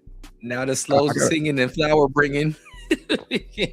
Yeah, there's a video well, remember that dude I told you about on Twitter to go look at? There was one where there was this one driver. He was black, right? And there was another driver. You didn't know he was a driver. He hops out his truck and he's talking about he want to fight the other driver. So the black driver comes out with his tire thumper and it chases this dude around another car. Oh yeah, I remember that video. Yeah. Mm-hmm. This is why you don't fuck with truck drivers, because you lucky all he came out with was a tire thumper and not a pistol. Yeah. Don't because they fuck do with truck carry. drivers like that. I know the companies tell y'all not to carry, but fuck them. You can't do nothing about that. That's the weird stuff. Like what you gonna do? Search everything in my truck? I mean, I'm just gonna quit. Right. And they know y'all. Well, they know y'all carry, so they know y'all disobey them. But just don't do nothing to get your truck searched. So. And the people in the office carry, which I do think is hilarious. It's a lot of them that do, and it's kind of like, bro, we all family, man. I think they carry for y'all. What the fuck you mean? Have you seen the meme of that guy that gets fired from every job because he crashes out? Like, what the fuck you mean? I'm a real nigga. Boy. I'm a real. My thing is this: if you're polite on the road, people will respect you. Except for the Karens, and the Karens are just basically ignored because they don't know how to drive. They don't know how to do anything for that matter. Well, that's why I was wondering why the hell are the black men sitting up there trying to insert themselves in this stupid ass war that's going on when you go to an auction and go buy a box Chevy and you park it on the street just for a little bit and it don't have any tags. Who's the main one calling on to get your box Chevy towed? Your brand new box Chevy. Karen. And it's usually police wasn't even thinking about your car or looking for it, and now all of a sudden now you on their radar because of a Karen. But now you know what I'm saying? Just like the same example that I was just telling y'all about the ticket.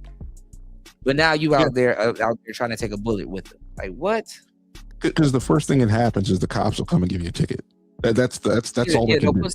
They'll put something on your car saying, "Hey, this is an infraction." If it's not in your yard and it's on the street, yeah. And it'd be the funniest thing that some people, they just don't like the fact that trucks are there. No, I gotta download it again, Chris G. My bad, bro. You said I didn't give you too many chances, baby. What are we saying, War Master? My bad. Yeah, hold on. I gotta show War Master that video. Mm-hmm. Some people, they just don't they don't like the fact that trucks are there because they think they're in the way even when they're not moving. Well, you shouldn't be here. I'm like, well, we can't park anywhere. And you don't have your trailer. You don't have your trailer on it, so I never unhook my trailer. I always have my trailer. Yeah. Oh, your trailer's there too. Yeah, and they just have a problem with it. Well, I should be able to see the freeway. I don't give a fuck about you and your view of the freeway in a place you don't live. That's always weird. It's always somebody that just drives by. They got nothing better to do all day. They just fuck with people with people who bring you your food.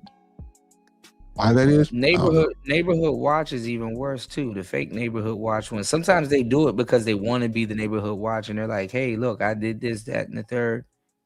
Can I get this position?" Well, if you give somebody a little bit of power, they think they have it over everybody. Mm-hmm. Instead of just saying, you know what, just leave me alone. I don't want to talk to nobody. I mean, I don't even talk to my neighbors. Well, that is funny. Whole lot said it's funny when Karen call and the cop that comes. When they called, I was like, I've talked to the sheriff, I've talked to the highway patrol. They don't even care that I park there. Right. Just shut her up, please. Just kind of. Yeah. That's all it is. And it's just one side of the interstate. And I'm sitting there saying to myself, you don't live here. You know what's funny though? I think police and a lot of people to a certain degree, because this is what Karens force a lot of people to do. They force you to simp for them. Like unwillingly. Like even though it's like, yeah, you probably don't have tags on the car just yet. And I know you're probably getting that shit together, but just kind of hide it so she'll, I really don't feel like simping for this woman. Like, Yeah. Doesn't matter what it is. Yeah, you got to think about it. Like, they'll call the cops on me, but they won't call the cops on the homeless people. Make that one make sense. Or the S offender that just moved in down the street and they saw him with a little girl. Yeah. It's one of them things where you're just like, wait a minute. You want to call the cops on me, but you won't say anything about the homeless people that are actually sleeping on the street. Well, I mean, it's backwards, because this is the thing. Feminists don't think men should be able to tell them what to do. Facts. But if you go into the bathroom, a female's bathroom, and just put on a dress and slap a wig on and come back out, and halfway shave and come back out, now all of a sudden you can tell them anything. Now all of a sudden they're fighting for you. Make that make sense. Yeah, sometimes I wish I had a normal job. There are some people that want you to live in a Lego house where everybody's house is the same. A normal job?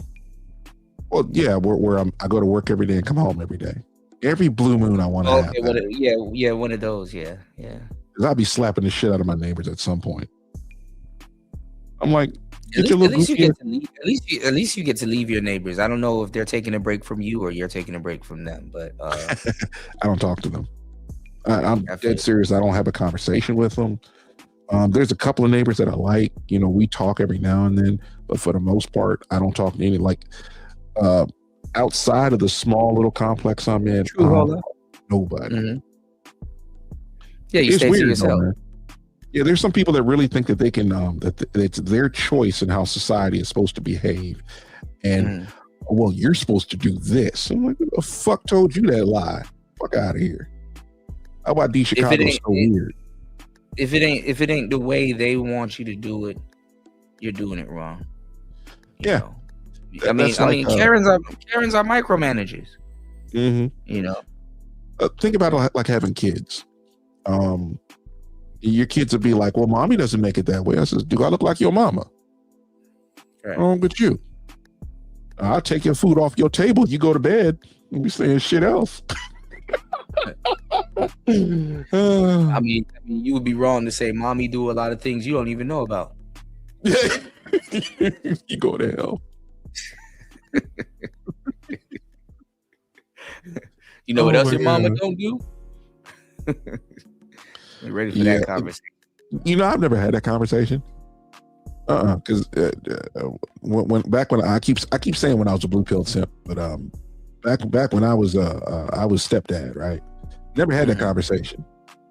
It was always daddy said. You goddamn right, daddy said, or somebody gonna get hurt. Mm-hmm. I mean, you were respectful. Well, the whole thing was, you gonna do what daddy said, or daddy gonna take his belt off, and then all she wrote after that. Mm-hmm. For sure. The whole time we're talking, I'm sitting there trying to order some food. I thought when you got that call, I thought they were eating your bruschetta downstairs.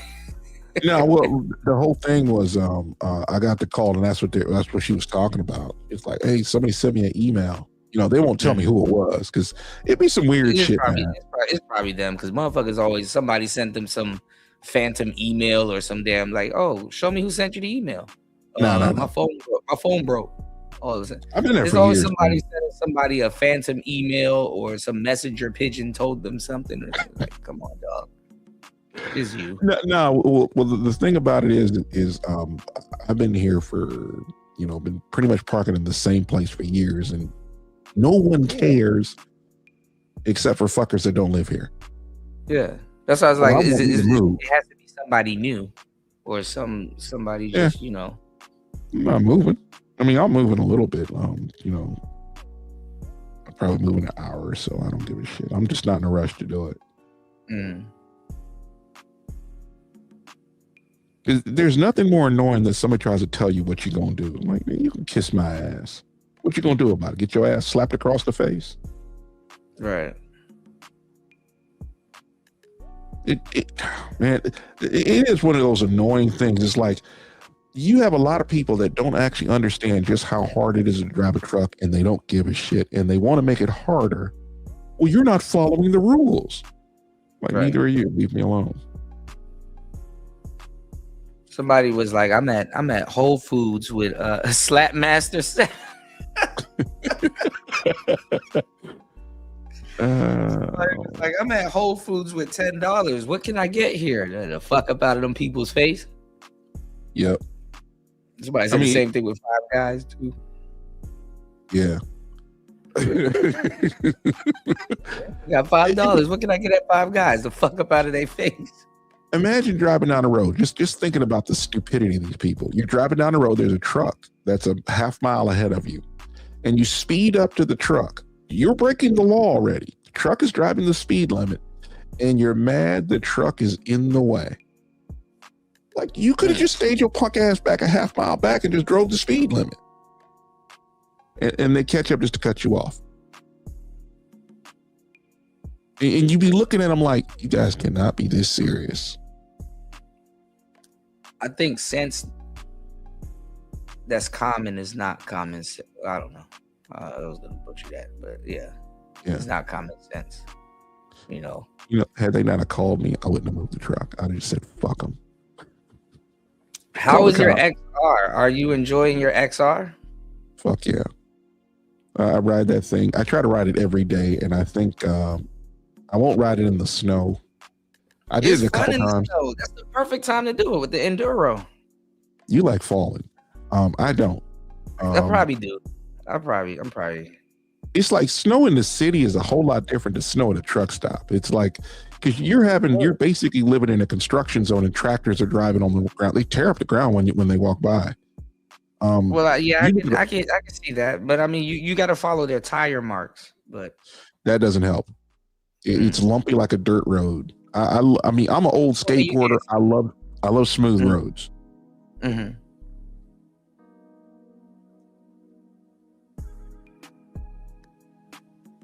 Are you still there? Yeah, I'm still here. Okay, you went quiet. I was about to say, Yeah, said, I was finishing what I was saying. I like to hear truck drivers talk. My dad used to say the same ish. I wasn't crying. He said one time he called me by accident, left a voicemail. It was him cussing somebody. Yeah, I got a lot of stories about that kind of stuff. Yeah, truck drivers don't take shit. Yeah, I still remember that one time. I don't know. It's a difference if y'all don't take shit or people give y'all too much shit, so y'all have to learn not to take shit. I tend to be polite. A lot of people, they understand that truck drivers have a hard job, and trucks. So there's some people that really don't believe that trucking is harder than driving a car. They just have no idea. And it's like, after COVID, people started realizing that truck drivers are still on the road while they're going home. Yeah, you would see. I mean, shit, y'all need. I know y'all tired. My bad. I know y'all tired of hearing about people that need reparations. Y'all need reparations. Shit. Well, we need the government to leave us the fuck alone. Yeah. I'm gonna say this 1,000 times. There are hundreds of thousands of people in the government who shouldn't be there, but they are, and they work every day to make you poor. They try to make everything expensive for you. Every time you see the price go up, there are these people that are doing it, and they keep trying to break the system. You kind of put something in my mind. I was just about to say something. If they give y'all reparations because you said you just want them to leave y'all alone. If they give y'all reparations, I guess they feel that they can control what you guys do. So I think a lot of truckers would rather be left alone than reparations. If that makes sense. So do you think if they give black people reparations, they could be able to tell them what to do after that? Black folks don't deserve reparations. And the ones that keep claiming we deserve reparations for what? You know, the Japanese people that were in internment camps, they were actually in the camps. Those are the ones that got checks. Nobody else did. And people forget about that. Because I mean, I think black people deserve reparations, but you're saying this generation of black people don't deserve the reparations. You can go back. These niggas better to parlay. Well, you can go back to the people who were actually slaves. The funny part is the slave owners should get compensated for their property being taken away from them. But they wouldn't do that. That would make any sense. We can't pay them white folks. I said, you know, the property owners, black people were property at that time, or there were slaves that were property. That included white people. When they were freed. Well, I mean, a lot of black people don't read, so it's tricky, like explaining to them when they say property that they were included, but they, yeah, you know what, and they want America to pay them, but they don't want to compensate the people who lost property. I mean, you want to talk about where a lot of slaves just disappeared? I'd say in Asia, where they were castrated when they were brought over there. Yeah. Nobody talking no shit because there was a whole lot of them thrown over that way. There was a whole lot of white ones taking our sailors until we had to go over. Yeah, there was a bunch of Negro slaves that definitely got fucked up when they got over here. I'm talking about American. We're talking white sailors that were trading with Europe, and they kept getting attacked by the Barbary pirates, and the Marines had to go teach them a lesson or two. All of a sudden, we cool now. It's the oldest treaty, I think, in American history. You said so. You're saying that black folks don't deserve retribution for reparations, or I think retribution for generations of their family crimes, loss of family and wealth. I think he's saying this generation, they should be out of the reparations. What are you getting reparations for? That's my question. What has been done to you for you to deserve anything? They're saying, what the FBAs are saying is building America. But it's not even the FBAs that were clamoring for reparations. Black Americans in general was clamoring for reparations. You know what? Hold on. Here's my thing. How about we lower taxes, get government off our backs to the point where that dollar in your pocket feels like the $3 or $4 you had during the Reagan era, and you know what would happen? Your life would get a whole lot better. We could build more houses. We could actually make more food. We could actually import the stuff that we actually need instead of the illegal aliens just showing up one day. All of a sudden, our lives were better. As a matter of fact, the Reagan Revolution nearly doubled the American economy before he walked out the door. And they gave Clinton the credit, and Clinton was the one who killed it. So let me ask you a question. What do you think the world is gonna? Because Cuba is next. What do you think America is gonna look like when Trump leaves office? You think we're gonna be like 3-4 countries up? What do you think the economy is gonna look like? Like, what are your thoughts?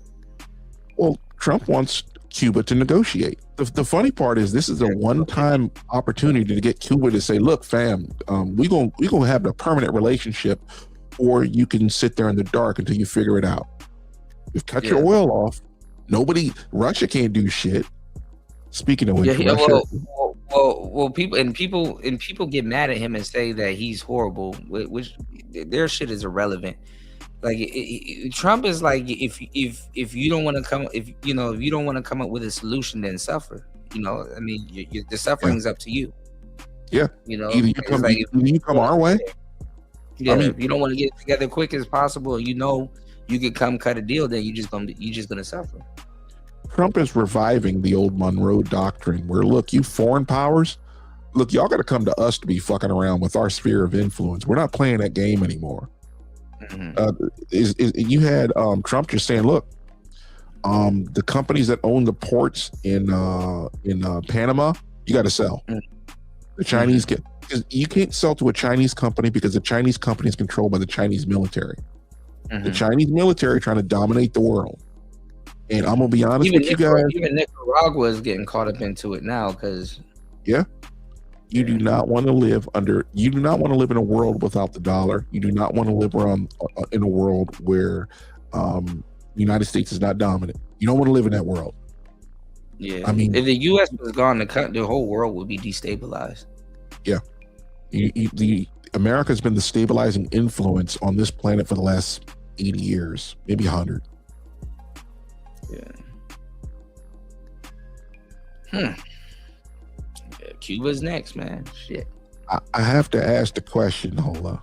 You said just basic common sense. You shitted on folks and sabotaged folks and stole resources to better your agenda. Time to stop the bullshit and be nice.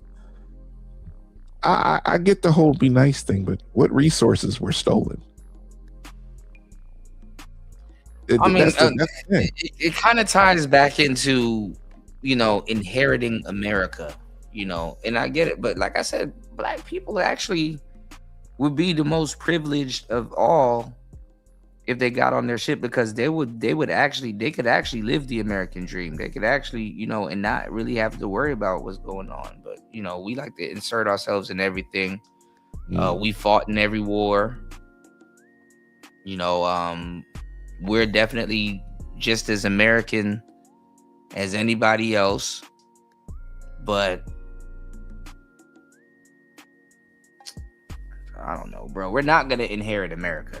I know that for sure. And we're not gonna build Wakanda in America. So I don't. That Santa Claus dream is like that shit is over with. Respectfully, we should know that. I mean, I'll say this. And by the way, any conversation I have with anybody, this is all love. I'm not mad at anybody. I don't hate anybody for coming up with a point that's not mine, except for D Chicago. You have to sneak that one in. Look, you gonna get him started. That never gets old.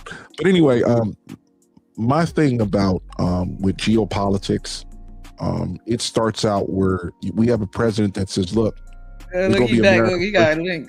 D Chicago, I can't do these links today, man. Look, I'll click the link and I'm gonna have it for the next show. I keep them. Hold on. I'm gonna go look this up real quick. See what he's talking about. You got two of them. Who is this person? Gee, I don't even know if that's a man or a woman. I haven't unmuted it. I'm just listening to it or watching it.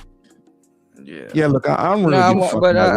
I definitely want to chop it up the last 15 minutes with you about the one wheel.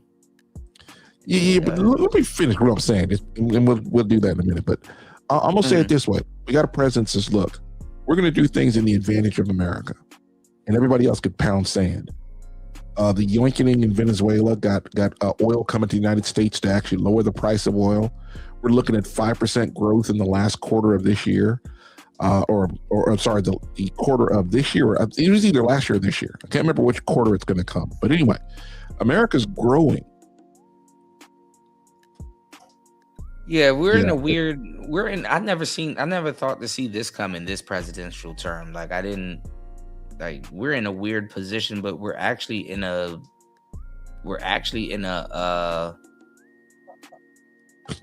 interesting position.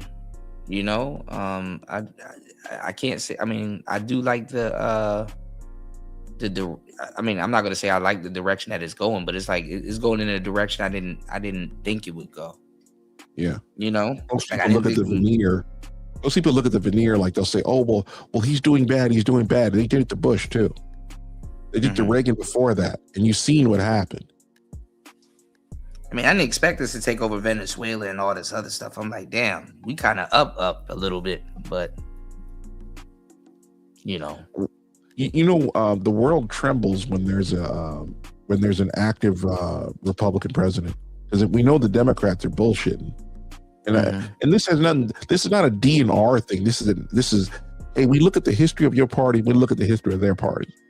The Republicans used to be the type of people that would kind of not really. We do geopolitics and politics stop at water's edge, and it's like now it's like, yo, y'all fuck around with the United States, we're gonna come get you. All I know is the Republicans gonna bring in their good cocaine. Oh man, shit. Yeah, the price of China white about the quality. They're gonna bring that shit in, nigga. It's gonna be back trapping again. Yeah. I don't know, man. Trap back jumping. I'm gonna say it like this: if you've ever noticed that Obama didn't have 3% growth except for the last month he was in office, and you're like, bro, you had 8 years and you couldn't do anything, but you wouldn't get your foot off the air hose of America. And Trump came in. Hold on, I'm sorry. Hold on. He said if you used to sell your ass, it's time to start giving a fuck. I guess these hoes are depending on Trump to not sell it. I ain't gonna lie. Women actually like selling their ass as much as they tell you they don't want to. I think they like selling their ass, bro. Yeah. Because if they would have stopped. If you get a hoe to come over your house right now and be like, hey, you know what? I don't even want to fuck. Can you get those dishes right there in the sink and take that trash out on the way out? I'll give you the money, and they'll get mad at you. Like, oh, so you want to sell ass? You know, I saw a guy, and by the way, for YouTube, they had to cut a lot of it off. They didn't show any nudity or any kind of wild stuff, but they would get chicks from the hell is it called? They would get them from the brothel, and they would come over, smash or whatever, and the chick would clean up while he's making a video. Funny as fuck. Yeah. And it wasn't just one. I mean, but you know they're gonna have to go that direction anyway. You know, like women are gonna have to like dudes are gonna get tired of just hoes selling ass. You know, after a while, women are gonna have to like cook food and do maid stuff. And then guess what, ladies, you done dupe yourself into being a wife all over again. Yep. Surprise. Or what's the other one? I mean, even though I wouldn't eat with a hoe, I wouldn't eat what a hoe cooks, but surprisingly, hoes can cook. Yeah. Man, these hoes selling plates out here, man, get them making their money. Yeah. Surprisingly, one thing these hoes can sell some pussy and plate. Hoes keep me from being Elliot. Oh my God! Please, y'all don't read Chris. Don't the dude that isn't that the dude that unsubscribed himself? He said, actually, DJ Clued, a YouTube video said truck driver. Yeah, I remember that. Yeah, I shared that video. Hey, he's like, can you wash my truck? Yeah. She thought about it for like 2 seconds and it was like, no. He said inside out. He said inside out, clean it real good. There was a lady that was having a problem with her truck, and I had my headphones on. Like when I get out of the truck, I turn my headphones on. I don't hear nothing. Pussy plate. Oh my God! Don't read this man stuff. Pussy plate. It was until she said something she didn't realize. Like I get in my truck and she was talking to me. I couldn't hear it. I had my headphones on, and I'd gotten up. I get in the truck and close my blinds. The thing about prostitutes, if your windows are open and they can see you, they will knock on your door. Yeah, that's the reason why I do that. Because they know you in there. Yep. Y'all be ducking them lot lizards like Jehovah Witness. Fuck yeah. Shit. Imagine a hoe knocking on your. I know you're in there. You got to hear. Them bitches don't love me for me. Yeah. She gonna be standing at your door like bust all in there, bust all over in there, bust it all in there, bust all over in there. Answer the door. Bust all in there. I hate Cuda. I see. Oh my goodness. I'm gonna tell you, all it takes is one time and you watching some chick take money. Don't let water them ride and your wash one off of wheel the because they will ask. Don't let them ride your one wheel, man. No, they'll steal it. Yeah. I mean, imagine you letting somebody you don't know ride off on your thing that cost the price of a new motorcycle. Yeah, I mean, I'm kind of guilty of it, but I'm like these days I'm like, nah, I'm good. I'd be tired. I'd be like, can I try your board? I'm like, bro, no, I'm good, bro. You know, I don't come up to you and ask you, can I ride your motorbike? You know, I know it looks fun, but it's like I don't feel like being an instructor today. You know. Yeah. Holding people. And the funny part about it is, when I get on the one wheel, a lot of time I get out of the truck stop. You get stares, don't you? Everybody's looking at you like, what is that? Even dogs stop and stare like, what the? Do I chase it or do I? Hell yeah. Play the music. I'm off in La La Land. I don't want to hear shit people gotta say. Mm-hmm. But you hear you know if you don't have your headphones in, you hear whoa, and kids like you, they're putting their thumbs up, and yeah, it's like, dang, you inspire people. And you're like, bro, I'm just riding my damn one wheel, enjoying myself. But you know, this is the thing, War Master. You look futuristic. You know, I'm very aware I look futuristic where the hell I'm at. It's like when people see me riding around on one of those things, it's like, damn, the world is modernizing. You know, it feels like you're riding around in a Cybertruck. Like literally, there was a guy with like it was a Lamborghini, and it was another guy too with a what you call that, a 430 Spider. And literally, yeah, you know, they had a very expensive car, but people were more interested in my board than the damn Lamborghini and shit. I'm like, nigga, this is a Gallardo right here. Like, y'all not impressed with that? Well, I just see that you can pull some holes in the one wheel, man. I was watching the show Ready. I just watching the show Ready to Love. Yeah, I watching the show. Yeah, because I watched the show Ready to Love and shit, you know what I'm saying? One dude, one of the contestants, he had one, you know what I'm saying? And then, you know, she wanted to ride that job, man. You know, you got to grab on the whole ass just to put her on there. So, you know. Yeah. One of the girls busted her ass on my board before. It was funny, but you know, you cop a feel. Yeah. Because you got to hold on to them and shit and hold their hands and shit while they, you know, because you're teaching them. It's like, okay, now lean forward, you know, all right, you want to put your, you know what I'm saying, your foot on the sensor. You got left sensor, right sensor. The board won't move until both sensors are engaged. And then you lean forward and, you know, don't worry, I got you. I got the simple stop on and stuff. And it builds trust and stuff like that. Man, you could pull hella women on the one wheel. Hate to say it, but, you know. Yeah. But, you know, you always I don't care. I always tell them, I was like, you're going to fall. You don't want this. Yeah. I'm like, yeah, no, because they get like little, like it's like a Dunning-Kruger effect. Like they get like false confidence. Yeah. And then, you know. You said I was kicked out of the manga. I'm thinking some of them just be cool with standing on the board for a minute. They just go over like 2 feet, then jump, getting off.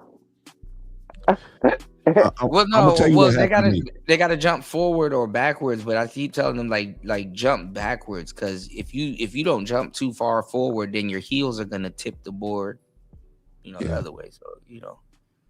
And you don't ever want to have one foot on the board. Especially your front foot. Yeah, you will do a split. Yeah. You want to first, if any foot you want to take off the board, because skateboarding, we keep our front foot on the board. But if any foot you want to take off the board, it's that front foot, because once the sensors, once your foot's not there, the sensors disengage the engine. Yeah. So, you know. But when you're falling, you don't think about that. You know, yeah, Woody Pack. You talking about the one wheelie, but Kuda don't put up a video because he weird. No, I got one I got to put up, but it's you know, I'm gonna do another one today if I wake up if the sun is up. Because my thing is, if you click on one wheel video and you go over to their website, you're like, yo, wait, the price? What the fuck? Yeah, that price will make you reconsider, because you'll see them like dirt. So I was just watching somebody do a drift on a GT. Shout outs to Woody Pack with the GT owners. But no, I was telling him we were watching the XR rally and stuff, and he's like damn. But no, yeah, it's like you see them do like drifts and stuff on the one wheel, and they're having hella fun, and then you see that price, and it's like, damn, that don't look like $3,000 worth of fun, but yeah, kind it of is. does. Yeah, it is. There's something about it, man. It is fun, yeah. Well, shit, either a hospital bill or a one wheel, both. Yeah, preferably one before the other. I mean, they have, you know, payment plans, but you know, I don't like payment plans. But there is something about it. I keep telling people, go get a classic. It's probably the easiest way to learn to ride. I would still get an XR, but I would get it used, and then I would get a GT or. I mean, because the XR is easy to ride. It's not as tippy as, say, a Pint. Yeah, the Pint is tippy. From what I hear. Yeah, the Pint is real tippy. Not that fast. It's swirly. Mm-hmm. Yeah, and it's like it's just like getting on a skateboard. You got a lot of ground too, a lot of concave, like a lot of footing. So yeah. And it's like yeah. Well, you know, I'm a normal sized person, so you know, I want to have more room. Because you probably would. I mean, even I know I feel like it too. Even though on the skateboards, I'm on my toes, but you will probably definitely feel like you're more on your toes than flat-footed. Well, You can still be well, on your toes on the XR though.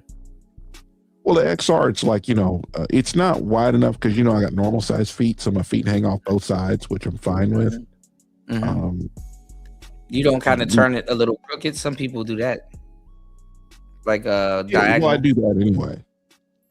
That's actually a very comfortable way to ride because I tend to face forward, so both feet are like kind of, well, my feet aren't actually both pacing forward. It's sort of like fuck, I forgot how I used to ride a skateboard. That's how long it's been. And but the one wheel is a little bit different though, because your hips can also be facing forward and you're not like fully sideways. Yeah. On a skateboard, you ride it sideways. It's kind of like it's better to ride it sideways. Yeah, but that's the thing. When you put the back foot on the skateboard, then you pivot and turn your body sideways. Yeah. So that's if the the thing. one wheel had a front wheel, it wouldn't have been such a hard sell. But what's funny though, and I know you're in the beginning stages because you're still breaking in your XR. You're learning, like, bro, because you would think just because it's one wheel that you're losing traction and stuff like that, or it's like, dang, I don't think it's gonna, I think I'm gonna slip more than I usually would, bro. I don't slip. Number one, I don't slip on that thing as much, even with bare slick tires. That thing got hella traction, and I know it surprised you when you were going uphill. That thing flies uphill, and even we were looking at the video how that thing was gaining speed uphill. Yeah, the power, man. If I were to get another one wheel, right? If I don't gear.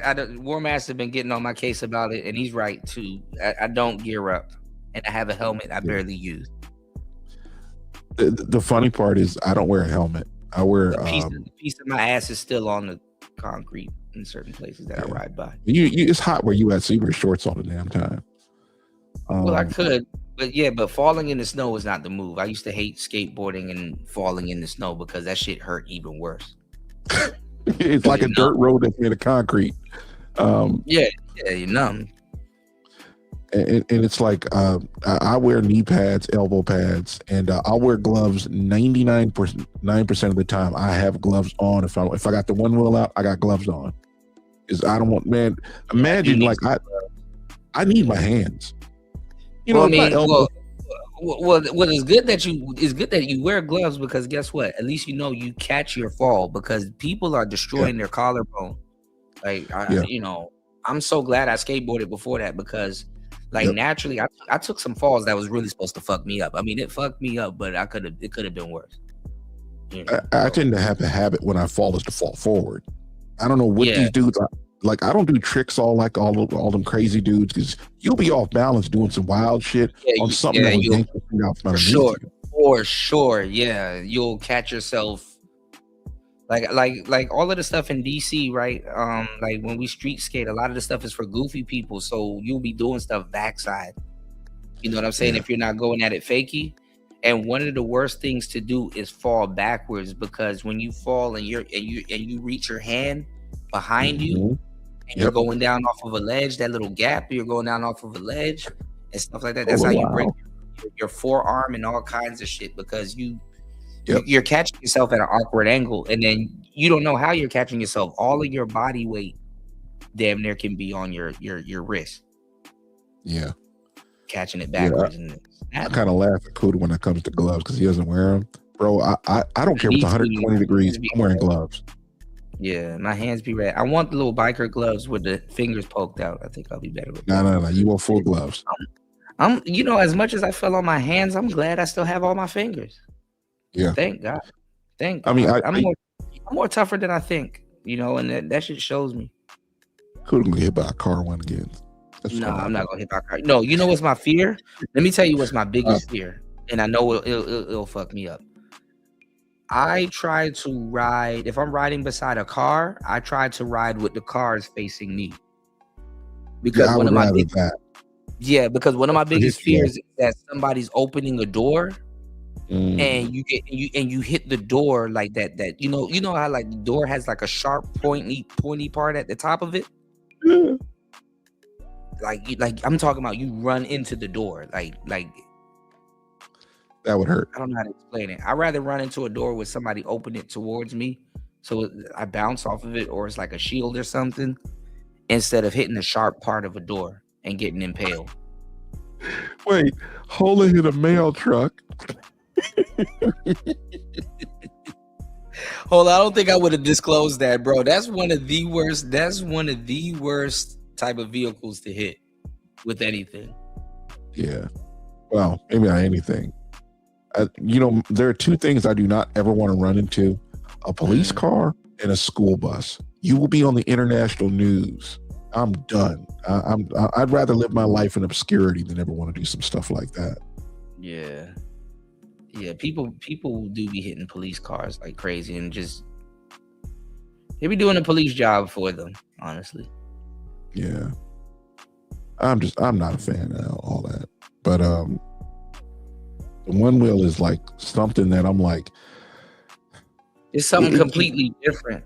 Like what were your thoughts on the one wheel before and then now? Because I know you seen me bust my ass on mine a couple of times. Yeah, I would laugh at you. It was funny. You did. And they was laughing at me when I was at that damn park. Yeah, I've never been to a park. I'll probably do it once. But everybody gonna be looking at first I was like, bro, I'm not spending $2,000 and only get one wheel. Kind of nonsense. Let me get on a bicycle. I thought it was nonsense too. Yeah. Did you binge watch it? Like, did you go down a rabbit hole and just like, what was the? It just started out one day when I think it was when the Rally XL came out. You've seen it before me because it's from Cali. Like that's like Santa Clara. Well, I saw it online. I as a matter of fact, I take it back. I saw it like 10 years ago.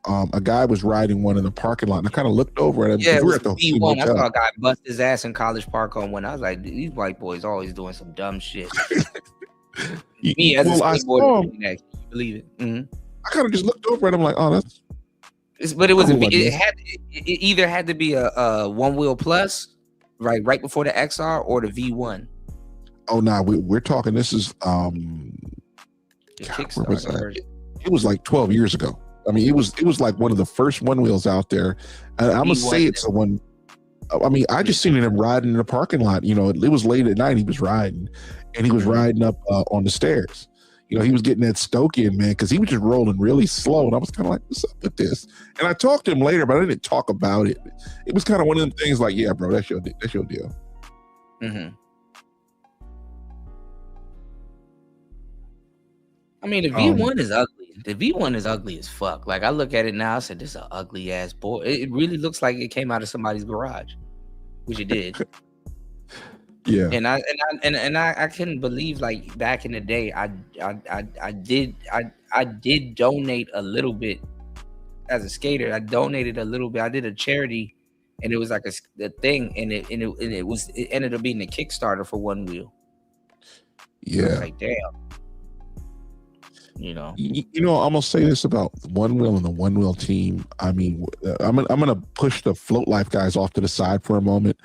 Mm-hmm. They made something that I would kind of be like, bro, I'm not riding that. To like, damn, that looks kind of cool, because they got some really great commercials. Yeah, I mean, the Float Life guys, they basically will take a 45-minute ride, put it in a commercial, and I watched the damn thing 3 times.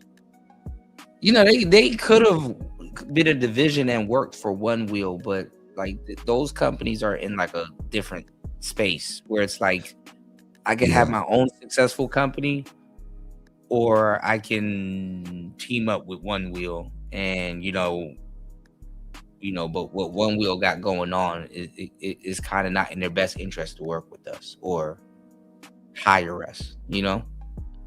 I mean, you have the Float Life guys, man. You're just kind of like, these dudes are just doing. The Float Life dudes. They're out there just saying, you know what, fuck it, we're gonna do some wild shit. And to be honest, they should really do some wild stuff. Yeah, I'm not doing motor skateboards because those are way more dangerous. Those are way more dangerous than a one wheel. Yes, because you got a damn remote in your hand. Yeah, you got a remote in your hand, and then it's like those wheels are smaller.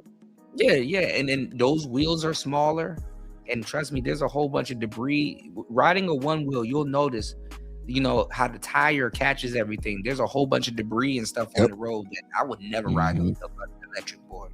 You can't go all over the place with an electric board like that without running into something and dodging something. Bad enough dodging a lot of shit on the one wheel. I remember one time I hit a pothole I didn't see a whole lot, and I was supposed to be cooked, and that stability control kicked in and saved me. Like, you wouldn't think something like that has traction control.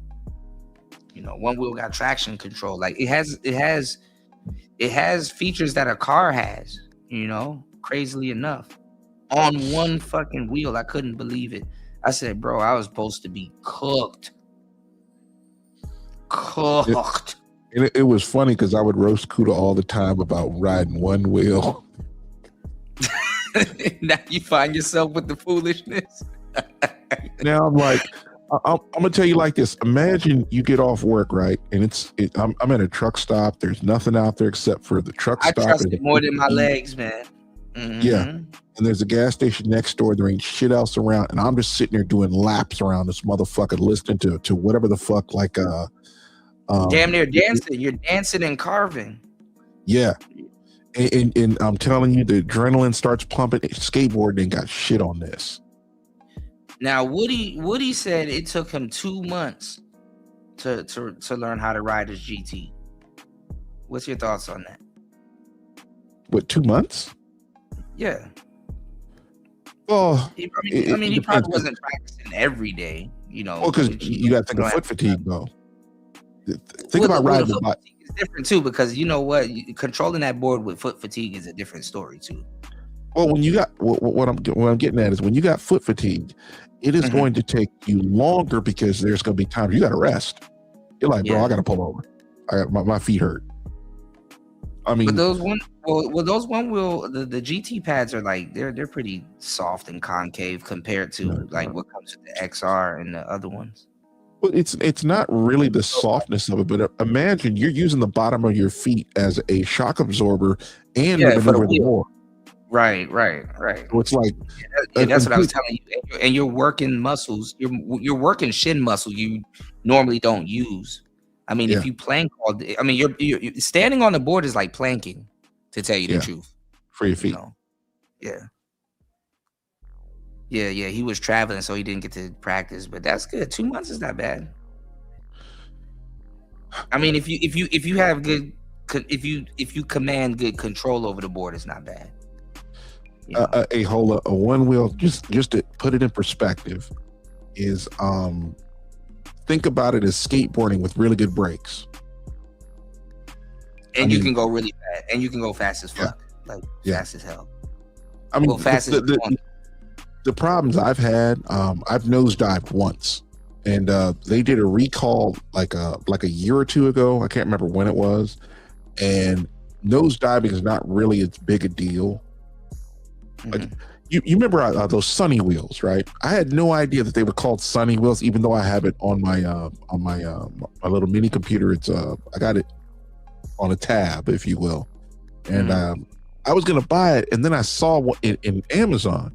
Somebody's 3D printing these things. That thing's gonna shatter. I know it's gonna happen, but I'm not riding it like that, quote unquote. The one I bought is so you can drag it. It's supposed to be a stand that attaches to the back with the FTW and some of the, not the cush pads.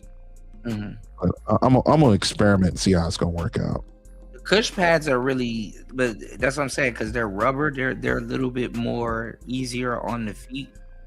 Yeah. And but in the beginning you do get foot fatigue, but like foot fatigue kicks in later with those pads, whereas the XR is wood, right? It's one of those plastic. One of them is wood.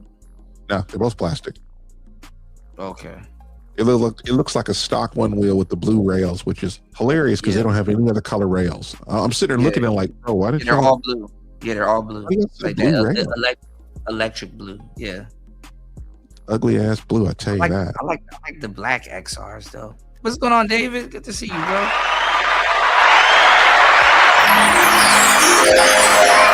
What's the matter, Daddy? Bust all in there. Shout outs to David. Tanya in the building, man. Great to see you, brother. Yeah, it is a bit of brain training, the motor skills, My thing is, I bought when I bought my XR, I bought everything black. I didn't get no colors. I got a red handle, and I thought I was going to get black rails or something close to that, right? So you got it blacked out. Sky blue stuff, it fucks my eyes off. I'm like, this is ugly as hell. I didn't even put my new handle on because it comes with a handle. Yeah, mag handle, yeah. Yeah. That was a secondary part that they put on it because the first ones didn't. Yeah. Because them rails, rails just messed me up. It's like electric blue, and it's like kind of holographic kind of like. So when I got those WTF rails, you say you got them in red, right? No, that got them in black. It was like everything's black. I got a red mag handle, and there was something else I got that was red. I wanted it all black with a little bit of red. That's gonna look mean. So do you think it'll be a one-wheel competition on ESPN? They probably already got them. Tell you the truth, they're coming up. Like really, the float life is really. Bodie and all of them are doing like crazy moves on them. They're coming up. Any help for replacing the deck boards for better foot or anti-fatigue? I mean, they do have WTFs and FTW rails for the GT. They look a little crazy, but sometimes I'm not gonna say that's gonna help with foot fatigue, but your feet will be in a different position. I'm talking about like lower than the tire or higher than the tire, depending on how you do it. So foot fatigue might kick in a little bit less. Foot fatigue is more so of a distance thing, and then also a time thing, like how long you spend on the board. You know what I'm saying? Woody, so like the longer you spend on the board, the less foot fatigue. How many miles you got, Woody?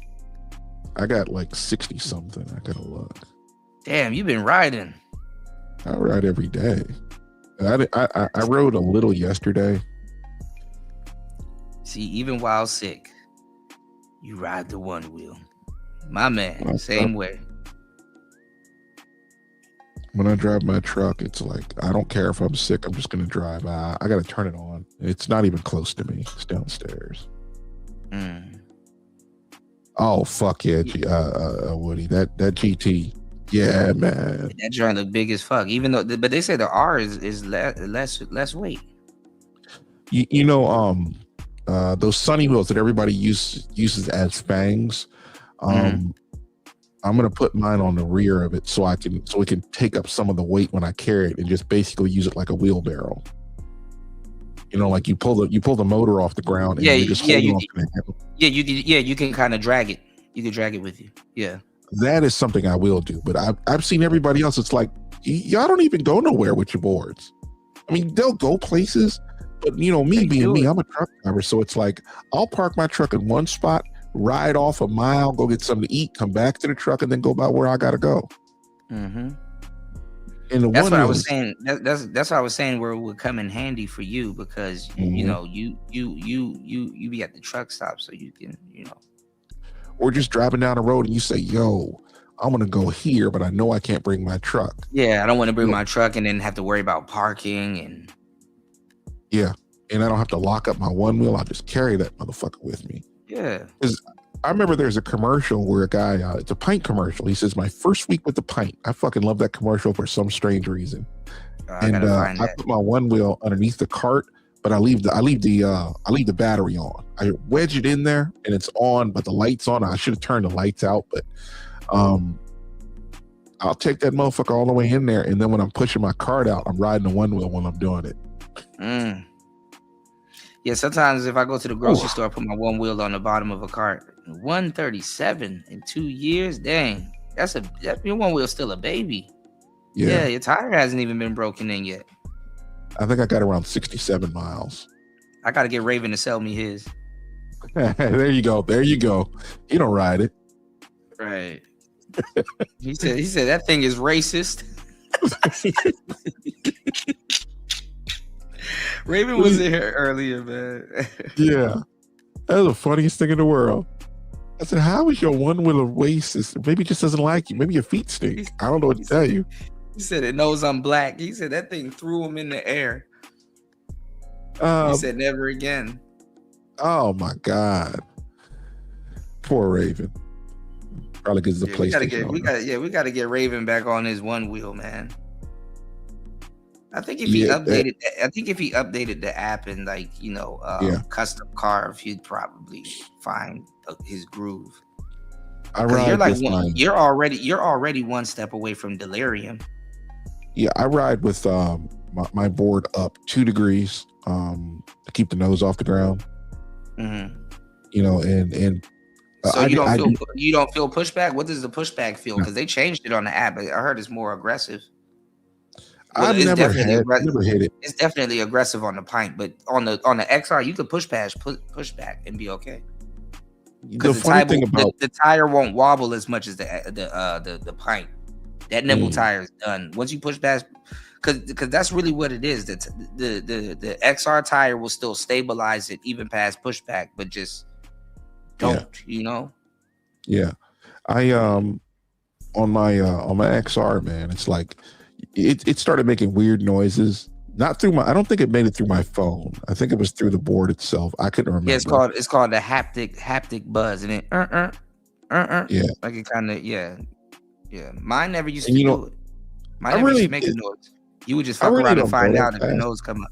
Mm-hmm. I really don't go that fast. Normally I'll get on it and I'll ride. The funny part is riding to take a shower. Right, you're going to ride about a quarter mile back, and you start building up miles that way, which is weird. But a lot of those miles though are BS miles though. What is that? A lot of those miles are BS miles. They're cruising miles. So yeah, they're not hard miles. Yeah, cruising is good.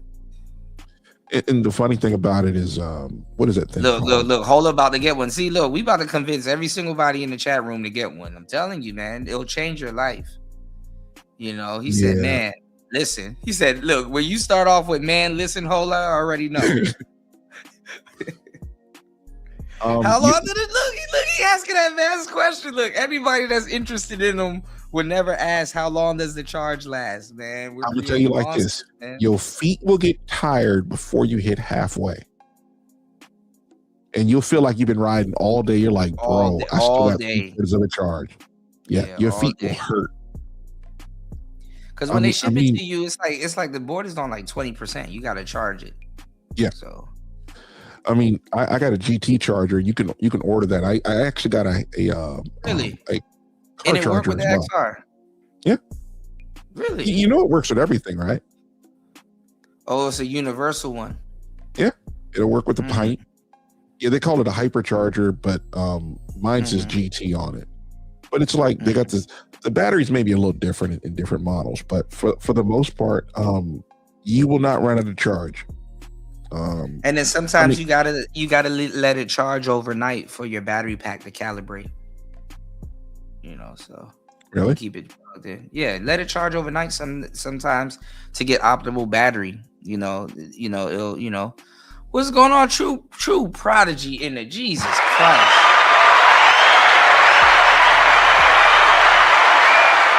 Oh my God, True Prodigy done got a new page. Hold on, I got you, broski. Shout outs to True Prodigy in the building, man. Let's go.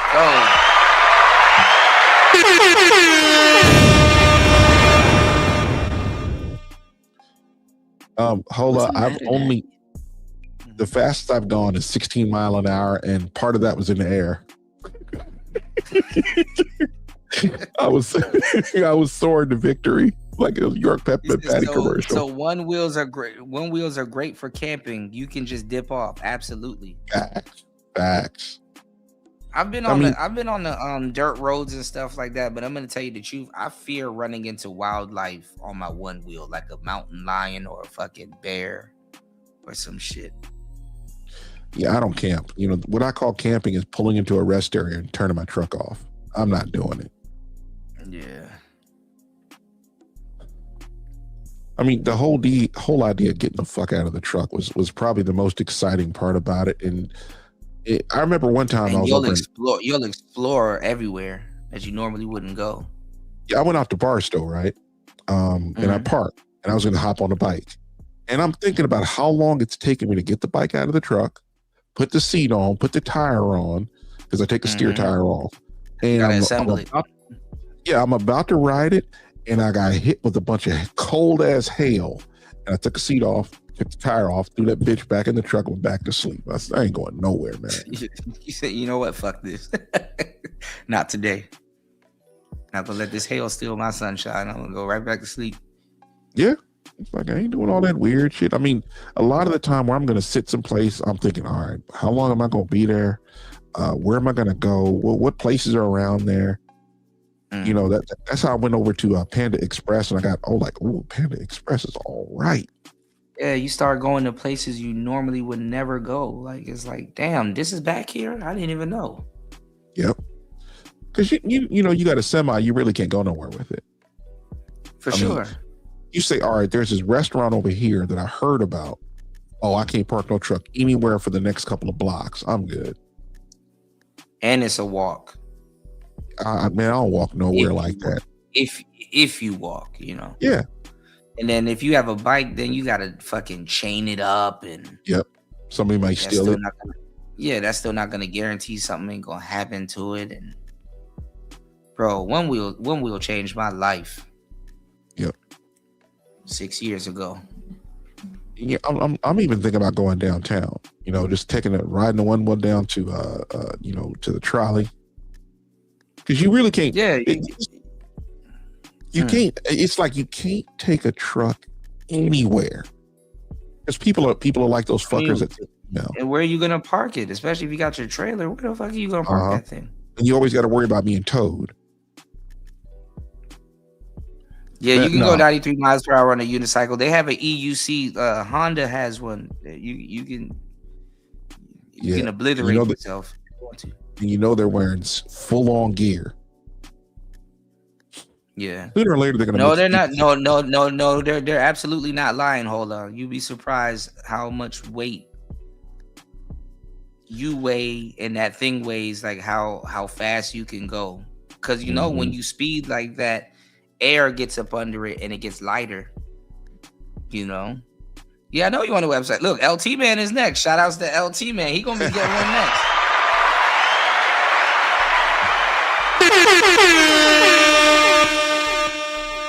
Hey, hold on. Wait till those one wheel commercials coming in. Huh? Sorry, Cody. I was like, wait till those you start hitting those one wheel commercials, and then they start watching them. You're like, ooh. Yeah. Especially once YouTube know that you were looking at it, and they'll throw those commercials on. Yep. And LT Man is next. LT. What type of board you think LT Man should get? If LT Man got a board, I think LT Man would. In a weird way, I think he would like an XR too. I think he would like an XR also. Yeah. I don't see him with a GT until like later on. I think he would enjoy an XR. He said, "I'm riding the bike." Yeah. Yeah. And you can take your one. He can take his one wheel with him because he has a trike, like a dope ass trike. Yeah, I've been meaning to get a motorcycle for years, and then I'm like, I got to get another storage unit if I do that. Well, you got something close. Yeah. People won't believe you when you tell them that one wheel is like a damn motorcycle. You be in traffic. I'm telling you, be in traffic, keeping up with cars and all kinds of stuff, and even people in the cars like, what the fuck is? You know. Yeah. I don't think, but I don't see you with a GT just yet, LT Man. I see you with a tricked out XR because people will say, "Oh, well, I'm gonna get the new one," and it's not necessarily the new one. Hola's already up. Yeah. Hola already. Hola is cooked. Hola is cooked. That's a done deedy. But no, the thing is, LT Man is one of those things where you buy it and you get the base version, but you customize it, and the customization don't necessarily come from one wheel. It comes from like a third party. So you like trick it out. Yeah, you like trick it out. Life. So yeah, you're not even gonna be worried about top of the line. Yeah. Yeah. You know, you trick it out. I'm gonna say it this way. If I were to buy another one, it would be a Rally XL. That thing has the price power that I got. Yeah, because it makes no sense for you to get a pint. You know, if you go to the place and they got one there, you'll probably play around with one. Yeah. Oh yeah, I got you, LT, man. Oh man, I said 15 minutes. Oh God, I'm gonna be here for another. God damn. I told you. Shout out to everybody here. Yeah, I know. And then we're geeking out talking about one wheel. I got you, bro. Yeah. I'll do it. We'll probably go to the cutoff. Like, what is it? 11:55. So we're good, if anything. But no, it makes no sense for you to get a pint or a pint XL. Well, you can get a pint X. That's kind of like the smaller XR, but in the air. Between what you got now and the Rally XL, that'd be perfect. Yeah, because every couple of years they just basically refurbish whatever it is, give it a new style. Like it's from what I understand, it's not the XR. Let's ignore that for the moment. But it went. Hold on a second. No, you good, LT man. Come on up. Absolutely, I would never miss the chance to chop it up with you, bro. Come on up. What is it? It goes the X and then the S series, and then they got the Rally XL, and the XR is with the X's, because they were just upping the power, and they're upping it by a little bit, but the jump from XR but you can feel it though, like the power band is a lot bigger, what they've been describing is that you feel the torque. Right. And that's what's compelling me. Like, I feel like if I ride a GT,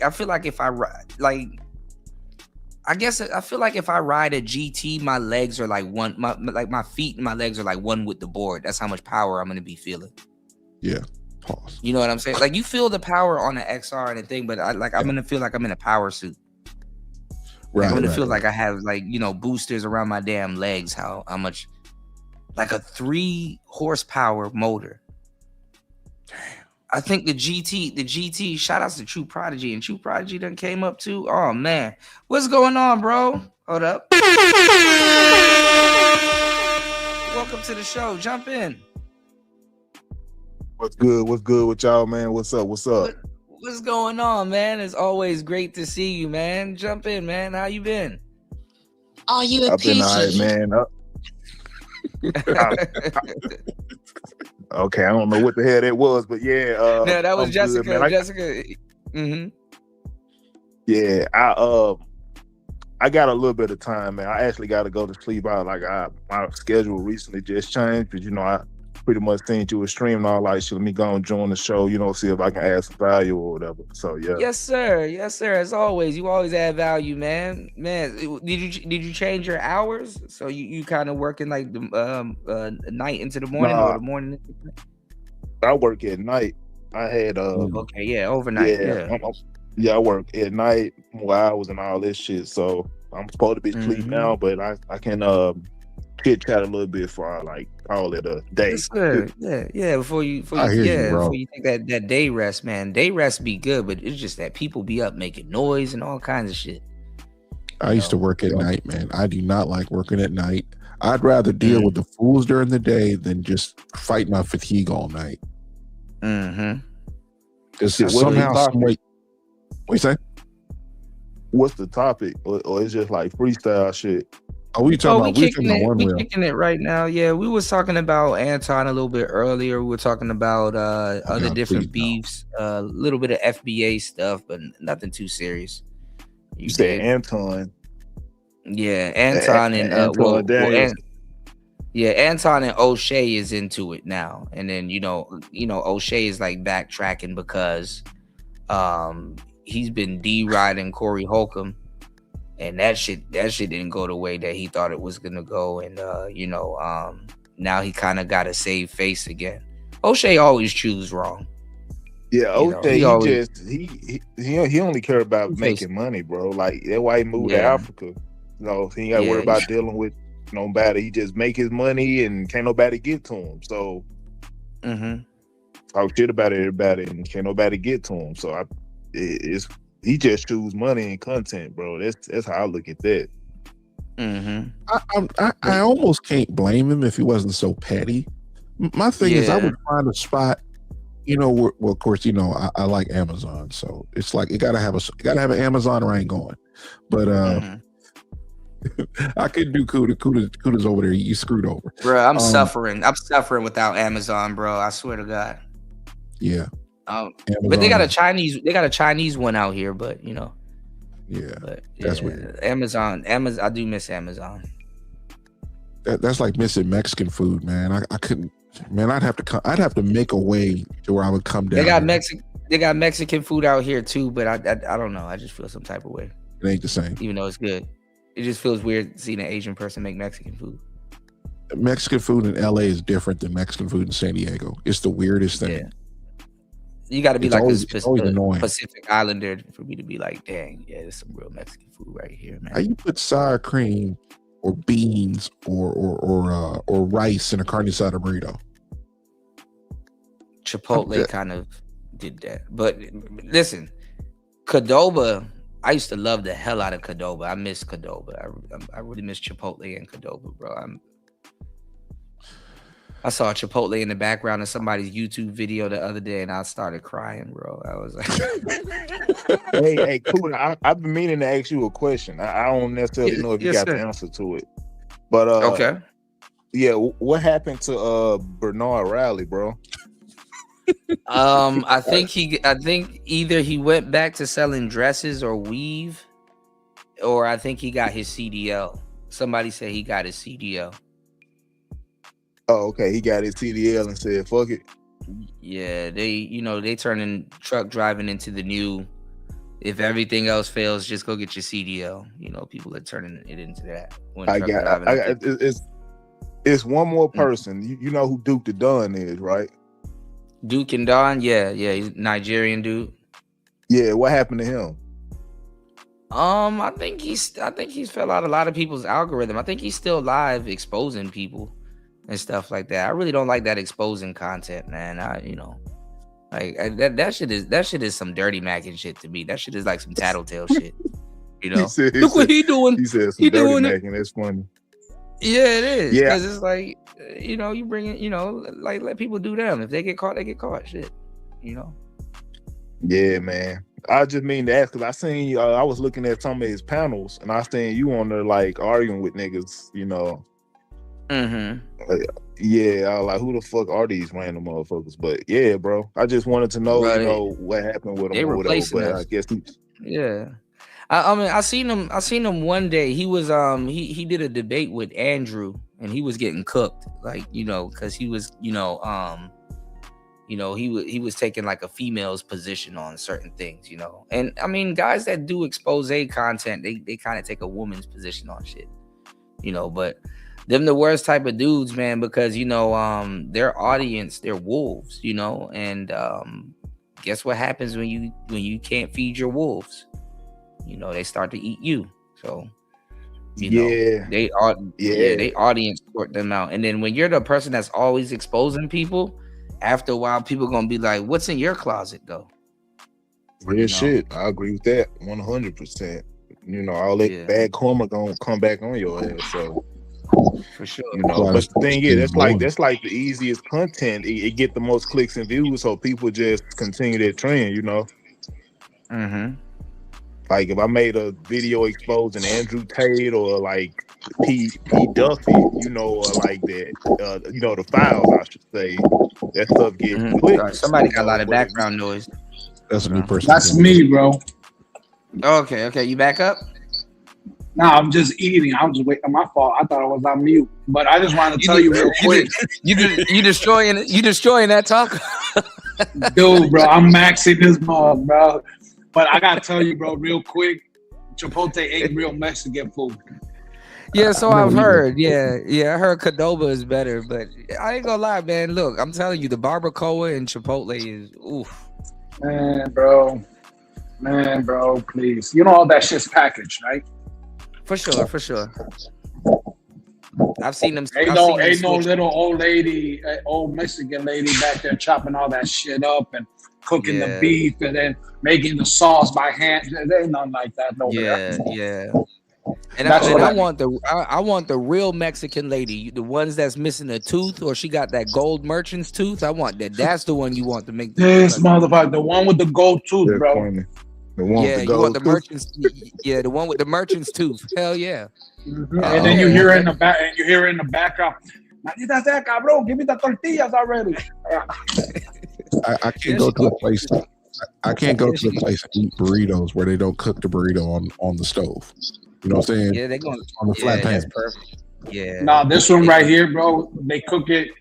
They marinate it and they cook it on the open flame, and Facts. they chop it up and they throw it inside your burrito right now. Matter of fact, no, I ain't gonna show you that.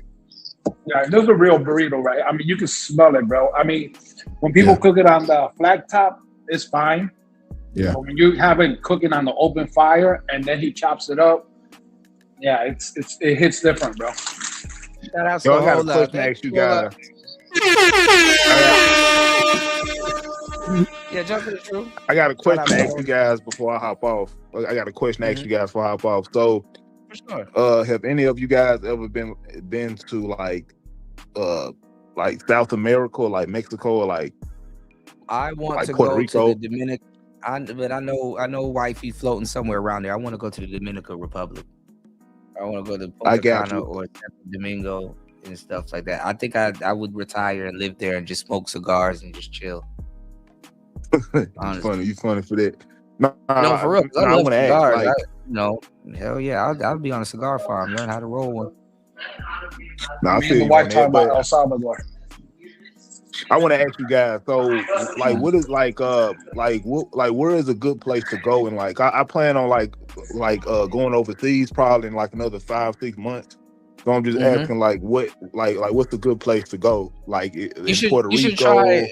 Mexico, like any Spanish speaking country. Like, where should I start? They got Amazon. A good place to start is Merida, Mexico. It's on the Yucatan Peninsula. And a bunch of expats. Have you been there? No, I'm planning on going there. I want to go to the Dominican Republic in Merida. I was supposed to go to Merida before I went to Thailand. Okay. Yeah, Merida. It's Merida. Mdrida.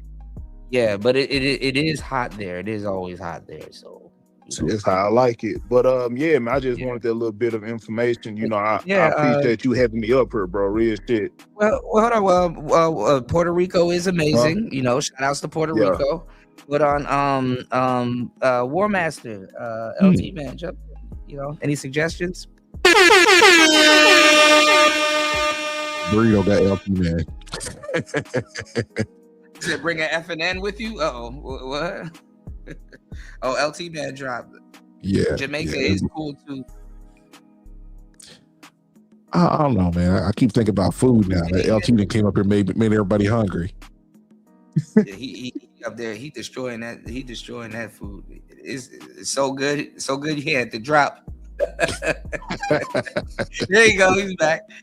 I was about to say. I was like, man, taco's so good. LT man had to drop. Let's go to Why LT, you kick? man. Nah, I thought you kicked me out, bro. No, I was like, the taco's so good. You had to drop. Bro, I'm telling you, this burrito hits different, bro. This is not here. Hold on. Hell yeah. Do you have any places in South America that True Prodigy should visit? I was telling them Merida, Puerto Rico, like D Chicago said. Yeah, Hawaii is good. Hawaii's good, D Chicago. It's very expensive. It's very expensive over there. My daughter told me right now. Yeah, it is. Yeah, it's double. Most Hawaii's got like they said a gallon of milk is like $6. Yeah. Yeah, they got like 3 jobs out there. I mean, I pay $7.28 for Apple Whites. Yeah, it was like that when I went out there several years ago. You know, so I know I can only imagine it got worse because everything out there they got to import it. Just think about it. So. That and their government runs it into the ground, just like California. California's expensive as hell. I told you guys before in the chat, Chevron, they closed a refinery in California. So California, Arizona, and Nevada fuel prices are going to go through the roof. But what about this Maduro thing? You know, would that kind of help? Because he said we should start seeing changes around springtime. Won't do anything for California. Them stupid motherfuckers, they come up with their own goofy nonsense and they just run the state into the ground and drive people away. Just like Now, populating. Now, California is bigger than Venezuela, or is longer? Pause. I don't know. I haven't measured them. Probably should look that up. I'm sitting here in front of a computer. I should be able to look it up real quick. What was the question? Is California, is it bigger than Venezuela, like state-wise?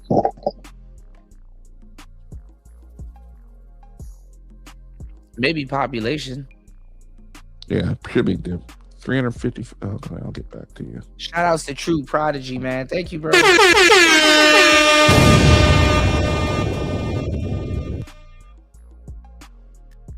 True Prodigy been rocking with us for a long time, man. Hopefully, he gets a chance, man. Thank you, bro. I appreciate you, man. Thank you so much. Hold up, let's go. Yeah, everybody here. 10 hours and 36 minutes into the madness. Please hit the like button. Please support the show. Listen, shout outs to True Prodigy.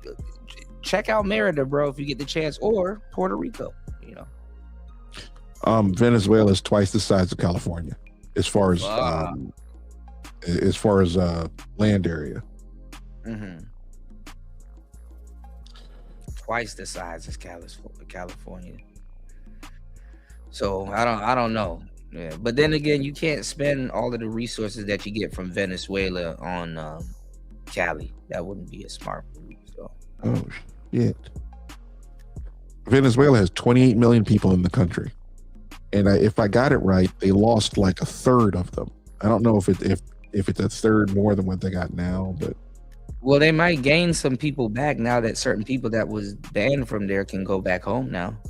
You know, me being me, I ain't going back for a few years if that was my country. I'm like, nah, I'll wait till y'all fix the shit. Yeah, you got a 5-year retainer. Yeah, facts. Send my kid back and send the kid there and see if something happens. I mean, you had that dude, man, that was there right before Maduro, man. It's like, God damn. How the hell do you run your country? I heard Maduro did inherit a fucked up country. Like you said, Elon Musk didn't buy Twitter. He inherited a crime scene. He didn't even inherit it. He took it over, guys. Come on, look it up. Yeah. Kicked everybody out. Wasn't he like a regular Why do you worker? think all of them left the country over there? Because he was a dictator. He killed people. It's totally wrong, bro. Okay, and why do you think everybody celebrated here in the United States, let alone in the country over there? Because they have to now. Bro, the people that processed it when he came into power over there, he ended up locking them up, killing them. Who knows what else? Okay. Yeah, he was doing cash. Yeah, that's a true dictator. Okay, and everybody's like, oh, why did he go invade? Why did the United States go do that? How could he do that to the Venezuelan people? Look at the Venezuelan people and stop talking crap, bro. Yep. Not you. I'm just saying in general. No. I know what you mean. No, I know what you mean. You know, these people. I mean, especially The View. I mean, that one Spanish lady on there happened to check Whoopi and Sonny. She had to check all of them because she's like, yeah, man, she's Venezuela. But this is the thing though. You haven't heard from him since he got locked up. It's like throw away the key. You know the whole thing about are you worried about it? I'm not. No, I'm not worried about him because he's in there with Diddy and Tekashi and them. But the thing is like Russia and China was on some, hey, they were demanding that the U.S. release him at once. They were pump faking, oh, we're gonna start a war if y'all don't release him. Like, y'all ain't gonna do shit. And then now it's like, damn, you don't hear them pressuring Trump or saying anything about Maduro. It's like, damn, everybody kind of accepted what happened in less than 4 hours. Like, literally, we took their man in like less than 2 hours. Took him and his broad. To pick up on LT's point is the left do anything that the president is trying to do. Like, if you're a Republican president, the left will hop on the other side of the issue. And like you said, that lady had to correct him and says, like, look, man, you can live a fantasy if you want, but reality is saying something different. People are happy he's gone. Facts. Yeah. You chase away businesses, and you're going to be like Cuba. Sorry. Yeah, people were celebrating. They were like, "Damn, now I can finally go back home and see my loved ones that missed me," and blah blah blah. It was, Trump is absolutely a gangster, Prince P. Shout outs to you, man. This is the thing though. The left and Americans were more mad at him taking over than anything else, and it's like, listen, you either gonna be on the winning team or the losing team, and I hate to say it, instead of doing shady businesses in the Middle East, because now we don't need them. We don't even need the UN anymore at this point. After this Greenland deal, we really didn't. But it's like man, it's like decluttering. So I want to ask LT Man also too the same question that I asked you, War Master. What do you think when Trump leaves because I know if the Democrats get back in office, they're gonna reverse a lot of shit. And people are let's see if people speak up then, because they're gonna fuck up a lot of shit that that we're set up to win. But and they're gonna try to blame it on the internet away. Yeah, I mean, I think I got the Democrats blaming shit on Trump 30, 40 years from now still. But and they're gonna be like, oh, we're at war now because of the Trump era. And it's like, no, it's because of some shit you did. But no, what I'm saying is that, do you think by the time Trump leaves the office, we're gonna be like 2-3 other countries up? And the resources, do you think, they're gonna be allocated and actually help the American people and stabilize our economy? Anybody? Well, I'll say this. I thought his question was to LT, so I didn't answer it. Yeah, I think he probably eating the burger. Shout out to Prince P in the place. Welcome to the show. What's some What's all in there? Shout out to Prince P. What's going on, man? Okay, I know he's driving. What's up with it, man? What's going on, man? Yeah, we can hear you. Y'all got an echo going on, anything like that? No, it's just a little bit of wind and stuff like that. You're a little bit low, but you're good. Jump in. Yeah, man. I decided to chop it up with you. Cool. Yes, sir. Man, I'll ask you the same question. What state do you think the United States is going to be in by the time Trump leaves office? Do you think we're going to be a couple of countries up? Do you think the countries are going to help stabilize our economy? What position do you think we're going to be in by the time he leaves the office? And do you think Vance and Rubio are going to be the next?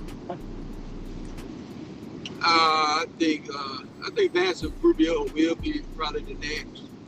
I don't, but America's dumb, so you can have 4 years of prosperity, and then Americans will still go out there and vote for these Democrats. Good thing about Vance though, he's more articulate than even Trump is. He's a little more wilder than Trump too. He'll tell you what it is. So I think America like Vance though. Yeah, I think he has a radical side to him. Yeah, I agree. I think he has a radical side to him, but I think he knows how to articulate himself a little bit better instead of just saying, listen. Yeah. I agree. So, do you think Vance will be the president and Rubio will be the vice president, or? Yeah, Vance will be the president. That's why Trump picked Vance.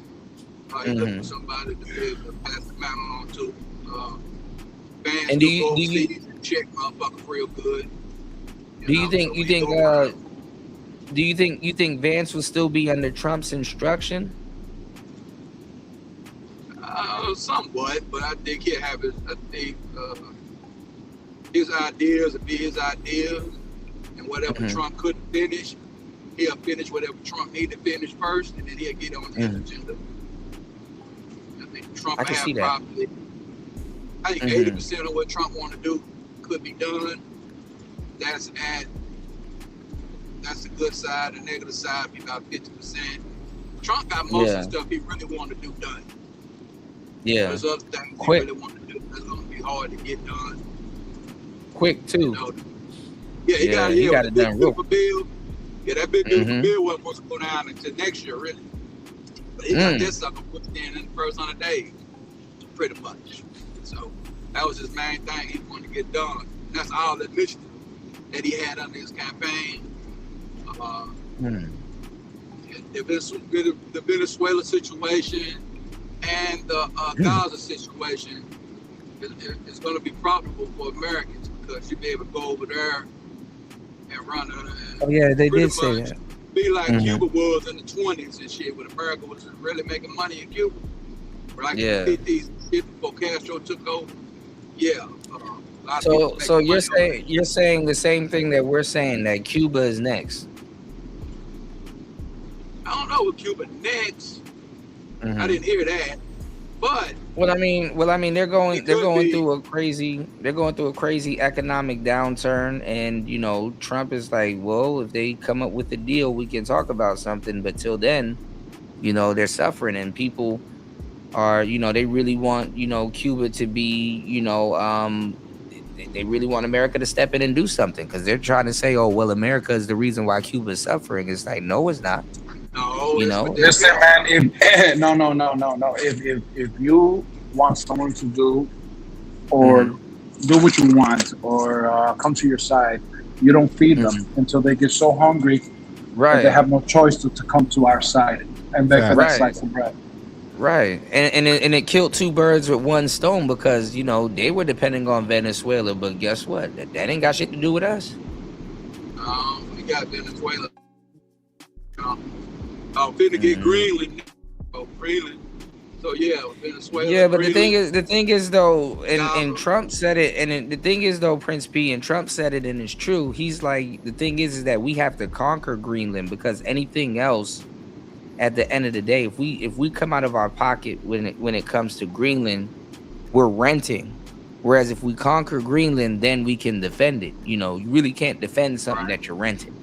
If we buy it. You know, and I thought about it. I said, damn, this man's smart. You know, so sometimes you gotta, you know, people be thinking the president's dumb, but you gotta assume sometimes he's 10 steps ahead of people. We've been wanting Greenland for a long time. Yeah. Right. Now Trump is far from dumb. Yep. He just says it in plain English. So, it makes it seem but I mean, he does a lot of antics, which makes a lot of dumb people think he's dumb, because the thing is, you know, he'll be like, Greenland will be ours by tomorrow, and then everybody's on pins and needles and stuff, and you know, really in the background he's like working this out. Reagan opened the mic up and says, Congress has outlawed the Soviet Union. The bombers leave in 20 minutes or something like that. If you heard that, it's funny as hell. So you're saying Trump is taking a page out of Reagan's book? He's been taking a lot of pages. They're from the same generation, if I got it right. Oh yeah, that's one of Trump's idols. He looked up to Reagan. He looked up to Abraham Lincoln. I mean, I wasn't around for Reagan. Did black people really like Reagan, or was he just more so of a he was just influential? I ain't hear too much complaining about him. I started hearing complaining about W. Bush, George. Daddy Bush. Daddy Bush. Yeah, Daddy Bush. He said the original, original Bush. Yeah, the age double. Yeah, the age double. That's what I'm saying. Yeah, that's when people really, that's when black folks start getting mad. And that's when everybody started really running to the Democratic side. Doing that after George. That was the 60s. He lied. He said no new taxes. And then he rolled taxes. That's when everybody, but that ain't what a Republican supposed to be doing, right? That ain't taxation. So that's when everybody went over to Clinton, and then we've been on that. Then we went back to W. Then we went to Obama. You see how it goes. That was trying to get the opposite of the previous guy. Yeah. You know, he made a mistake. I think us millennials are somewhat cooked though, because a lot of our childhood presidents, they were Democrats and stuff like that, and I think Gen X, a lot of y'all childhood presidents were Republican. Yeah. If I'm not mistaken. Well, up until Obama, y'all had Carter. Yeah, we had 12 years of Republican, Reagan, Bush. So y'all had Carter. Carter was Democrat, right? He was Jimmy Carter was Carter. horrible. He was a Democrat. I was a baby. Yeah, That's why Iran. That's how Iran became a power, because of him. Yep. Iran wasn't shit back then before he got in there. I don't think all Democrats are bad. I think like America would have been cool if Al Gore had won. I think Al Gore. Come on, Cooter, don't do that. Really? I'm gonna tell you like this. Al Gore's internet. The left's ideology is to destroy America. You got to get that right. All this other kind of stuff about Republicans and D's and R's, that don't matter. The left want to destroy America and what we've created. They want to make us poor. They want to steal everything we have. The same reason why the socialists took over Venezuela and Cuba and a whole bunch of other countries is because there was money there. And that's all they do until they run the country to the ground. For sure. Like California. It's like a money pit, and it's like you want to get out. The key to Clinton and Gore, they were more moderates, more on the conservative side of they probably the last conservative. If you want to stay conservative Democrats, they're the last. What Democrat? Because it's true what Chris G said. We caught both Bushes, but what Democrat would y'all say wouldn't have been that bad? That's a lot of thinking, because I think most of them are bad. None of them, bro. When you come to think about it, out of all these years and what we've seen and what we heard and what we found, I say none of them. I mean, I don't even think the Republicans are that great, but so far they're doing a good job. Yeah. But I don't see nobody. I thought we just had to be real. You're saying in hindsight, none of those Democrats were good. Nah, bro. You know, the worst presidents in American history have been in the last 60 years. The worst Democrat presidents. They're not good. Yeah. Biden was by far the worst president ever. Oh my God. No, he's the worst of all time. Oh my God. He took the mantle away from Carter. He took Carter's mantle the worst president. You know what Trump said? You know what Trump said? He said, well, God is good. Because Jimmy Carter was able to live to see he was a president worse than him. And same one says Al wasn't controlled. That's why he didn't win to become the main opponent. The same reason why Bernie Sanders didn't win against Hillary. Yeah, but you know what? When Educated Pookie said he was a Bernie guy, because you haven't heard of the Bernie guys in a while, they kind of just subsided. But you know, like I had to still won on that hill. Yeah, like I had to let him know, like Bernie was just kind of like a sit-in, like he was like, you know, a stalemate type of president. Like if you know, yeah, but we didn't need another family of the Bushes in here either. True. I mean, and then Bernie, his thing to fame was, I marched with King and shit. And it don't even look like him and King actually spoke. It just looked like he was there. Right. You know. Right. We can get out of here with that. It's just another, you know, if you're black, you would vote for me. News said I actually got a tax refund back with Clinton, but that's it. Yeah, I heard a lot of people was making money when Clinton was in office a little bit. That was part of the Reagan Revolution. That's the thing. Yeah, Clinton got the credit for it. Hold on. I think people don't understand what Reagan did. So why are TV personalities and movie stars running America better than politicians? Like that's crazy. Let me try it like this. Reagan lowered taxes. I think the top marginal rate was in the 70s. We lowered it to 28%. You're talking billionaires who were paying, you know, millionaires who were paying. It's all right. It's coming around the corner, bro. I'll see you around. I mean, did you hear? The whole thing was Reagan lowered a football player that played for them. Yeah, you hear about the California tax, bro? The quarterback named Justin Herbert, right? Play for Detroit.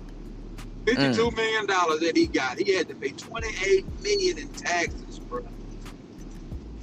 Bro, I don't even think I want to be rich anymore. That shit don't look like it's fun. That shit do not look like it's fun. Kuda, do me a favor. When you do hit it, just send it my way. Don't worry about it. I'll take it. Yeah, I'll give it to you. Let me know how them taxes. It's okay, bro, because after the taxes, I'm going to ball. That's all right. After the taxes, I'm going to ball. Right. I mean, there's loopholes. Listen, bro. If you were to win $1 million, okay, and you have to pay, let's just give it 50%. 500,000. You really walk away with 300. 720, I think it is. You really walk away with 300 because they're still gonna tax that extra. That extra. Oh, the state and shit. Okay. Okay. The point I'm trying to say is, even after taxes, you still $300 and something thousand richer than what you were. For sure. And that's okay. Of course, you would want $1 million, but 300,000, bro. You can. I wouldn't say it's retirement money, but you can live very comfortable working at fucking Walmart, bro. For sure. Yeah. No, but what I'm saying is, like, I don't think I want to be super rich. Like, I'm talking about past 10 million. Like, no, I think 10 million, 15 million, the most. I think someone can live a very, very good life, and you can create generational wealth with about 10 million. Yes, you can. Yeah, that's what I'm saying. Yeah, I think about anything north. I think anything north of 10 million is not fun anymore. You know, but I mean, it's just that what else are you gonna get, bro? Right? Because I mean,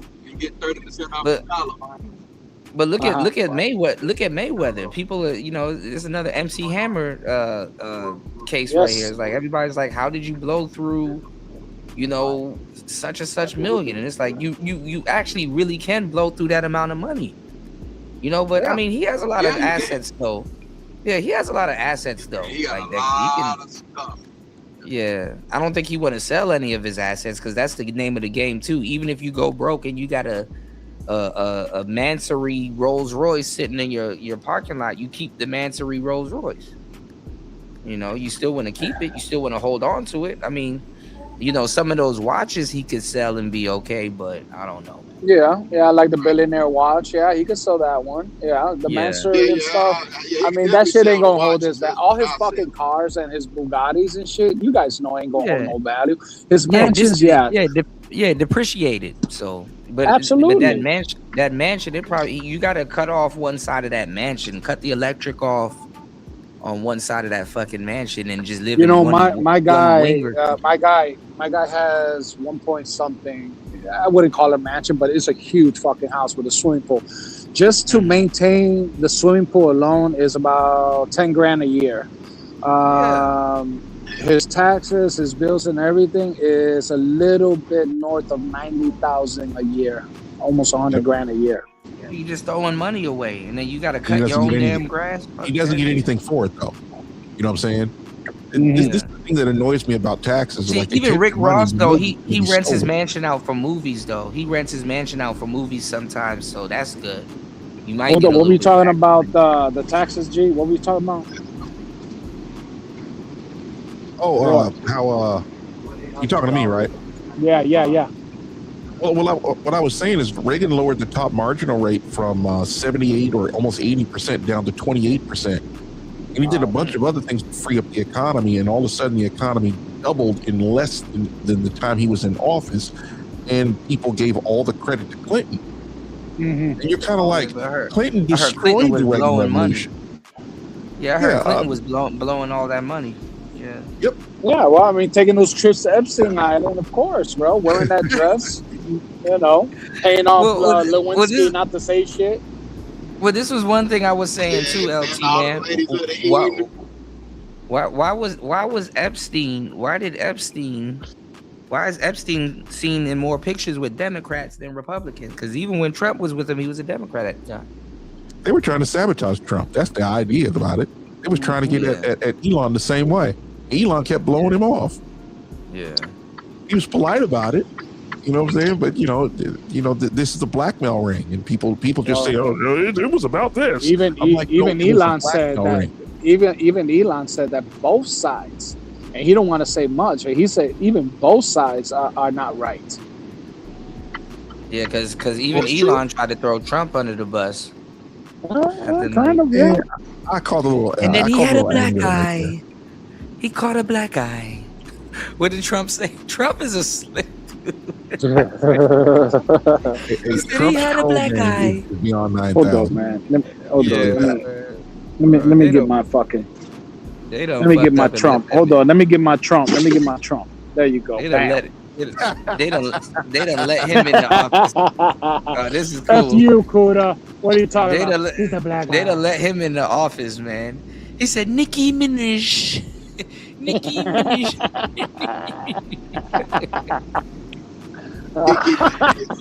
Oh my god. Trump. That man is a fool. Oh I'm not God, I gonna got a lie, cramp. man.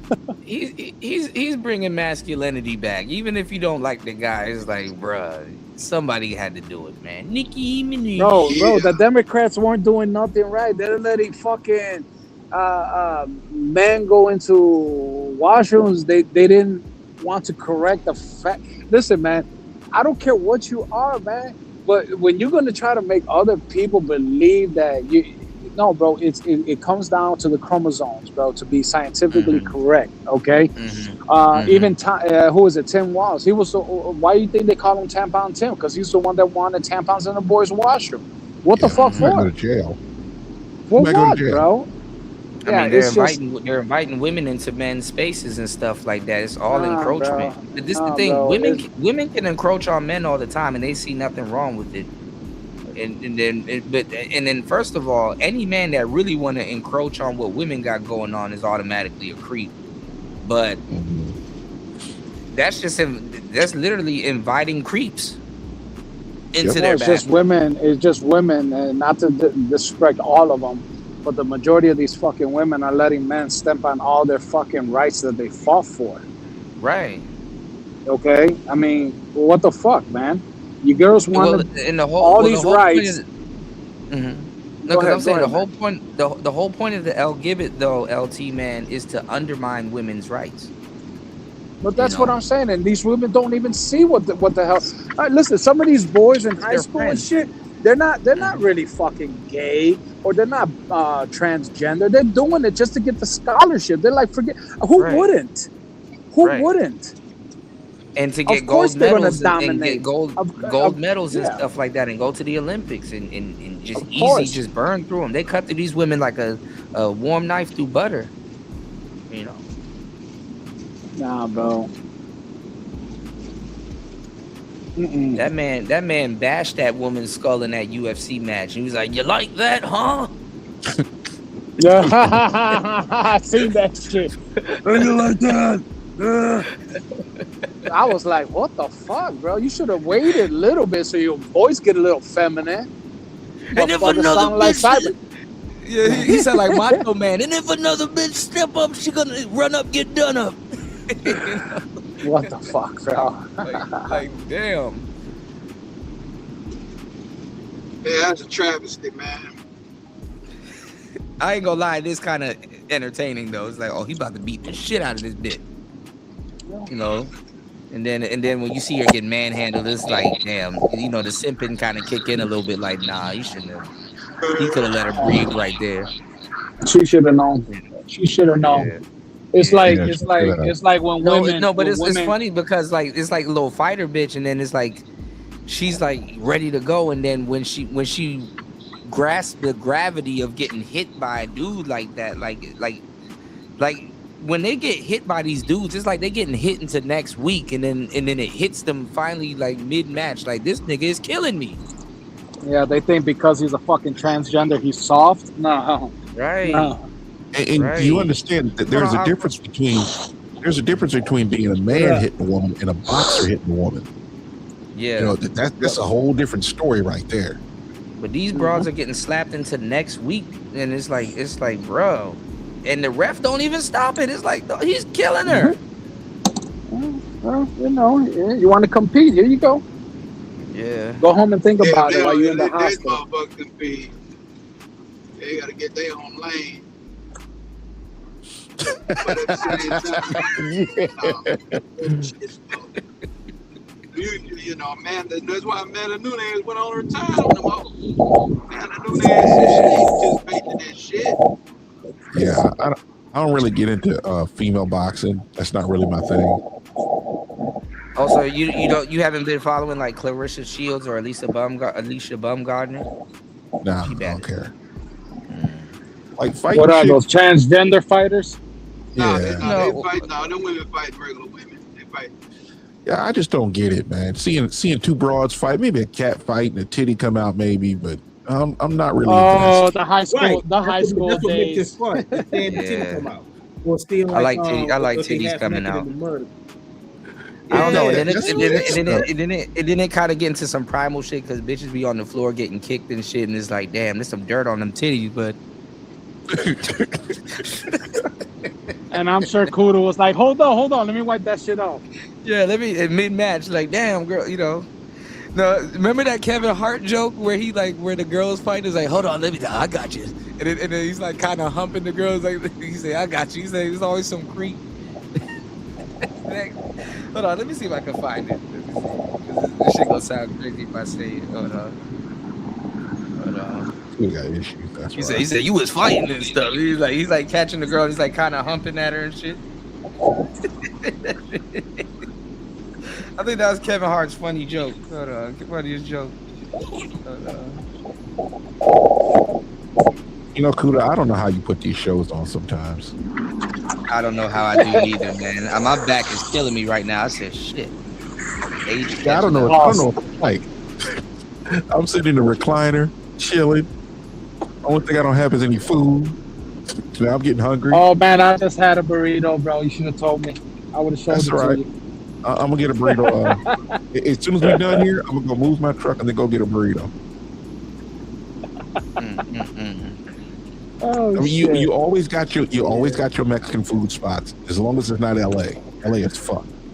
Kevin said, he said, I caught you by your titties. He said, Hold on. Hey, LT man, hold on. Is a carne asada burrito a carne asada burrito if they put beans in it? This one, the regular burrito here, it comes with cilantro, onion, and some beans. But you can request it out, or they got the one that you were talking about, the loaded one, the super burrito that has the rice, the beans, the lettuce, tomato. I don't like that. Me, a carne asada burrito is very simple. You got carne asada, aka the seasoned steak, cilantro, pico de gallo, aka onions, tomatoes, and guacamole. That's it. There ain't nothing else needed. Yeah. Only thing I put on mine is just cilantro, onions, and then I just get my lime on the side, and so that's just I just like it just like that. Yeah, just plain. There's places, man, they want to put sour cream in it. They want to put rice in it. I'm like, that ain't a carne asada burrito, man. That's some other weird shit. Get that bullshit out of here. You know what? I hate to say it, my brother. That's the way he orders it all the time, bro. So after he comes out of prison, bro, I know that's where he wants me to take him, bro. I used to date a chick, right? She wanted cheese and sour cream in it. I said, there's something wrong with you.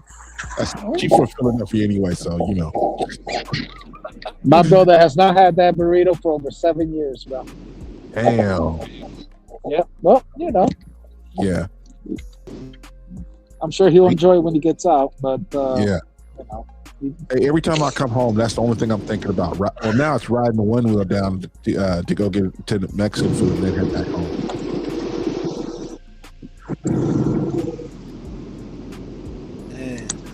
What's your plans for the day? Look, I found the joke. All right, hold on, y'all. I found the joke. Something wrong with cool, I'm telling you. He said, I think so. Hey, what's your plans for the day? He said, I caught you by your titties. Do y'all remember this? Hold on. You hear shit. Now you know why you get copyright strikes. Can you guys hear me? You don't fall. I like watching you guys. Hello, can you guys hear me? I like that. Yeah, we can hear you. Yeah. We can hear you, bro. That heel get a hold of y'all. Oh, okay. Real quick. Oh, that's the funniest shit ever to me. Because y'all don't know how to play it off. That Y'all don't know. insane one. They don't know what to do, so they try to stay regular. It's always on a cute night. No, girl, they talking about tonight. No, bitch, please get the heel. No, it's lush. It's slushy. Get the heel back there, please. All y'all do that shit. Or y'all do that shit where y'all miss a step? You ever see a girl miss a step? She don't fall down the steps, but y'all ride. No. Y'all do that right there? No. You ever notice? You ever notice there's always a pervert guy to catch you? No. I got you. Goddamn, I got you. Oh, damn it. Oh, damn. You almost fell, didn't you? Yeah, I got you. No. I got you by your titties. That's what I caught you by your titties. Jesus. I've never seen anybody fall like that. Good. Did you see how I caught it? Her titty was in the hook. Oh man, I don't think Kevin Hart could ever do a joke like that ever again. He probably gonna be on Fox News. He does that shit. Okay. I caught you by your titties. Oh yeah, you're right. Yeah. You're right about that, Kuda. What's going on, Aqua? Oh shit. Prince P dropped. But listen, y'all, we almost at the mark. Oh my goodness. What's going on, Aqua, man? Jump in, man. What's your thoughts, man? How's your birthday going? You know, you gotta keep having good, it, man. I'm out here living this Vegas life. You know what I'm saying? I'm gonna go. That's good. I'm gonna go get something to eat. I'm gonna go to the movies later on. That's good. What movie are you gonna go see? What the hell is coming? What the hell is out at the moment? It's called Send Help. It's like two people got stranded on an island or some shit like that, and they try to survive the whole time they're there. So I'm gonna go check that out. That sound like the women. That sound like the women on the Bear Grylls Island. They needed help. The staff had to help. No, I think it's a guy and a girl. I think he's our boss. I heard he's bossing her around, and nigga on the island. She like, nah, you ain't the boss of me no more. Some shit like that. Okay, until a bear shows up. Like, cool. Yeah, no. Well, actually, she'll be best friends with the bear. Remember that? Yeah. They acting like the bear. They acting like they can hold coochie over the bear's head, and the bear's gonna do everything it wants. They want them to. So just wait till that bear shows up. But I seen videos lately saying women saying men were right. We apologize. We want y'all back. Yeah, they already did irreversible damage, man. This is the thing, though. The funny part is that because we've built such a great world for women. Women are so naive to think that they're in a forest and hypothetically we come up with a bear. Like as a man, I assume a bear is in the forest. I don't have to think of a fucking bear is in the forest. I assume one's in the forest, or even worse. Mm-hmm. You know what I'm saying? And then they think if a man is there, automatically. This is how entitled they are. They think if a man is there, automatically the man's job is to protect them. It's like, no. I mean, it don't work. Isn't our nature to do that? If you look at instinct, we do it instinctively. So I mean, to tell you the truth, to tell you the truth, I'm gonna actually be 1,000 with you. It's really not in a man's nature to do that. It's really not. We've been socialized to do that. If we see a random woman, if she's not something related to us, we'll just watch her just like we'll watch any other man get mauled. You know, Damn, I know that. But if it's your woman and your kids, cool. Yeah. But I'm talking about where their entitlement comes from is some random stranger is supposed to be taking a bullet from them for them. You understand what I'm saying? Like they automatically assume that for real, because they automatically assume that if you're a man in the forest, that you're there to protect them. First of all, you have yourself to protect. Yep. So a guy can literally say, "Listen, that bear's eating her today, so I can be cool for another day." You know what I'm saying? It's like let the bear eat her, so he won't think about eating me. I can make my escape. Mm-hmm. But man, show this though. Like, what about back in the day where women had to depend on men because we didn't have the resource like we do now? It's not even back in the day. Today, women have to depend on men. They just better hope the lights don't go out. Yep. I mean, yeah, as I'm saying, like, because the women don't got the resource to protect herself like a bear, wild animal, so she had to rely on a man for protection because she had the resources like to protect herself as they do now. So it was like it was a thing as a gender war or none of that goofy shit. It was more like we needed each other. or them need us more than we need them, or whatever the case may be. Women but now still, it's like they have women's even in an all female world, women still need men to protect them from other women. Yep. Really? Bro, you're not gonna call no police force and a bunch of bitches is gonna show up and help one bitch fight another group of bitches. That's not gonna happen. Yeah. That's not It gonna would be happen. like, I think all of that is hilarious. it would be like thinking that like a couple of bullies are gonna beat your ass just because they want. Right. That's like calling a bunch of cats and raccoons and expect them to act like dogs. With men, we know nobody's coming to save us. We got to either fight our way out, take the ass whooping. Right. With women, they depend on us for that kind of stuff. We've been keeping order for a very long time just by our presence. I mean, imagine a bunch of football players all chilling in a restaurant. A bunch of football players chilling in a restaurant, and a bunch of feminists come in there and they want to tear up the place. The football players are going to ask them really politely to get the fuck out. What they going to do? Yeah. Nothing. Well, you might got that one butch chick that might want to try to fight, but I ain't gonna lie. I don't think Ray Rice would ask them. You know. Come on, don't do that. Don't do that. Come on, that ain't right, man. I think he'd probably knock one of them bitches into next week.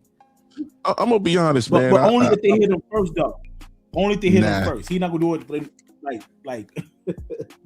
No, but I mean, it's just. I mean, but it doesn't click until you put it into a bunch of guys' head. Like there's not going to be no female police force where they're just going to show up and help you. Like women will show up and say, "Why don't you handle it?" Yep.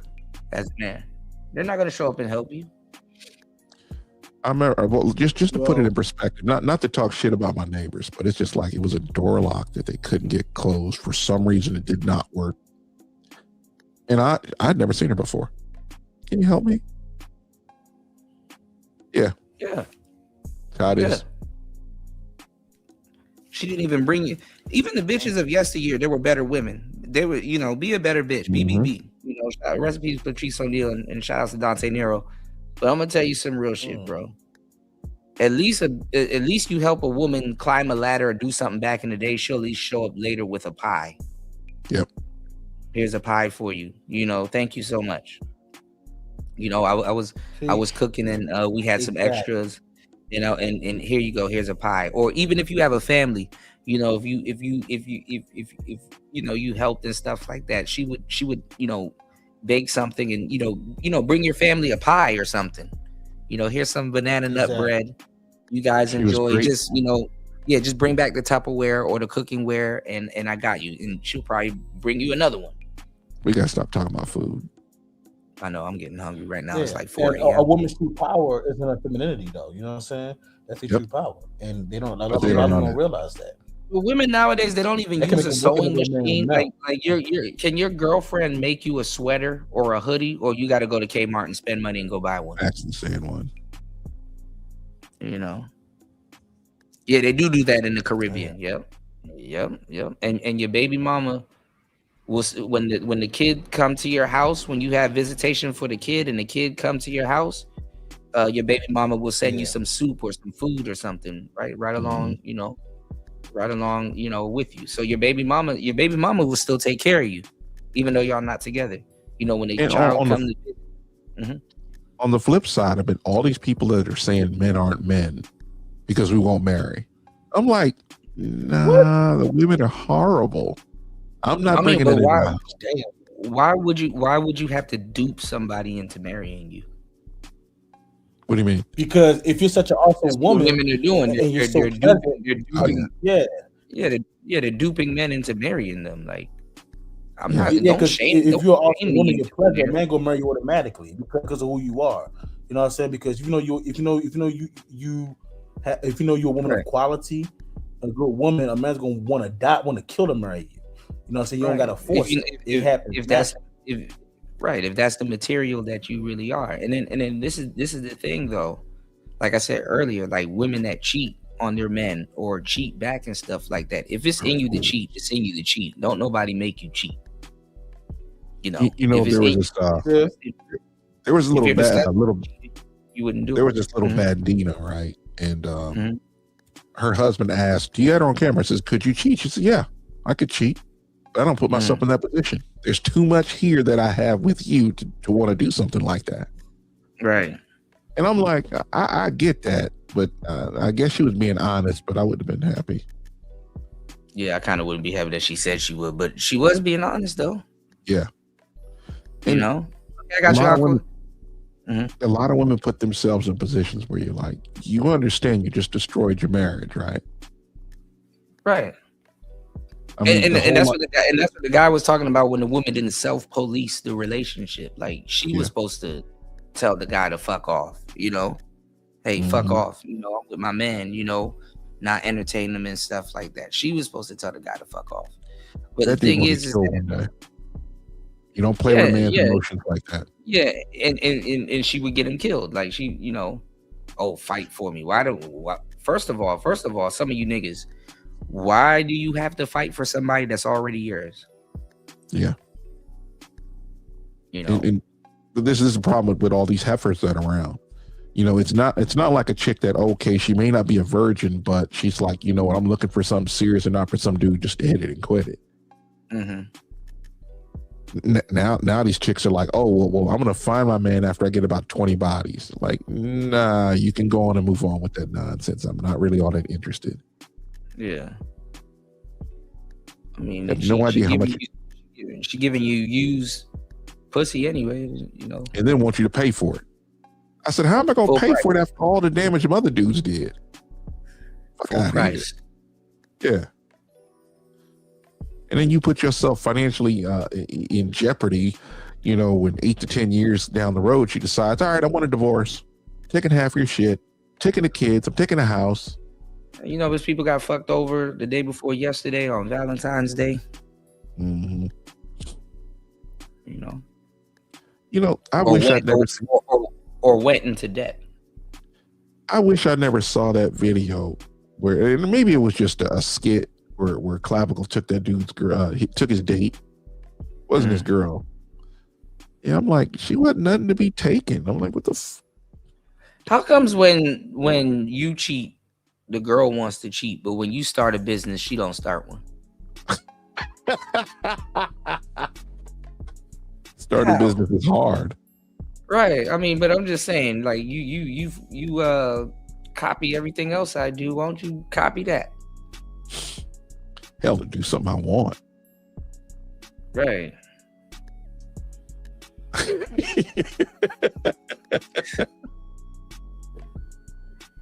In Chicago, people get into car accidents because they can't drive.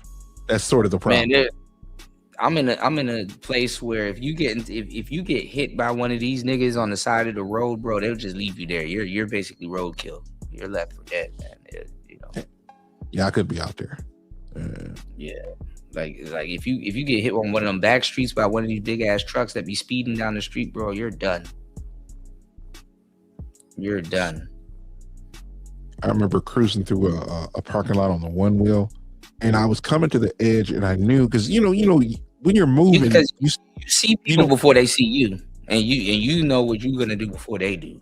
I be seeing people before. You know? Well, I was amazed that I was coming right to the edge. I just hit the brake. On a skateboard, man, I wouldn't even thought about that. I would have just been like, man, no, and the brakes surprisingly on the one wheel are good. They are really they're good. really good. Yeah, they're really good. Like that it stops the tire like that. I wonder how you don't have to change them. You know, I wonder like how does that work? Like well, it's electric motor. Let me try it like this. It's like having a motor that's always in gear. And it's like so the brake is like a counteracting electric motion. I'm trying to explain it. When you drive in a truck, you just drop a gear, and you drop a gear. The engine power slows the transmission and all the other linkages to your wheels, and it slows the wheels from spinning. It's not letting them. It's not letting them spin freely. It's using the RPM of the motor to slow the whole truck down because brakes don't stop a truck. To counteract it, okay. So it's kind of like the wheels, the power of the wheel kind of go in the opposite direction. There you go. Yeah, Yeah. counteract it. Oh, yeah, Because it that's goes what I was forward back. I'm assuming Yeah. it's electromagnet. I don't know. Maybe it's the safe Yeah. stuff that won't wipe out your phone battery. Yeah, because Or not your I phone was saying battery, like, damn, how like, damn, why I don't gotta get the brakes changed or nothing, like, because the brakes were so good, it surprised me. Yeah, like, it's kind of weird. Then again, it's only one wheel to stop, but still, it's a big ass wheel. Yeah, and then when you feel the power that thing has, it's like, damn. I always screw around, right? Pause. Yeah. Is like I'll be going right to a brick wall, right, and go right to. I'll hit the brakes and stop like maybe about 2-3 inches from hitting it. Mm-hmm. You know, because just it's a mental thing. Yeah, it's a mental thing, or I'm like, you know what? I know I'm going to hit the wall, but it's not the wall that I want to touch. It's like I may fall off, but I'm going to go ahead and touch the wall. It makes me feel better to do it. But you don't slam into it. Nah, I stop right before it. Yeah. But see, the thing is, the instinct is a little bit different, though, to lean back, quickly. You kind of have to learn, like, oh, let me hurry up, lean back. Because the way people try to tell you when I first started was just pull your heel off the board. Do you have simple stop on? Do you have simple stop on? Because I need to learn how to ride switch. You ride switch? You ride switch? Switch is hard, but I could still do a little bit of it. Because like what happens is, you know how trucks park? Yeah, I know. You know how trucks park, right?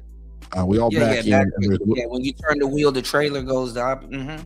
No. I mean, when we park in a truck stop, how that we're separated, right?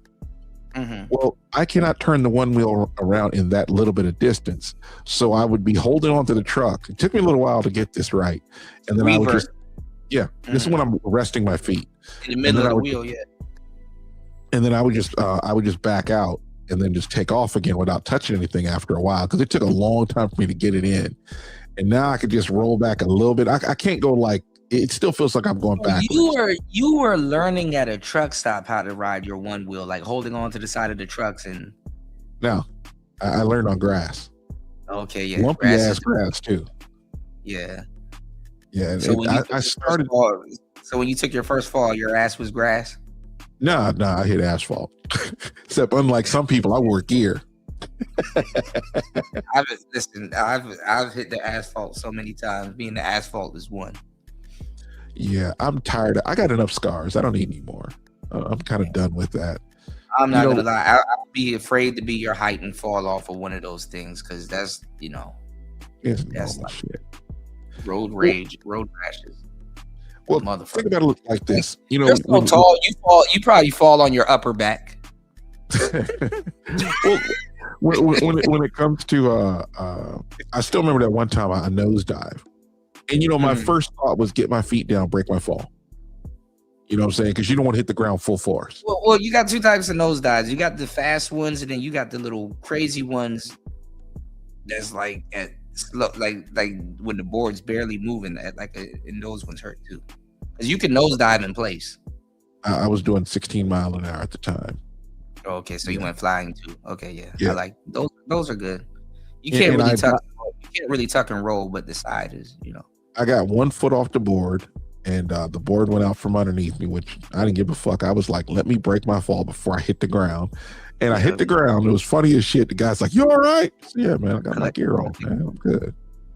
My last nosedive where I fucked up my wrist, I fell in front of this Asian lady, and she looked at me like I was crazy. She looked at me like how I used to look at the white boys on the skateboards and on falling like dumbass foreigners.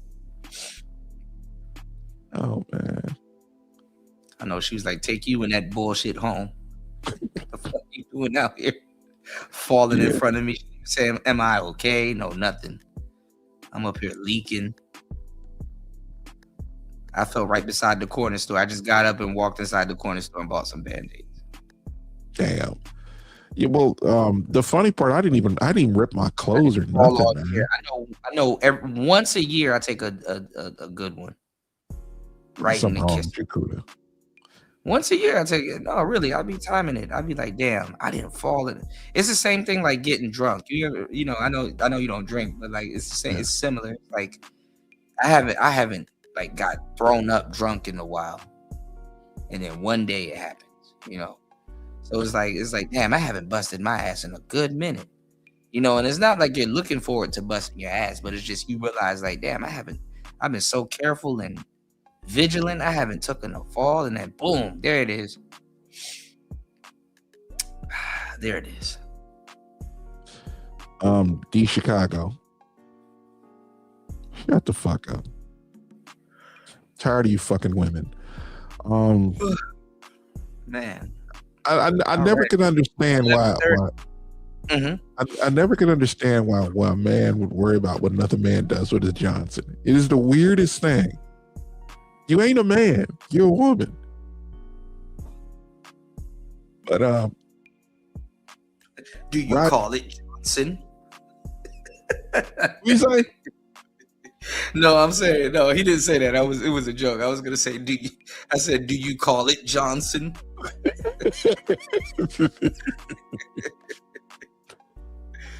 No, but apparently a lot of men worry about what other dudes do with their Johnsons. I mean, the whole dating sector, dudes want to see the women that these guys are hitting, and if you let them go too far, they want to see it go in and hey, make OnlyFans. I mean, they go over to Jay Rello's X account right? to see him finish off broads and stuff. It's like, you know, it's like, bro, that's disgusting. It's like, okay, bro, we get it. Yeah, it's like, we get it, bro. Like, I definitely don't want to see a Jay Rello production. Yeah, I remember. I'm so disinterested in what other people do. I'm one of the people that, man, look, I'm gonna let other people find happiness wherever they find it. Right. Just because I don't live your life. Yeah, just because I don't live your life don't mean I won't slap you because you trying to delve into my business. It's like, bro, just stay over there. Right. These internet dudes are weird. I'm like, if I love riding a one wheel, and I ain't gonna lie, if there was a drug that I had, it would probably say one wheel on the side. Really? Man, I'm just, bro, it still blow my mind that you have a fucking XR. This is like unreal to me. Like, you know, out of all people, you know, it's unreal to me because I'm like, damn. Yeah, I was talking shit too. Well, you never, you know what? You never, you know, I mean, anybody can, you know, make fun of somebody falling and stuff like that. I mean, after you heal or you know, you kind of bandaged up, it is kind of funny. Or you look back at it, you know, and then especially if you were doing something and you busted your ass. But you know, you never like you've always asked me about it, you know. You've always had like a sense of curiosity about it, but you know, you were like, you know, I got my bike and everything and other stuff, and I was like, man, you know, I know it's a hard pitch, but you got to make it over to a one wheel. I know it's seeing me fall and seeing nosedives. I know that's not the most appetizing looking thing, but you know. My thing was, I'm glad you got one, man. It's like, fuck. It's like, dang. You know, no normal man look at something like that in that price and be like, all right, let me go ahead and test it out. Like, skateboards is like a kid thing. Like, you know, people look at it like a kid thing. They don't look at like, you know, you're gonna bust your ass. You know. Yeah. I miss my skateboard though. I still have it, but I do too. I haven't skated in a while. Somebody was out here skating, and I was like, "Damn, you know, I still got it though. I know how to pop shove it. I know how to do a half cab. I haven't done a heel flip in a while. If I do all of that stuff, it'll be sketchy though. I'll still catch it. Yeah, but I'm like, I like going places. That's probably my biggest problem.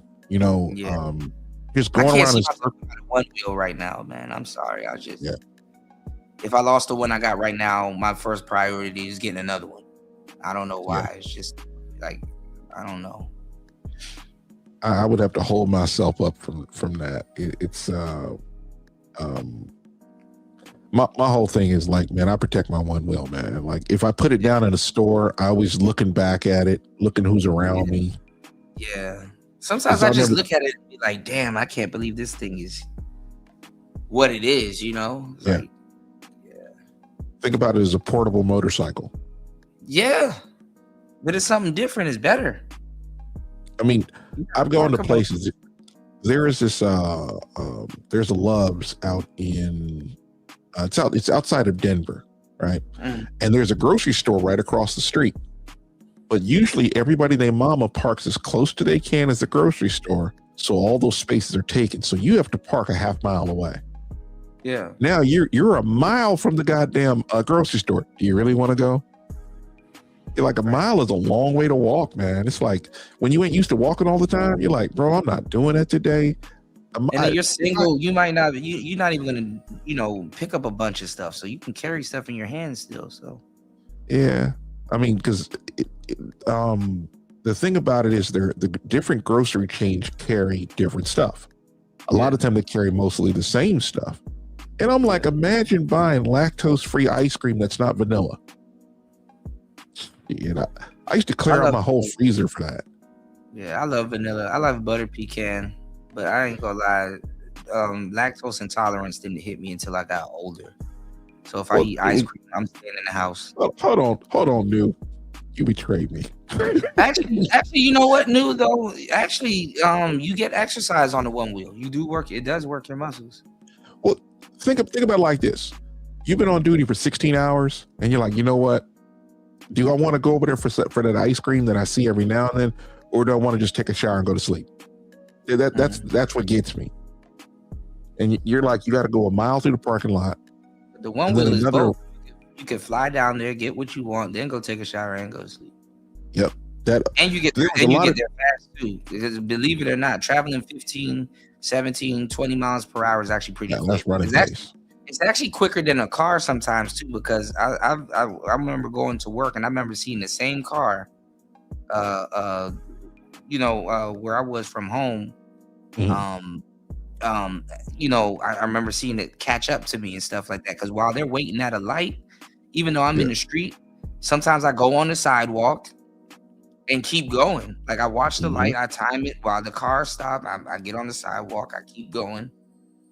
And I make it to work faster than in an Uber or in another car, Yeah.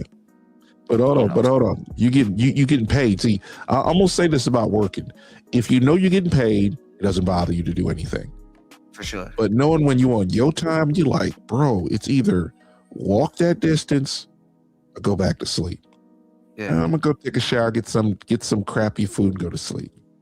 I mean, it's not like I can't roll into a Walmart the next day. That's not the point I'm making. The point is that particular grocery store carries a different kind of ice cream, and it's only the ice cream. It's not a huge deal.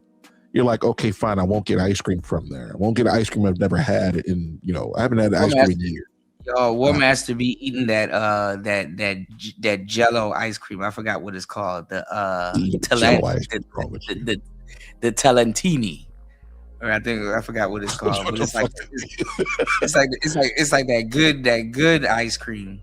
They be having like raspberry and it's sort of like why go out of your way for something that it's good, but it's not earth shattering. It's like, I'm not going. You know what I'm saying? You get to that point. I love ice cream. I'll go out of my way for ice cream. I love butter pecan, old fashioned. I love regular one. I like Rocky Road. Plain vanilla is good too. Can't go wrong plain vanilla. Yeah. But you start asking yourself, man, a mile up, a mile back. You start talking about real time. Yeah, gelato. Thank you, Paul. Shout out to Paul.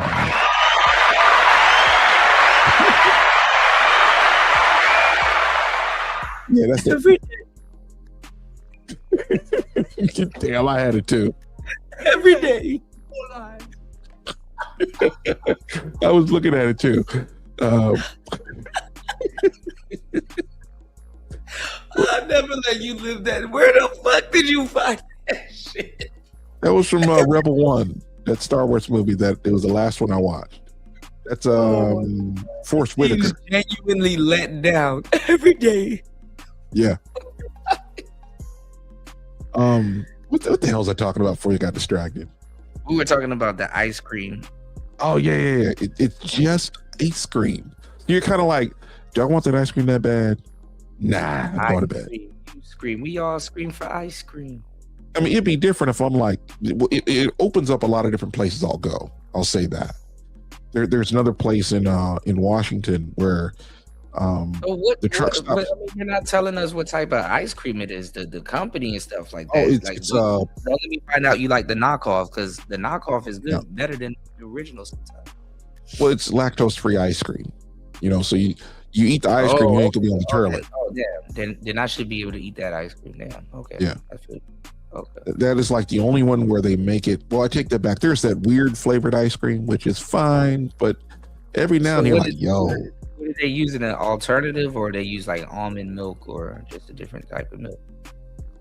I don't know how they take it out, but yeah, it's their own brand. They have their own milk, and it's just like, hey, why don't we make ice cream? And I'm like, yeah, because half the population is lactose intolerant, and most of them don't know it. Because we shouldn't have been fucking drinking that fucking milk. We're drinking pus. And me, like a dumbass with them damn milk commercials, I used to religiously eat cereal and drink the milk and shit like that. And I didn't know I was fucking myself over. I wish you had never said that. Now I can't unthink it now. I hate What do you mean? What, you pus? said milk is pus. Oh my God. Yeah, Stop it is. It is. Stop it. It is. Okay. It is thick too.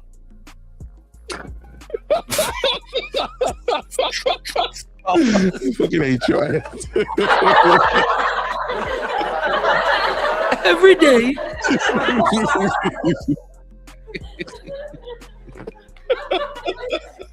Now I can't unhear it.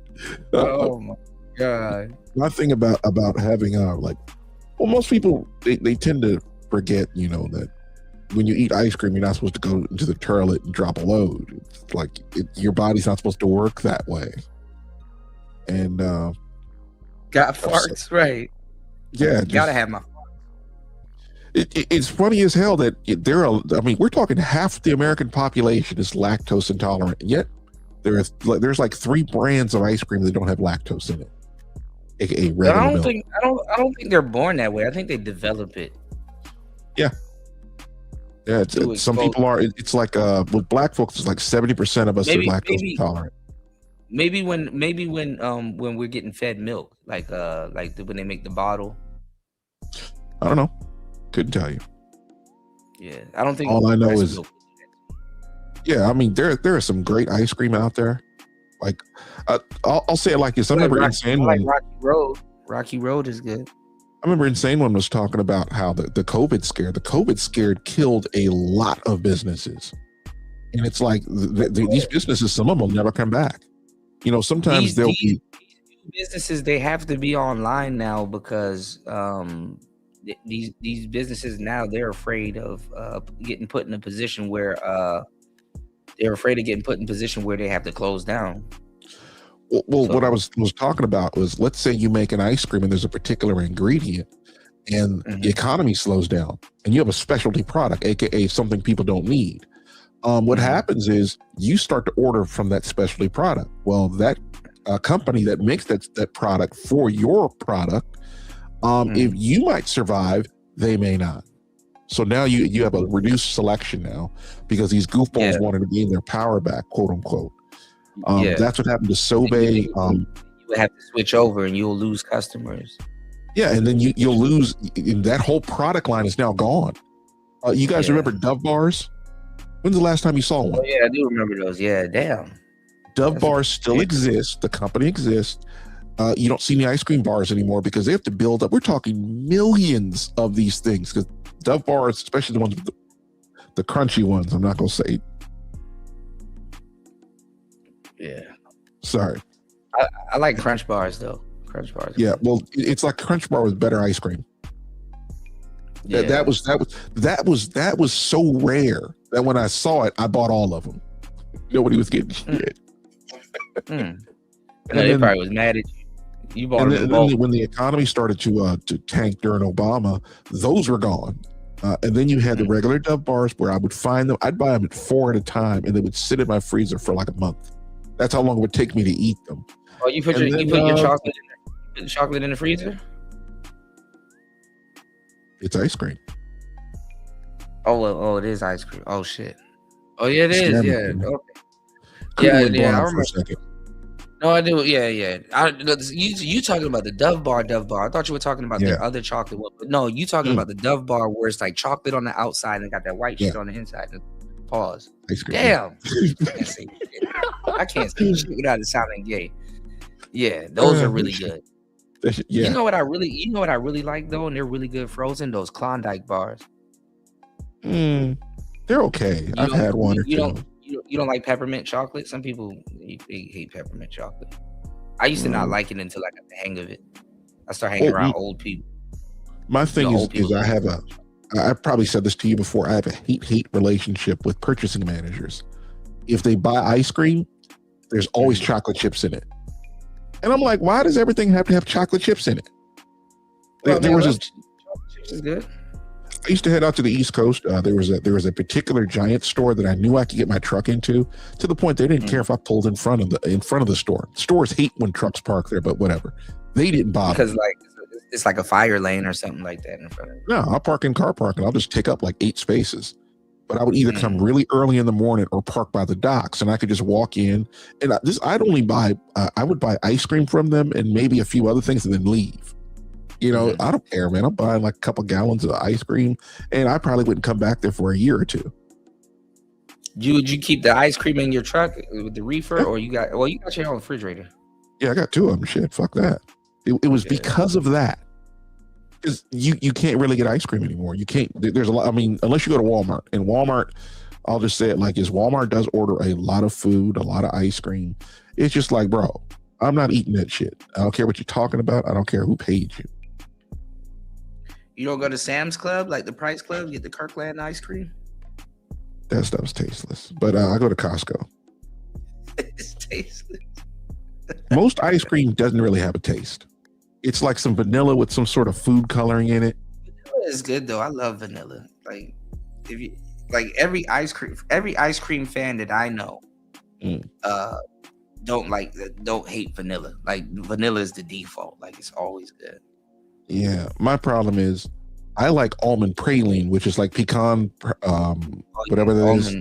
Almond praline is good. It's better than the pecan praline. It's almond praline is what it is. And I got this from what's that place called? Thrifties. I don't know what they're calling them now. Rite Aid. That's the name of the store. They used to sell ice cream, and for every scoop, it was like 35 cents, and you get 2 scoops. God, this stuff was great. Oh, God. I shouldn't have read news comment. It seemed like it was going to be a regular comment, bro. Wall fart. Jesus Christ, bro. They get deliveries from deliveries from the same warehouses. Well, I mean, seriously, Walmart, Sam's Club, same thing. Yeah, I'm pretty sure. I mean, everything's in bulk. Yeah. I've been into a Sam's Club. I never shopped there.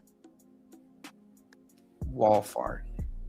I used to be on a dedicated fleet, and we would deliver to Walmarts. Yeah, I have seen Rite Aids disappearing in the same way. I've seen more CVS's though. Yeah. And there's a reason why they're disappearing is, you know, they start being in those cities where they get to rob them, and then they start losing money, and the whole company collapses. Yeah, I mean, they got drive-throughs and stuff like that. So sometimes I think they're exclusively becoming drive-through pharmacies. Yeah. I mean, you look at Walmart. Walmart doesn't really enter cities unless it's in Texas or Oklahoma. Yeah. Like big cities, it's like the unions keep them out. And I'm like, all right, yeah, y'all gonna get it one day. And then people just decide, you know what, this place that doesn't have what I want, I'm just gonna go out to wherever. Mm-hmm. Damn, dog, the time goes by so fast. We only got 5 minutes for this cut off, and YouTube's gonna take forever to edit this video and put it up. When not edit it, but to have it available, and then I gotta come back and edit it. Yeah. Lord have mercy. Yeah. But once I edit it, y'all, it's not gonna be 11:55, y'all. So, I know. I do want to keep the episode short so people can watch it on the replay, but it's all right. This is gonna take up y'all work day, you know. You can always chop it up. You know that, right? Well, I was gonna chop it up, but I don't get the fucked up part is that I don't get the chat room. But the good thing is that StreamYard actually has the chat on screen now. So No, I haven't seen the Walmart gangs.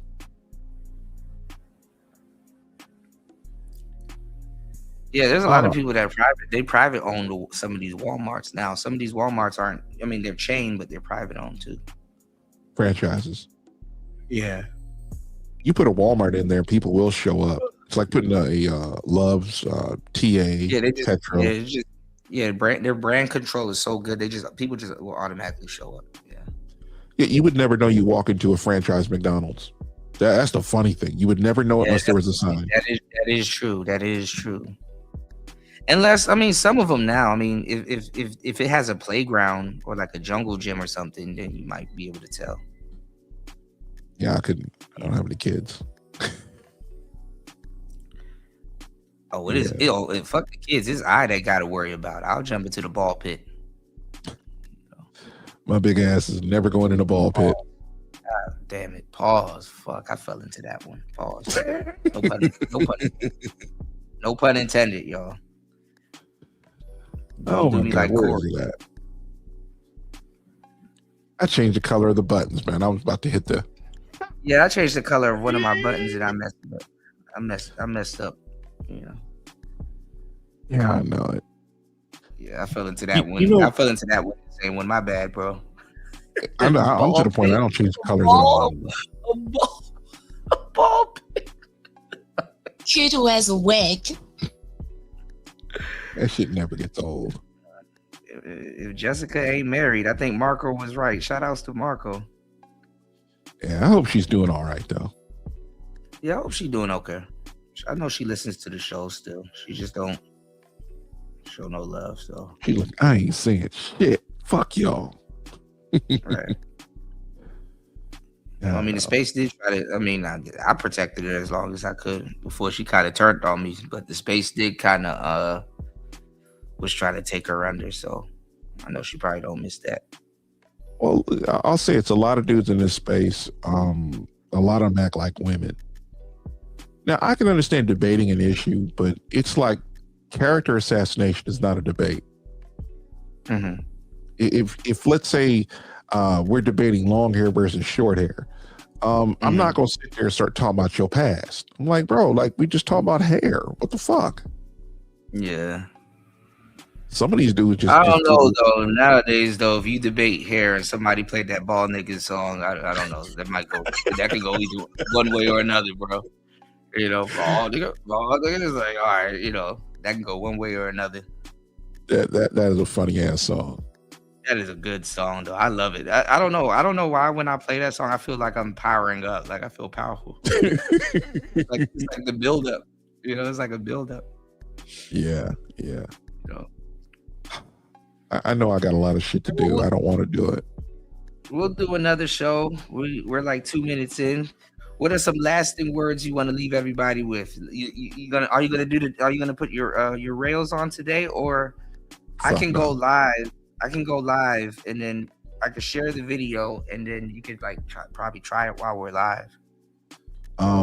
It's gonna be like explainer video. Wait, have you taken your rails off? Yeah, I've actually taken my board apart, like fully How long apart did it take to you the to do tire. Bro, I had screws and everything scattered all around me, and it didn't take me long though. It wasn't bad. It was actually a good experience, you know. But just remember what screws belong to, you know. Yeah.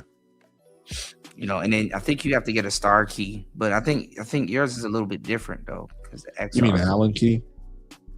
Yeah, you get an Allen key, and then for the sides, it was 2 star keys. And Well, I lost all I my tools. So I gotta get a toolbox back. The funny part is I'm sitting next to like 3 of them. They're in the chair with me. I don't know how the fuck they got in the chair, but yeah. And they fit. I don't know. I got 3 different kinds. I got SAE, metric, and then I have yeah, bro. I have my tools have tools. They're just all over the fucking place. For sure. I know what you mean. Yeah. One of them will